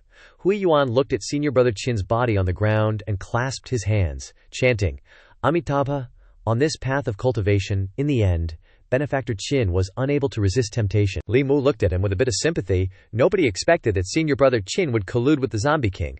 Now Li Mu finally understood a truth, he said to himself. Old Wang was right. The essence of cultivation is, the big fish eats the small fish. Even if you don't harm others, doesn't mean they won't harm you. Better to always be vigilant, and don't easily trust anyone. Seems like there's some noise. Li Mu thought another zombie was coming, and used his Buddha light to protect everyone. But luckily, it was the monk Xuan Duma. He slowly approached the three of them from the entrance. Xuan Dum politely said, Amitabha, I didn't expect Donor Lin's wisdom to be so high. Last time, this poor monk didn't pay enough attention. Seeing that, he quickly hid behind Liang Qing, worrying to himself, crap, I've been discovered. Is he going to force me to become a monk again? Over there, Hui Yuan excitedly asked, Shishu Xuan Du Hei, are you here to eliminate zombies too? He smiled and patted Hui Yuan's head like they hadn't seen each other in a long time. Xuan Du slowly recounted. Yesterday, I accidentally passed by this place and sensed a strong corpse aura down here, so I came down to take a look. Who knew I'd get lost in this underground cave? I had to rely on the Buddha light to find my way here. Hearing that, Hui Yuan quickly announced, A flying zombie escaped! We need to quickly eliminate it. Otherwise, many innocent people will be in danger. He frowned. Let's get out of this mess first before we talk. At this moment, Li Niqing had already prepared a few talismans in her hand. Wait, we need to burn all the zombies in here first. As she used the talismans, the zombies in front instantly burst into flames. The four of them then left. Xuan Dukhe said to Li Shmuyu, Donor Li, with your wisdom, it would be a pity if you didn't convert to Buddhism. Have you thought about it carefully? He immediately objected, Sorry, I've made my decision. He still tried to persuade him. If you have any conditions, just name them. We can discuss it. Li Mokal then hesitantly asked, Is it okay if I don't shave my head? Is it okay if I don't stay in a temple? Xuan Du nodded and smiled. Yes, of course it's okay. Li Mu then asked about whether he could get married. But this was truly impossible for converting to Buddhism. Hearing this, Lin Qing spoke up. He doesn't want to convert to Buddhism. Please don't force him, Great Master. Xuan Du paused slightly. He looked towards the two of them as if he had discovered something, so Xuan Du had to suggest. If that's the case, then this poor monk won't force the donor anymore in the future, but this poor monk has something else to say. Li Mu gave a forced smile. As long as you don't make me become a monk, you can say whatever you want, Great Master. He then continued.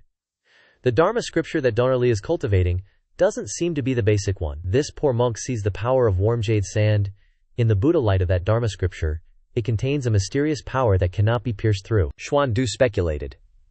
Perhaps it can help the abbot of our Jinshan temple restore the foundation to eliminate the disaster. He gave a dry laugh. At that time, the donor can use this poor monk's magic power. Even if the rare thing doesn't succeed, Jinshan temple will still owe the donor a favor. Li Mu humbly said. Of course I'm always willing to save people, but my magic power is very low. I'm afraid I'll disappoint the Great Master. Hui Yuan chimed in. I've never seen a Dharma scripture more powerful than Donor Li's. He looked at him curiously. Could Donor Li reveal the origin of this Dharma scripture? Li Mu smiled brightly and began to recount. It was on a windy and snowy winter day. There was an old monk. But he suddenly stopped because he had just noticed something wrong ahead. Li Qing looked lost as if she couldn't believe her eyes. How could this be? Before them was Wu Bo, his face ashen, sitting in a pool of blood. Hui Yuan ran over in surprise and asked, Is Wu Bo still alive? As he approached him, his eyes were already closed, his entire body pale and lifeless. That zombie had sucked away all of his essence and soul power. Not even the primordial spirit was left, Hui Yuan said regretfully. If Wu Bo hadn't run away on his own, perhaps he wouldn't have had such a tragic ending. Xuan Duai didn't judge. He just said a few words to the corpse. You reap what you sow. The retribution is obvious. Your fate is determined by yourself. Then, he looked towards the village worriedly. That zombie has gone west. This poor monk will chase after it. To prevent it from harming innocent people, Li Mu quickly reminded him. This zombie has evolved into a flying zombie. Master Xuan Du must be careful. He turned around and walked away, but didn't forget to reassure everyone.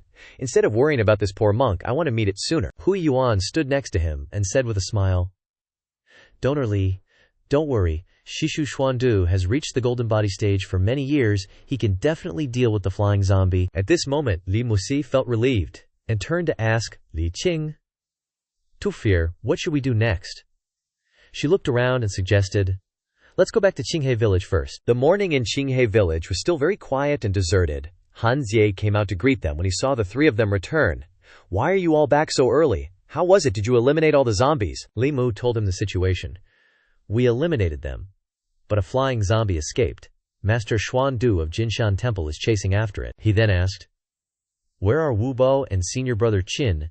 Did they go after the zombie too? He hesitated a little. Wu Bo was killed by that zombie. As for senior brother Qin, seeing Li Mu being vague, he urged anxiously, What happened to senior brother Qin? Hui Yuan, who was standing next to him, answered in his place. Senior brother Qin colluded with the zombies, intending to lure us to the underground cave. He recounted everything in detail. Wu Bo almost died at his hands. Then, senior brother Qin had his essence, soul, and primordial spirit sucked dry by that zombie king. He died there. Han Jie grabbed Hui Yuan's collar and shouted, Impossible! He suddenly became panicked. How could senior brother do such a thing? You must be lying. Li Qing stepped closer to persuade him. What the little master said is all true. Senior brother Qin has long since walked the evil path. He's been luring cultivators to that cavern specifically to let that Xianxia suck out their vital essence. Han Jie was so shocked he started trembling, unable to control his limbs. He couldn't believe the truth, muttering over and over, No way, that's impossible. Senior brother Qin isn't that kind of person. Then, Han Jie scrambled away, screaming like a madman as he ran. He would never do something like that. Hui Yuan worriedly called out to him, but Li Muxia stopped him. Just let him have a moment alone. Han Jie climbed onto a thatched roof and sat there, sulking. The sun slowly sank behind the mountains, the last rays of light still brilliant but tinged with sadness. He remembered how, before leaving, senior brother Qin had tasked him alone with watching over the village. So, senior brother Qin intentionally kept me behind. Li Mu had appeared behind him at some point, he asked nonchalantly, crying. Han Jie sullenly shook his head, denying it vehemently. Li Mu called his bluff, still saying no, your voice is already choked up. Indeed, his eyes were all red. Han Zhen looked at him, annoyed. Li Mu, you're obviously such an asshole, so why do Miss Qing, Miss Liu, and that other little lady like you so much? Hearing this, Li Mu struck a roguish pose, practically sparkling with confidence as he replied. Because I'm handsome. He spat in annoyance and grumbled. Shameless. You definitely weren't like this before. Suddenly, Li Muhe gazed into the distance and said slowly, like a wise sage, People change.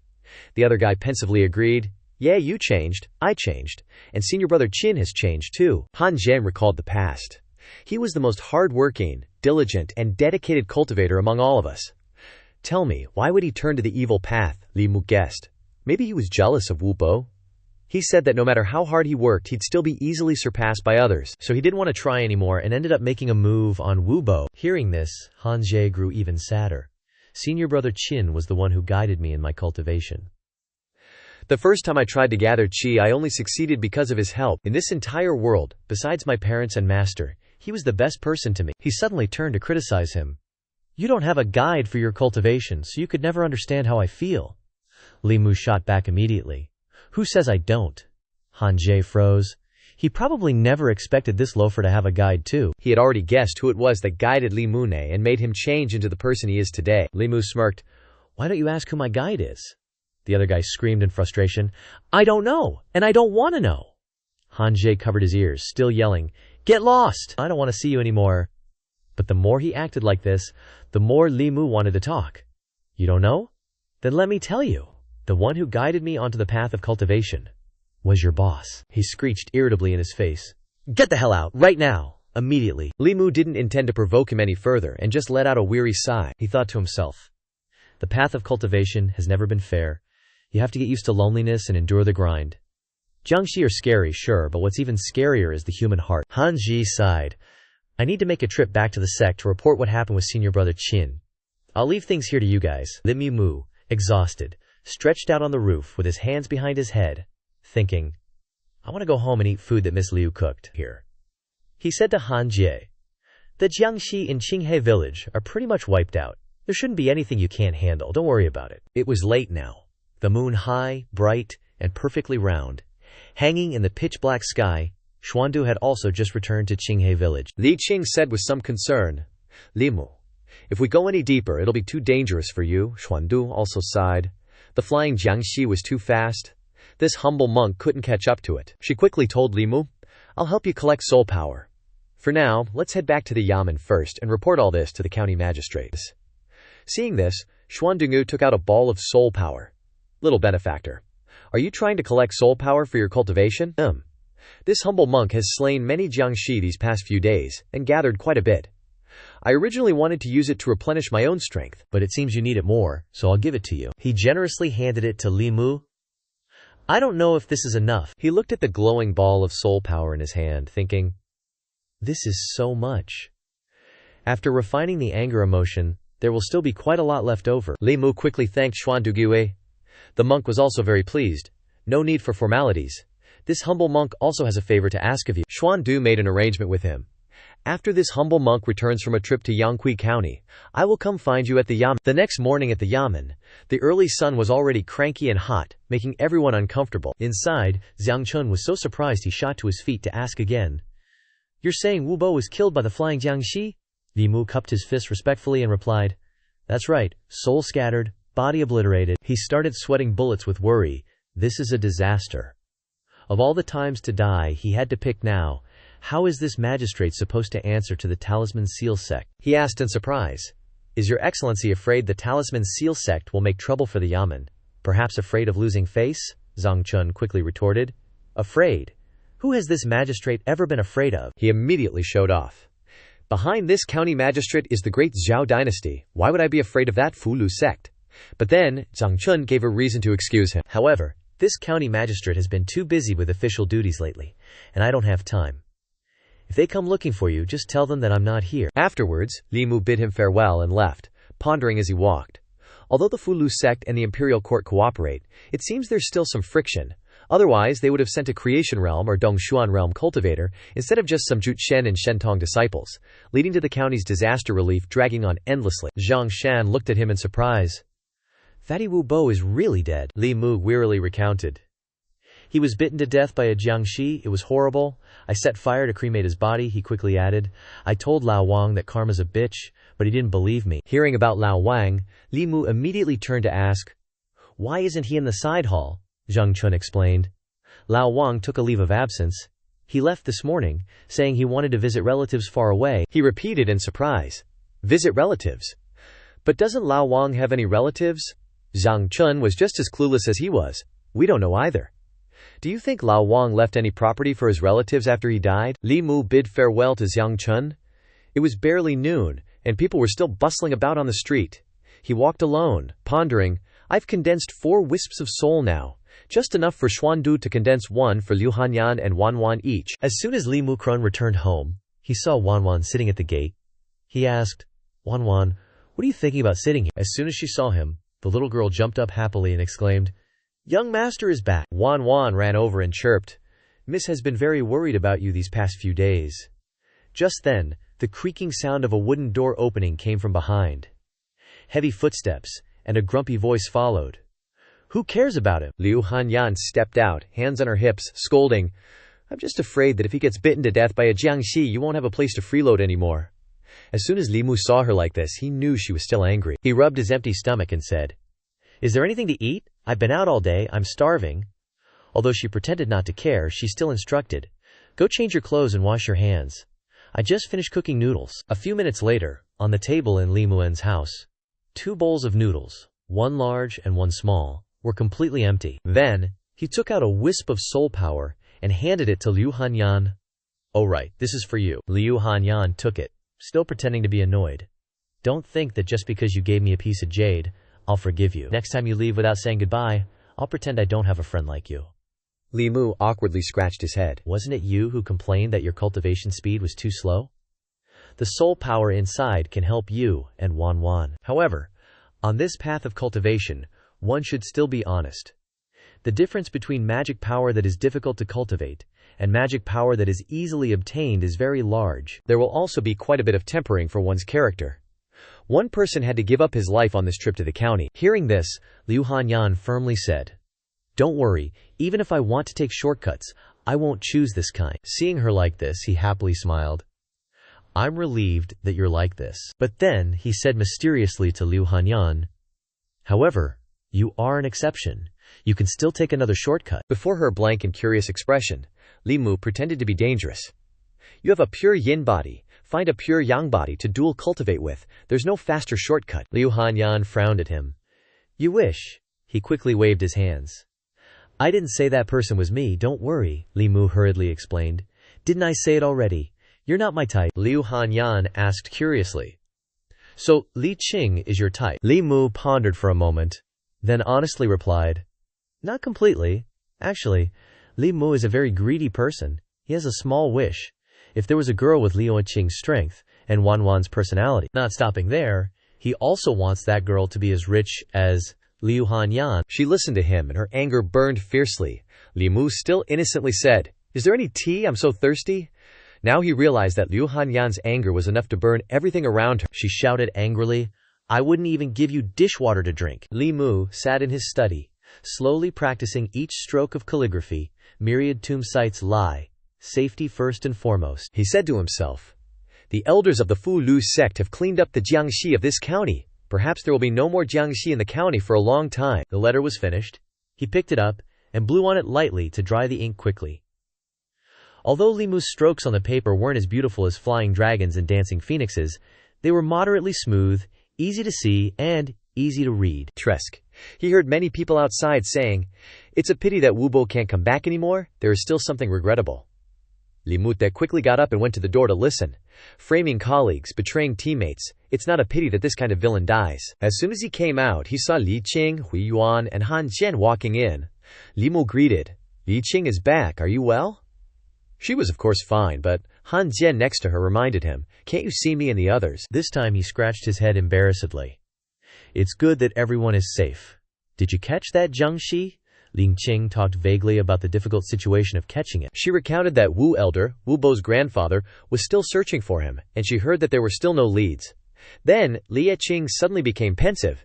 "It's just that I always feel like something's not right." Li Mu also wondered to himself, "Why didn't that Jiangxi come back to the cave and kill us all after killing Wu Bo? Could it be that my pure yang body isn't attractive enough to it?" At the same time, in Yubei County, in front of a village, an elder was introducing to everyone, "Use my talisman, and I guarantee everyone will be able to have chubby babies in the future," he warmly invited. "How about it? One talisman is only worth 2 wen. You won't regret buying it." The girls who received the talisman were all delighted and thanked him before leaving. Suddenly, a black shadow flashed past his head, surprising him.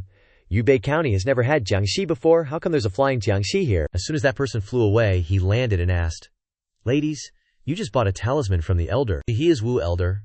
Everyone seems to respect and admire this man very much." Wu Elder transformed into the face of the Jiangxi, turned into senior brother Qin, and asked, "Have you ever seen this person?" The 2 girls blankly replied, "We've never met him. There's no one like that in our village."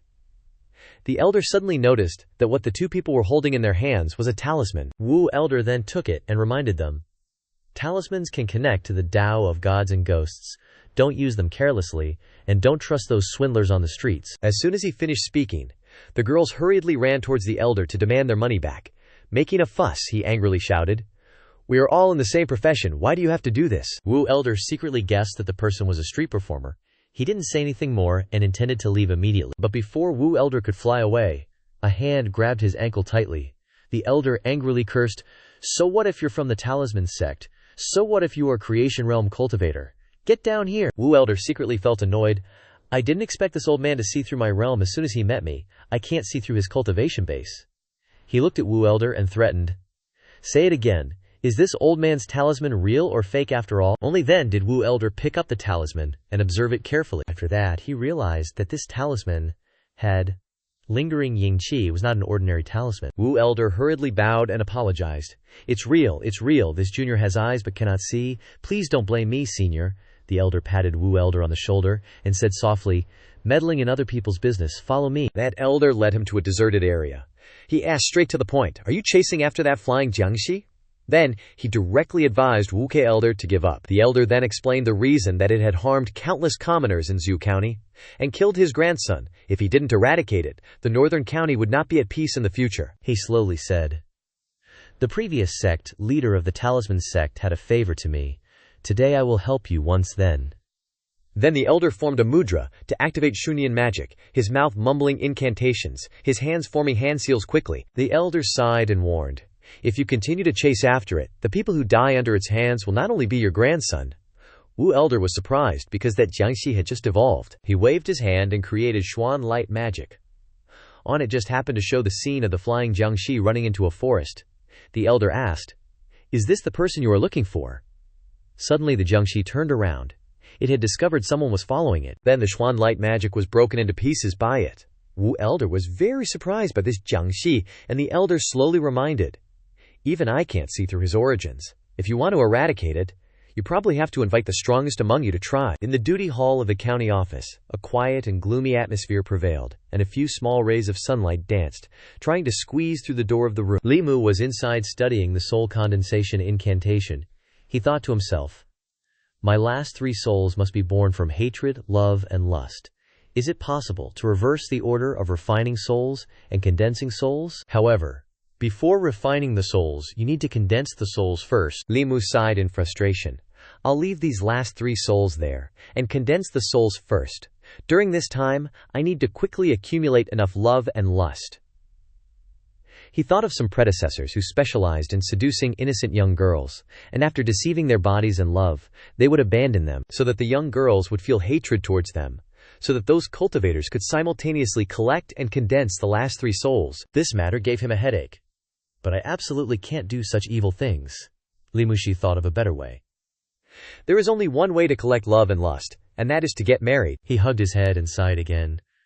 Could this be a signal that God is sending down to me, telling me to quickly marry a few wives? At the same time, 2 masters walked in. Xuandu suggested, Li Shi, do you have time to go to Jinshan Temple? He was startled and turned around. Only then did he remember that he had promised Xuanduzin to treat the abbot of Jinshan Temple. Li Mu smiled awkwardly. Yes, let me tell Li Xing and I'll go with you right away. Then the 2 of them went to a dense forest area, surrounded only by grass, trees, and birds. As soon as he arrived at the gate of Jinshan Temple, Li Mu suddenly recalled old memories. I remember the last time I came here was because of the fox demon, and now I still feel very emotional. Xuandu Grandmaster took the lead, guiding. We'll go around the Buddha Hall, then through a few more corridors, and we'll find the abbot. They passed the main hall, and Li Mu saw a ton of people. Li Mu too observed to himself.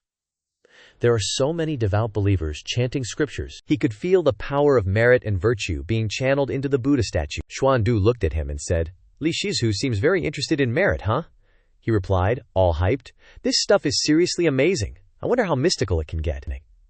They went across a little courtyard, and Xuandu explained, in the Buddhist world, this power is called merit and virtue. The demonic cultivators call it the power of faith, and the imperial court sees it as national fortune. It can help cultivators with their practice, and it can also help a country consolidate its national fortune. It's the power of people's faith. Li Mu summarized in his head based on what he just heard. So basically, whether it's the Buddhist sect, demonic cultivators, or even the imperial court wanting to get strong, they all need to win people's hearts. Whoever wins the people's hearts wins the world. Before long, they arrived at the abbot's room. He was sitting alone inside. Shishu, this is little Shizhu Li Mu. He greeted slowly. I've heard of you for a while now. Li Mu clasped his hands and bowed his head.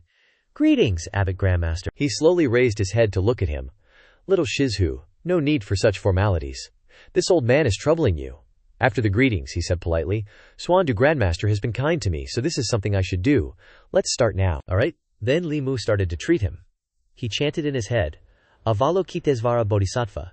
When practicing deeply, the Prajnaparamita clearly sees that the 5 skandhas are all empty. Li Mu Kane did his best to channel his power and chi, focusing on treating the abbot. But after a while he looked weaker. Li Muxi worried in his heart. My magic power is getting weak. Just then, Xuandu Grandmaster walked over and put his hand on his shoulder, startling him. Xuandu is transferring his inner strength to me. Li Mu felt much better. Having this kind of pure and profound Buddhist power, I can activate the Buddha's light again. They concentrated on circulating their inner energy like that. And only after an hour did things finally stabilize. Li Mu was also exhausted. I'm almost drained of Xuandu Grandmaster's magic power. Let's call it a day. But after circulating his energy for treatment, he felt something strange. There was a bit of black gas lingering around him. Not just a bit, but a lot of it. Making Li Mu jump in surprise, Xuandu chuckled. These are impurities left after the Shizhu refines himself. He explained in detail. Every time one experiences a mental consciousness from the developing realm that has been successfully cultivated, this kind of impurity will be released. It can help the Shizhu's body become more flexible, Li Muxi thought to himself.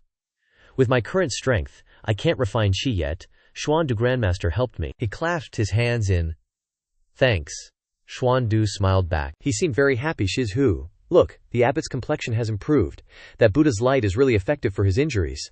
Li Mu also noticed that, and he knew he'd be back to help him more. Xuandu was both fond of and grateful to him, and politely said to Li Mu, sorry for the trouble, Lia Shizhu. He led Li Mu out. Now the Shizhu can go take a bath.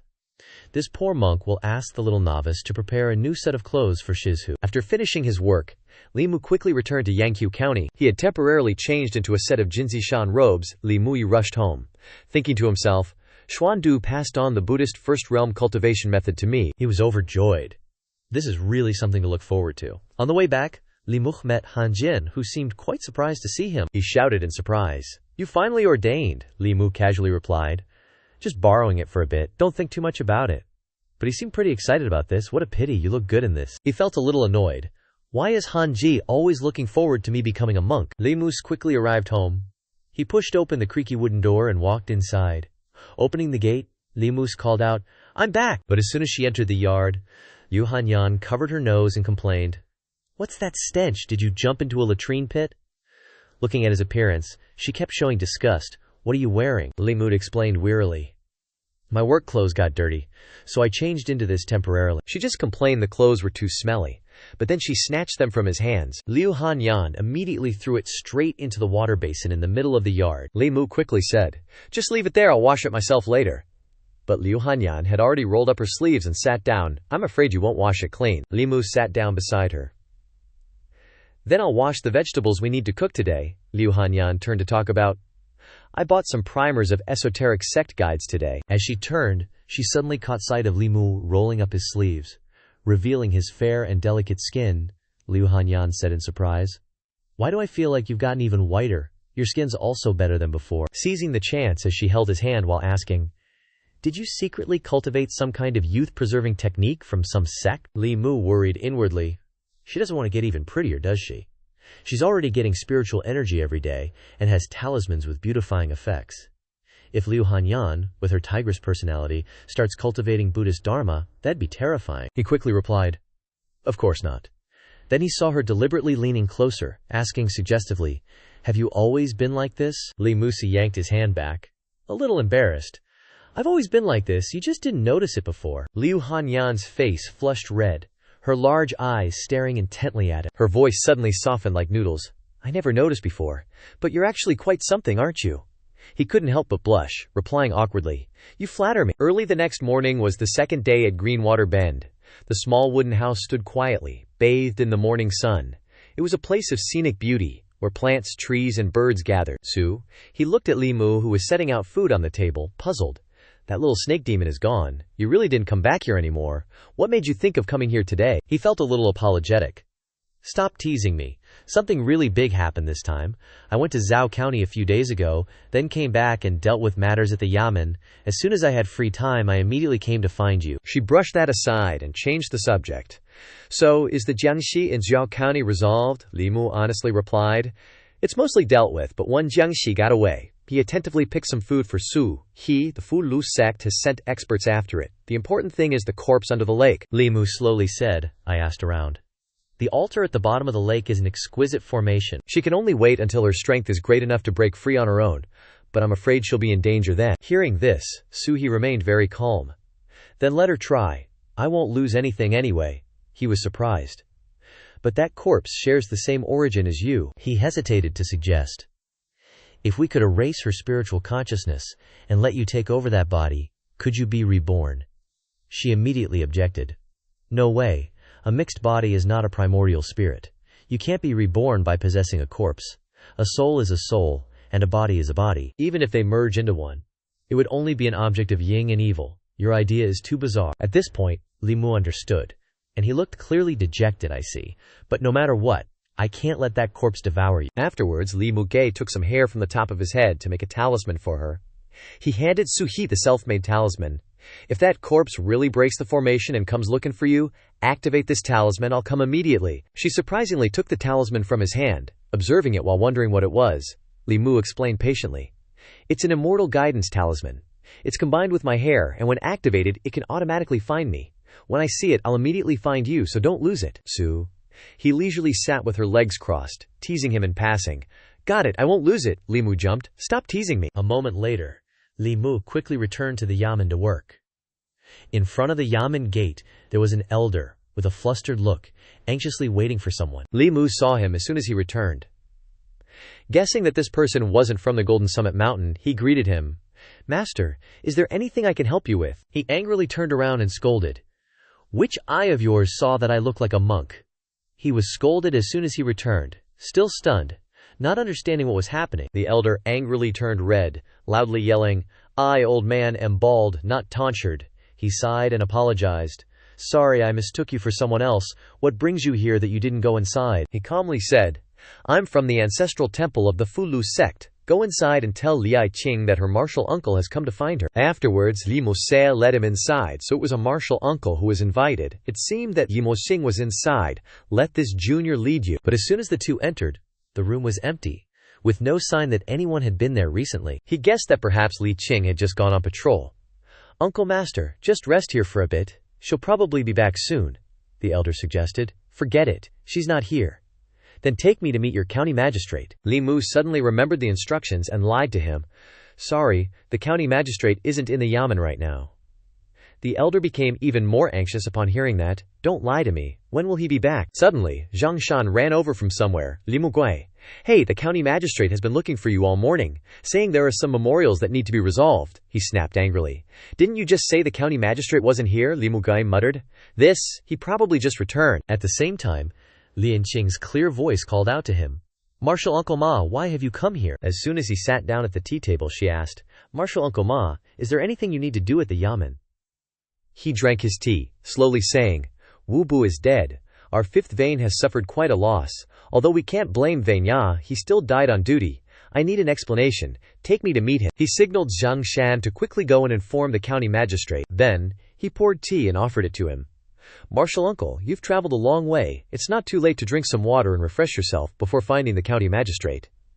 He drank while somewhat reproachfully saying, "All right, I've drunk 10 cups of tea now." Li Mu stood by and secretly blamed Zhang Shan. "If it weren't for your unintentional betrayal, I wouldn't have to stand here pouring tea for him to drink." A moment later, Zhang Shan, panting, peeked his face in. "Uncle Ma, the magistrate is inviting you inside." Then the four of them left.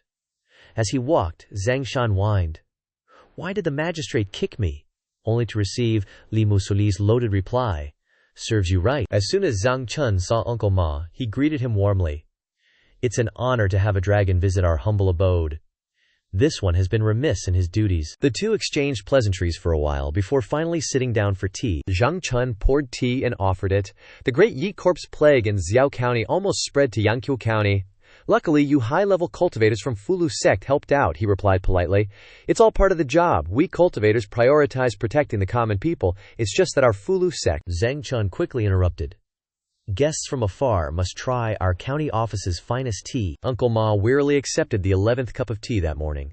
With a melancholic voice, he began to explain his real reason for coming. But Zhang Chun continued to pour tea, hoping to shut him up. "How is it? Not bad, right? Have another cup." Uncle Ma, worried about his bloating stomach, quickly spoke up.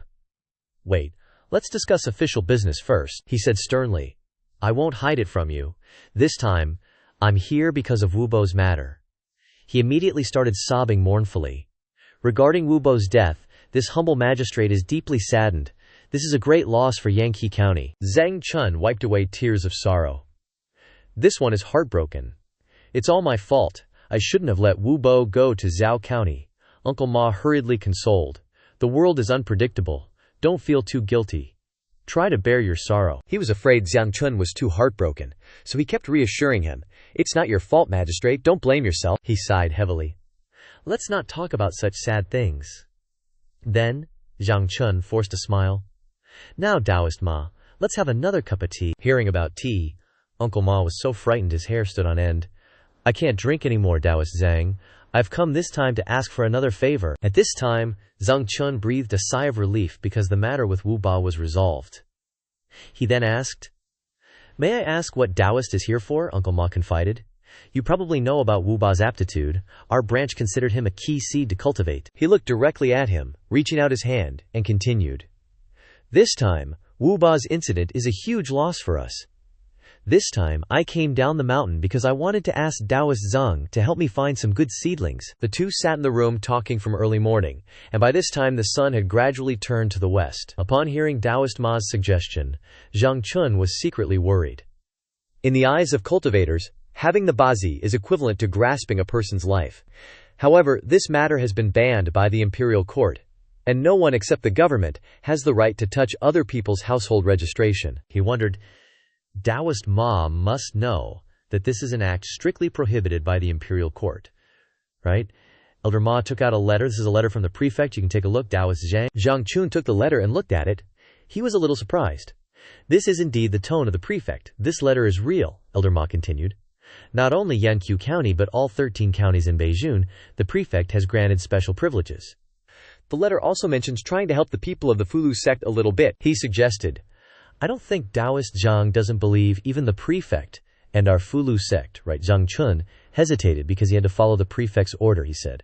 Although the Fulu sect has contributed to the pacification, this county can only show you the household registration for the past 3 years. If any of the children born in Yanqi County in the past 3 years have special physiques, you will be notified. This county will not investigate beyond 3 years. And again, the person who searches the documents can only be the bailiff of our Yanqiwa County. Neither Li Qing nor Han Tai can participate. Since the request was accepted, these things were not a problem for Elder Ma. At Li Mu's small house, the atmosphere was strangely peaceful and serene. He was lounging in the chair in front of the porch, having worked hard for a while, and finally got to rest a bit today. It's such a wonderful feeling to be on vacation. Oops, Li Mu noticed a book on the table next to him. He picked it up and realized it was the Tales of the Supernatural. Isn't this the book I saw in the Yamen? There's also a page torn out in the middle. Li Mu immediately opened it to look again, but this one didn't have a page torn out.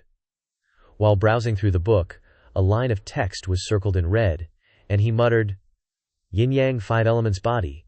Is this a marking made by Miss Liu? Li Mu lay on the chair, reading the book and saying, Pure Yin Body, 1 in 10,000, extremely rare. If I meet one, I must practice dual cultivation with her, or I would fail the great grace of heaven. At the same time, Liu Hanyan, who had just finished washing clothes, walked in just in time to hear the words, dual cultivation, which she blurted out, startling him a little. Li Mu quickly sat up and explained, This dual cultivation thing also depends on the feelings between the two parties. Suddenly she said loudly, sarcastically, What's wrong? Are you looking down on me? It's been so many years. Have you found someone you feel something for yet? He retorted. Haven't you found one either? Liu Hanyan raised her face. I don't want to find one, unlike some people.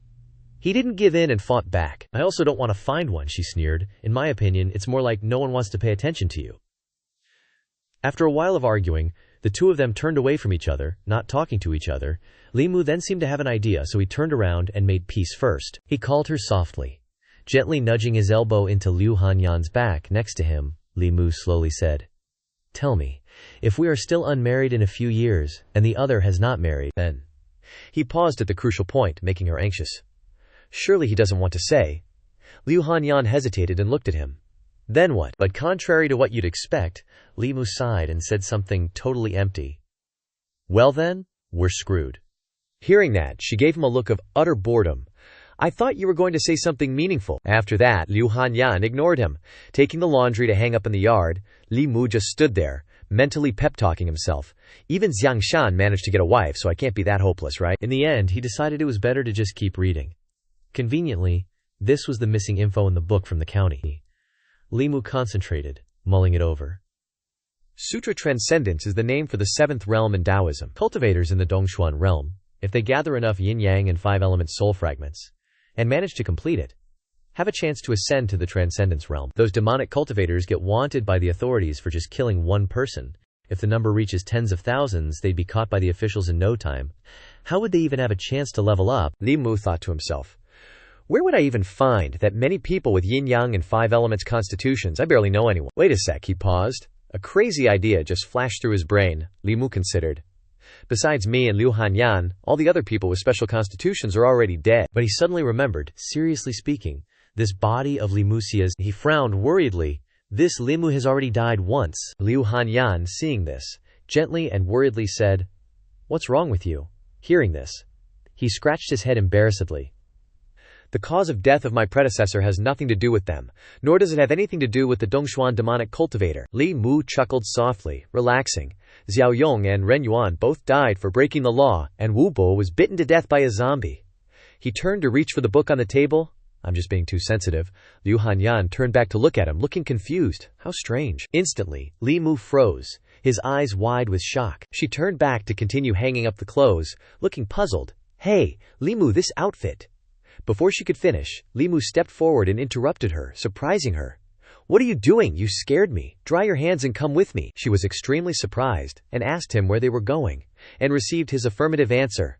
"Go to the county government, go with me first, I'll explain it to you later." The two immediately went outside. Limu considered as he led her. Even if it was a coincidence, he had to check it again to be sure. Yang Yuxing has 7, but 4 are already dead. The two walked on the busy street. Limu Kanao watched Liu Hanyan as he walked. If there was really that possibility, Liu Hanyan's current situation was extremely dangerous. Only by keeping her by his side could he feel at ease. Limu and Liu Hanyan walked into the county government office on the busy street. Han Jie was very surprised and puzzled to see him come. He looked at him and couldn't help but ask, "Aren't you off duty? Why are you back here again?" Limu pretended not to hear Han Jie's question, ignored him, and went to Li Qing and said, "Head officer, I want to check some things." Liu Hanyan saw her and gently bowed and said hello. Head officer Li Qing also bowed politely in return. She was immediately surprised. Limu had brought Miss Liu Hanyan to the county government office. Immediately afterwards, she bowed politely in response to her greeting. "Hello, Miss Liu." Liu Hanyan lay down on the table, frustrated, and complained. "You asked me to come to the county government office. What is it for?" Limu heard this and focused on finding the documents, and replied to her, "Sit there quietly first, we'll talk about other things later." He took the stack of documents he found back to the table and sighed softly.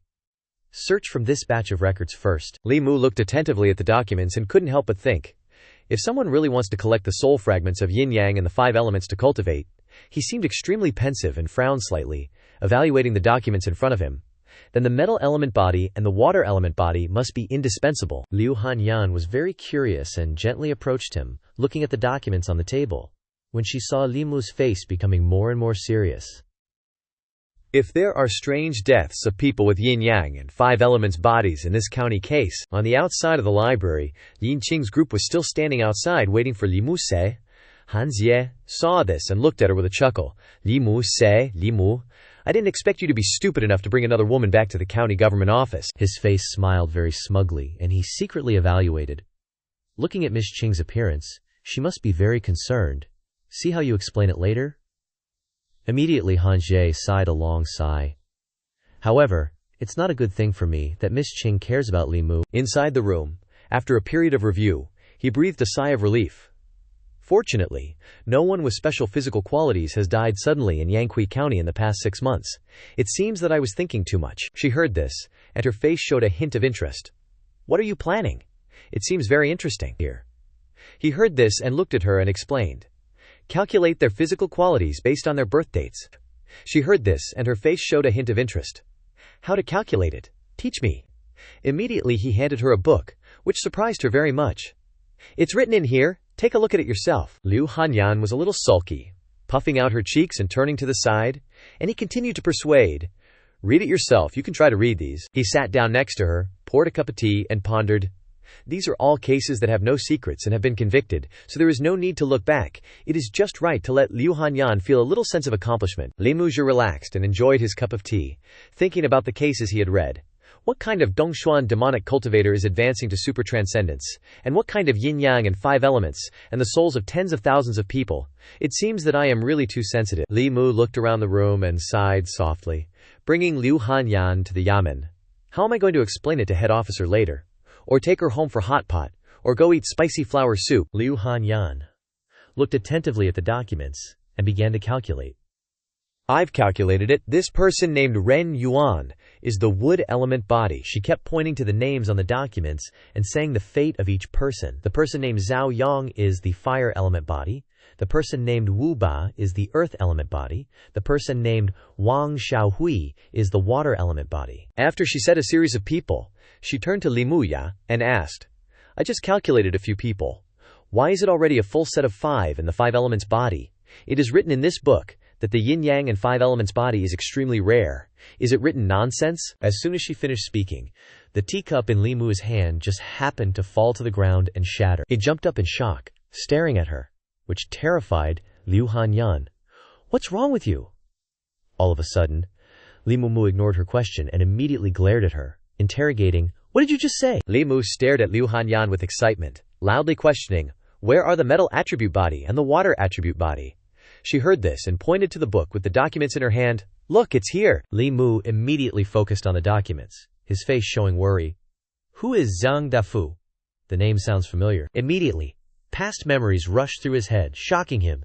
Zhang Dafu, the wealthy Zhang. Li Mu seriously pondered and quickly used his hand to calculate again. How could he be a metal attribute body? After finishing his calculations, he was shocked by his own result. Sure enough, he's a metal attribute body. Li Muwei immediately connected the events together. Wang Xiaohui is a water attribute body, no doubt. And the reason the Yamen didn't investigate this matter thoroughly is because her soul came to find me and Tuer, proving that the girl really died of illness. He connected everyone together. The 5 elements bodies are all gathered, and if you add me, 6 of the 7 types of souls of the yin-yang 5 elements bodies have been gathered, with only pure yin missing. This Dongshuan realm cultivator has spent months, even longer, casting this net in Yangqiu County, collecting the souls of the yin-yang 5 elements bodies in order to advance to the detachment realm. Li Mu was lost in thought, utterly shocked. Wait, if my previous death was just part of this plan, then after I borrowed a body to be reborn, wouldn't the person behind it have been observing my every move? Suddenly, his body felt like a spinning top, and a sudden headache struck, terrifying him. Liu Hanyan supported him with great concern, immediately calling out his name. She looked at his pale face, worried and confused. What's wrong with you? No matter what happens, we'll face it together, okay? He endured the pain and immediately pointed to the documents. Look at it yourself. Li Mu pointed at the documents and explained with difficulty, pure yang, pure yin. These 5 innate elemental physiques are naturally qi gathering. Cultivating for 1 day is equal to a year of hard training for ordinary people. The souls of yin and yang and the 5 elements contain the power of creation. If a Dongshuan realm cultivator can collect enough and add tens of thousands of human souls to refine for himself, he will have a chance to advance to the detachment realm. Liu Hanyan looked at the documents in disbelief. Could it just be a coincidence? She looked at him anxiously, explaining, didn't they say you also need pure yang and pure yin bodies? After speaking for a while, she suddenly seemed to remember something and hesitated slightly.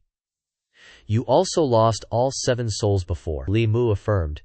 He only lacks a pure yin body now. Liu Hanyan's face showed clear worry upon hearing this. The book says that, in addition to the yin-yang body, you also need the souls of many people. Where can thousands or tens of thousands of people die? Wouldn't the government notice? As soon as she finished speaking, the 2 of them simultaneously thought of one place, Zhou County. Li Mu immediately confirmed and explained, the zombies in Zhou County don't have soul power. That flying zombie immediately targeted Wubo. What the person behind it needs is only Wubo's earth attribute soul. Liu Hanyan grabbed his hand and trembled after hearing this. Li Muwei, I'm a little scared. He heard this and immediately took her hand, comforting her softly. It's okay, no one knows your birth chart, nothing will happen. As soon as they finished speaking, an awkward silence filled the air as he noticed Li Qing and Han Tai appearing outside the door at some unknown time. Seeing this, Han Tai chuckled softly, breaking the awkward atmosphere. Sorry, did we disturb you? Han Tai turned to leave, still looking at him with a knowing smile. So you chose Miss Liu after all. Li Mu immediately ran quickly to the door and shouted loudly, but there was only an empty space.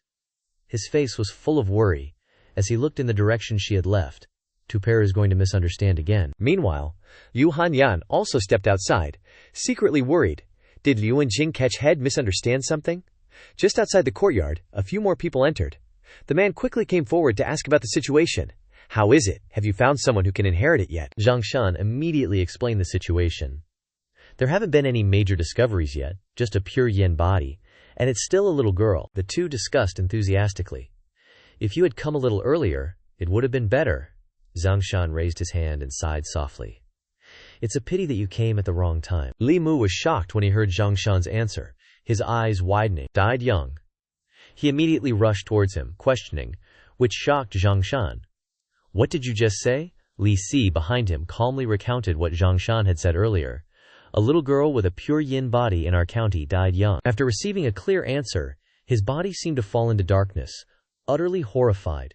The yin-yang 5 elements are complete. Li Mu's body staggered helplessly, about to fall, but Liu Hanyan quickly caught him. He stared at her worried face, secretly firming his resolve. Are you okay? How can I collapse in front of her? Immediately, he regained his composure and secretly made up his mind. If that's the case, Li Mu regained his spirit. looked at Liu Hanyan to reassure her, and made a request. "I'm okay. If the pure yin body has been collected, then it's considered that you are safe. Go home first." She heard this and agreed. "I'll wait for you at home." Li Mu looked at her leaving and secretly calculated. This matter is of great importance. I must find the most trustworthy person to discuss it with. At this time, Li Qing was seriously reading documents in the duty room. Ling Mu rushed in to find her, which surprised Ling Qing, who asked in confusion, "Li Mu, Miss Liu is back." He heard this and immediately answered her, not forgetting to remind her, "You're holding the book upside down." Ling Qing was immediately embarrassed and frantically flipped the book in her hand.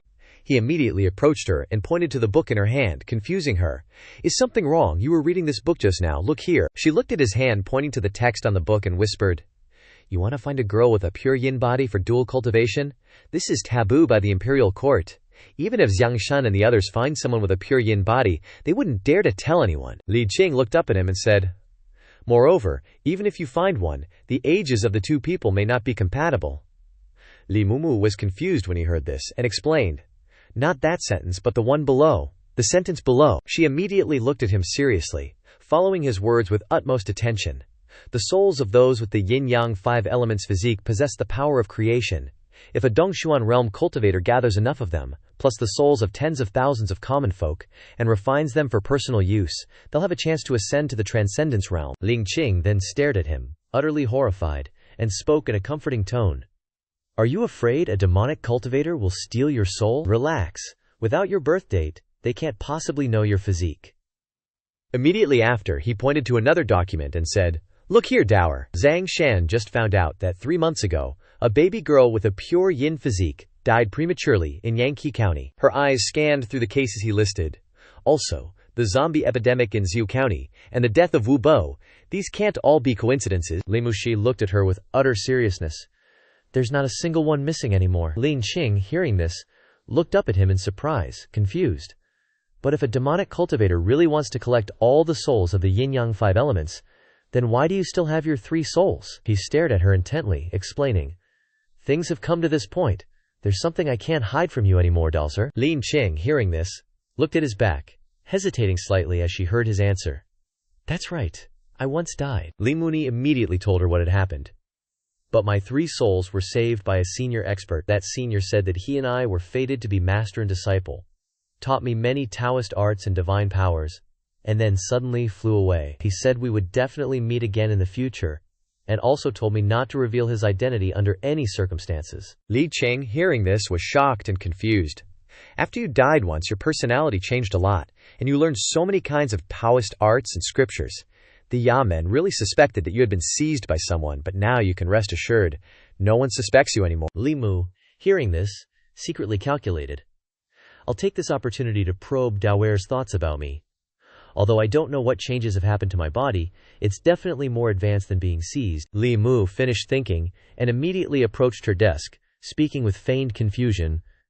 "Daoer, could the things written in this book be fake?" Liu Qing, hearing his question, seriously affirmed, "Even if the things written in this book are fake, the fact that someone is using it to act in Yangzhou County can't be fake." Her face was serious as she assessed and pondered. "If someone really needs the souls of pure yang physiques, they definitely won't let you go. They might even come back." Li Mulei, hearing this, objected inwardly, but outwardly he gave a serious solution. "The person behind everything has already achieved everything they need. This is not something we can decide. We must quickly report it to the county magistrate." Inside the front hall of the county yamen, Asai echoed, "I haven't had a single day off these past few months. The murder cases keep piling up." Zhang Chun leaned back in his chair, dejected, and sighed. "Luckily, this month has been quite peaceful. This year's achievements are out of the question. Fortunately, there haven't been any major mistakes. At least we won't be at the bottom of the 13 counties in the northern district. At least we'll get past Zhao County." Suddenly, a voice came from outside, causing him to stop thinking and invite them in. Zhang Chun looked at the 2 people entering and was a little surprised. "Qing girl, Li Mu," he said as they entered and briefly reported the situation. He heard this, and immediately spoke his thoughts. Could it be that Zhang Shan, Li Si, and the others have found someone with a special physique? As soon as he finished speaking, he received his denial. He continued to bring up the case. "So, what other murder case has happened in the county?" He continued to calmly close his eyes and shake his head in rejection. Li Mu immediately cleared his throat and spoke softly. "But magistrate, how about you sit down first?" He heard this, and immediately breathed a sigh of relief. enjoying his cup of tea as he ordered, "What is it this time? Do you think this official can't handle a blow? Who am I? Is there any situation that this official hasn't encountered? Really, what is it?" Li Mu stared at him, quietly assessing him. Zhang County Magistrate's courage isn't that great to begin with. Immediately afterward, he cupped his hands respectfully and replied to Zhang Chun, "We have found some clues. It is very likely that there is a demonic cultivator at the Dongshuan realm." His face was filled with anger and majesty. "They are collecting the souls of yin-yang 5 elements physiques right in our county." Li Mu immediately spoke about the events that happened in Yangqiu County and Zhao County. They even created a zombie epidemic in Zhao County. They killed common people to collect souls, wanting to use them all for their own training and transformation, ascending to the transcendence realm. Zhang Chun, hearing this, was shocked and spat out the mouthful of water he had just drunk. He fell to the ground in shock, staring at him with a stuttering voice. "What did you just say? Say it again." Li Mu immediately opened the document and placed it in front of Zhang Chun.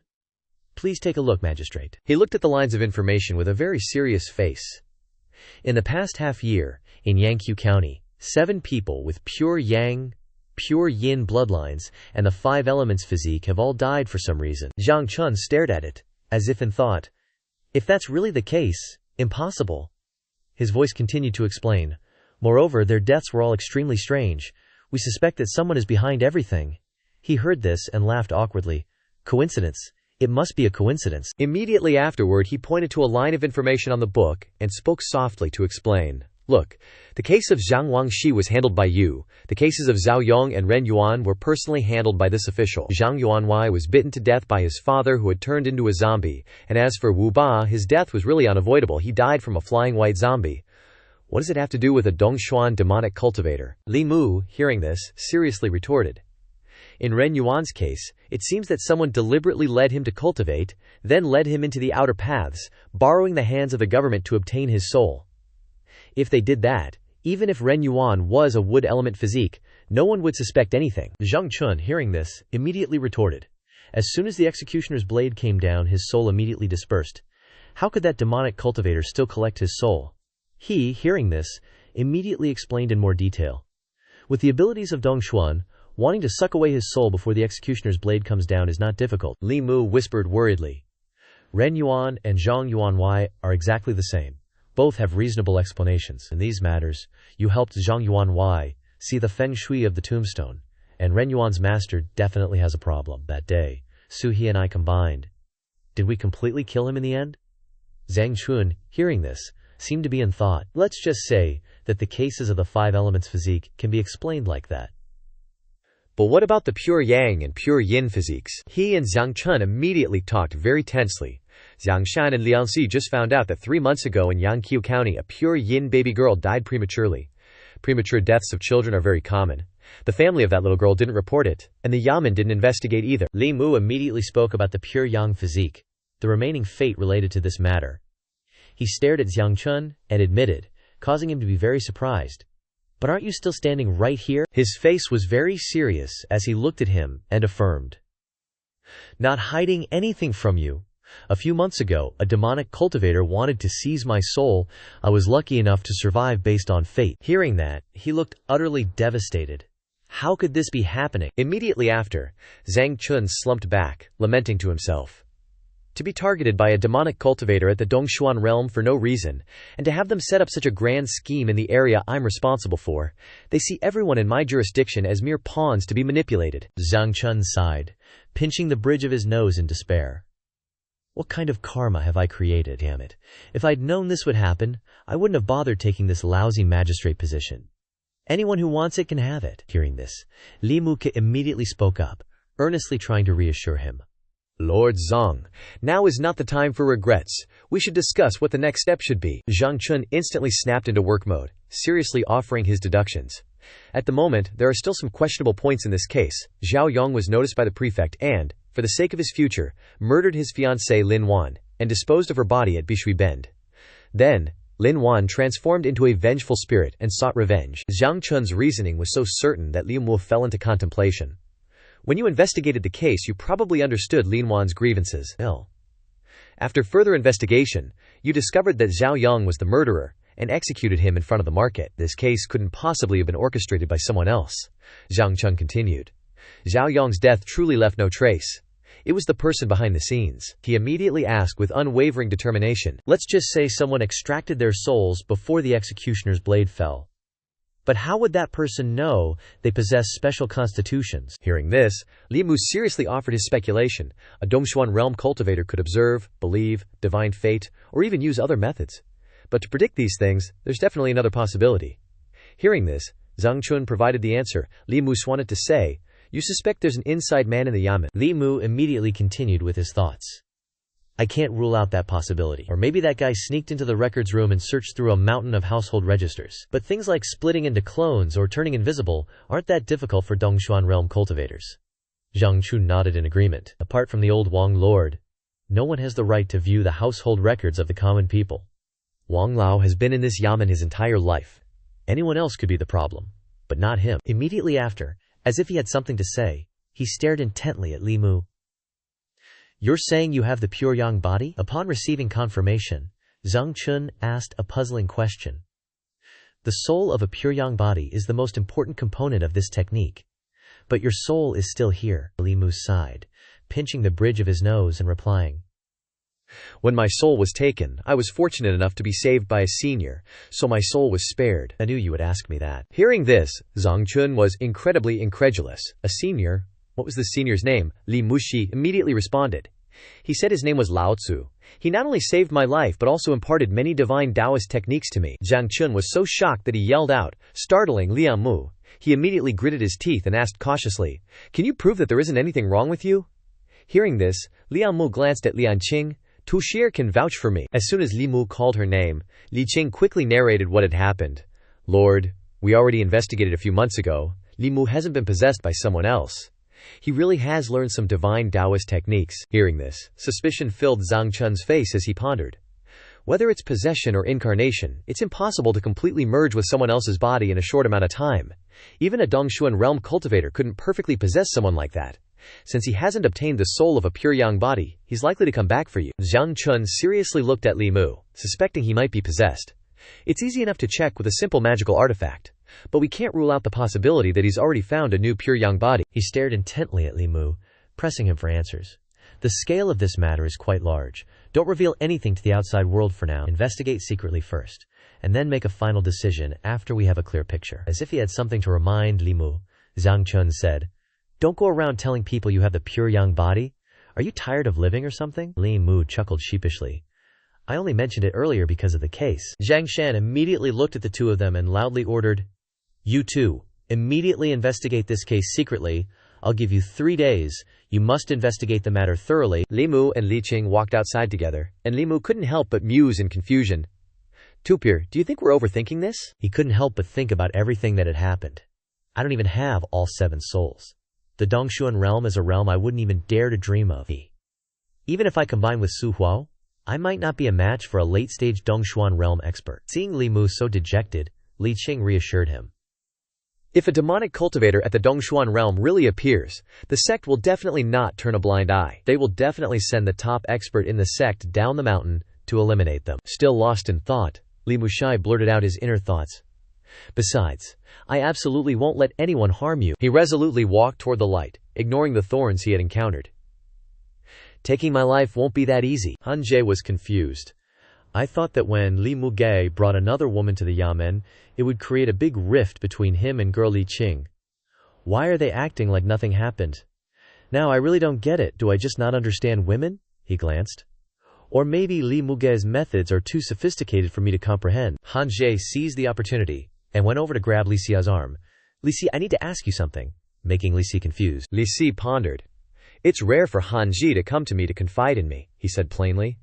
"Ask away, Han Ji," Han Ji seriously asked. "You're definitely the expert on this, right? Tell me, how can I be as popular with the ladies as Li Mui?" Li Xi put his hand on his chin. "First, you have to be as handsome as him," Han Zheng interrupted. "What if I'm not handsome?" Li Xi then offered another solution. "If that's the case, then you have to have a lot of money."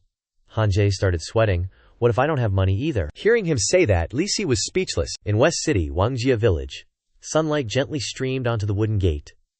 The wind blew Li Mu's hair as he slowly called out, "Brother Wang." Wang Dong was slightly surprised. "What brings you two here, my lords?" Li Mu explained. The Yamen is currently reinvestigating cases that occurred this year. We want to understand more about your sister's case. Wang Dong sighed. My poor little sister. She hadn't been married long before her husband left to become a monk. When she was pregnant with this child, her in-laws abandoned her too. As he said this, Wang Dong felt sorry for her and cursed her brother-in-law. Hearing Wang Dong's story, Li Qing wondered. Has her health always been poor? He replied. Yes, I initially advised her to let go early and find another family to marry into, but she stubbornly refused to listen. Wang Dong lamented. If I had known this would happen no matter what, I wouldn't have let her stay at the Zhang family alone. He began to feel that something was wrong. Li Mu walked on. If Zhang Wangxi's death wasn't linked to other bizarre cases and combined into a tale of the supernatural, it would have been impossible to discover the hidden secrets. To think that a Dongshuan realm cultivator, capable of shape-shifting and divining numbers, just a step away from entering the upper 3 realms, and can travel across the 10 continents, would act with such caution. They didn't leave a single trace. The two arrived at Xianxia village, and Li Qing introduced. This is the village where the baby girl with the pure yin body lives, Li Mu continued. Her house is the 3rd one on the right. Li Mu moved closer to the door. Let me knock. He knocked and called out, Is anyone home? A woman came to open the door. 2 officers. What's the matter? Li Mushisk explained. There's a case we need your cooperation with. She frowned, a bit unwilling, but still opened the door to let them in. The woman turned and asked, Please, what's this case about? Li Mu felt apologetic. I'm sorry, this might bring back painful memories, but this case is really important, so I hope you'll answer. Honestly, Li Mu cut to the chase, I want to ask, why did your daughter die so young? Hearing that, she remembered the pain of losing her child, tears welling up. My daughter, 4 months ago she got a serious illness, but we didn't have money to call a doctor. We tried some folk remedies, but nothing worked. The woman wiped her tears. He interrupted. What about the body? The woman replied. We wrapped her in a mat and buried her in the backyard. We reported it to the Yamen already. Is there a problem? Li Mu felt helpless. No problem, sorry. Just then, Li Mu Qing noticed something was off. She suspected. Why does this old lady seem relieved? Could there be more to it? He said sadly. Another case with nothing suspicious. Tuer, let's go to the next place. Li Qing disagreed. Wait. Li Mu looked at her confused, while Li Qing stepped forward and asked, That child didn't die from illness, did she? The old woman tensed up. Little girl, what are you talking about? She snapped. That freeloader died from illness. What else could it be? Li Qing's eyes flashed. She looked directly into the old woman's eyes to hypnotize her. Why did that little girl die? She immediately confessed. It was the fortune-telling. The fortune-teller said she had a heavenly killer star fate, destined to kill her parents and relatives. I checked the books, and it said the same thing, so I poisoned her myself. The man was stunned by the old woman's words. Mom killed her. She had no way to deny it. The woman was shocked by the old woman's actions and the pain of losing her child. She trembled and stepped forward. Give me back my child. The woman grabbed her, crying and demanding her lost child. The woman cried in agony. Lin Qing was about to draw her sword against the old hag, but Li Mu stopped her. Tozer, calm down. We'll report this to the Yamen when we get back, and let Master Zhang handle it. Seeing her still crying, he could only sigh sadly. Don't worry, the Yamen will definitely give you justice. Li Mu wanted to say something but stopped, he thought. Basically, there was no need to do anything, just a word of heavenly killer star was enough to easily kill a pure yin-bodied girl, and then her soul could be taken away very easily. A mysterious realm cultivator created such a perfect situation in order to secretly collect yin-yang 5 elements bodies, without letting others discover. Thinking of this, he could only sigh sadly that he couldn't do anything. Too rich. The guy was surprised by Li Mu's sudden appearance. I thought there were zombies again. Turns out you two just wanted to visit my grandpa's grave, Li Mu asked directly. There won't be zombies anymore. I still have something to ask you. Did your father ever cultivate in Daoist arts? He said. When my father was young, he followed a Daoist priest from Bailuguan for 2 years. Because he was bored and couldn't let go of the family business, he decided to go home. That Daoist priest regretted my father's talent. Hearing this, he immediately guessed. Metal element body. The guy didn't deny it. Yes, it's the metal element body. Li Qing stood behind, looking at Li Mugua. He glanced back at her. They seemed to understand something. Li Qing realized something. Right, Li Mugua, did you learn how to read graves recently? Here. He replied. I used to cooperate with Zhang County Magistrate to promote civilized burials, so I accumulated some knowledge of Feng Shui. Now, even if I don't work as a constable anymore, I can go out and be a feng shui master. She pretended to be angry. You don't want to be a constable anymore, Li Mu explained awkwardly. How could that be? I'll be a constable with Tuboyer for the rest of my life. Hearing his words, Li Qing's face turned red. She thought absent-mindedly. The rest of my life, the guy introduced. My lords, this is the grave where my grandfather is buried. My grandfather was over 70 when he died. Although he didn't have any diseases, his health wasn't very good. But because he died in old age, it was considered a joyous funeral. Li Mu noticed something was wrong. Fresh traces of earth being filled. He secretly observed the words engraved on the tombstone, thinking, this grave. Li Mu blankly looked up at the blue sky, with green mountains stretching in the distance. Something's not right, he wondered. Which feng shui master did you ask to look at the grave when you built it? He broke out in a cold sweat. We didn't invite him. That feng shui master came to our house himself and said he would look at it for free. My father agreed immediately when he heard it was free. Li Mu said seriously. White tiger crosses the path. This is a very ominous grave, making the guy even more confused. He didn't seem to want to believe what he just heard. But that master clearly said this was a very good place. Lin Qing frowned. She had a question. What does white tiger crosses the path mean? He explained. This is the white tiger crosses the path. The hole under the grave. After the coffin is placed, the head and tail of the coffin will face due north and due south respectively. The mountains in the west that cut through the grave will extend to the east. Li Mu frowned. There's a saying in feng shui, white tiger crosses the path, family ruined, and people die. He began to list the 10 rules to avoid when building a grave. 1 is not to face the flowing water. 2 is not to face high mountains. 3 is not to face desolate islands. 4 is not to let the white tiger cross the path. It is an extremely ominous formation. In those 2 years, what exactly did Zhang the old rich man learn? This place doesn't grow weeds, indicating that this is a dark place lacking sunlight all year round. But deliberately placing the coffin facing south creates the white tiger crosses the path formation. It would be strange if Zhang the old rich man's body didn't turn into a zombie. Li Xing asked. So, that feng shui master is the one behind it? He agreed with her opinion, Li Mu speculated. I'm afraid that this feng shui master and the fortune teller who told the little girl's fortune, along with Ren Yuan's master, are the same person. Ling Qing wondered. Are you talking about that black-robed guy? But wasn't he beheaded already? He hesitated. I'm afraid not yet. The guy became even more confused. Someone deliberately practiced magic to turn my grandfather into a zombie. She reassured him. It's okay now, don't be afraid. Li Mu thought, that black-robed guy really intends to take away Ren Yuan's soul. He cultivated Ren Yuan into a demonic cultivator, and then used the government's hand to eliminate him, thus silently taking away Ren Yuan's soul. But in Ren Yuan's case, that cloaked figure never showed up from start to finish.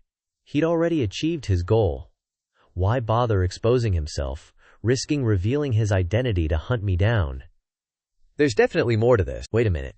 The original Li Mu is dead, and besides me, only one other person knows this secret. Li Mu suddenly felt a chill down his spine. His eyes widened. It's the very culprit who killed Li Mu. The young man instructed.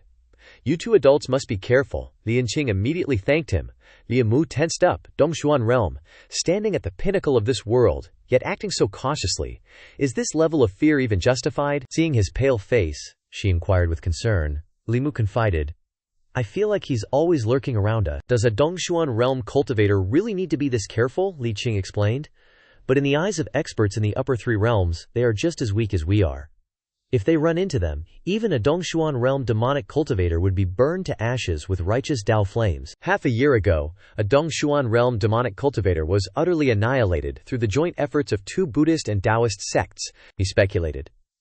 Could the abbot of Jinshan Temple have also been severely injured by him? She advised Li Mu to get back on track. The most important thing now is to gather intelligence. Li Qing strode off. Where to next? He didn't seem to entirely agree with her, but still followed along. Li Mu muttered to himself. Now's not the time to dwell on this. The demonic cultivator has collected everything he needs. He's probably hiding somewhere, refining it. But after he refines and levels up, he might come looking for me. Just thinking about it makes me despair. That evening in the county office, Li Xing's voice reported from inside the mansion. Reporting, sir. The 7 cases have been closed. 6 of them involve people who died of illness, were executed for violating the law, or died in accidental mishaps. If Li Mu hadn't discovered the special physique of the victims, these cases would have remained sealed in the yamen forever, He seized the opportunity to add, in that case, the zombie epidemic that shook the entire northern prefecture would never have its mastermind exposed. Zhang Chun slammed his hand on the table in surprise and shouted, "How could such a thing happen?" His expression turned grave. "Who on earth dares to commit such a heinous act?" Li Mu was about to explain but was interrupted by Zhang Chun. "I must write a secret letter to report this to the prefectural governor. If the mastermind really is a Dongshuan realm demonic cultivator, the official forces of the northern prefecture alone won't be able to quell the situation," Lin Qing urgently reported to Marshal Uncle Ma, who reminded her, "Don't forget to bring that old woman from Chen family village to the Yamen for me tomorrow morning." She immediately obeyed. Li Qing began carrying out Zhang Chun's orders, but as she stepped out the door, Zhang Chun demanded, "Within 3 days, you must capture the fortune teller and the feng shui master and cut out their tongues." Marshal Uncle Ma looked up at the sky. It was so difficult to find a pure yin physique girl, and she died so young, he sighed. If I had arrived a few months earlier, I wouldn't have missed such a good seed. At this moment, Lin Qing rushed over to call Marshal Uncle Ma, surprising him. "Lin Qing, why are you in such a hurry?" She recounted everything. "This matter is very important. I must trouble you to return to the ancestral hall." Marshal Uncle Ma became tense. "Dongshuan realm? You must be joking, right?" Lin Qing explained. "Recently, deaths have occurred in Xianxia County, and the victims possess yin-yang 5 elements physiques. Furthermore, these cases are shrouded in mystery, including the zombie epidemic in Zhou County. It might also be due to the demonic cultivator wanting to collect souls." He staggered. That flying zombie indeed had problems. Thankfully, the chief personally took action to eliminate that flying zombie. If that demonic cultivator really is in the Dongshuan realm, aren't they in danger? Marshal Uncle Ma used his magic to summon a boat in the air. She couldn't help but marvel at his magical artifact. Marshal Uncle Ma looked up. The matter of accepting disciples can wait. He quickly jumped on it. "I must return to the mountain immediately. Something big has happened." Li Mu calmly walked out from inside the mansion. He looked up at the sky and saw a streak of light flash past. It seemed to be that Marshal Uncle Ma, returning to the ancestral hall. The Fulu sect's ancestral hall is one of the largest sects in Suzhou, a righteous cultivation sect. They definitely won't let demonic cultivators off easily. It's a good opportunity to get the Fulu sect to proactively send experts from the upper 3 realms down the mountain, using their lightning powers to eliminate that demonic cultivator. After taking a stroll, Li Mushi returned to his house. He opened the door and stepped inside. Li Mushi was surprised to see Liu Hanyan waiting inside. Seeing him, she immediately asked with concern, "You're back. Are you okay?" Li Mushi was puzzled. "I'm fine. Why haven't you gone to sleep yet?" Liu Hanyan explained that she couldn't seem to fall asleep without knowing. He brushed his hands together. "I have to go cook a bowl of noodles. I'm starving." Hearing this, she asked Li Mu to cook an extra bowl for her, and he immediately agreed. After cooking, Li Mu picked up a steaming hot strand of noodles from the bowl. Seemingly because he was hungry, he slurped the noodles down with gusto. Liu Hanyan wondered, "Is the Dongshuan realm really that powerful?" Li Mu explained. "The Dongshuan realm is the final realm of the middle 3 realms, you know. They understand the operation of the heavenly Dao so well that they can predict the future with a few finger gestures." What he said made her even more uneasy, like they were frigging gods in the eyes of ordinary people. Li Mu comforted. "But you don't need to worry. I've already snatched the soul of the divine yin body, so he won't come looking for you again." Liu Hanyan worried about him. "Hasn't he sucked away your paw yet?" Li Mu gave an awkward smile. "Maybe he's found a new pure yang body." He frowned. "If I hadn't taken over Li Mu's body, the cause of his death would probably just be labeled as an accident. Even if the Yamen found out Li Mu had a pure yang body, someone would cover it up." In his memory, the robed figure was startled when he suddenly sat up. A dead man came back to life. Li Mu began to crack a sinister smile.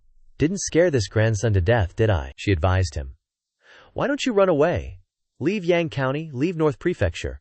That evil cultivator won't be able to find you then." Li Mu said, "Dongshuan realm Daoists have a type of divine ability called Ming Shu Yue, also known as the Xuan Guang art. Under the moonlight they can see whoever or whatever they want to find," which shocked Liu Hanyan. He explained, "Unless I run to places like the ancestral temple of the Fulu sect or the ancestral temple of the Xin sect, there's no way to escape," she asked. "So what do we do now?" Li Mu reassured. "It'll be all right. You rest first. Maybe he won't come here." But in his heart he thought, "But I'm not sure if that evil cultivator won't come back." The next morning at the Yamen, sunlight streamed through the cracks in the door. Li Mu opened the door and walked into the duty room. He saw old Wang leaning against the wall, fast asleep. He woke him up. As he was still half asleep, Li Mu spoke. "You're back," making old Wang jump. He was dazed. "Li Mu Yu. You scared the crap out of me," Li Mu Yu asked. "Where have you been visiting relatives for the last half-month? You were gone for ages." He hesitated. Old Wang stretched. "A friend I've known since I was young passed away in the next county, so I went to offer him incense." Li Mu offered his condolences, but he waved it off. He lived to be over 60. What's there to be sad about? "It'll be my turn. Sooner or later, I'll have to rely on you guys to take care of my funeral arrangements then. Keep an eye on Zhang Shan. Don't let him skimp on the materials for my coffin. If you guys do a shoddy job, even if I become a ghost, I'll haunt you," he said seriously. "With your health, you won't die for at least another 2 years. We'll buy you a coffin made of Kim Tan Nam wood then." Old Wang instructed. "You said that. Don't go back on your word." Li Mu told him to rest assured. He suddenly remembered something. "Oh yeah, Old Wang, have you heard of the Dongshuan realm?" he scoffed. "You haven't even learned to crawl? And you're already trying to fly?" "Settle down and learn to stand firmly. Refine your po before you try to condense your soul. Don't listen to what others say," he explained. "I was just curious, that's why I asked. The Xuanguang art of Dongshuan realm cultivators. Can they see whatever they want?" Old Wang started to think dirty. "Are you trying to peek at the young ladies next door?" Li Mu immediately shot down the idea. "I'm not. Do you even know about it or not?" Old Wang snorted. "So embarrassed. Fine, I'll just tell you, alright? The Xuanguang art can see the scenery of a place, but the distance has to be close enough for it to work. Next is calculating the position. If you can't guess the location, you can't do anything. Finally, the Xuanguang art doesn't work on cultivators above the Qi refining realm, because they can sense if someone is spying on them. It's easy to break the Xuanguang art of the spy, so it's just a cat-scratch kind of divine ability. Unless you use it to peek at the girl next door taking a bath." He looked annoyed when he mentioned it, but in Li Mu's mind, he was thinking wildly, "Next door to me is Liu Hanyan, I don't want to peek at her bathing." He asked a question.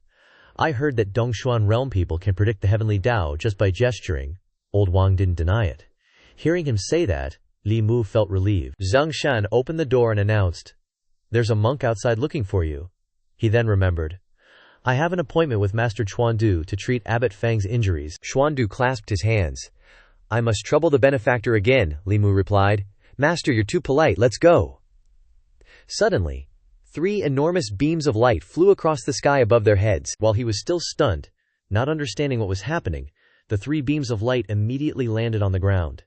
The 2 men stared intently at them. Xuan Zhenzi and his subordinates flew from who knows where and appeared before them, while Xuan Dumu was greeting Xuan Zhenzi.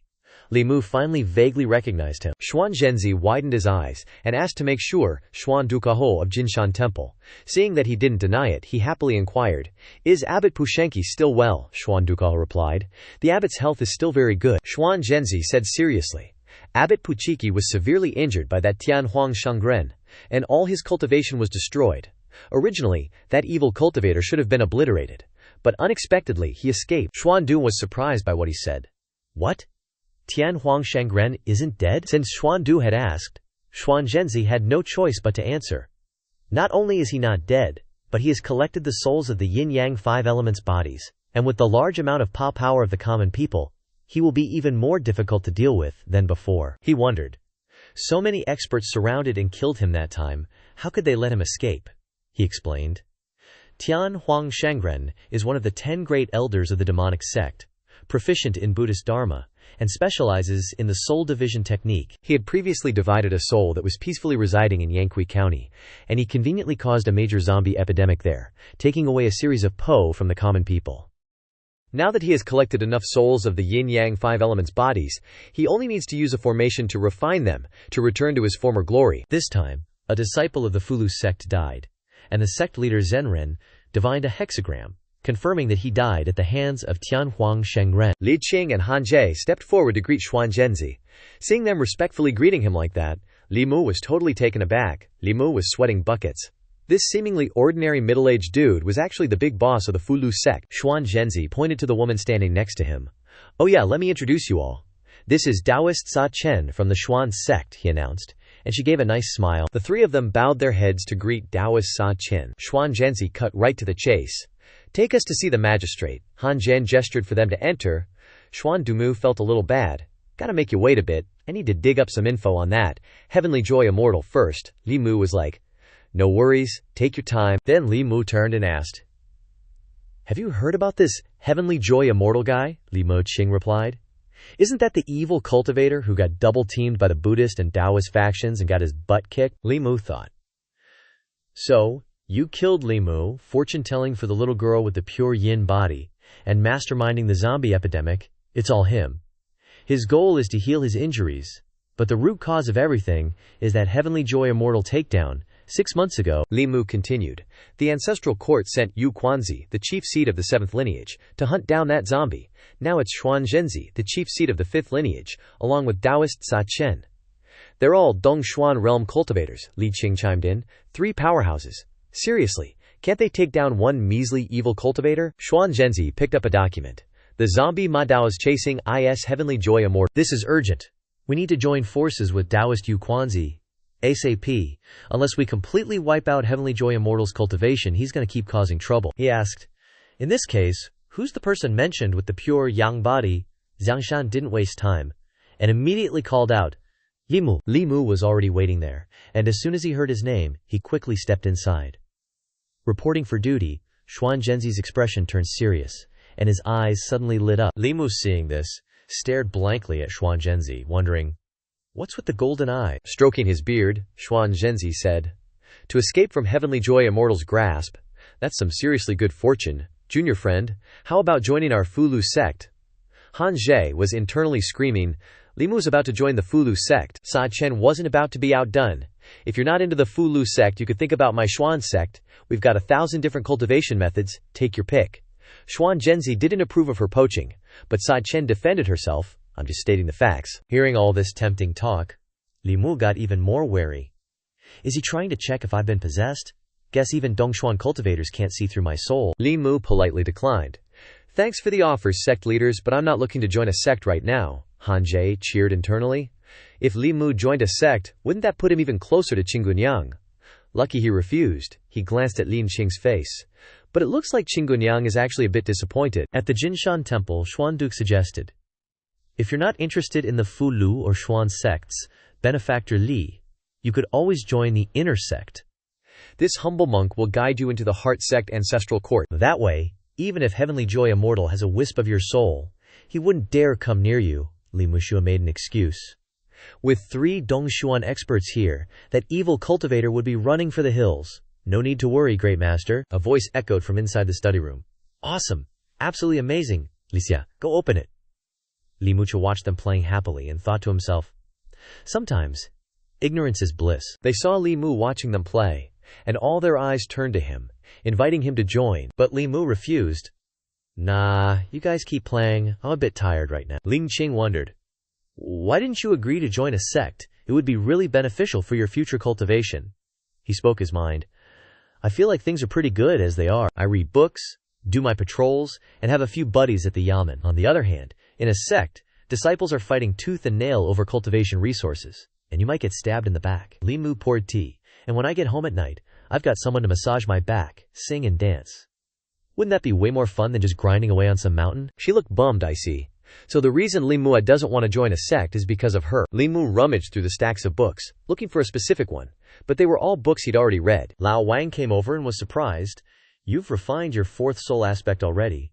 Li Mu was also surprised, but answered, yeah, I did. He put his hand on Li Mu's shoulder and advised, refining the last 3 soul aspects isn't easy. I know a way that can help you refine the final 3 aspects faster, Lao Wang asked with a dangerous glint in his eyes. Want to learn it? Li Mu was immediately excited. Really? What's the method? Lao Wang explained.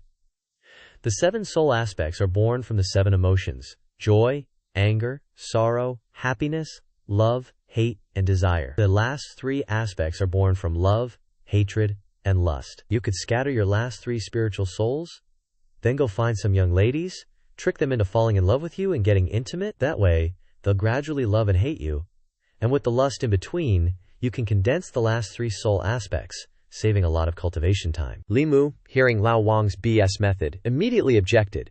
And here I thought you'd have some good idea. I'm not Li Muxia, I can't do that kind of stuff. Lao Wang kept trying to convince him.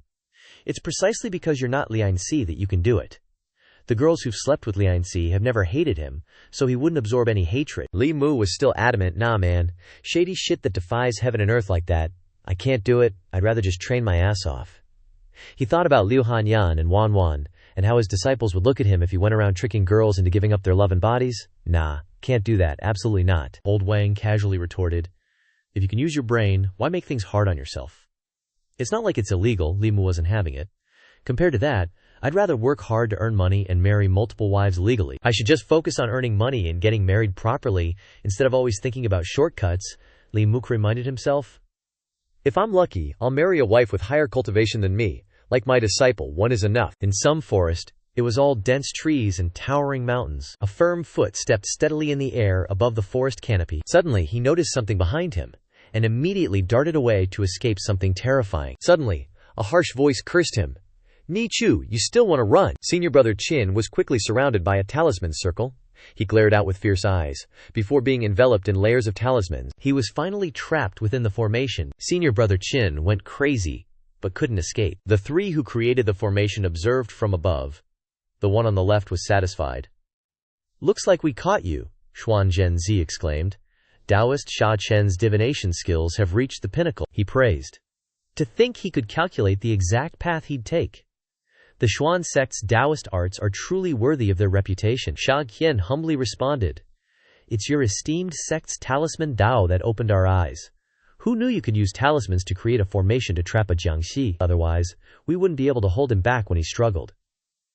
Your talisman formation is almost as good as the Spirit Array sect, Xuan Zhenzi's senior brother reminded them. You two, focus on controlling the formation. He hasn't fully recovered from his serious injuries last time.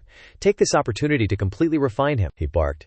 If even a wisp of his soul escapes again this time, history will repeat itself. Daoist Sha Chen exchanged a look of annoyance.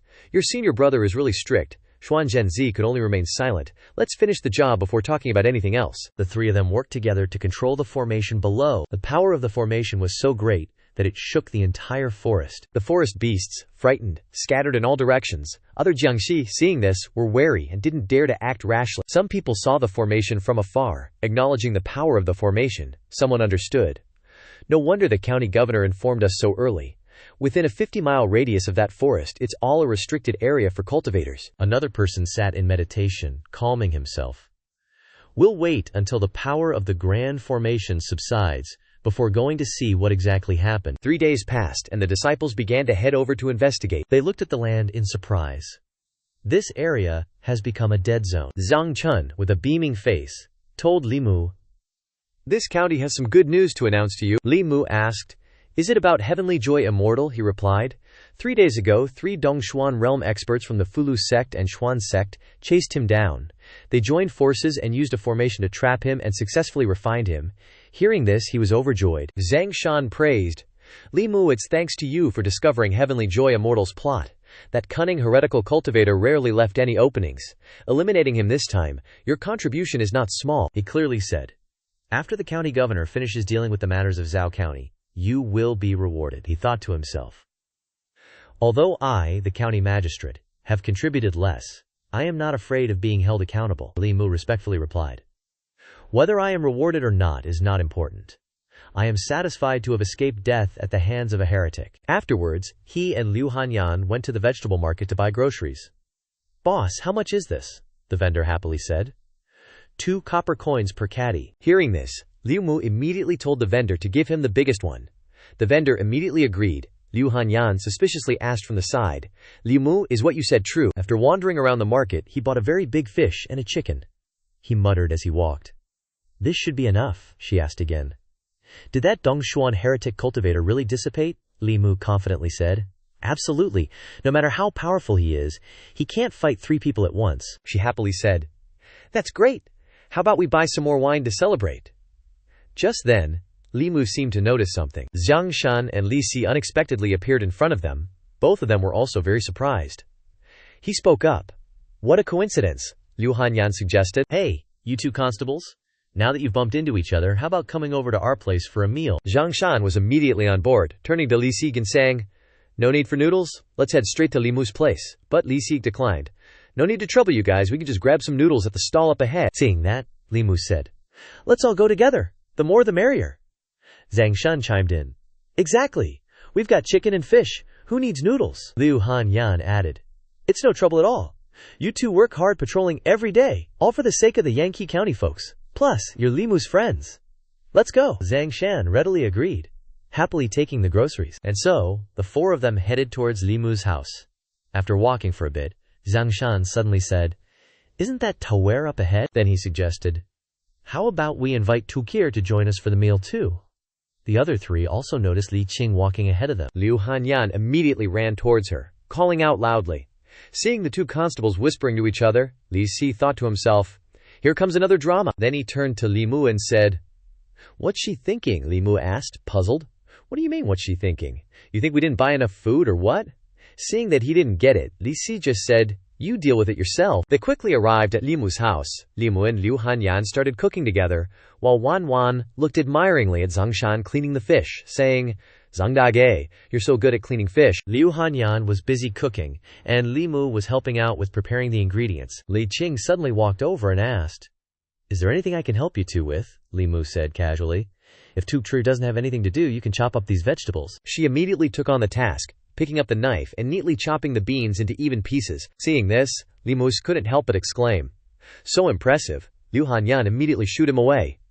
"Two of us here is enough. Go help Constable Zhang," he said helplessly. "Then it's going to be tough on you two." Afterwards, Li Mu went over to Zhang Shan. As soon as he sat down, Zhang Shan asked, "Did it happen?" Li Mu asked, confused. "What happened?" What? Why are you and Li Si so alike? Always saying things I can't understand." Hearing that, Zhang Shan burst out laughing. "Still playing dumb with me, huh?" Then Zhang Shan continued, "Of course I'm talking about Ms. Liu. You two are a thing now, right?" Li Mu quickly explained. "We're just neighbors, really." "Don't get the wrong idea," Zhang Shan argued loudly. "What kind of neighbors go to the market together and share meals together?" Seeing that, Li Mu could only say, "Believe it or not, it's up to you." Zhang Shan thought he was still trying to fool him. He turned to Li Si and said, "You can ask Li Si whether or not Li Mu and Miss Liu seem like a couple." Li Si replied, expressionless. "They don't seem like it." Then Li Si added, "The shopkeeper Liu is too complex. Li Mu hasn't touched her heart yet. They are just really good friends, not lovey-dovey," Li Mu said smugly. "See, that's the difference between you and Li Si.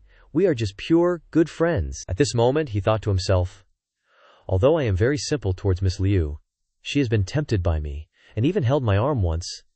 Maybe she really doesn't just think of me as a friend." Li Si said nonchalantly, "Even if you two aren't love at first sight, sooner or later, familiarity breeds contempt," Zhang Shan retorted.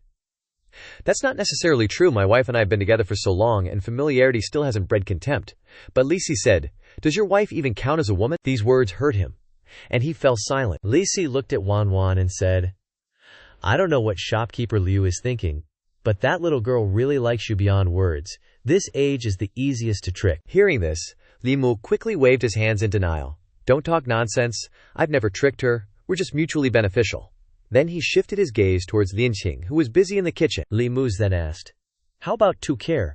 After observing for a moment, Li Si said, "Recently, the way she looks at you is very off." Recalling what happened earlier, he wondered, "Also, what did you mean when you told me to deal with it myself earlier?" Li Si yawned and simply replied, "Nothing," Li Mu said unhappily. "You always only say half of what you mean." A lavish meal was quickly laid out before everyone. Liu Hanyan announced, "The food is all here, please enjoy." Zhang Shan eagerly reached out to try the fish first. He picked up a delicious piece of fish and savored it in his mouth. Afterwards, Zhang Shan praised, "Miss Liu, your cooking skills are amazing. If my wife was even half as good as you, I could die without regret." Hearing that, Liu Hanyan blushed and waved her hands in denial. "You keep saying that. I don't know which man will be lucky enough to marry you in the future. That person must have accumulated merit for 8 lifetimes. Liu Mu choked on his rice from all the flattery. Zhang Shan continued with a smile, "It's true. Nowadays, many women don't even know how to put on makeup, and their cooking is terrible. But they're good at wielding swords. There aren't many beauties who cook well and are rich like you anymore." Hearing this, Li Mu cautiously glanced at Liu Qing, scolding inwardly, "Can't this Zhang Shan see that Tuer is sitting here? Tuer really isn't good at either makeup or cooking." Li Mu pretended to cough a few times as a signal, but Zhang Shan asked, confused, "Li Mu, why are you coughing so much? Is there anything wrong with what I said?" Then Zhang Shan continued, "A woman has to be like Miss Liu." Under the table, Li Si gently kicked him, but he still didn't understand, and asked, "Li Si, why did you kick me?" Li Si gave him a look, glancing at Li Qing, and said, "Be quiet while eating." Zhang Shan followed his gaze and muttered, That's true, but eating should be lively to be fun. Only then did he suddenly realize, blaming himself inwardly, oh no, I forgot that Tuer doesn't know how to cook. Xianxia panicked and quickly explained. Taoir, don't misunderstand. I didn't mean to say you only know how to practice martial arts and swordsmanship. Nor did I mean to say you can't compare to Liu Gunyang. Li Qing indifferently said, It's fine, let's eat. A little liveliness is good. Li Si glared at him and thought, just you wait. Seeing this, he immediately said, Tu Queer already said it's fine, so why are you still giving me a long face? Liu Hanyan spoke up to ease the awkward atmosphere. Hurry and eat. The food's getting cold. Liu Mu picked up some food for Liu Qing, and everyone focused on eating and drinking again. After that joyful meal, everyone returned to the yamen together. Li Mu saw Xianxia dressed neatly and preparing to go out, so he asked, Are you going on patrol? Wait a bit, I'll go with you. But Xianxia refused to let him go along. Xianxia said, When I entered the yamen this morning, Tuer caught me wearing my hat crooked, so I was punished to patrol the streets for 3 days. Your area is also within that range, so you can rest. Li Mu agreed and reminded him, Then it's hard on you, hurry and go. Don't let Tuer catch you not patrolling properly again, Xianxia replied casually and quickly left. He muttered as he walked. Why is Tuer acting like this today? Normally, she wouldn't punish me for such minor mistakes. Hearing this, Li Mu chuckled inwardly. Punishing you isn't because you weren't wearing your hat straight, dummy. Afterwards, Li Mu said to himself, If I'm not going on patrol, then I'll go to Old Wang's place to read some books to kill time. He stepped through the door and said, Old Wang, I want to find a book to read. Seeing that the old dude was sweeping the room, he wondered, why isn't he dozing off today? Old Wang didn't stop, but swept as he asked, Li Mu Sha, how is Tianhuang Shangren? Li Mu Sha sighed, suddenly so diligent, then he said nonchalantly, Dead? Refined by a powerhouse from the Fulu sect. He glanced around the room, every corner gleaming, and couldn't help but think, Damn, this place is spotless. Li Mu curiously asked, But Old Wang, why are you suddenly being so diligent today? Old Wang stretched and replied, I'm about to go on a long trip, so I wanted to clean this place up a bit. Before I go, Shu Ji and Quanzong have been placed properly to avoid anyone not finding them later. He wondered, going on a long trip. Where to? Old Wang only replied, A very far place. Then Old Wang suddenly said, Actually, for the past few months I've always had a question I wanted to ask you. Li Mu looked at him suspiciously. He said confused, If even you don't know, how would I know? Old Wang, why are you being so weird today? You're not like your usual self at all. Hearing this, Old Wang muttered, repeating Li Mu's words, Don't know, huh? Old Wang suddenly leaned closer and asked, Why were you able to do it? He didn't understand, and asked, Do what? At this moment, Old Wang's eyes suddenly lit up, and he asked with a growl, How could you take over Li Mu's body without anyone noticing? These words made Li Mu extremely flustered, and he frowned and asked, How does he know? He calculated in his mind. Apart from myself, only the culprit who killed the original owner of Li Muxi's body, Tianhuang Shangren, would know. He should have been refined. His soul scattered and gone. Wang analyzed.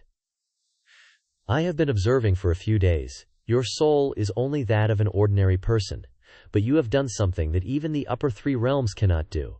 No one can seize a body without leaving any traces. Not even a soul-examining magic tool can detect it. Li Mu's expression changed, and he asked in a deep voice, Who exactly are you? Old Wang smiled, and asked in return, Can't you really guess who I am? Li Mu asked uncertainly. Tianhuang Shangren isn't dead yet, Old Wang said to himself. In the eyes of others, he really is dead. From now on, Tianhuang will no longer exist in this world, which is what I wanted. Hearing this, he was so angry that he couldn't speak, and was about to rush towards Old Wang. But Li Mu discovered that he couldn't move. His hands were already tied behind his back by magic. He asked, probing, I originally thought I had disrupted your plan, but I didn't expect that I was still within your plan. From the beginning, the Old Wang I knew was you. Old Wang answered honestly. The past few months you've been by my side, betting with you, laughing and talking, helping you solve questions you didn't understand. It was all me. Lil Mu blamed himself. I didn't expect I'd see Old Wang, disguised as Tianhuang Shangren, as a close friend, even as a mentor on the path of cultivation. He challenged, You've killed countless innocent people, and you can still be so calm? He didn't think so and replied, No one is completely innocent. He continued, I once taught you that the rule of this world is the strong eat the weak. The weak have no right to choose. Li Mumuk wondered. You've achieved your goal. Why are you still coming back to find me? He pretended to be natural and said, Out of curiosity, Tian Huang Shengren questioned. Until now, I still don't understand. What method did you use to be able to take over someone else's body without anyone knowing, and no one can divine it either? He leaned closer to Li Mu and said, if I didn't know you were dead, I'd definitely think you were Li Mu too. After that, he put his hand on Li Mu and continued. Moreover, I want to get this body of yours. Li Mu frowned with disdain at his intentions. Tian Huang Shengren explained. A young body with pure yang physique is of course much better than this stiff, old body. I originally wanted to teach you how to condense your soul early, but you refused, he said comfortably. I can only take your body first, then continue to find another way, Li Mu said with disgust. Using the method you taught to condense my soul, wouldn't I be the same kind of person as you? He calmly said. Don't forget, I'm not old Wang, you're not Li Mu.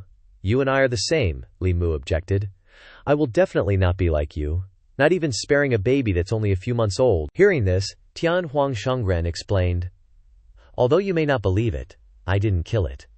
The pure yin body is already a heavenly cursed star, attracting demons easily, killing parents and relatives. After that, he recounted each incident. I didn't kill it, but its relatives did. As for that Zhao Yong, because he wanted to seize power, he killed his own fiancée. Beheading him was the imperial court. I just happened to discover it and sucked away his soul. I taught Ren Yuan cultivation, but never taught him to kill people and seize souls. It was because he couldn't control his own desires. His death is not a pity. Ubo is vicious. Did all kinds of evil deeds, framed colleagues, and repeatedly wanted to push you into your death. Is he not worthy of death? As for that Zhang Yuanwei, he has power and influence in his hands, so he often bullies the common people, rapes women. Is he not worthy of death? Tian Huang Shengren said proudly. This world is not like you think.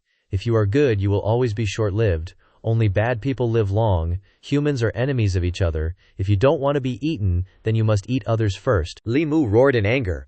What about Zhang Wangxi and the countless commoners who died in the zombie plague in Zhou County? If evil is in your heart, you'll see evil everywhere. It's all just an excuse for the evil you've done. Finally, he said. All right, there's no need to argue with me about these things anymore. Those things don't matter anymore anyway. He even feigned regret. You're indeed quite interesting but too naive.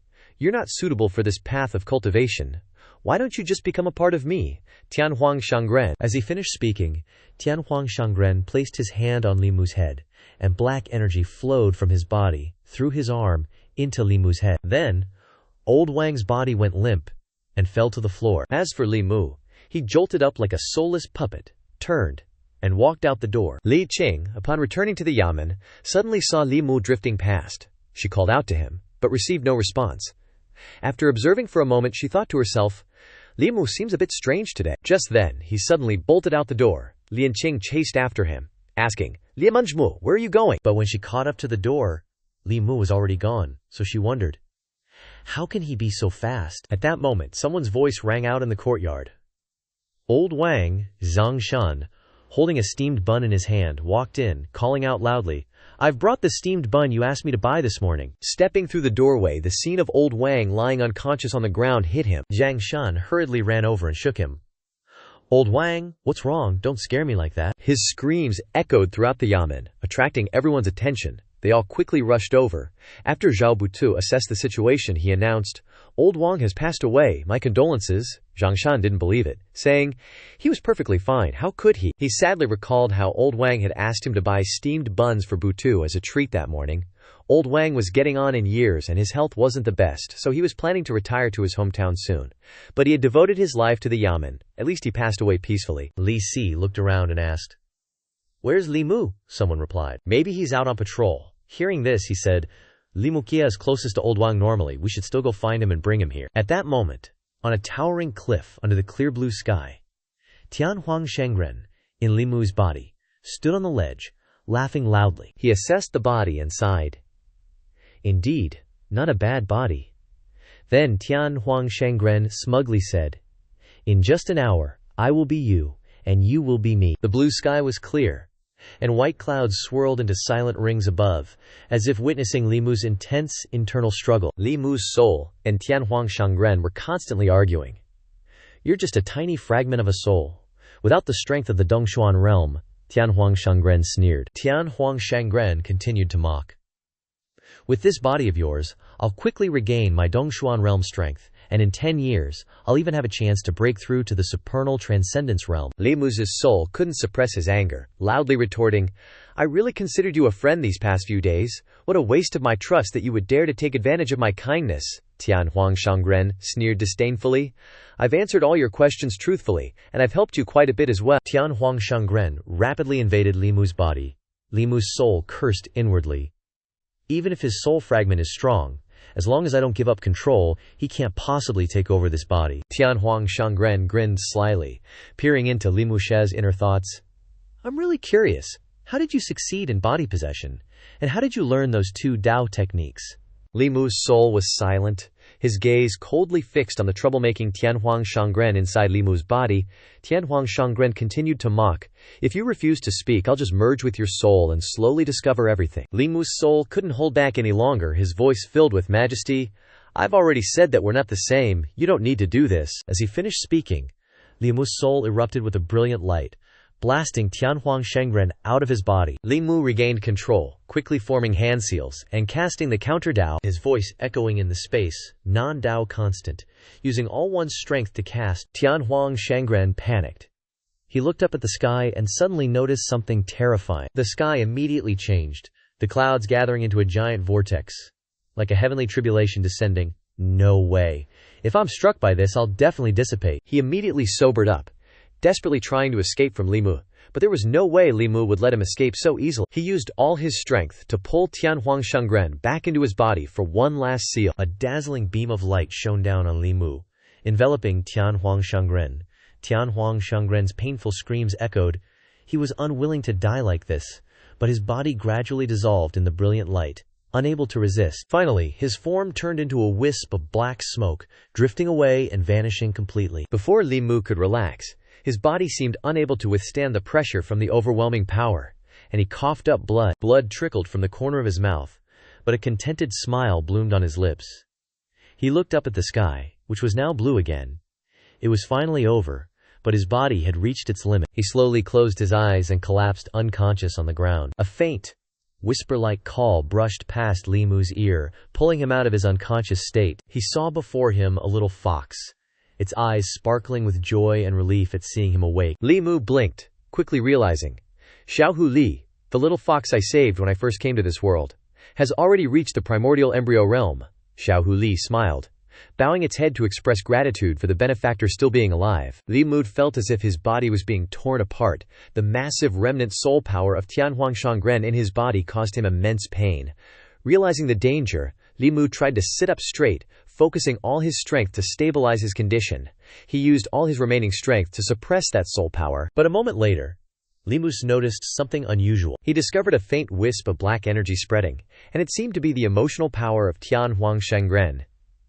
He sensed the turbulent energy. His half-year plan had been destroyed by me in an instant, and now, his emotions and power were once again becoming my advantage. Without hesitation, Li Mu circulated his qi, absorbing the power from the wisp of black energy bit by bit. After absorbing it, he felt his body gradually recovering, but still weak. I need to go to Bishui Wan and find Sujiji for help. As he spoke, he immediately started running. Even though his body had not fully recovered, Xiaohu Li, seeing this, quickly followed behind. At Suhei's small house by the stream in Bishui Wan, a series of urgent knocks broke the silence, prompting Suhei to quickly open the door. The first thing she saw was Li Mu, his face pale and tired, his body staggering as if about to collapse. Suhei exclaimed in worry, and as she was about to ask more, Li Mu slumped forward, his head resting on her shoulder, completely unconscious. Suhei hurriedly supported him inside, her expression tense. Why does he have so much chaotic energy in his body? Her expression became more serious. If I don't expel it quickly, he will surely die. This chaotic energy not only damages his body but also entangles his soul, and even using the power of guidance cannot dispel it. Suhei stood there thinking for a long time, then seemed to remember something. She hesitated for a long time, a conflicted expression clearly visible on her face. The room fell silent. He closed her eyes and took a deep breath.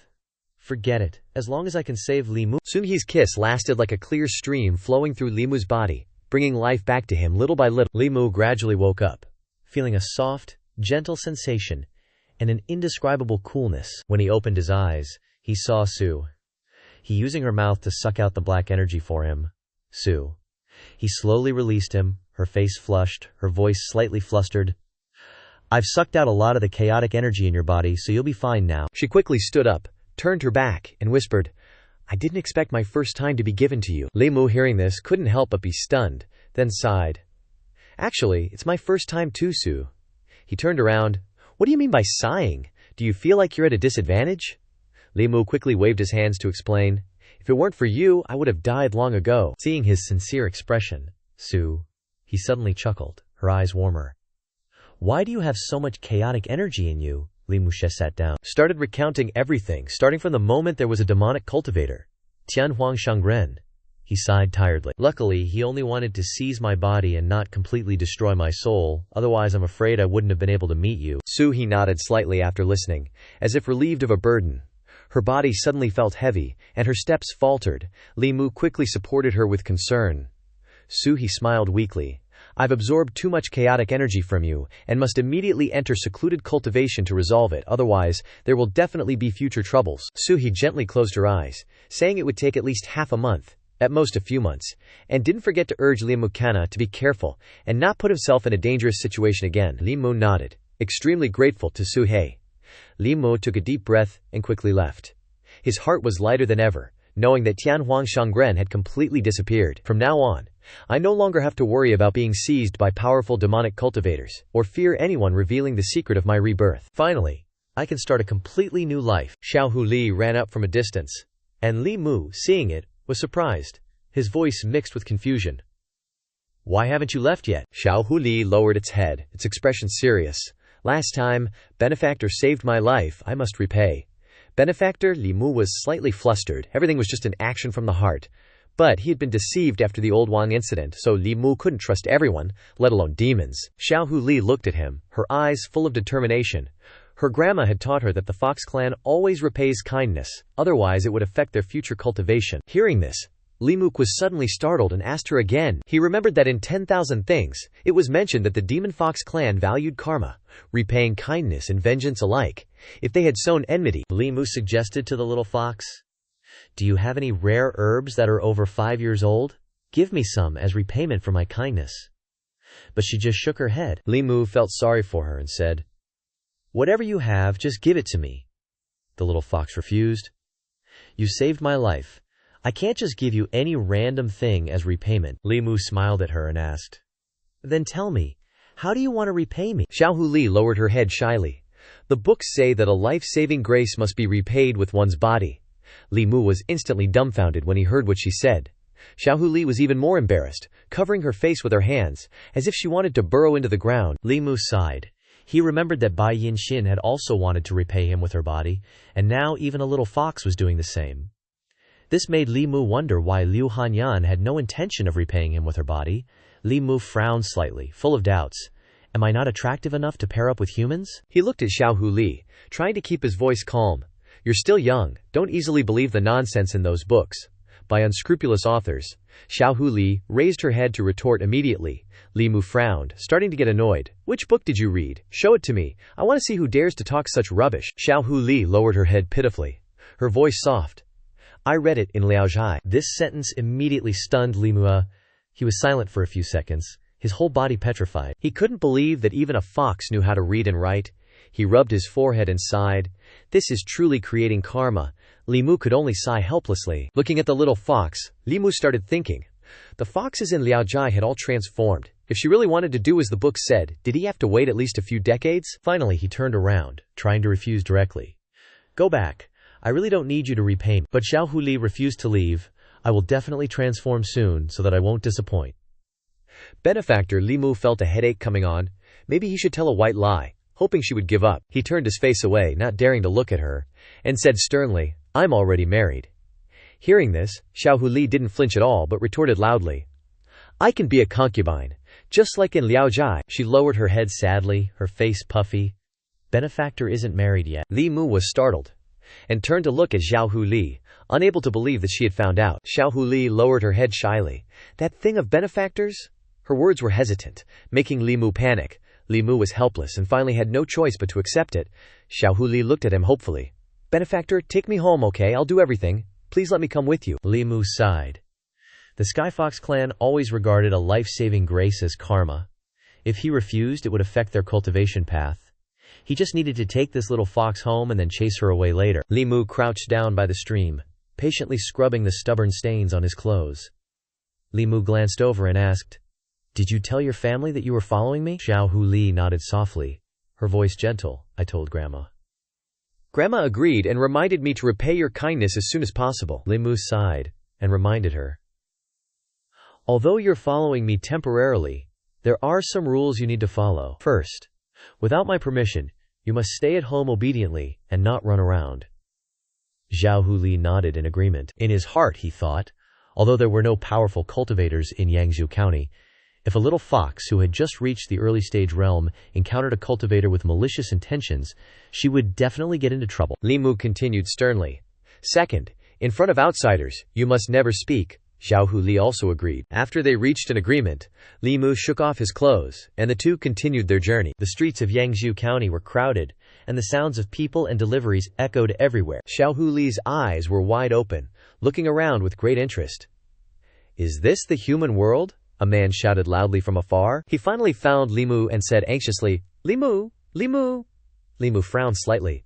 "Did something happen at the yamen?" The man looked flustered and replied awkwardly, "I don't know how to tell you, but you should go back to the yamen first." After he finished speaking, he turned to leave in a hurry, only managing to say, "Consider this me delivering the message. Remember to hurry." Li Mu looked at the receding figure, a bad premonition rising in his heart. He turned to the little fox, remembering what he had promised. "Don't run around. I'll be back in the evening. Wait for me obediently at home." Li Mu hurried into the yamen, his voice anxious and worried. Zhongshan sighed in relief when he saw him. "You finally came?" Zhongshan's face was full of sadness, his voice choked with emotion. "Old Wang, he's gone." Li Mu stopped immediately, seeing Old Wang's body laid on the floor. Old Wang had died a few months ago. Clearly, this was part of Heavenly Joy Venerable's plan. If his plan had succeeded, the one standing here now wouldn't be me, but him. He would live in my place, receive the care of Miss Li Qing, be a close neighbor to Liu Hanyan, and have Wanwan massage his back every day.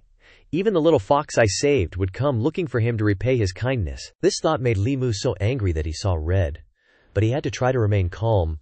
Zhongshan didn't know what was going on and still stood beside Old Wang's body, mourning the loss of a talent. Just then, Lian Qing's voice suddenly rang out, gentle but serious. Looking at Li Mu, "Come here with me for a moment." He nodded, following her without hesitation, and they both entered a small room. She immediately asked Li Mu to close the door tightly. "I have something to tell you," which made him curious. Li Qing suddenly drew her sword, a cold light flashing. "Who exactly are you?" Li Mu was stunned, looking at her confused. "What's the meaning of this for no reason?" Lian Qing frowned, her eyes serious. "The one who left the yamen just now wasn't you. I'll ask you again. Who exactly are you?" An idea flashed in Li Mu's mind. "When I left the yamen, my body was temporarily controlled by celestial joy above. Someone with only qi condensation cultivation like Li Qing couldn't possibly see through that." He forced a smile, trying to stay calm. "Disciple, take a closer look. I'm Li Mu." Li Qing's eyes were pensive, as she quietly observed Li Mu very carefully. Her eyes shone with a mix of confusion and a hint of relief, as if she had just weathered a storm. She slowly lowered her sword, her eyes still filled with vigilance, her voice low but firm. Li Mu sighed, knowing she was worried about his safety. "Just now when I left the yamen, my body was controlled by someone else, who almost took over my body. It was difficult for me to escape." Ling Qing's face turned pale. After hearing this, she rushed to him in a panic, her eyes full of worry. Li Mu sighed and explained. "The zombie that the seniors of the Fulu sect destroyed before was just a copy created by Tianhuang Shengren, with yin-yang 5 elements body and a large amount of blood essence from the common people," he emphasized sternly. "But he himself was always by our side," which made her frown, her eyes full of confusion. Li Qing was startled. Could it be Old Wang? Her voice was full of worry. Li Mu nodded in confirmation. Old Wang was possessed by Tianhuang Shengren several months ago. He hid in the yamen to secretly carry out his plan. After we discovered him, he quickly created a copy, another zombie, to distract us. He even wanted to take over my body, but fortunately, I killed him." Hearing this, Li Qing looked at him suspiciously, wondering if Tianhuang Shengren had really been killed by Li Mu. He immediately raised his hand and swore, "If what I said is half a lie, may I be struck by heavenly thunder." Li Qing panicked and immediately covered Li Mu's mouth. "I believe you." He still struggled to explain, making intermittent sounds even though his mouth was blocked. Li Qing shyly withdrew her hand, muttering, No wonder you didn't seem sad at all when you heard the news of old Wang's death. So you already knew the truth. Li Mu nodded, his eyes full of exhaustion. Even I couldn't believe this was the truth. If I hadn't almost been taken over, even I would have believed that he was really dead. Lin Qing was still in shock, her eyes flashed with anger. I didn't expect that guy to be so scheming and cunning. Li Musai looked at her sternly. He wanted to ask Liu Qing to keep this a secret and not report it to the higher-ups. They will ask me how I killed Tianhuang Shangren, and this will definitely cause unnecessary trouble. He also didn't want to make a big deal out of it when everything was over. Liu Qing still looked at him worriedly, seeming to be seriously injured. She took Li Langmu's hand, her eyes determined, wanting to help Li Langmu heal his injuries. He happily accepted her offer. Although he could use his inner heart sutra to heal himself, it was even better to be healed by his disciple. Li Mu, while holding Li Qing's hand to let her heal him, asked, "Disciple, aren't you curious as to why I was able to kill Tianhuang Shangren?" Li Qing smiled slightly. "If you want to tell me, you will definitely tell me yourself." He then explained, "I have a divine power that can prevent others from taking over bodies. That soul fragment of Tianhuang Shangren was dissipated by that technique. Before he died, he left me with a lot of grudges. After I recover, I can condense the sixth pawn." She frowned slightly and asked, "In that case, you only have the fifth and seventh pawn left that haven't been condensed. Have you figured out a way to condense them?" Li Mu pondered. "The fifth and seventh po are both born from love and lust. I've already thought of a way, but how can I tell my disciple directly that I'm going to marry a few wives and wait for love to blossom over the days?" He shook his head, brushing aside those calculations, thinking it wasn't the time yet. Li Qing paused for a moment and then advised, "You are a cultivator, even if you are missing 2 po. It's not too big of an obstacle. You can choose to condense the soul first and wait for the opportunity to come." Li Mushin nodded in agreement. "I think so too." Coincidentally, before Tianhuang Shangren died, he also left a portion of spiritual po power. "Perhaps I will be able to condense the soul soon," Liu Qing reminded again. "But you must remember this. Using other people's soul power to condense your own soul is no different from taking a shortcut. Don't rely on it too much. Otherwise, if you don't cultivate successfully, you will be like Ren Yuan. Having an empty realm, the real strength is not there, and later when fighting you will easily fall into a disadvantage." Li Mukao also nodded in agreement. She instructed him again. "Go back to work, but remember to rest well these few days," which made him feel annoyed and mumble that he understood. "I'll go help Zhang Shan and the others take care of old Wang's funeral first," Li Musha said as he walked out. He sighed softly, his heart filled with thoughts. As he walked towards the market, he thought, looking at Zhang Shan's appearance, he will definitely be sad for a few days because of old Wang's matter. Nearby, a farmer was repeatedly thanking the Taoist priest in front of him. "After drinking your medicine last time, my wife became pregnant in less than 2 months. You must come to my house for a visit so that we can treat you properly." The Taoist priest refused. "That medicine was bought with your money. No need to thank me." Suddenly, the Taoist priest caught sight of a familiar figure. Li Muni over there. Wasn't he the one who had lost 7 po? He went up to him, exclaiming in surprise, "I didn't expect you to still be alive." Li Mu was also surprised. "Isn't this the old Taoist priest who once said that I only had half a year to live?" The old Taoist priest continued, "Not only are you not dead, but you have also condensed 4 more po, and the grudge of the 6th po has also been collected enough. Boy, what kind of outrageous things have you done that make people resent you so much? You didn't happen to seduce someone's wife, did you?" Li Mu clasped his hands in a respectful bow. "Many thanks, senior, for your guidance last time." The old Daoist waved dismissively. "Thanks for what? I took 800 kian from you that day. I gave you a tip. I don't owe you, and you definitely don't owe me." He was silent for a moment, a bit fearful in his heart. "He saw right through my 7 souls, with one look, and even spotted the dark energy I'm carrying. If his cultivation isn't in the Dongshuan realm, it must be at least creation." The old man stroked his beard, sizing up Li Mu. "You don't seem like a bad egg.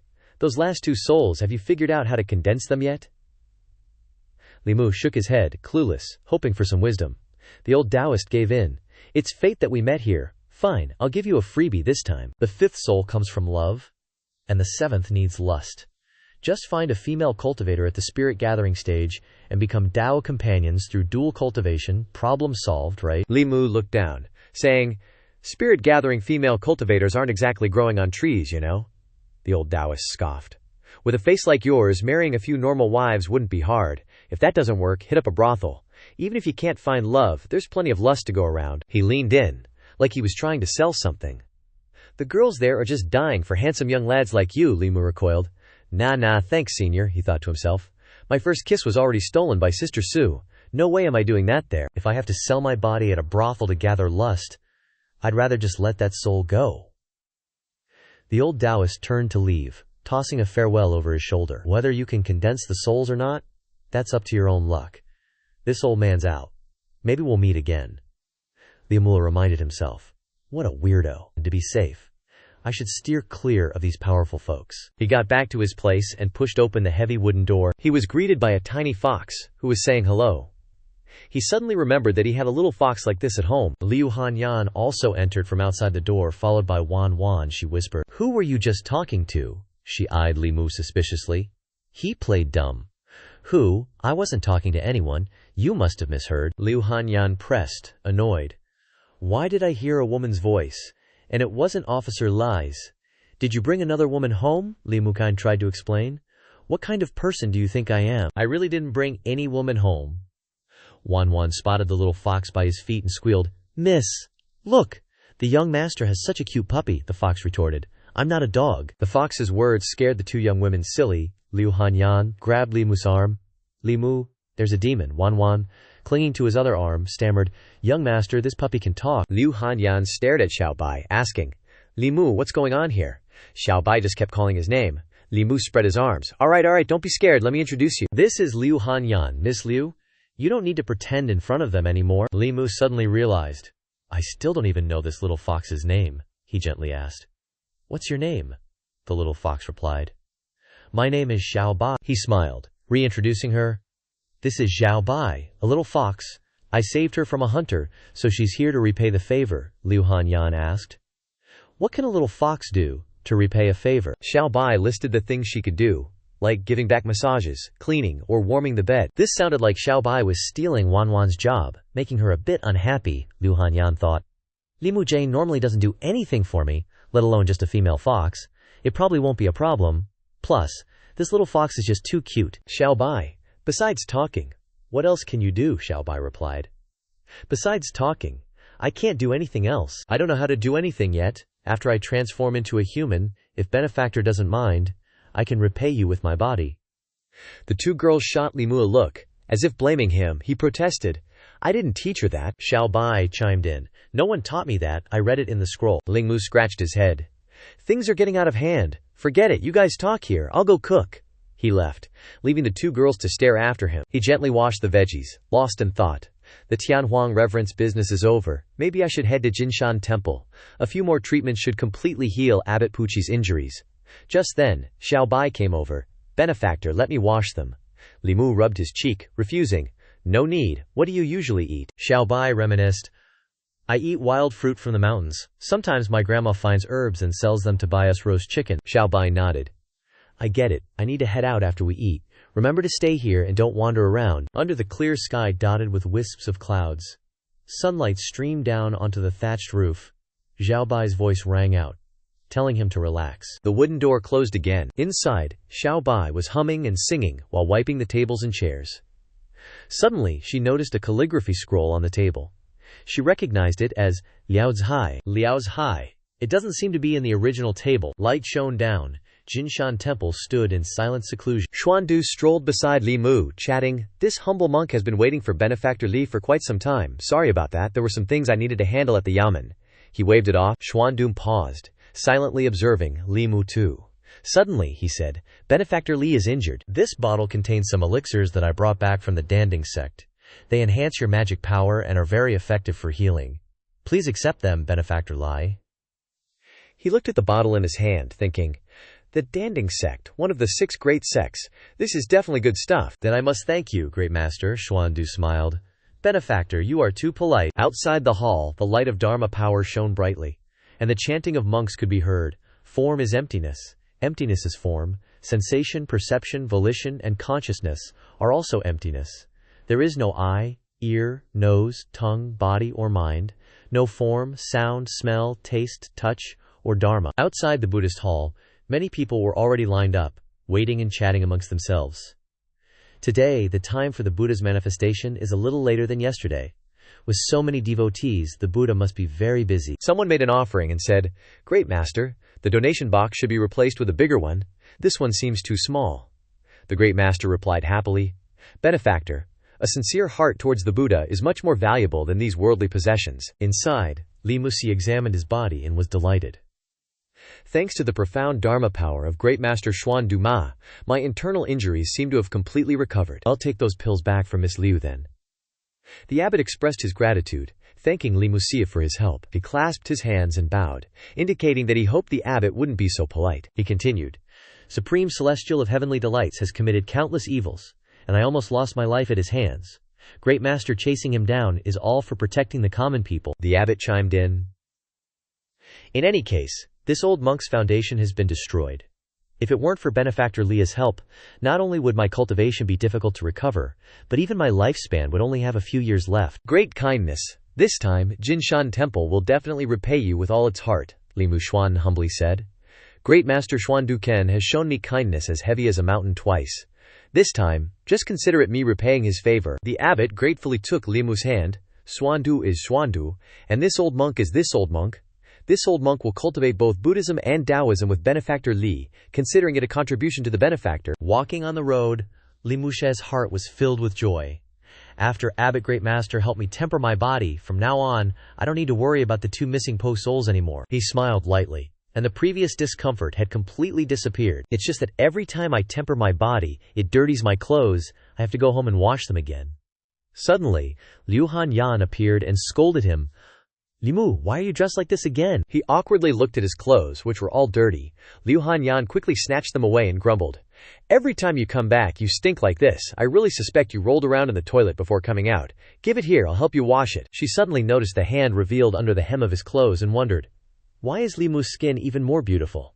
Now, Liu Hanyan became even more suspicious, wondering where this guy had been rolling around. She probed, "Every time you come back dressed like this, you become more beautiful. What exactly have you been doing? Confess honestly." Li Mu said awkwardly, "It's because I'm still cultivating Buddhist Dharma, and there's also a high monk helping me temper my body." He thought to himself that women were really sensitive in this area. Liu Hanyan was surprised. "Cultivating Buddhist Dharma can make you as beautiful as you are." Li Mu then explained, "Cultivating the Buddhist path is cultivating the physical body, and the body will constantly expel impurities, so the skin will become more beautiful." Liu Hanyan pondered, "Li Mu probably isn't lying to me. If that's really the case, could I cultivate Buddhism too?" Li Mu hesitated for a moment and then softly said, "It's not impossible." He then described that if she didn't mind her body developing more muscles, and her hair often breaking, she waved her hand. Forget it, I won't learn it. Explain to me what tempering the body is." He explained, "If there's a Buddhist cultivator with profound Dharma power, who's willing to expend their Dharma power to help you expel impurities from your body, even if you don't cultivate Buddhism, your body will still be as beautiful as mine." He lowered his voice. "Of course, besides this method, there's still another way." Li Mu suddenly stopped, causing Liu Hanyan to ask in surprise, "What way? Why aren't you continuing?" He just vaguely brushed it off and turned to leave, ignoring her calls. Then Liu Hanyan suddenly realized that yin-yang dual cultivation could also work, which was dual cultivating with Li Mu every day doing that thing. Her face flushed as she thought, "After interacting with Li Mu Galao for several months, I've come to see him as the most trustworthy person. But closeness and intimacy are two completely different things. In the brothel for over 10 years, I've seen through the faces of many men, and I've already made up my mind. In this life, I can only live for myself, and not for any man." Liu Hanyan looked at the figure in front of her and pondered, "Li Mu is a person worth relying on. I hope I can entrust Wanwan to him. As for me, in this life, I'll just be their neighbor." "That's more than enough." Li Mu suddenly turned around and called out, causing Liu Hanyan to jump and say, "Don't think too much. I'm not going to marry in this life," she said, while putting her hands in front of her chest. "Don't pay attention to me anymore." He waved his hand, confused. "Pay attention to what? I want to give you this." Saying that, he took out the bottle of pills that Great Master Xuan Dugel had given him. Li Mu poured 2 pills into his hand and said, "You and Wanwan each take 1. It can increase your cultivation." Liu Hanyan was secretly pleased in her heart. He's still thinking about the cultivation of me and Wanwan, so he still cares about us. Then she reached out to take them while he instructed, 1 pill each, no more, no less. And even though your physique is very compatible with mine, you're not the type one like, how many more times do you want me to say this sentence? Receiving the pills, Liu Hanyan suddenly paused because of what he had just said. Her face darkened, and she angrily retorted, "Am I not beautiful enough?" Then she asked a series of questions about qualities such as figure, cooking, playing the zither, and money. He praised them all as good. Even more annoyed, Liu Hanyan loudly said, "Even like this, you still don't like me. Then what kind of person do you like?" Li Moon asked, "Are you as obedient as Wan? Do you have the high skill like Dou Hire?" These words left her speechless. Liu Hanyan exploded in anger and shouted, wanting him to shut up because he had hit the nail on the head. Saying that, she stormed off, making Li Mu awkwardly think to himself, "Sure enough, women are like this. She doesn't want me to pay attention to her, and she wants me to pay attention to her. It's really hard to understand." Stepping inside, Xiao Bai was already waiting at the door to greet him. "My benefactor, you're back," she asked cheerfully. Wondering what she'd managed to do at home, Xiao Bai excitedly showed off.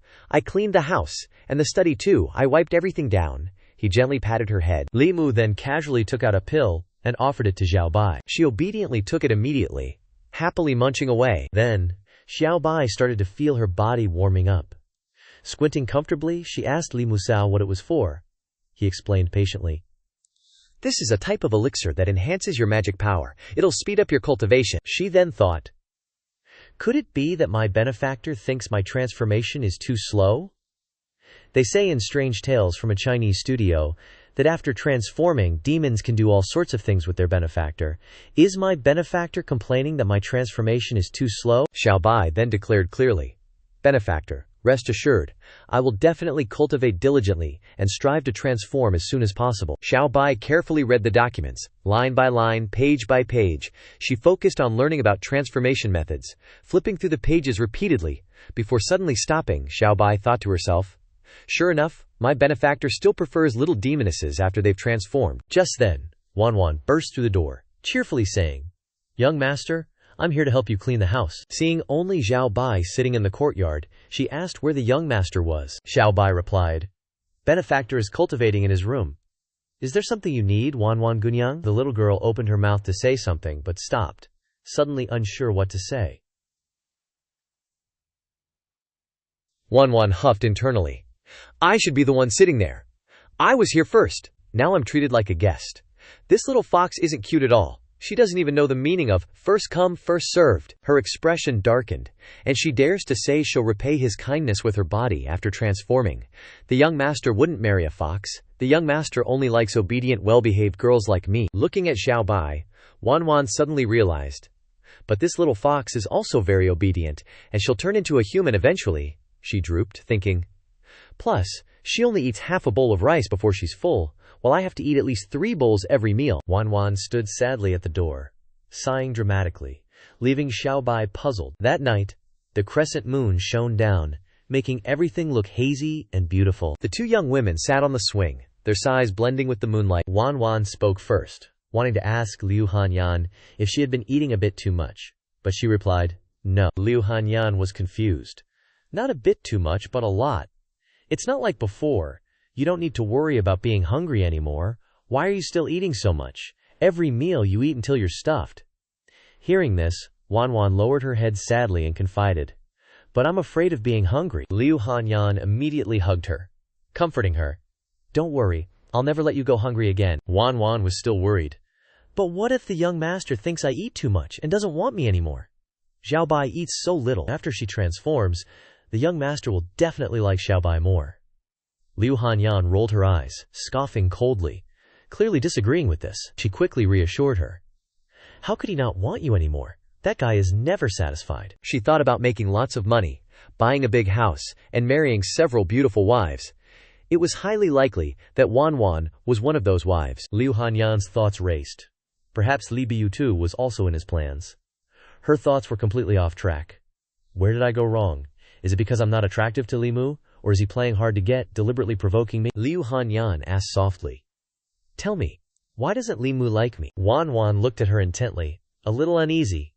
Miss, do you also like Li Gongzi? Liu Hanyan lowered her head, her face darkening, the meaning in her beautiful eyes unclear, and denied it. Wan pressed on. Then why do you want the young master to like you? This question directly caused Liu Hanyan to wonder. That's right, why? Clearly I don't want to marry him, but I want him to like me. The moonlight was peaceful. gently shining into Li Mu's humble room. He lay on the simple bed, with Zhao Bai curled up asleep beside him. His face was relaxed and peaceful, a slight smile on his lips, as if he was having a good dream. The next morning, the sun had risen high in the sky, shining on the roof of the cozy room. Li Mu stretched his shoulders, loosening up after holding the same sleeping position all night. He smiled as he looked at the little fox. Zhao Bai is a descendant of the nine-tailed sky fox. The scent on her body is not only unique but also very fragrant. She warms and scents the bed too. It seems like having a little fox isn't such a bad thing after all. Outside of Qi County, the sky was peaceful with drifting clouds, and the warm sunlight covered the black tiles. Li Mu walked over and saw Xianxia sitting resting. He asked Xianxia why he was still sitting here and not patrolling. "Aren't you afraid the chief will punish you?" Xianxia turned around and immediately smelled a strange, sweet fragrance wafting into his nostrils. He turned to Li Mu and asked in surprise, "Why do you smell so good? Just smelling this fragrance is exciting." He suddenly sniffed himself and wondered, "Why can't I smell anything?" Xianxia explained, "It's the scent of a woman.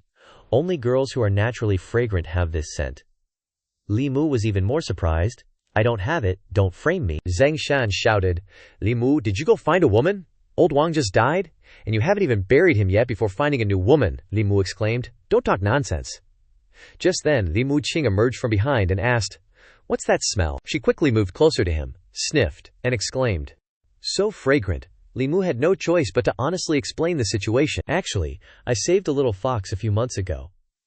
I just met her again on the road yesterday, and she insisted on coming home with me, saying she wanted to repay my kindness." He then thought, "If I had known this fragrance would linger for so long, I wouldn't have let Zhao Bai warm my bed last night." Li Mu gloomily thought to himself. "Tao Koer will misunderstand, thinking I'm randomly picking up women." Xianxia blushed again after clearly understanding the situation. A fox repaying kindness. He imagined a fox girl clinging to someone, cooing, "Kind sir, can I repay your kindness by doing that for you?" Xianxia scratched his cheek and hesitantly asked Li Mu, "I read in books that they can transform into humans and do that for you, is that true?" Li Mu immediately said, "You only read those kinds of trashy books," Xianxia replied. "I saw it in Liao Tai." He then looked at Li Pangqing. "These aren't trashy books. I saw Tonga reading it last time too." Li Mu helplessly told them to just pretend he hadn't said anything. He then said, "It's a little fox that has already gained intelligence. It knows how to sweep the house, wipe the tables and chairs, but it hasn't transformed into a human yet, so it can't do that for me." Xianxia disappointedly scratched his head. "So the things in the books are all fake. I'm going back to patrol." He then left. "I really thought it was true." Just then, Li Yanqing curiously asked, "That little fox is yours?" Li Mu panicked. "Crap," he replied. "It's just a little demon who just reached the Sutai realm. A few months ago, it accidentally fell into a hunter's trap. I was the one who saved its life." Li Qing's face showed a hint of sadness. "Is it a female fox?" She then instructed him. "The thoughts of demons are unpredictable, and you shouldn't completely trust what they say. Be careful yourself." Li Si watched the two of them chat back and forth for a while, and suddenly he was shocked. Ling Si blurted out, "How is that possible?" Li Mu saw Ling Qing leave and asked, "Tao Er wants to go on patrol, I'll go with you." She waved her hand and left, replying, "No need." He was puzzled and turned to ask him, "What? How is that possible?" Li Mu then remembered the matter from the previous day and asked in confusion, "Last time you said Tuer's eyes when looking at me were not quite right. What was wrong with them?" He put his hand on his forehead and sighed helplessly. "Those are not the eyes you use when looking at a subordinate." Lin Si guessed. "It seems like Tuer has fallen for you." His words stunned him. Li Mu turned away. "How is that possible?" "You're mistaken," Li Si replied. "A person's attitude can deceive people. Words can deceive people. But the eyes are the only thing that will betray a person, because they don't know how to lie. Talmir's eyes, when looking at you, are really problematic." He then asked, "Moreover, don't you feel like she treats you very well?" Hearing this, a worry arose in his heart. Li Mu's thoughts were in a mess for a moment. "Taojer really treats me very well, but isn't that because Taojer knows my life won't be long, so she's trying to prolong my life? Liu Hanyan also treats me very well. Could it be that she also likes me? That's impossible, right?" He turned back curiously. "Tuguer also treats you guys very well, isn't it all the same?" Li Si replied. "This is not the same." He confidently suggested a bet. We'll bet on whether the way Tuber treats you is different from the way she treats us. If you lose, you have to go on patrol for me for a month. And if I lose, I'll help you go on patrol for a month. Li Si stared at Li Mu. How about it? Do you dare to bet? Seeing this, he agreed. What's there not to dare? A moment later, the two of them went together to the main street of Yangqiu County. The two stood watching Zhang Shan playing with a cat nearby. Are you a male or female cat? Can you talk? He talked to it.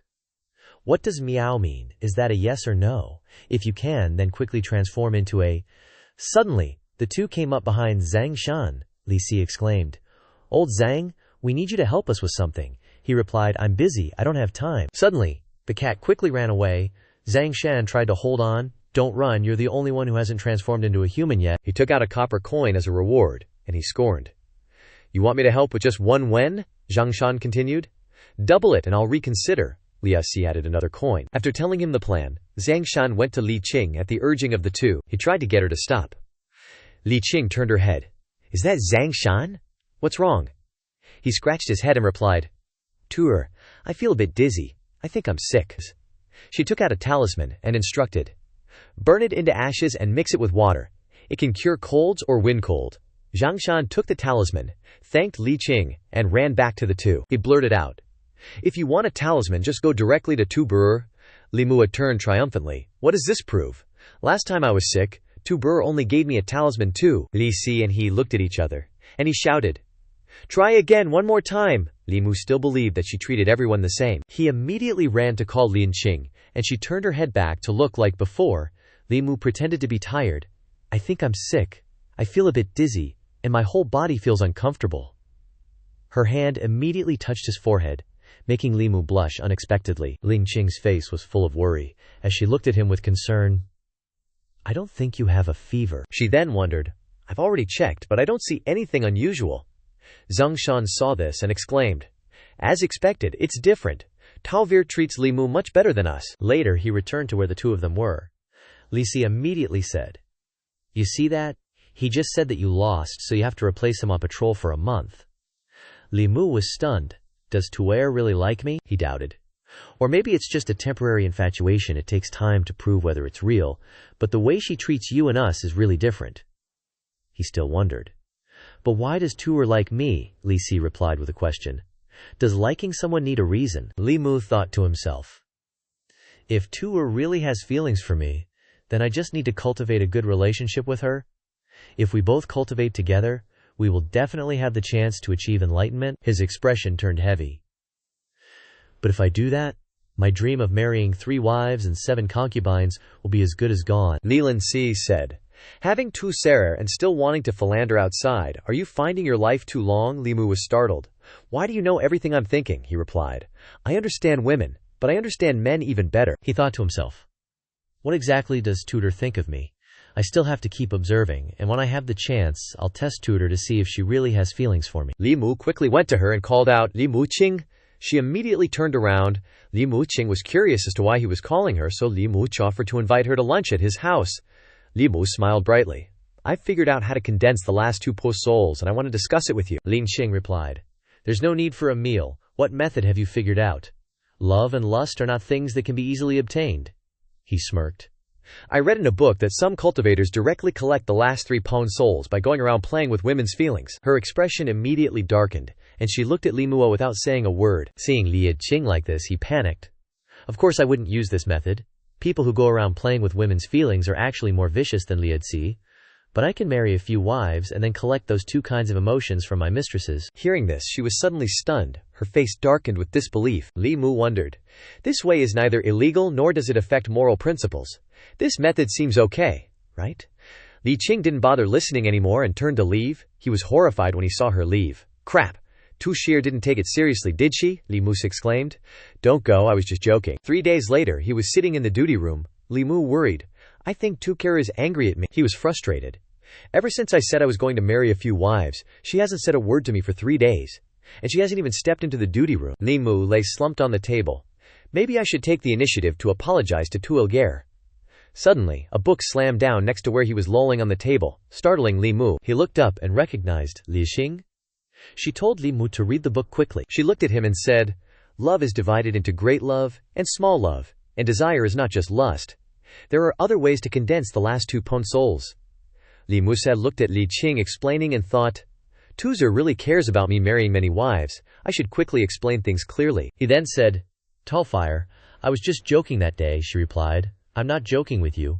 Read carefully what is written in this book. Li Mus opened it and saw. It describes a method to condense the 7 po souls for those who have lost them. Is there really such a book in the world? He then exclaimed, Towser, I'm sorry, I shouldn't have made such a joke. Li Muri thought to himself.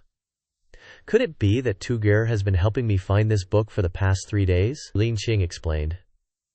In the 7 emotions and 6 desires, love is not just love between men and women, friends, relatives, or lovers. These are just small love, and there is also a kind of great love. Loving all living beings will naturally be loved in return by all living beings. Sounds a lot like the Buddhist merit and the Daoist power of thought. Merit and power of thought are a kind of power collected from love and compassion when we do good deeds and save people, or when we attract believers. It can be understood that every district or county of the Great Zhou has built national temples dedicated to the common people to worship. If the common people sincerely worship, the power of thought will be generated more and more. The prosperity or decline of the national temple is closely related to the strength and weakness of the national fortune. What you need is this belief of the common people, which is great love. As for the desire of love, it is not only lust, but it can also refer to the 6 desires and the 6 roots and 6 consciousnesses, which are respectively divided into seeing desire, hearing desire, smell desire, taste desire, touch desire, and thought desire. First of all, seeing desire refers to the desire to see rare and strange objects. Next, sexual desire and thought desire are quite similar and can be replaced by the remaining 5 desires. Hearing desire refers to the desire to hear beautiful words and ideas, and smell desire and taste desire refer to the desire to eat many delicious delicacies. Finally, touch desire refers to physical contact between people, but excluding doing the deed of men and women. Li Mu suspected, Miss Liu likes to touch my body. This is a typical example of touch desire, but I still haven't collected love desire, so does that mean she doesn't like me? Li Qing looked at him attentively. Those last 2 po souls can be collected in many ways. You don't need to force yourself to marry 3 wives and 4 concubines. Li Mu's face was a little sad. Receiving the belief of the common people is even more difficult than marrying many wives. Besides, I don't feel that marrying many wives is forcing myself. He looked at her and thought, but I can't say these words directly now. Li Mu lowered his head and said, Now I will concentrate on refining the evil emotions left by Heavenly Joy Saint. After condensing 1 po soul, I will refine the remaining po soul power. The 3 po souls gather into the nascent soul and focus on the middle 3 realms. As for romance, I'm not really thinking about it yet. Plus, who would have thought I'm still not even 19? As Li Mu was leaving, Zhang Shan chased after him, blurting out, Li Mu, wait up. Then he said, Lord Magistrate is looking for you, and people from the prefecture have arrived. Li Mu was surprised, wondering, what business does the prefecture have with me? That night, light flickered softly from within the county office, the surrounding space quiet and solemn. The leading prefectural envoy asked, Lord Zhang, where is Li Mu right now? Li Mu stepped forward from behind, bowing his head with clasped hands. My lord, what's the matter? Zhang Chun approached and said, Li Mu, in these past few months, you've done so much good for the common folk, and I acknowledge that. He walked closer to Li Mu K. This time, Wu Butu unfortunately sacrificed himself. I originally intended to have you succeed him in his position. A touch of melancholy crossed Li Mu's face, and he remained silent. He then turned away abruptly, blurting out, My lord, you think too highly of me. My abilities are too weak. I haven't even refined my 7 souls yet. I'm afraid I can't shoulder such a great responsibility. Zhang Chun turned around. Even though I highly value you, even if I wanted to force you to take on this responsibility, it's no longer possible. He pointed to the prefectural envoys. These gentlemen are here under the orders of the prefect to deliver official documents. Li Mu was taken aback. Official documents? What kind?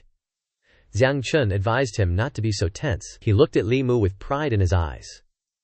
When Zhang family village faced the great zombie disaster, it was you who suggested using glutinous rice to suppress the zombies. I reported this suggestion to the prefect.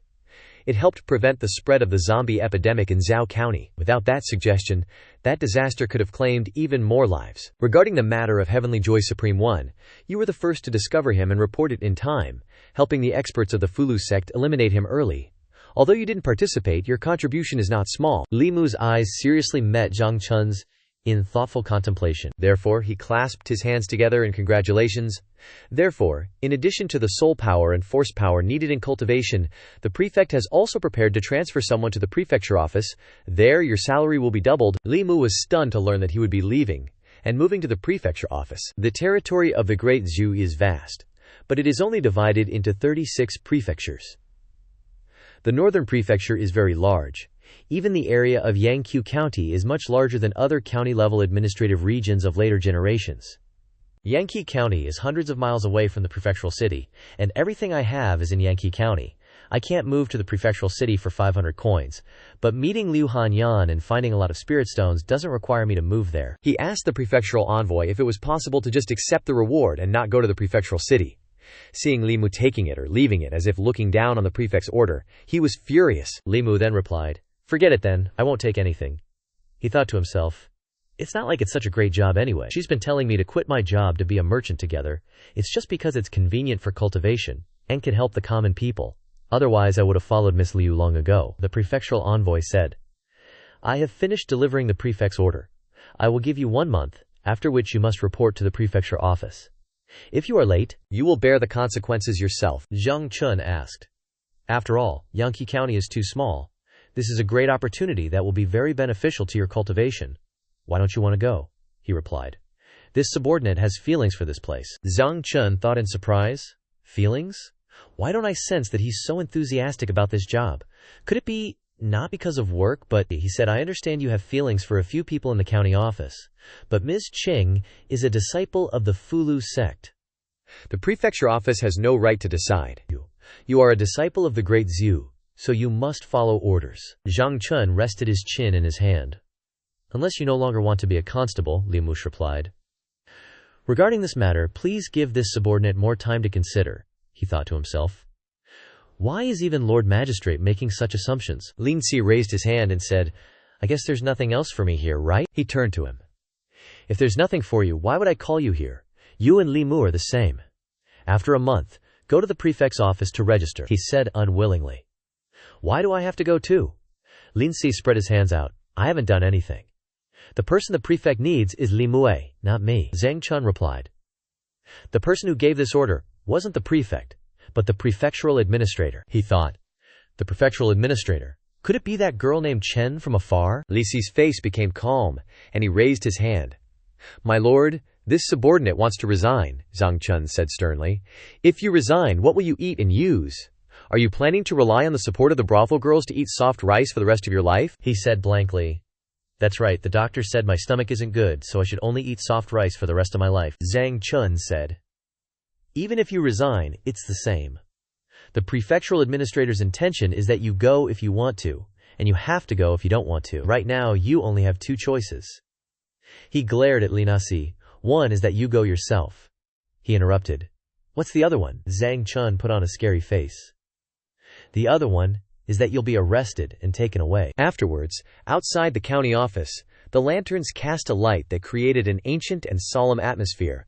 Zhang Shan said, "It's all my fault. If I hadn't asked you for help in the first place, this wouldn't have happened," Li Si replied. "It has nothing to do with you. Beasts like Zhao Yong can never die enough." He mused. "If I could turn back time, I would definitely still kill him." He continued. "What do you two plan to do? Are you really going to move to the prefectural city?" Li Si replied. "We'll take it one step at a time," Li Mu also said. "I haven't thought about it yet." He suddenly fell silent in contemplation. "The resources I have here are getting less and less. Compared to the cultivation resources of the prefect, there is a real difference. But if I go to work, I won't be able to see Tuger. Staying at home without seeing Liu Gunyang and Wan Wan, and not being able to visit Su.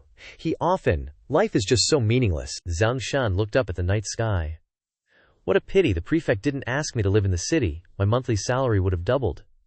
Suddenly, the silhouette of Lia Qing appeared behind him. They both turned around, and Zhang Shan blurted out, "Tao Sir, you've come." Li Mu was suddenly startled, quickly turned around to look and greeted her. Li Qing looked at him sadly. She said, "I heard from the magistrate that the prefect wants to transfer you to the city. This is a rare opportunity for you. There are many cultivation resources there." Li Mu's face darkened. "I don't want to go to the city." Li Minqing was worried. "Why don't you want to go?" It's more beneficial than harmful for you there, he calmly replied. I'm used to following Tunku care. If you don't go, I won't go either. Hearing those words, she was extremely happy. Li Qing's face gradually turned red. A sense of uncertainty welled up in her heart. Following me. But, Li Qing then said, my training period in Yangqui County will also end in half a month. Li Mu was quickly taken aback when he heard that. His eyes widened as he looked at her. Then he looked up at the sky. Tu Ferrer, you have to return to the sect, Li Qing said dejectedly.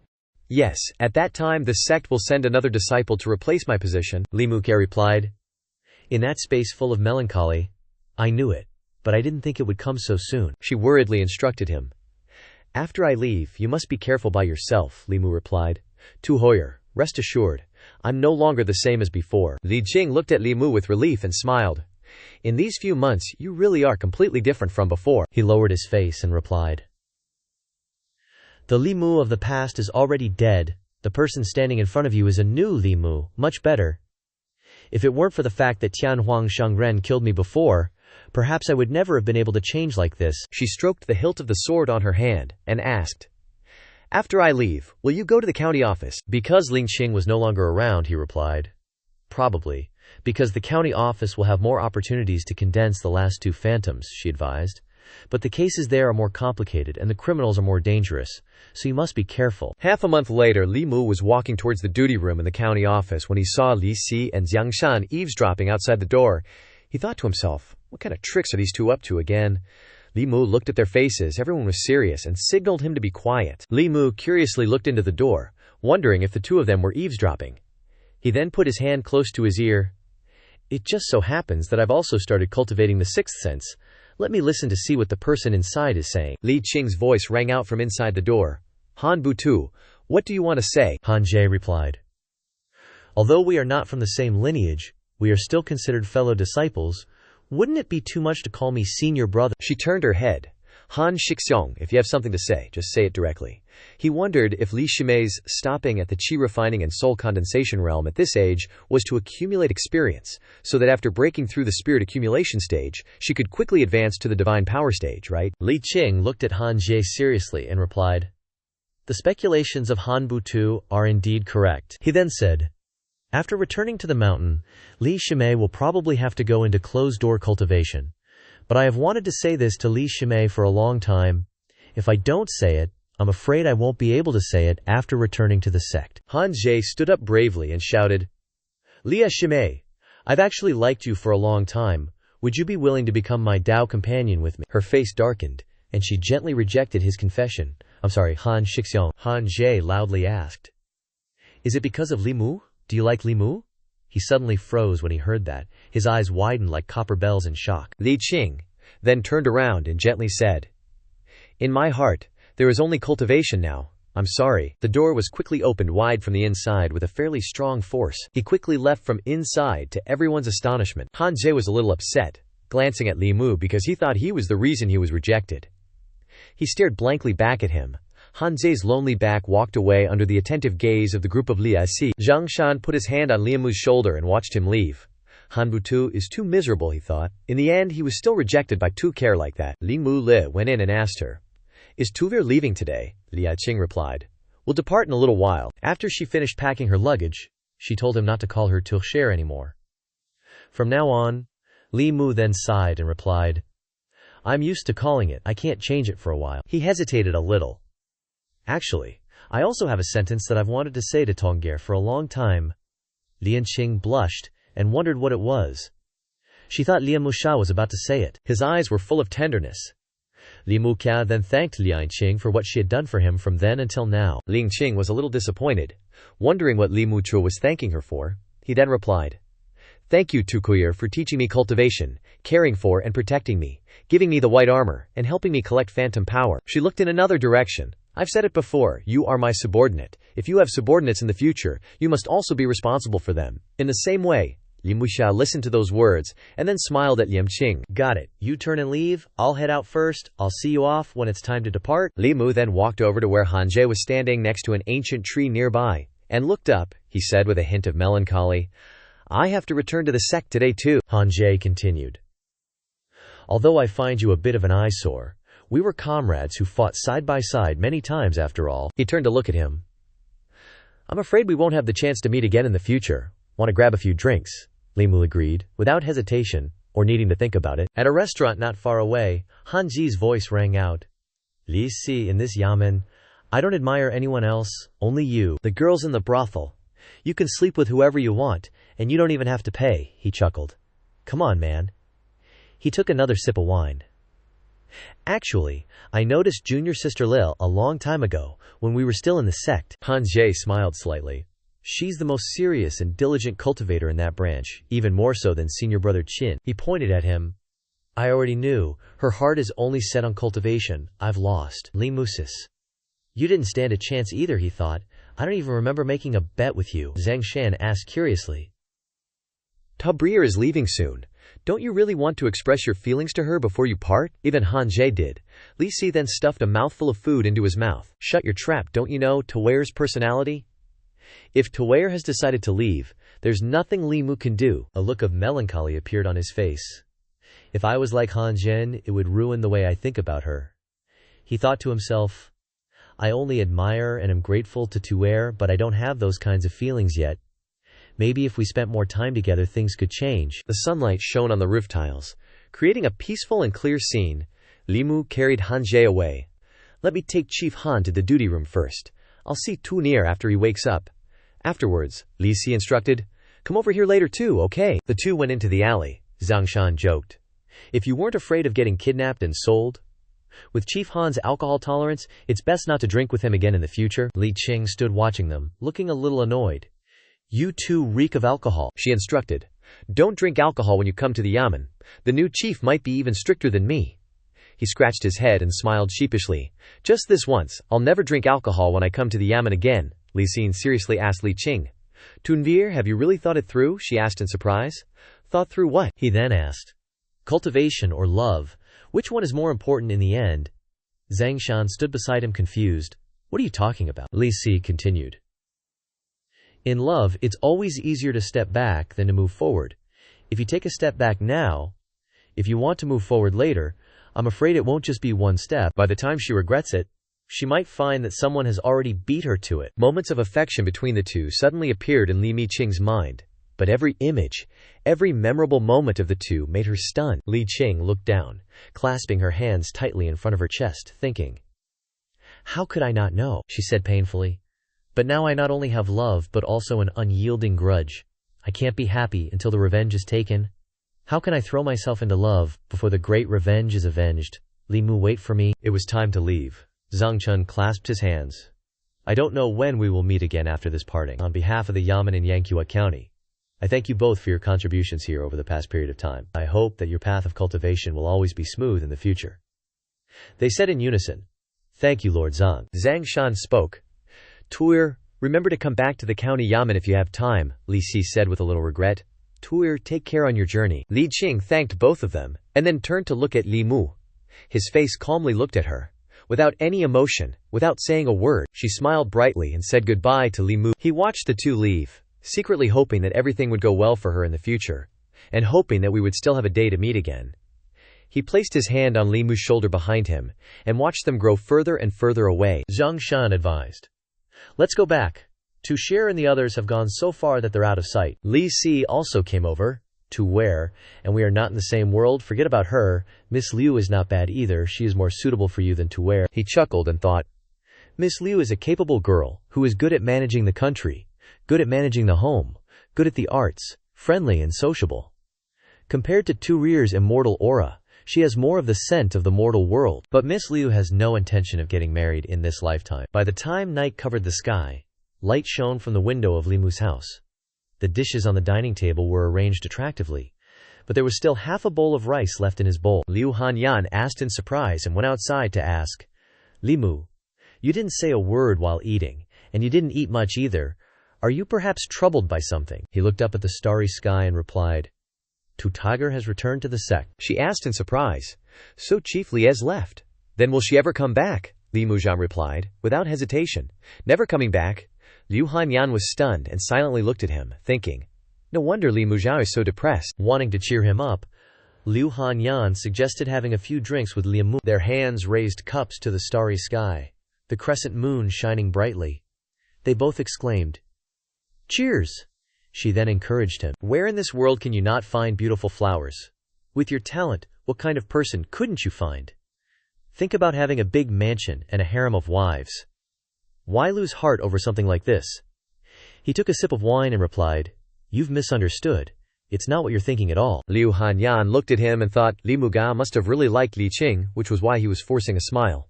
But actually, he was just sad about having to part ways with her, unlike Han Jie, she said awkwardly. The girls in the music house and opera house are both young and beautiful. As long as you don't mind their status, I can help you set up a match. Liu Hanyan then looked at Wan Wan.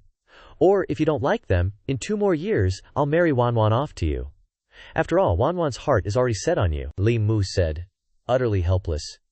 It's truly not what you're thinking. She then said she wouldn't mention it again, and that tonight, they weren't going home. As the sun rose high, casting warm rays into the house, he slowly opened his eyes on the familiar bed and murmured, "Is it morning already?" Li Mu turned his head and immediately saw Liu Hanyan sleeping right beside him. His whole body stiffened. He stared at her blankly, utterly speechless. Li Mu quickly gathered his wits, then instantly panicked and scrambled out of bed. His head spun as he thought to himself, "Miss Liu, why is she on my bed?" Li Mu awkwardly looked at his and Liu Hanyan's hands, which were tightly clasped together. Suddenly, a loud shout echoed through the house. "What in the world is going on?" Li Mu nervously looked at Liu Hanyan, who was still holding both his hands while deep in slumber. Li Mu's movements seemed to have stirred Liu Hanyan awake. She groggily opened her mouth and mumbled, "Who's screaming so loud this early, not letting people sleep?" Her vision slowly cleared, and she recognized the person in front of her as Li Mu Mao. Liu Hanyan panicked, her face flushing, and she shrieked, "Li Mu Mao!" He quickly shouted back in explanation, "Don't misunderstand. It seems absolutely nothing happened between us." Only then did she calm down, looking around and feeling no strange sensations on her body. Liu Hanyan then looked down at her feet. Both her clothes and shoes were fully on. Li Mu stammered, "See? Aren't our clothes still fully on?" Her ears heard him, but Liu Hanyan's eyes were fixed on their hands, still tightly clasped. Her head spun from what had just happened. Clearly, she had only wanted to comfort Li Mu, who was heartbroken. But how did they end up drinking so much they got into bed? But she still tried to appear calm, and replied, "I know, nothing happened between us last night." Suddenly realizing something strange, Li Mu thought to himself, "The circulation speed of my spiritual energy seems to be way too fast." His eyes looked down at their clasped hands. But I clearly wasn't cultivating. Could it be that my spiritual energy flowed from my left hand to Miss Liu's right hand, then circled back through Miss Liu's right hand to my right hand? It seemed my spiritual energy was making a full circuit, flowing from one of my hands to the other via Liu Hanyan. He secretly glanced at Liu Hanyan's expression.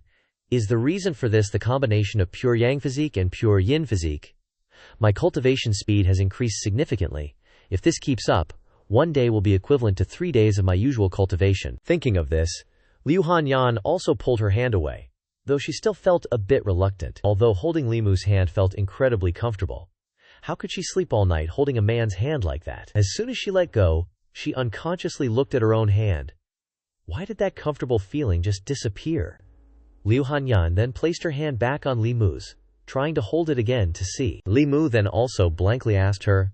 Liu Hanyan understood what he wanted to ask and immediately replied, "Once I hold your hand, I feel incredibly comfortable. What's going on with this?" Li Mu also blankly pondered. "I'm not sure either. Perhaps it's due to our special physiques." Liu Hanyan also doubtfully voiced her guess. Pure yin and pure yang physiques. Could this be dual cultivation? Suddenly her face flushed bright red. But don't the books say that dual cultivation involves doing that? Li Mu also understood Liu Hanyan's meaning, so he stammered in reply. Perhaps this is a different form of dual cultivation, just not as effective. As the atmosphere became a bit awkward, the house door burst open, and Wan Wan's loud voice rang out. "Young master, young miss, are you two awake yet? Yesterday you both drank way too much, and your hands were clasped together on the bed. I couldn't pull them apart at all." As she stepped through the door, Wan Wan was still smiling cheerfully. "So I just had to let young miss sleep here for the night." Then the girl put on a bewildered expression and asked the two still sitting on the bed, "Could it be you two?" Of course, Li Mu and Liu Hanyan panicked and hastily explained, "Nothing happened between us. Next time something like this happens, Wan Wan, just wake me up directly." Liu Hanyan was still thinking in her head, oh no. If this keeps up, Wanwan's heart, which is set on Li Mu, will get hurt. I can't let her misunderstand. At this point, Wanwan's eyes welled up with tears, and she complained, I did call, but young miss just wouldn't wake up. Liu Hanyan went up to her. Let's go home first. There are still many things to take care of at the shop. Li Mu sat on the bed, watching their retreating figures, and secretly lamented, drinking alcohol really isn't a good thing after all. Just then, Xiao Bai trotted over, gnawing on a handkerchief, her round eyes gazing at Li Mu. Seeing this, he thanked her, and took the handkerchief Xiao Bai offered.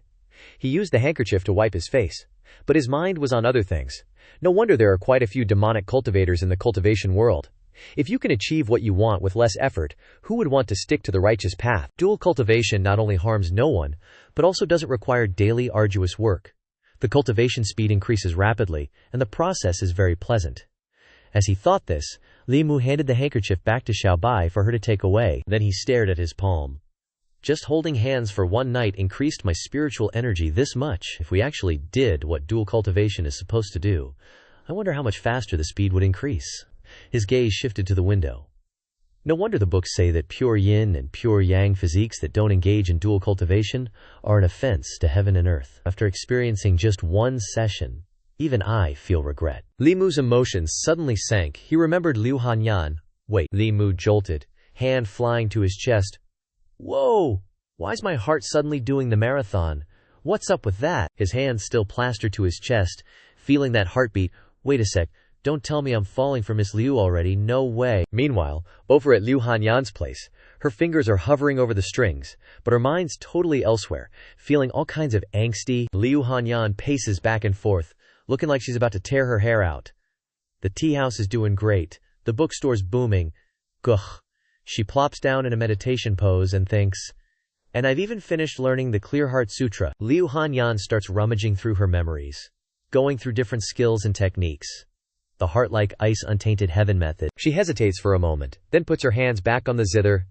Nah, forget it. Just playing will soothe my soul. A melodious tune floats out the window, carried on the breeze, and bathed in warm sunlight. Any warmth in the scene is quickly ruined by the music, scaring away even the birds. Liu Hanyan slams her head on the zither in frustration. Why can't I get Li Mu out of my head? Li Mu's at his desk, book in hand, but he can't stop whining. This book's so boring. He slams it shut, zero regrets. I've thought about Ms. Liu more times this morning than I've thought about Tukager. That's not right. Li Mu rubs his temples, stressing. Li Mu smacks himself in the face, trying to snap out of it. Tulrear's only been gone a little while, and I'm already crushing on someone else. I must be going crazy. Am I really just like Li Si deep down? He cringes at the thought, a dark cloud passing over his eyes. Li Mu shakes his head hard. Nope, can't think like that. He grabs a green jade bead. I should focus on cultivating. Instead, I haven't used the force pill that the prefect gave me last time yet. Li Mu clutches the bead tightly.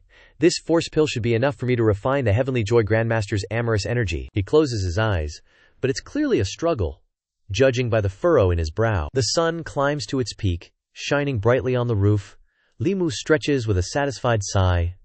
Lunchtime already? Nothing's happening at the yamen, so sneaking off half an hour early can't hurt, right? Rubbing his eyes as he walks out, he mutters, I don't know why, but I really want to see Miss Liu today. He stops dead in his tracks, staring at the girl standing at the door. Miss Liu? No way. Li Mu rubs his eyes again, still not believing it. Am I hallucinating? What's Miss Liu doing at the yamen? Then, Liu Hanyan speaks up, I was passing by the yamen anyway, so I thought I'd see if you were done with work. Want to grab lunch together? Xianxia peeks out from the doorway, eavesdropping on their conversation. Sure, but I think we're out of food at home. Let's hit the market for some meat and fish. Xianxia's jaw drops. It really is Miss Liu. He sighs, admiring Li Mu, who eats well with meals cooked by Liu Hanyan every day. Behind him, Li Si thinks, see? What Tuer doesn't want, someone else will snatch up sooner or later. The two start heading toward the Yangqiu County market on a warm, sunny afternoon. Li Mutin and Liu Hanyan stroll down the street. Li Mutin thinking, my unsettled mood from this morning is now calm. I've never felt this way before. And why did she come to the yamen? He asks Liu Hanyan, Yunyan Pavilion is closer to your house. Why did you pass by the yamen? She's caught off guard, quickly snapping back. Can't I just take a walk? Li Mu turns to Liu Hanyan, surprised. Don't tell me you've been thinking about me all morning too. Liu Hanyan denies it, flustered. Don't flatter yourself. Then she realizes her mistake. Wait, don't tell me you. Before she can finish, Li Mu interrupts. Of course I did. It has to be because of last night, that's the only explanation. Yep.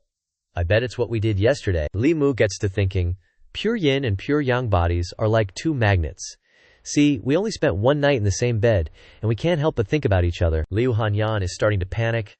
Don't even talk about what would happen if we actually did something.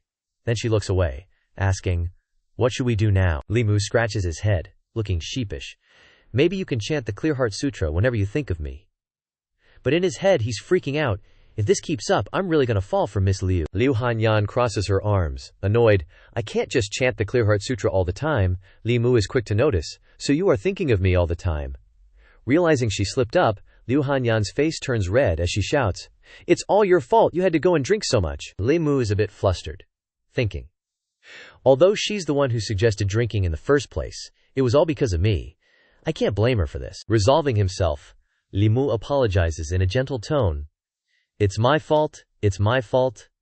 I just didn't know that dual cultivation between yin and yang bodies was so messed up. Just holding hands once was enough to get hooked. A sad look crosses Li Mu's face. But it won't stay like this forever. As long as we don't see each other for a while, it should be fine, he says softly. I'm getting transferred to the prefectural city in half a month, so we won't be able to see each other then. Liu Hanyan's face looks sad as she asks, you're leaving so soon? He looks up at the clear blue sky. The prefect ordered it half a month ago. The world is so vast it would be a shame to stay in this small Yangqiu county forever. Liu Hanyan is a bit melancholy, thinking Li Mu is the first friend I've made in Yangqiu county. After he leaves, besides Wan, I won't be close to anyone else. Liu Hanyan's heart aches as she looks at Li Mu's back. Whatever. It's better if he leaves, I'll see him less. Liu Hanyan blurts out words that are contrary to her heart. Congratulations, Lord Lai, on your promotion. And then night falls. A crescent moon hangs high, casting a faint light across the cold night. Li Mu is sitting outside cultivating, having finished refining the Heavenly Joy Grandmaster's amorous energy. It's time to condense the next force now. He begins to chant. The chaos of the soul fades away, evil forces are controlled, animals guard the gate, and demon girls hold the power. Li Mu stops after speaking the last line of the soul separation mantra, stopping the energy that is circulating in his body. Li Mu sits silently on the chair, silently evaluating himself. I've only condensed 5 of the 7 forces. But my cultivation is no weaker than a cultivator that has condensed all 7 forces. It's almost equal to a cultivator that has just entered the 2nd stage. Li Mu raised his hand, eyes fixed on his palm. Super Soul Talisman, Swift Travel Talisman. Talismans passed down by predecessors. Humanity is no longer a problem for me. Let's try the 9-syllable true words. Li Mu got into position to start chanting, but it didn't seem to work. Nope, I still can't get it out. He looked up at the roof.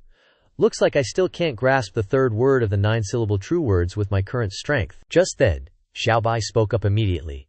Congratulations, benefactor, on successfully condensing qi. Li Mu reached out and patted her head. You've repaid the kindness you needed to repay these past few days. The county capital isn't like the town. There are more high-level cultivators there. If you go there, you'll definitely be in danger. I'll send you back to the mountains in a couple of days. Okay? Xiaobai immediately refused as soon as she heard the sentence. Then her expression turned somber. Maybe to Benefactor, it was just a casual help, but if it weren't for Benefactor, I would have died at the hands of that hunter long ago. Xiaobai sadly continued to explain. Benefactor's casual help was a life-saving grace to me. Just wiping tables and chairs and cleaning the house isn't enough to repay it. Li Mu sighed inwardly after hearing this. This Xiaobai really is righteous. I can't refuse her directly. Thinking for a moment, Li Mu suggested. How about this? You can't help me right now anyway. Just as Liu Hanyan walked in, Li Mu said, come find me in the county capital. After you've transformed, okay? Liu Hanyan's mind immediately raced. Can't touch her before she transforms. Can touch her after she transforms. The scene of Li Mu hugging a cute little fox demon beauty flashed in her head. Looking at her expression, Li Mu could roughly guess what Liu Hanyan was thinking again. Li Mu still stroked Xiaobai's head. The county capital is the capital of the northern county. There are tons of cultivators living there. A little demon like you will definitely not survive there. It's safer to go back to the mountains. After listening to Li Mu's advice, Xiaobai understood. Don't worry, Benefactor. I will definitely go back to the mountains and cultivate diligently, and come find Benefactor soon. Xiaobai thought to herself. So Benefactor doesn't want to chase me away, but thinks my cultivation is too low, and I can't transform yet. Everyone had their own thoughts. Li Mu was still thinking about what's best for Xiaobai. Although this Xiaobai's talent isn't bad, if she wants to transform she'll have to wait a long time. Even if she really comes to find me after transforming, that will definitely be a matter of a dozen years later. Liu Hanyan, who was standing at the door, spoke up. When are you leaving for the county capital? Li Mushan turned his face calmly and replied, In a few days. Why? Unexpectedly, Liu Hanyan frankly suggested whether he wanted to cultivate together again. Obviously, Li Mu was also very surprised. Has she forgotten the feeling from last time already? He felt a little scared inside. Is Miss Liu addicted? Although it's really not bad for the two of them to cultivate together. But Liu Hanyan on the other side retorted aggressively. You're leaving in a few days anyway. Let's try again one more time. Just say yes or no. She was fierce in words but a little shy in her heart. I've been holding back for the past few days, and I mustered all my courage to ask you. Seeing this, Li Mu quickly and honestly replied, Yes, of course I want to. A moment later, the two were sitting quietly on Li Musei's bed, their hands clasped together, starting to cultivate. In his mind, he was secretly helpless. Although the effect of this not quite dual cultivation is very good, I've already foreseen tomorrow's situation. The next day was still a beautiful sunny day with fluffy clouds floating in the sky. Li Mu held a writing brush, red ink tracing lines on a yellow talisman. After a short while, the writing brush fell down along with his sigh. Li Musa collapsed on the table and lamented, I knew it. I'm definitely going to be thinking about her all day today. The sound of the door opening interrupted his chaotic thoughts. Liu Hanyan knocked on the door and asked, Want to? Making Li Mu wonder. Didn't we say yesterday? That was the last time. But Liu Hanyan didn't care, she yelled. Stop talking nonsense, want to? And then Li Mu's decisive answer was, yes. On the third day, it was still Liu Hanyan asking want to, and Li Mu yes. On the fourth day, Liu Hanyan sat dangling on the wall of the house and asked, again. Li Mu thought in his head, Can this be considered a tacit agreement between me and her? But his feet still honestly went inside with her. The next day, in the deep forest, a clear and cloudless day, without any rain or storms, Li Mu held Xiaobai in his arms and walked deep into the forest. Where is your home? Xiaobai replied.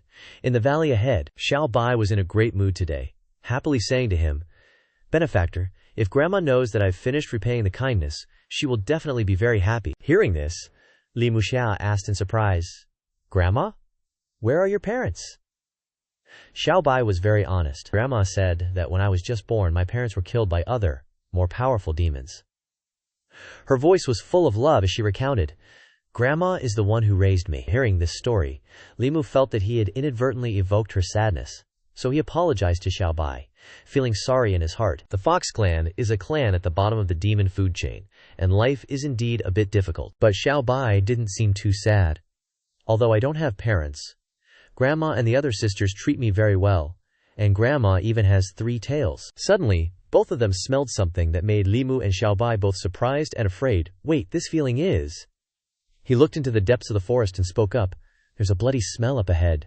Xiaobai's eyes sharpened, and her small eyebrows furrowed tightly. She broke free from Li Mu's arms and ran off, ignoring him who was stunned behind her. Seeing this, Li Mu hurriedly called out Xiaobai's name, reached out, and hurriedly ran after her. He shouted loudly, Come back! Because he was afraid that Xiaobai would accidentally run into something. But when they both arrived, the scene before them made Li Mu freeze. Unable to utter a single word, Xiaobai ran closer and was stunned to find her sisters in the clan lying dying and motionless. She cried miserably, Oyan Gage, Yan Gage, what's wrong? Turning to the other side, Xiaobai sobbed when she saw her Miao garage covered in blood. She couldn't believe what she was seeing, and kept asking herself, what happened to everyone? At the same time she wailed miserably, Everyone, please wake up. The heartbreaking cry struck straight into Li Mu's heart. Taking a closer look, he noticed the wound was clean and smooth, definitely a fatal blow. A demonic beast couldn't leave a wound like that. It was likely inflicted by a cultivator who slayed the demon to extract its spirit. Li Mu used his spiritual power to enhance his vision and pondered. Not a trace of spiritual essence remained on the corpse. Seeing the blood and black mud mixed underfoot, his thoughts stumbled. Even a demon's spirit wouldn't dissipate that quickly. Lost in thought, the little fox Xiaobai's desperate cries drew Li Mu's attention. Grandma, where are you, Grandma? Xiaobai lifted her head to the sky and wailed in agonizing despair. Come back soon, Grandma. Xiaobai is so scared. Li Mu couldn't help but feel pity, so he immediately asked her, Are there any of your grandmother's belongings here? Perhaps I can use a talisman to find her. With tears still in her eyes, Xiaobai seemed to find hope. Please, follow me. She hurriedly led Li Mu into a cave while explaining, these are the things she used the most. She usually cultivates here. He quickly examined each item and found a few strands of fox fur on the meditation cushion. Li Mu swiftly placed the strands of fur into a piece of yellow paper to create a talisman. His hands rapidly folded the paper into a paper crane containing Xiaobai's grandmother's fur. The paper crane talisman, following Li Mu's command, quickly flapped its wings and flew away. Seeing the talisman was effective, Li Mu and Xiaobai quickly left the cave and followed it. He guessed that Xiaobai's grandmother wasn't too far away. Deep in the forest, Xiaobai's grandmother was surrounded by a pack of demon wolves. The leader arrogantly sneered at her. Didn't expect this, did you? You'd have a day like this? The demon wolf leader bared its teeth triumphantly. After I devour you, I'll be able to break through to the transformation stage. Even with her body covered in injuries, Xiaobai's grandmother didn't lose her spirit and retorted decisively, if you want my life, wait for the next life. Seemingly angered by her words, all the demon wolves charged at once. Then let's see. Xiaobai's grandmother was already heavily injured and could only try to evade. If I wasn't severely wounded, these untransformed demon wolves would be nothing to me, she lamented inwardly. I was heavily injured by that cultivator, and now only have a sliver of life left. In these past 3 days, my only hope was to wait for Xiaobai to return, but I was caught up by these demon wolves. As if she had made up her mind, she used the last of her strength to slam a demon wolf's head into the ground with a kick. If I'm going to die, none of you will live either. Seeing their comrade killed, the remaining demon wolves went even more berserk, all charging to take her life. This old fox's life is a top-grade delicacy. Knowing she was at the end of her strength, she could only resign herself to her fate, with only one regret in her heart, Xiaobai, Grandma really can't wait for you anymore. Suddenly, at this moment, a powerful surge of spiritual energy descended from the sky, emitting a dazzling light. The powerful lightning strike landed directly on the demon wolves, instantly roasting one of them to ashes. Seeing this, the other demon wolves showed fear. Where did that lightning come from? The timid demon wolves immediately fled, but were continuously struck down by sword strikes. The leader ran the fastest and seemed to sense danger. It turned its head back, just in time to see a sword rushing towards it, and then blood splattered everywhere. The leader ultimately couldn't escape. With all the demon wolves taken care of, the sword turned back. The sword returned to the scabbard on Li Mu's hip. Only then did he and Xiaobai arrive. Is that your grandmother? And he received her confirmation. Xiaobai quickly ran to her grandmother's side, asking with concern, but only received a weak breath and dying words in response. I didn't expect that before my death, I would still have the chance to see you. Xiaobai panicked upon hearing this. She quickly took out a pill she had been saving. Grandma definitely won't die. Quickly take this pill, it will definitely heal you. She laid down next to her grandmother and cried pitifully, then listed each name. Sister Miao Miao, Sister Yan Yan, and Sister Onyan Onyan are all gone. You're the only one I have left. Li Mu used his spiritual power to heal her, but realized the pill had no effect. The only reason she was still alive was because she was clinging to a strong will in her heart. Even knowing this, Li Mu, but he could only reluctantly whisper, if there's anything you want to say, take the time to say it. She told Xiaobai that Oyan and the others were killed by cultivators, causing her to harbor thoughts of revenge. But her grandmother stopped her. Promise me, before your cultivation is strong enough, don't go seeking revenge for us. Having said that, she reached her limit, and, as if relieved of her burden, vomited fresh blood. In the end, she still worried, and told Li Mu, Xiaobai is entrusted to you. He didn't let her down, and promised to reassure her, don't worry, I will definitely take good care of Xiaobai. Grandma Xuanxi gently stroked her head and transferred all the strength of her life to her while instructing, remember to obediently listen to benefactor's words, follow and serve him. Although her heart was still full of regret, she could only accept it. She wouldn't be able to be by her side in the future. She breathed her last breath, leaving behind only the heart-wrenching sobs of Xiaobai and Li Mu's sigh of wishing her peace. After Xiaobai's grandmother passed away, the two of them erected a tombstone for all the fox demons in the clan.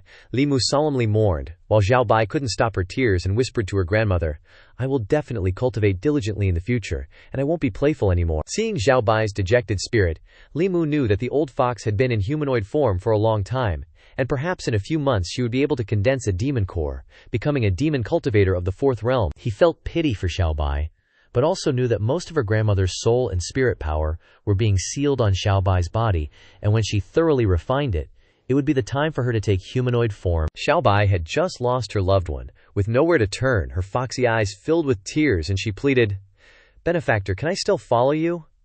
Though reluctant, Li Mukere could only pat her head in consolation and tell her the truth. "I'm about to move to the prefectural city. It's a completely unfamiliar place." His heart was full of regret. I don't even know if I can take good care of myself, let alone bring along an extra little demon spirit. Xiaobai understood clearly, but she still hadn't gotten over the shock of losing her family, seeing Li Mu as a life-saving straw and showering him with gratitude. Facing the newly erected tombstones, he quickly made a decision. "For now, stay in the yamen. Once I have the ability to protect you, I'll definitely bring you to the county seat." Having made the decision, he returned home and heard Liu Hanyan greet him. She saw him and ran over to chat, but a single glance was enough for her to realize that something had happened. Liu Hanyan turned her gaze to Xiaobai, filled with despair and sorrow. "Li Mu, what happened?" He had no choice but to tell her the whole story, starting from when he brought Xiaobai back. He told Liu Hanyan all about the little fox girl's pain. "Everyone in her clan and Xiaobai's grandmother have been killed. I didn't feel safe leaving her on the mountain, so I brought her back." Hearing this, her heart was filled with pity for Xiaobai. How could this happen? Li Mu's mentioned to Liu Hanyan, "I'm about to go to the county city. Taking her with me might be too dangerous." Hearing him, she became even more worried. "Then isn't Xiaobai an orphan now?" He understood this clearly, so he had no choice but to ask Liu Hanyan for help. "Before I can bring Xiaobai to the county city, please take good care of her for me." Liu Hanyan understood his meaning and immediately agreed. Wan and I already like Xiaobai a lot. I'll definitely take good care of her." Seeing her agree, Li Mu felt relieved and entrusted her with the demonic beast power of a wolf demon, carefully instructing her. "Wait a few days for Xiaobai to calm down, then give this to her." Liu Hanyan agreed without hesitation. She even returned the money he had left with her and carefully instructed him. "I've already exchanged it for silver notes. It's a total of 500 taels of silver. Take it with you to protect yourself." Li Mugan was touched and agreed. Not only that, Liu Hanyan also gave him some loose silver, which she had thoughtfully prepared, and Wan stuffed into his pockets. Li Mu held the silver notes and loose silver in his hand, touched by Liu Hanyan's kindness. "Although I've earned quite a bit of money lately, it wasn't nearly this much." She didn't want him to leave, but she had to reluctantly ask him when he planned to go. Li Mu faced the woman he loved, his voice slightly hesitant. "I'll head out directly from the yamen early tomorrow morning. I won't come back to say goodbye to you guys. I don't like farewells." Liu Hanyan gently understood his unspoken feelings. She quietly turned to leave, only reminding Li Mu, "Be careful in everything once you get to the county city." So many words he wanted to say, but in the end he only said one thing to her: "I'm sorry to trouble you with things at home." At the yamen, Zhang Chun draped his arms over Li Isi and Li Mu's shoulders, intimately advising, "The county yamen is not like the village. After arriving there, you must act with more caution." His eyes were filled with worry. "No matter what happens, your lives are the most important thing. If you can't do it, just come back here. The yamen will always have a place for you." Li Si was extremely touched by what he said, and couldn't help but ask before leaving, "Can this subordinate go back right away?" Now, Zhang Chun immediately dodged the question. "I'm just saying that as a possibility. The carriage is here already, you guys should get going." Before leaving, Li Mu specifically instructed Zhang Shan to take care of Yunyan Pavilion. The honest-looking guy patted his chest. "Rest assured, and go to the county city. From today on, I'll treat Miss Liu like my own mother." In an instant, Zhang Shan's expression turned fierce. "Anyone who dares to touch her is the same as touching my mother. See if I don't chop off their head and use it as a ball." Just hearing that made Li Mu a little scared. It seemed that Miss Liu's choice to pave the way for Zhang Shan was the right one.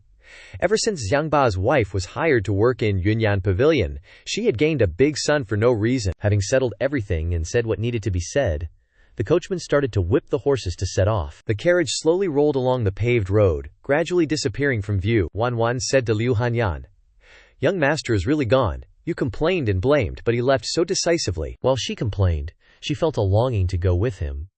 Liu Hanyan had to admit that she cared about Li Muqi. The feeling of holding his hand to cultivate together was truly unforgettable. Thinking of this, she shook her head frantically, denying it to herself. "If I keep going like this, I'll never escape Li Muna for the rest of my life. I can't just blindly throw myself in." Seeing her strange expression, Wan immediately asked her with concern. Although she had her own desires to be close to Li Mu, Liu Hanyan still tried to appear serious and asked Wan's opinion. "What if we open a few more branches in the county city?" The carriage traveled through a forest path. The road conditions were much worse than in the town. Li Mu leaned against the doorframe, looking at the scenery with a hint of worry in his heart. I've been to Emerald Ripple Bay dozens of times, but I still haven't met Sujiji. I don't know how far along she is with her refining. He sighed in annoyance again. Also, I don't know when that female corpse at the bottom of the lake will come out. It's really worrying, Li Si supported his chin, looking at him teasingly. I didn't expect that besides Tu Chur and Miss Liu, you could think of other women too. Li Mu was startled and curious. How did you know? He received an answer from Lin Si's keen observation. When you think of Tu Guer, your expression becomes a little heavy. When you think of Miss Liu, you always smile smugly, but the woman you were thinking of just now wasn't one of those two. That special ability of observation made Li Si seem to have telepathy. Are you worried that she's in danger? The sun had already set, and the sunset cast a beautiful golden color. The coachman reminded Li Mu and Li Si. We've been traveling for a day now. The distance to the county city is only halfway. The old coachman turned around and asked the two of them, There's an inn ahead. How about we stop there for the night and continue our journey tomorrow morning? Li Mujene immediately agreed. Let's stay here for a night. It's still better to have a bed to sleep in than to sleep outside in the wind all night. The inn was decorated quite spaciously. The lanterns were lit as night fell. Li Si collapsed as soon as he entered the room, while Li Mu took the opportunity to tidy up his luggage. At that moment the inn's waiter came in. Our little shop also serves food. Would you gentlemen like to order anything? He didn't need any, but still thanked him politely. Li Mu was touched by Liu Hanyan's thoughtfulness and gentleness, not only preparing lunchboxes but also attaching warming talismans to the lunchboxes. Her image flashed in his mind. Man, even though I'm always trading barbs with Miss Liu, gotta admit, deep down, she's pretty much the most perfect girl there is. Li Mu took off the warming talisman, kinda bummed he couldn't give her a straight-up answer yet. Still, he had to shelve those thoughts, wolf down his food, and hit the hay, though he couldn't shake off the worry about what crazy stuff might go down in the county town tomorrow. It was super late, and the lantern flickering on the eaves cast some seriously creepy vibes. The inn was dead silent, then bam! Two shadowy figures tiptoed their way in. The two figures crept towards the bed where Li Mu and Li Si were snoozing. One of them got a look at Li Mu's face and was, totally floored. The dude was way too handsome. Turns out, it was a pair of wandering ghost sisters. The younger one blurted out, Sis, come quick, look, this guy's face is, so handsome. The older one shot back, just hurry and drain his yang energy. We'll get an earful if we're late back. The younger sis, seeing his handsome face, just couldn't bring herself to suck his energy and suddenly felt dizzy. Her big sis, totally annoyed, was like, Ugh, you're useless, just rest, I'll do it. But then she got a good look, and also just stood there, gobsmacked by how good-looking Li Musha was. She too, only stared for a sec, and, Wadaya no, also felt weirdly dizzy. Turns out, Li Mu wasn't even asleep. He was just thinking to himself, these two ghost gals really tried to pull a fast one, and ended up losing out. Not only did they not get any of my yang energy, but I think I actually drained some of their ghostly wits. The older sis, totally oblivious, was still stubbornly trying to give it another go. Both ghost sisters desperately tried to suck his yang energy real quick, but Li Mu wasn't having any of it. He slapped two talismans on them, suppressing their power, totally catching the ghost sisters off guard. So, he asked, still feel like sucking some yang energy? Arg, the older sister was so mad she was practically grinding her teeth. You weren't even asleep. Li Mu casually got up, adjusted his robes, and shot back, all reasonable like, Oh, so I was just supposed to lie here and let you two have at it, huh? He warned them coolly. Sucking human yang energy to cultivate, huh? You two fiends have got some serious guts.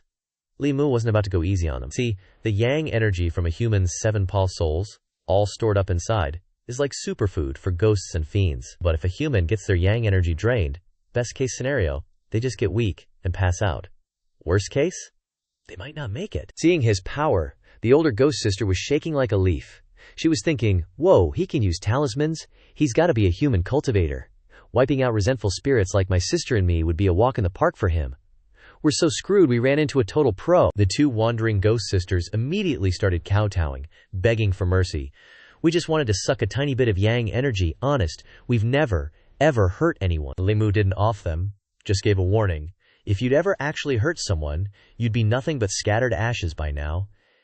He was actually being pretty understanding, sparing them, 'cause he knew fiends and ghosts who've harmed folks usually reek of a heavy killing aura. These two only had yin energy, which meant they were clean. So, deciding to let them off the hook, he took back the two talismans from their foreheads. As the ghost sisters skedaddled, Li Muqi was silently patting himself on the back. This little come-hither-now-shoo trick of mine is pretty handy, huh? Though it's really only good for controlling some low-level fiends.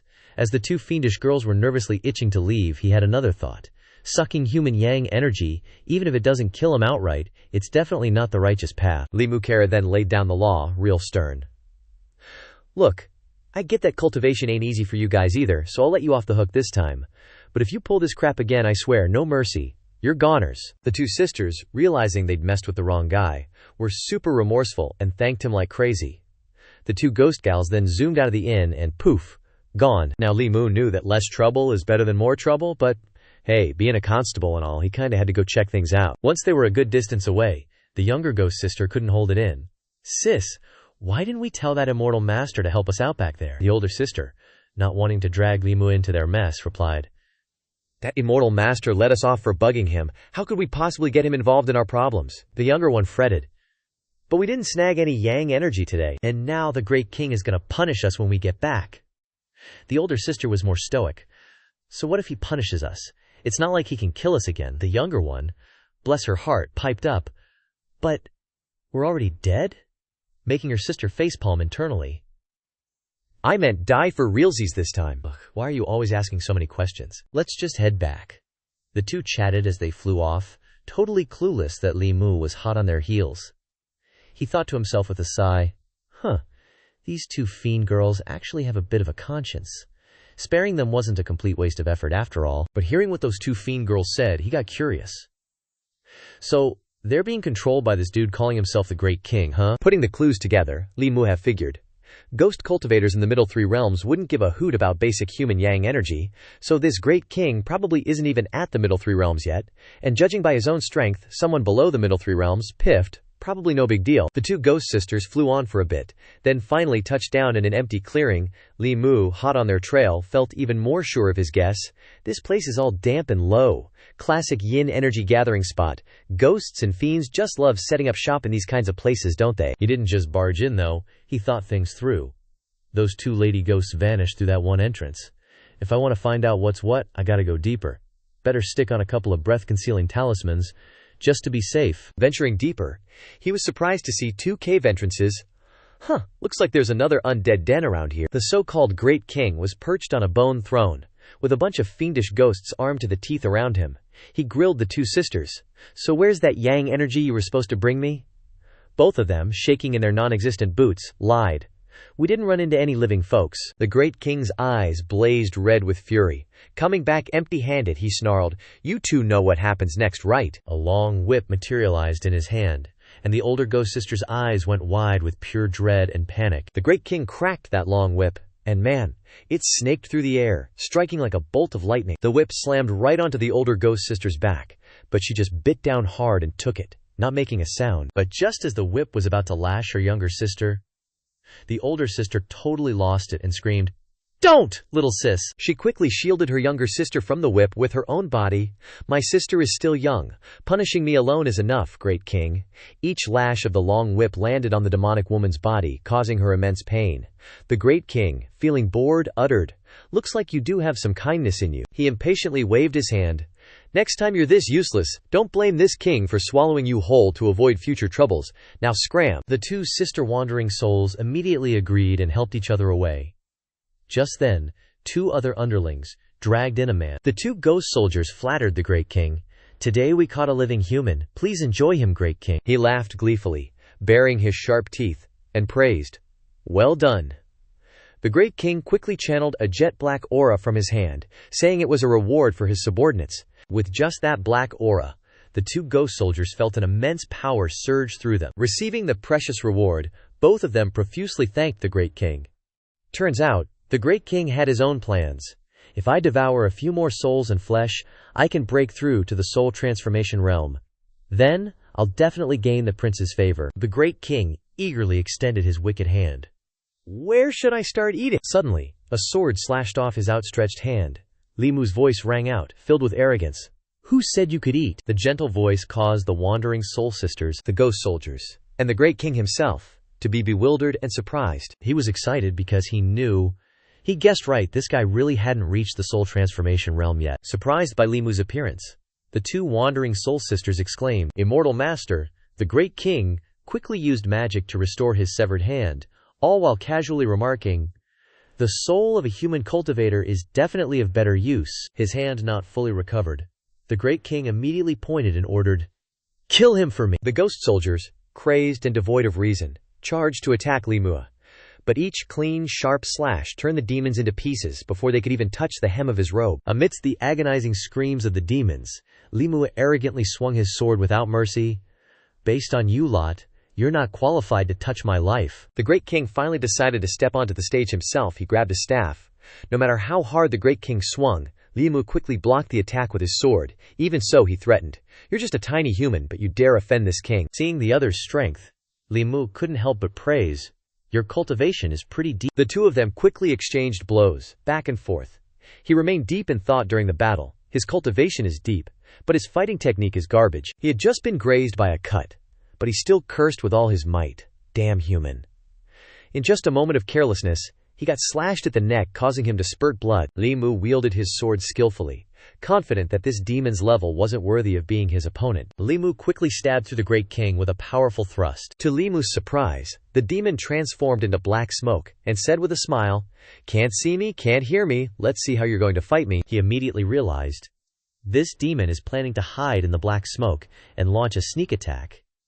Li Mu quickly activated the power around his body, emitting golden light.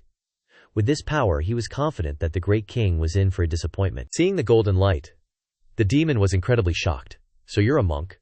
As soon as these words were spoken, Li Mu was incredibly annoyed. "You're the monk, your whole family is monks." Wanting to end the battle quickly, he summoned lightning with his hand seals. The power of the lightning crashing down caused the Great King to writhe and scream in agony. Before he dissipated, he still threatened, "Li Mu, I am a subordinate of Chuling. If you dare kill me, Chuling will definitely not let you off." He didn't flinch at all, but became even more determined. "That's a problem for later. Right now you definitely have to die." After eliminating the demon Great King, Li Mu glanced around and noticed that these little demons were all filled with resentment and killing intent. Just by looking at them, it was obvious they weren't good demons. Suddenly, a familiar voice asked for mercy. That's when he noticed the two wandering soul sisters were still there. Li Mu gently reached out to the two of them. "Don't be afraid, you haven't harmed anyone. I won't kill you. However, you're not like the other demons. But why are you here, working under such worthless demon?" Then, the older demon sister spoke first. "We were originally wandering souls on this mountain, but these demons suddenly invaded. They forced us to go around sucking human yang energy to bring back for their cultivation." After explaining everything clearly, she didn't forget to thank Li Mu Tai. "If it weren't for your kindness in killing them, who knows when we would have been able to escape this nightmare." Those two ghost sisters, even though they're demonesses, they're super polite. They both bowed deeply to Li Mu in thanks. Seeing that, he didn't dare to just accept such a grand gesture. "Quick, get up, it's not a big deal." Yu Muqiang currently only has one question he wants those two ghost sisters to answer. Just now, before he died, that devil mentioned King Chujiang. Do you guys know who he is? The demoness elder sister answered everything she knew. "We've only heard that he's the 18th Ghost General, under King Chu Lang's command. We haven't actually met the guy." Hearing that, Li Mu's expression changed. The 18th Ghost General? That means there are still 17 dudes ahead of him. He couldn't help but worry. That devil's strength wasn't bad. If he hadn't run into me, I'm afraid other chi condensation cultivators wouldn't be able to handle him. If King Chu Lang can recruit so many ghost generals, his cultivation must be at least in the 3rd tier. No matter if he's a person, a ghost, or a demon, I'm no match for him right now. Deciding to shelve this for now, Li Mu looked at the two ghost sisters, puzzled. "Why haven't you guys left yet?" The two demonesses, looking all pitiful, confessed to him. "We don't know where to go." Hearing that, Li Mu felt a pang of sympathy. He knew that these two demonesses were actually pretty nice, but their strength wasn't high. Letting them just fend for themselves like that, he was afraid they'd fall into the hands of another devil. An idea popped into his head. Why not send them to Sujiji's place? She's been living there alone, pretty lonely. Before Bai Yinxin left, she kept complaining that I don't visit her often enough. Thinking is doing. He pointed the way for the two ghost sisters. "From here, just head straight east. After you get to Yangqi County, go straight into Bishui Bay and look for that Gunyang, Suhi. Tell her Li Mu sent you." The two demoness sisters were extremely grateful. He grabbed the arms of the two demonesses, instructing them. "It's very safe there, but she's still in closed-door cultivation." Following Li Mu's description, Bishui Bay and its scenic views appeared before their eyes. He meticulously reminded the two demonesses. If you don't see her when you get there, just wait patiently. Once she comes out of seclusion, she'll definitely come looking for you. Before they parted ways, Li Mushu reminded them, be careful on the road, remember to be careful. Before leaving, the two of them even turned back to thank him. Turning to the man that Zhao Yao brought back, he almost forgot about this guy. Slowly opening his eyes, the man saw Li Muga and started screaming in terror, "Ghost, ghost!" Even so, he calmly explained, "Those devils have been eliminated by me." Hearing him say that, he trembled in disbelief, looking around. "Those devils? They've all been eliminated." He looked at Li Mu with hopeful eyes. "Are you a constable? Did you save me?" Not disappointing him, he started mimicking the fierce battle from just now. "Luckily, I was pretty free tonight. Otherwise, you probably would have been eaten by those little demons." Li Mu, fulfilling his duty, switched to asking about his well-being. "Where is your home? I'll take you back," he obediently replied. "My home is in the city." Hearing that, he immediately had a plan. "Coincidentally, I'm also on my way to the city. Come with me, and tomorrow morning I'll take you home." Returning to the inn, it was late at night, and the silence was eerie. Seeing the two next to him fast asleep, Li Mu could only feel helpless. This Li Si sleeps like the dead. This kid just knew I was a constable, and followed me without a second thought. Gently stroking the constable uniform, he felt a bit touched. This outfit really can give people a sense of security. Clearly, I initially became a constable to stay by Tuer's side and protect my life. But now, it seems I have a deep connection to this job. Looking out the window at the night, Li Mu contemplated deeply. It seems this is the meaning of this job. The next day dawned bright. The weather was cool, and there were even birds chirping outside. Li Si woke up and, without much surprise, asked, "Who's this?" Li Mu explained calmly. "Picked him up last night. We're taking him to the city on the way today." Li Si was a bit unhappy hearing his explanation. "You really know how to make trouble for yourself." He didn't say much about what happened last night, just lightly reminded, "Quick, pack your things. We need to get going soon. We still have another half-day's journey today." The carriage continued its journey on the rugged, deserted forest road. Because there was one more person, the space in the carriage was a bit cramped. Li Si didn't say it outright, but looked out the window and sighed. Li Mu started a conversation to ease the awkward atmosphere in the carriage. "If your home is in the city, why did you come to such a remote place?" He shyly recounted everything. "I secretly snuck out of the city to play, but got lost, and then was captured by that demon." Hearing that, he could only advise, "Don't run away from home like that again. Your family must be very worried." At this time, the old coachman informed Li Mu and Li Si, "Gentlemen, we've arrived at the city." Following the old coachman, he peeked out of the carriage window to look at the city. The scenery here was prosperous and thriving. On both sides of the road were rows of tall houses, and people were bustling about. Since they'd arrived at the city, the boy didn't want to cause any more trouble. "Gentlemen, just drop me off here." Before they parted ways, Li Mu specially reminded him, "You should go home quickly. Don't run away from home like that again. If you run into something like yesterday again, I'm afraid no one will come to save you." He listened to him, thanked him, and then left. Before leaving, he even stopped and turned back to say goodbye a few times before disappearing. Li Mu didn't get out at the city gate, but asked the old coachman, "Please, take us straight to the city hall." The old man agreed readily, and reminded the two to sit tight. The carriage continued to roll towards the city hall, making a rattling sound as it rubbed against the road's surface. A brief overview of the working mechanisms at the city hall. The three main forces are the prefect, the assistant prefect, and the commandant. The prefect is responsible for handling internal affairs of the county, and the assistant prefect is responsible for aiding the prefect. As a matter of course, the commandant is the highest rank in the city hall, and is responsible for maintaining the safety of the entire city. The more Li Si thought about it along the way, the more frustrated and disheartened he became. What am I going to do? Li Mu, who was next to him, couldn't help but tease. "You've been sighing and complaining the whole way. Didn't you say that the Chen girl was so great? Li Si, you're such a player. She is indeed a good girl. But I didn't say I wanted to marry her. My life plan isn't like that." Hearing him say that, he couldn't suppress his curiosity. "You actually have a life plan. What is it? You really are a true player." "My life plan is to keep playing for a few more years. When I turn 30, I'll find a virtuous girl to marry, and then live the rest of my life peacefully with her." Knowing the philandering nature of his buddy, Li Mu looked down on him and teased, "What did that virtuous girl do to offend you? You're going to marry her just to make her suffer?" Understanding the sarcastic meaning of his words, he retorted without any restraint, "How are you any better than me?" Li Mu Muda was displeased and immediately retorted to his best friend, "How am I?" Li Si lectured him with a long speech. If you really like a girl, then you shouldn't treat her too well, otherwise you'll never be able to repay her for that relationship. Tu Liu Hanyan, that little maid, and that woman you were thinking about when we set off. Tell me, how many people do you owe? He stated his own views. Me and those girls from the brothels. It's just a simple transaction, only physical contact, not getting involved in each other's lives. His words pressured Li Muha. What about you? Treating these girls too well, but not being proactive, not refusing, not admitting, and not taking responsibility. Hearing this, he was dissatisfied because Li Si thought he was even worse than him. Li Mucher wanted to defend himself, so he gave a reason. Tu treats me well, so I treat her well in return. What's wrong with that? Liu Si replied casually. Nothing wrong, Liu Much continued, saying that Liu Hanyan had shown him kindness, so he was kind in return. Nothing wrong indeed. As for Wan Wan, he treats her like a younger sister, so there's nothing wrong with that either. Li Si pursed his lips and sighed softly at the stubborn player beside him, looking frivolous, but more worldly wise than anyone else. Facing his defense, he only used a few questions to retort. Do you want to see Tu Liu Hanyan, your little sister Wan Wan, marry someone else? The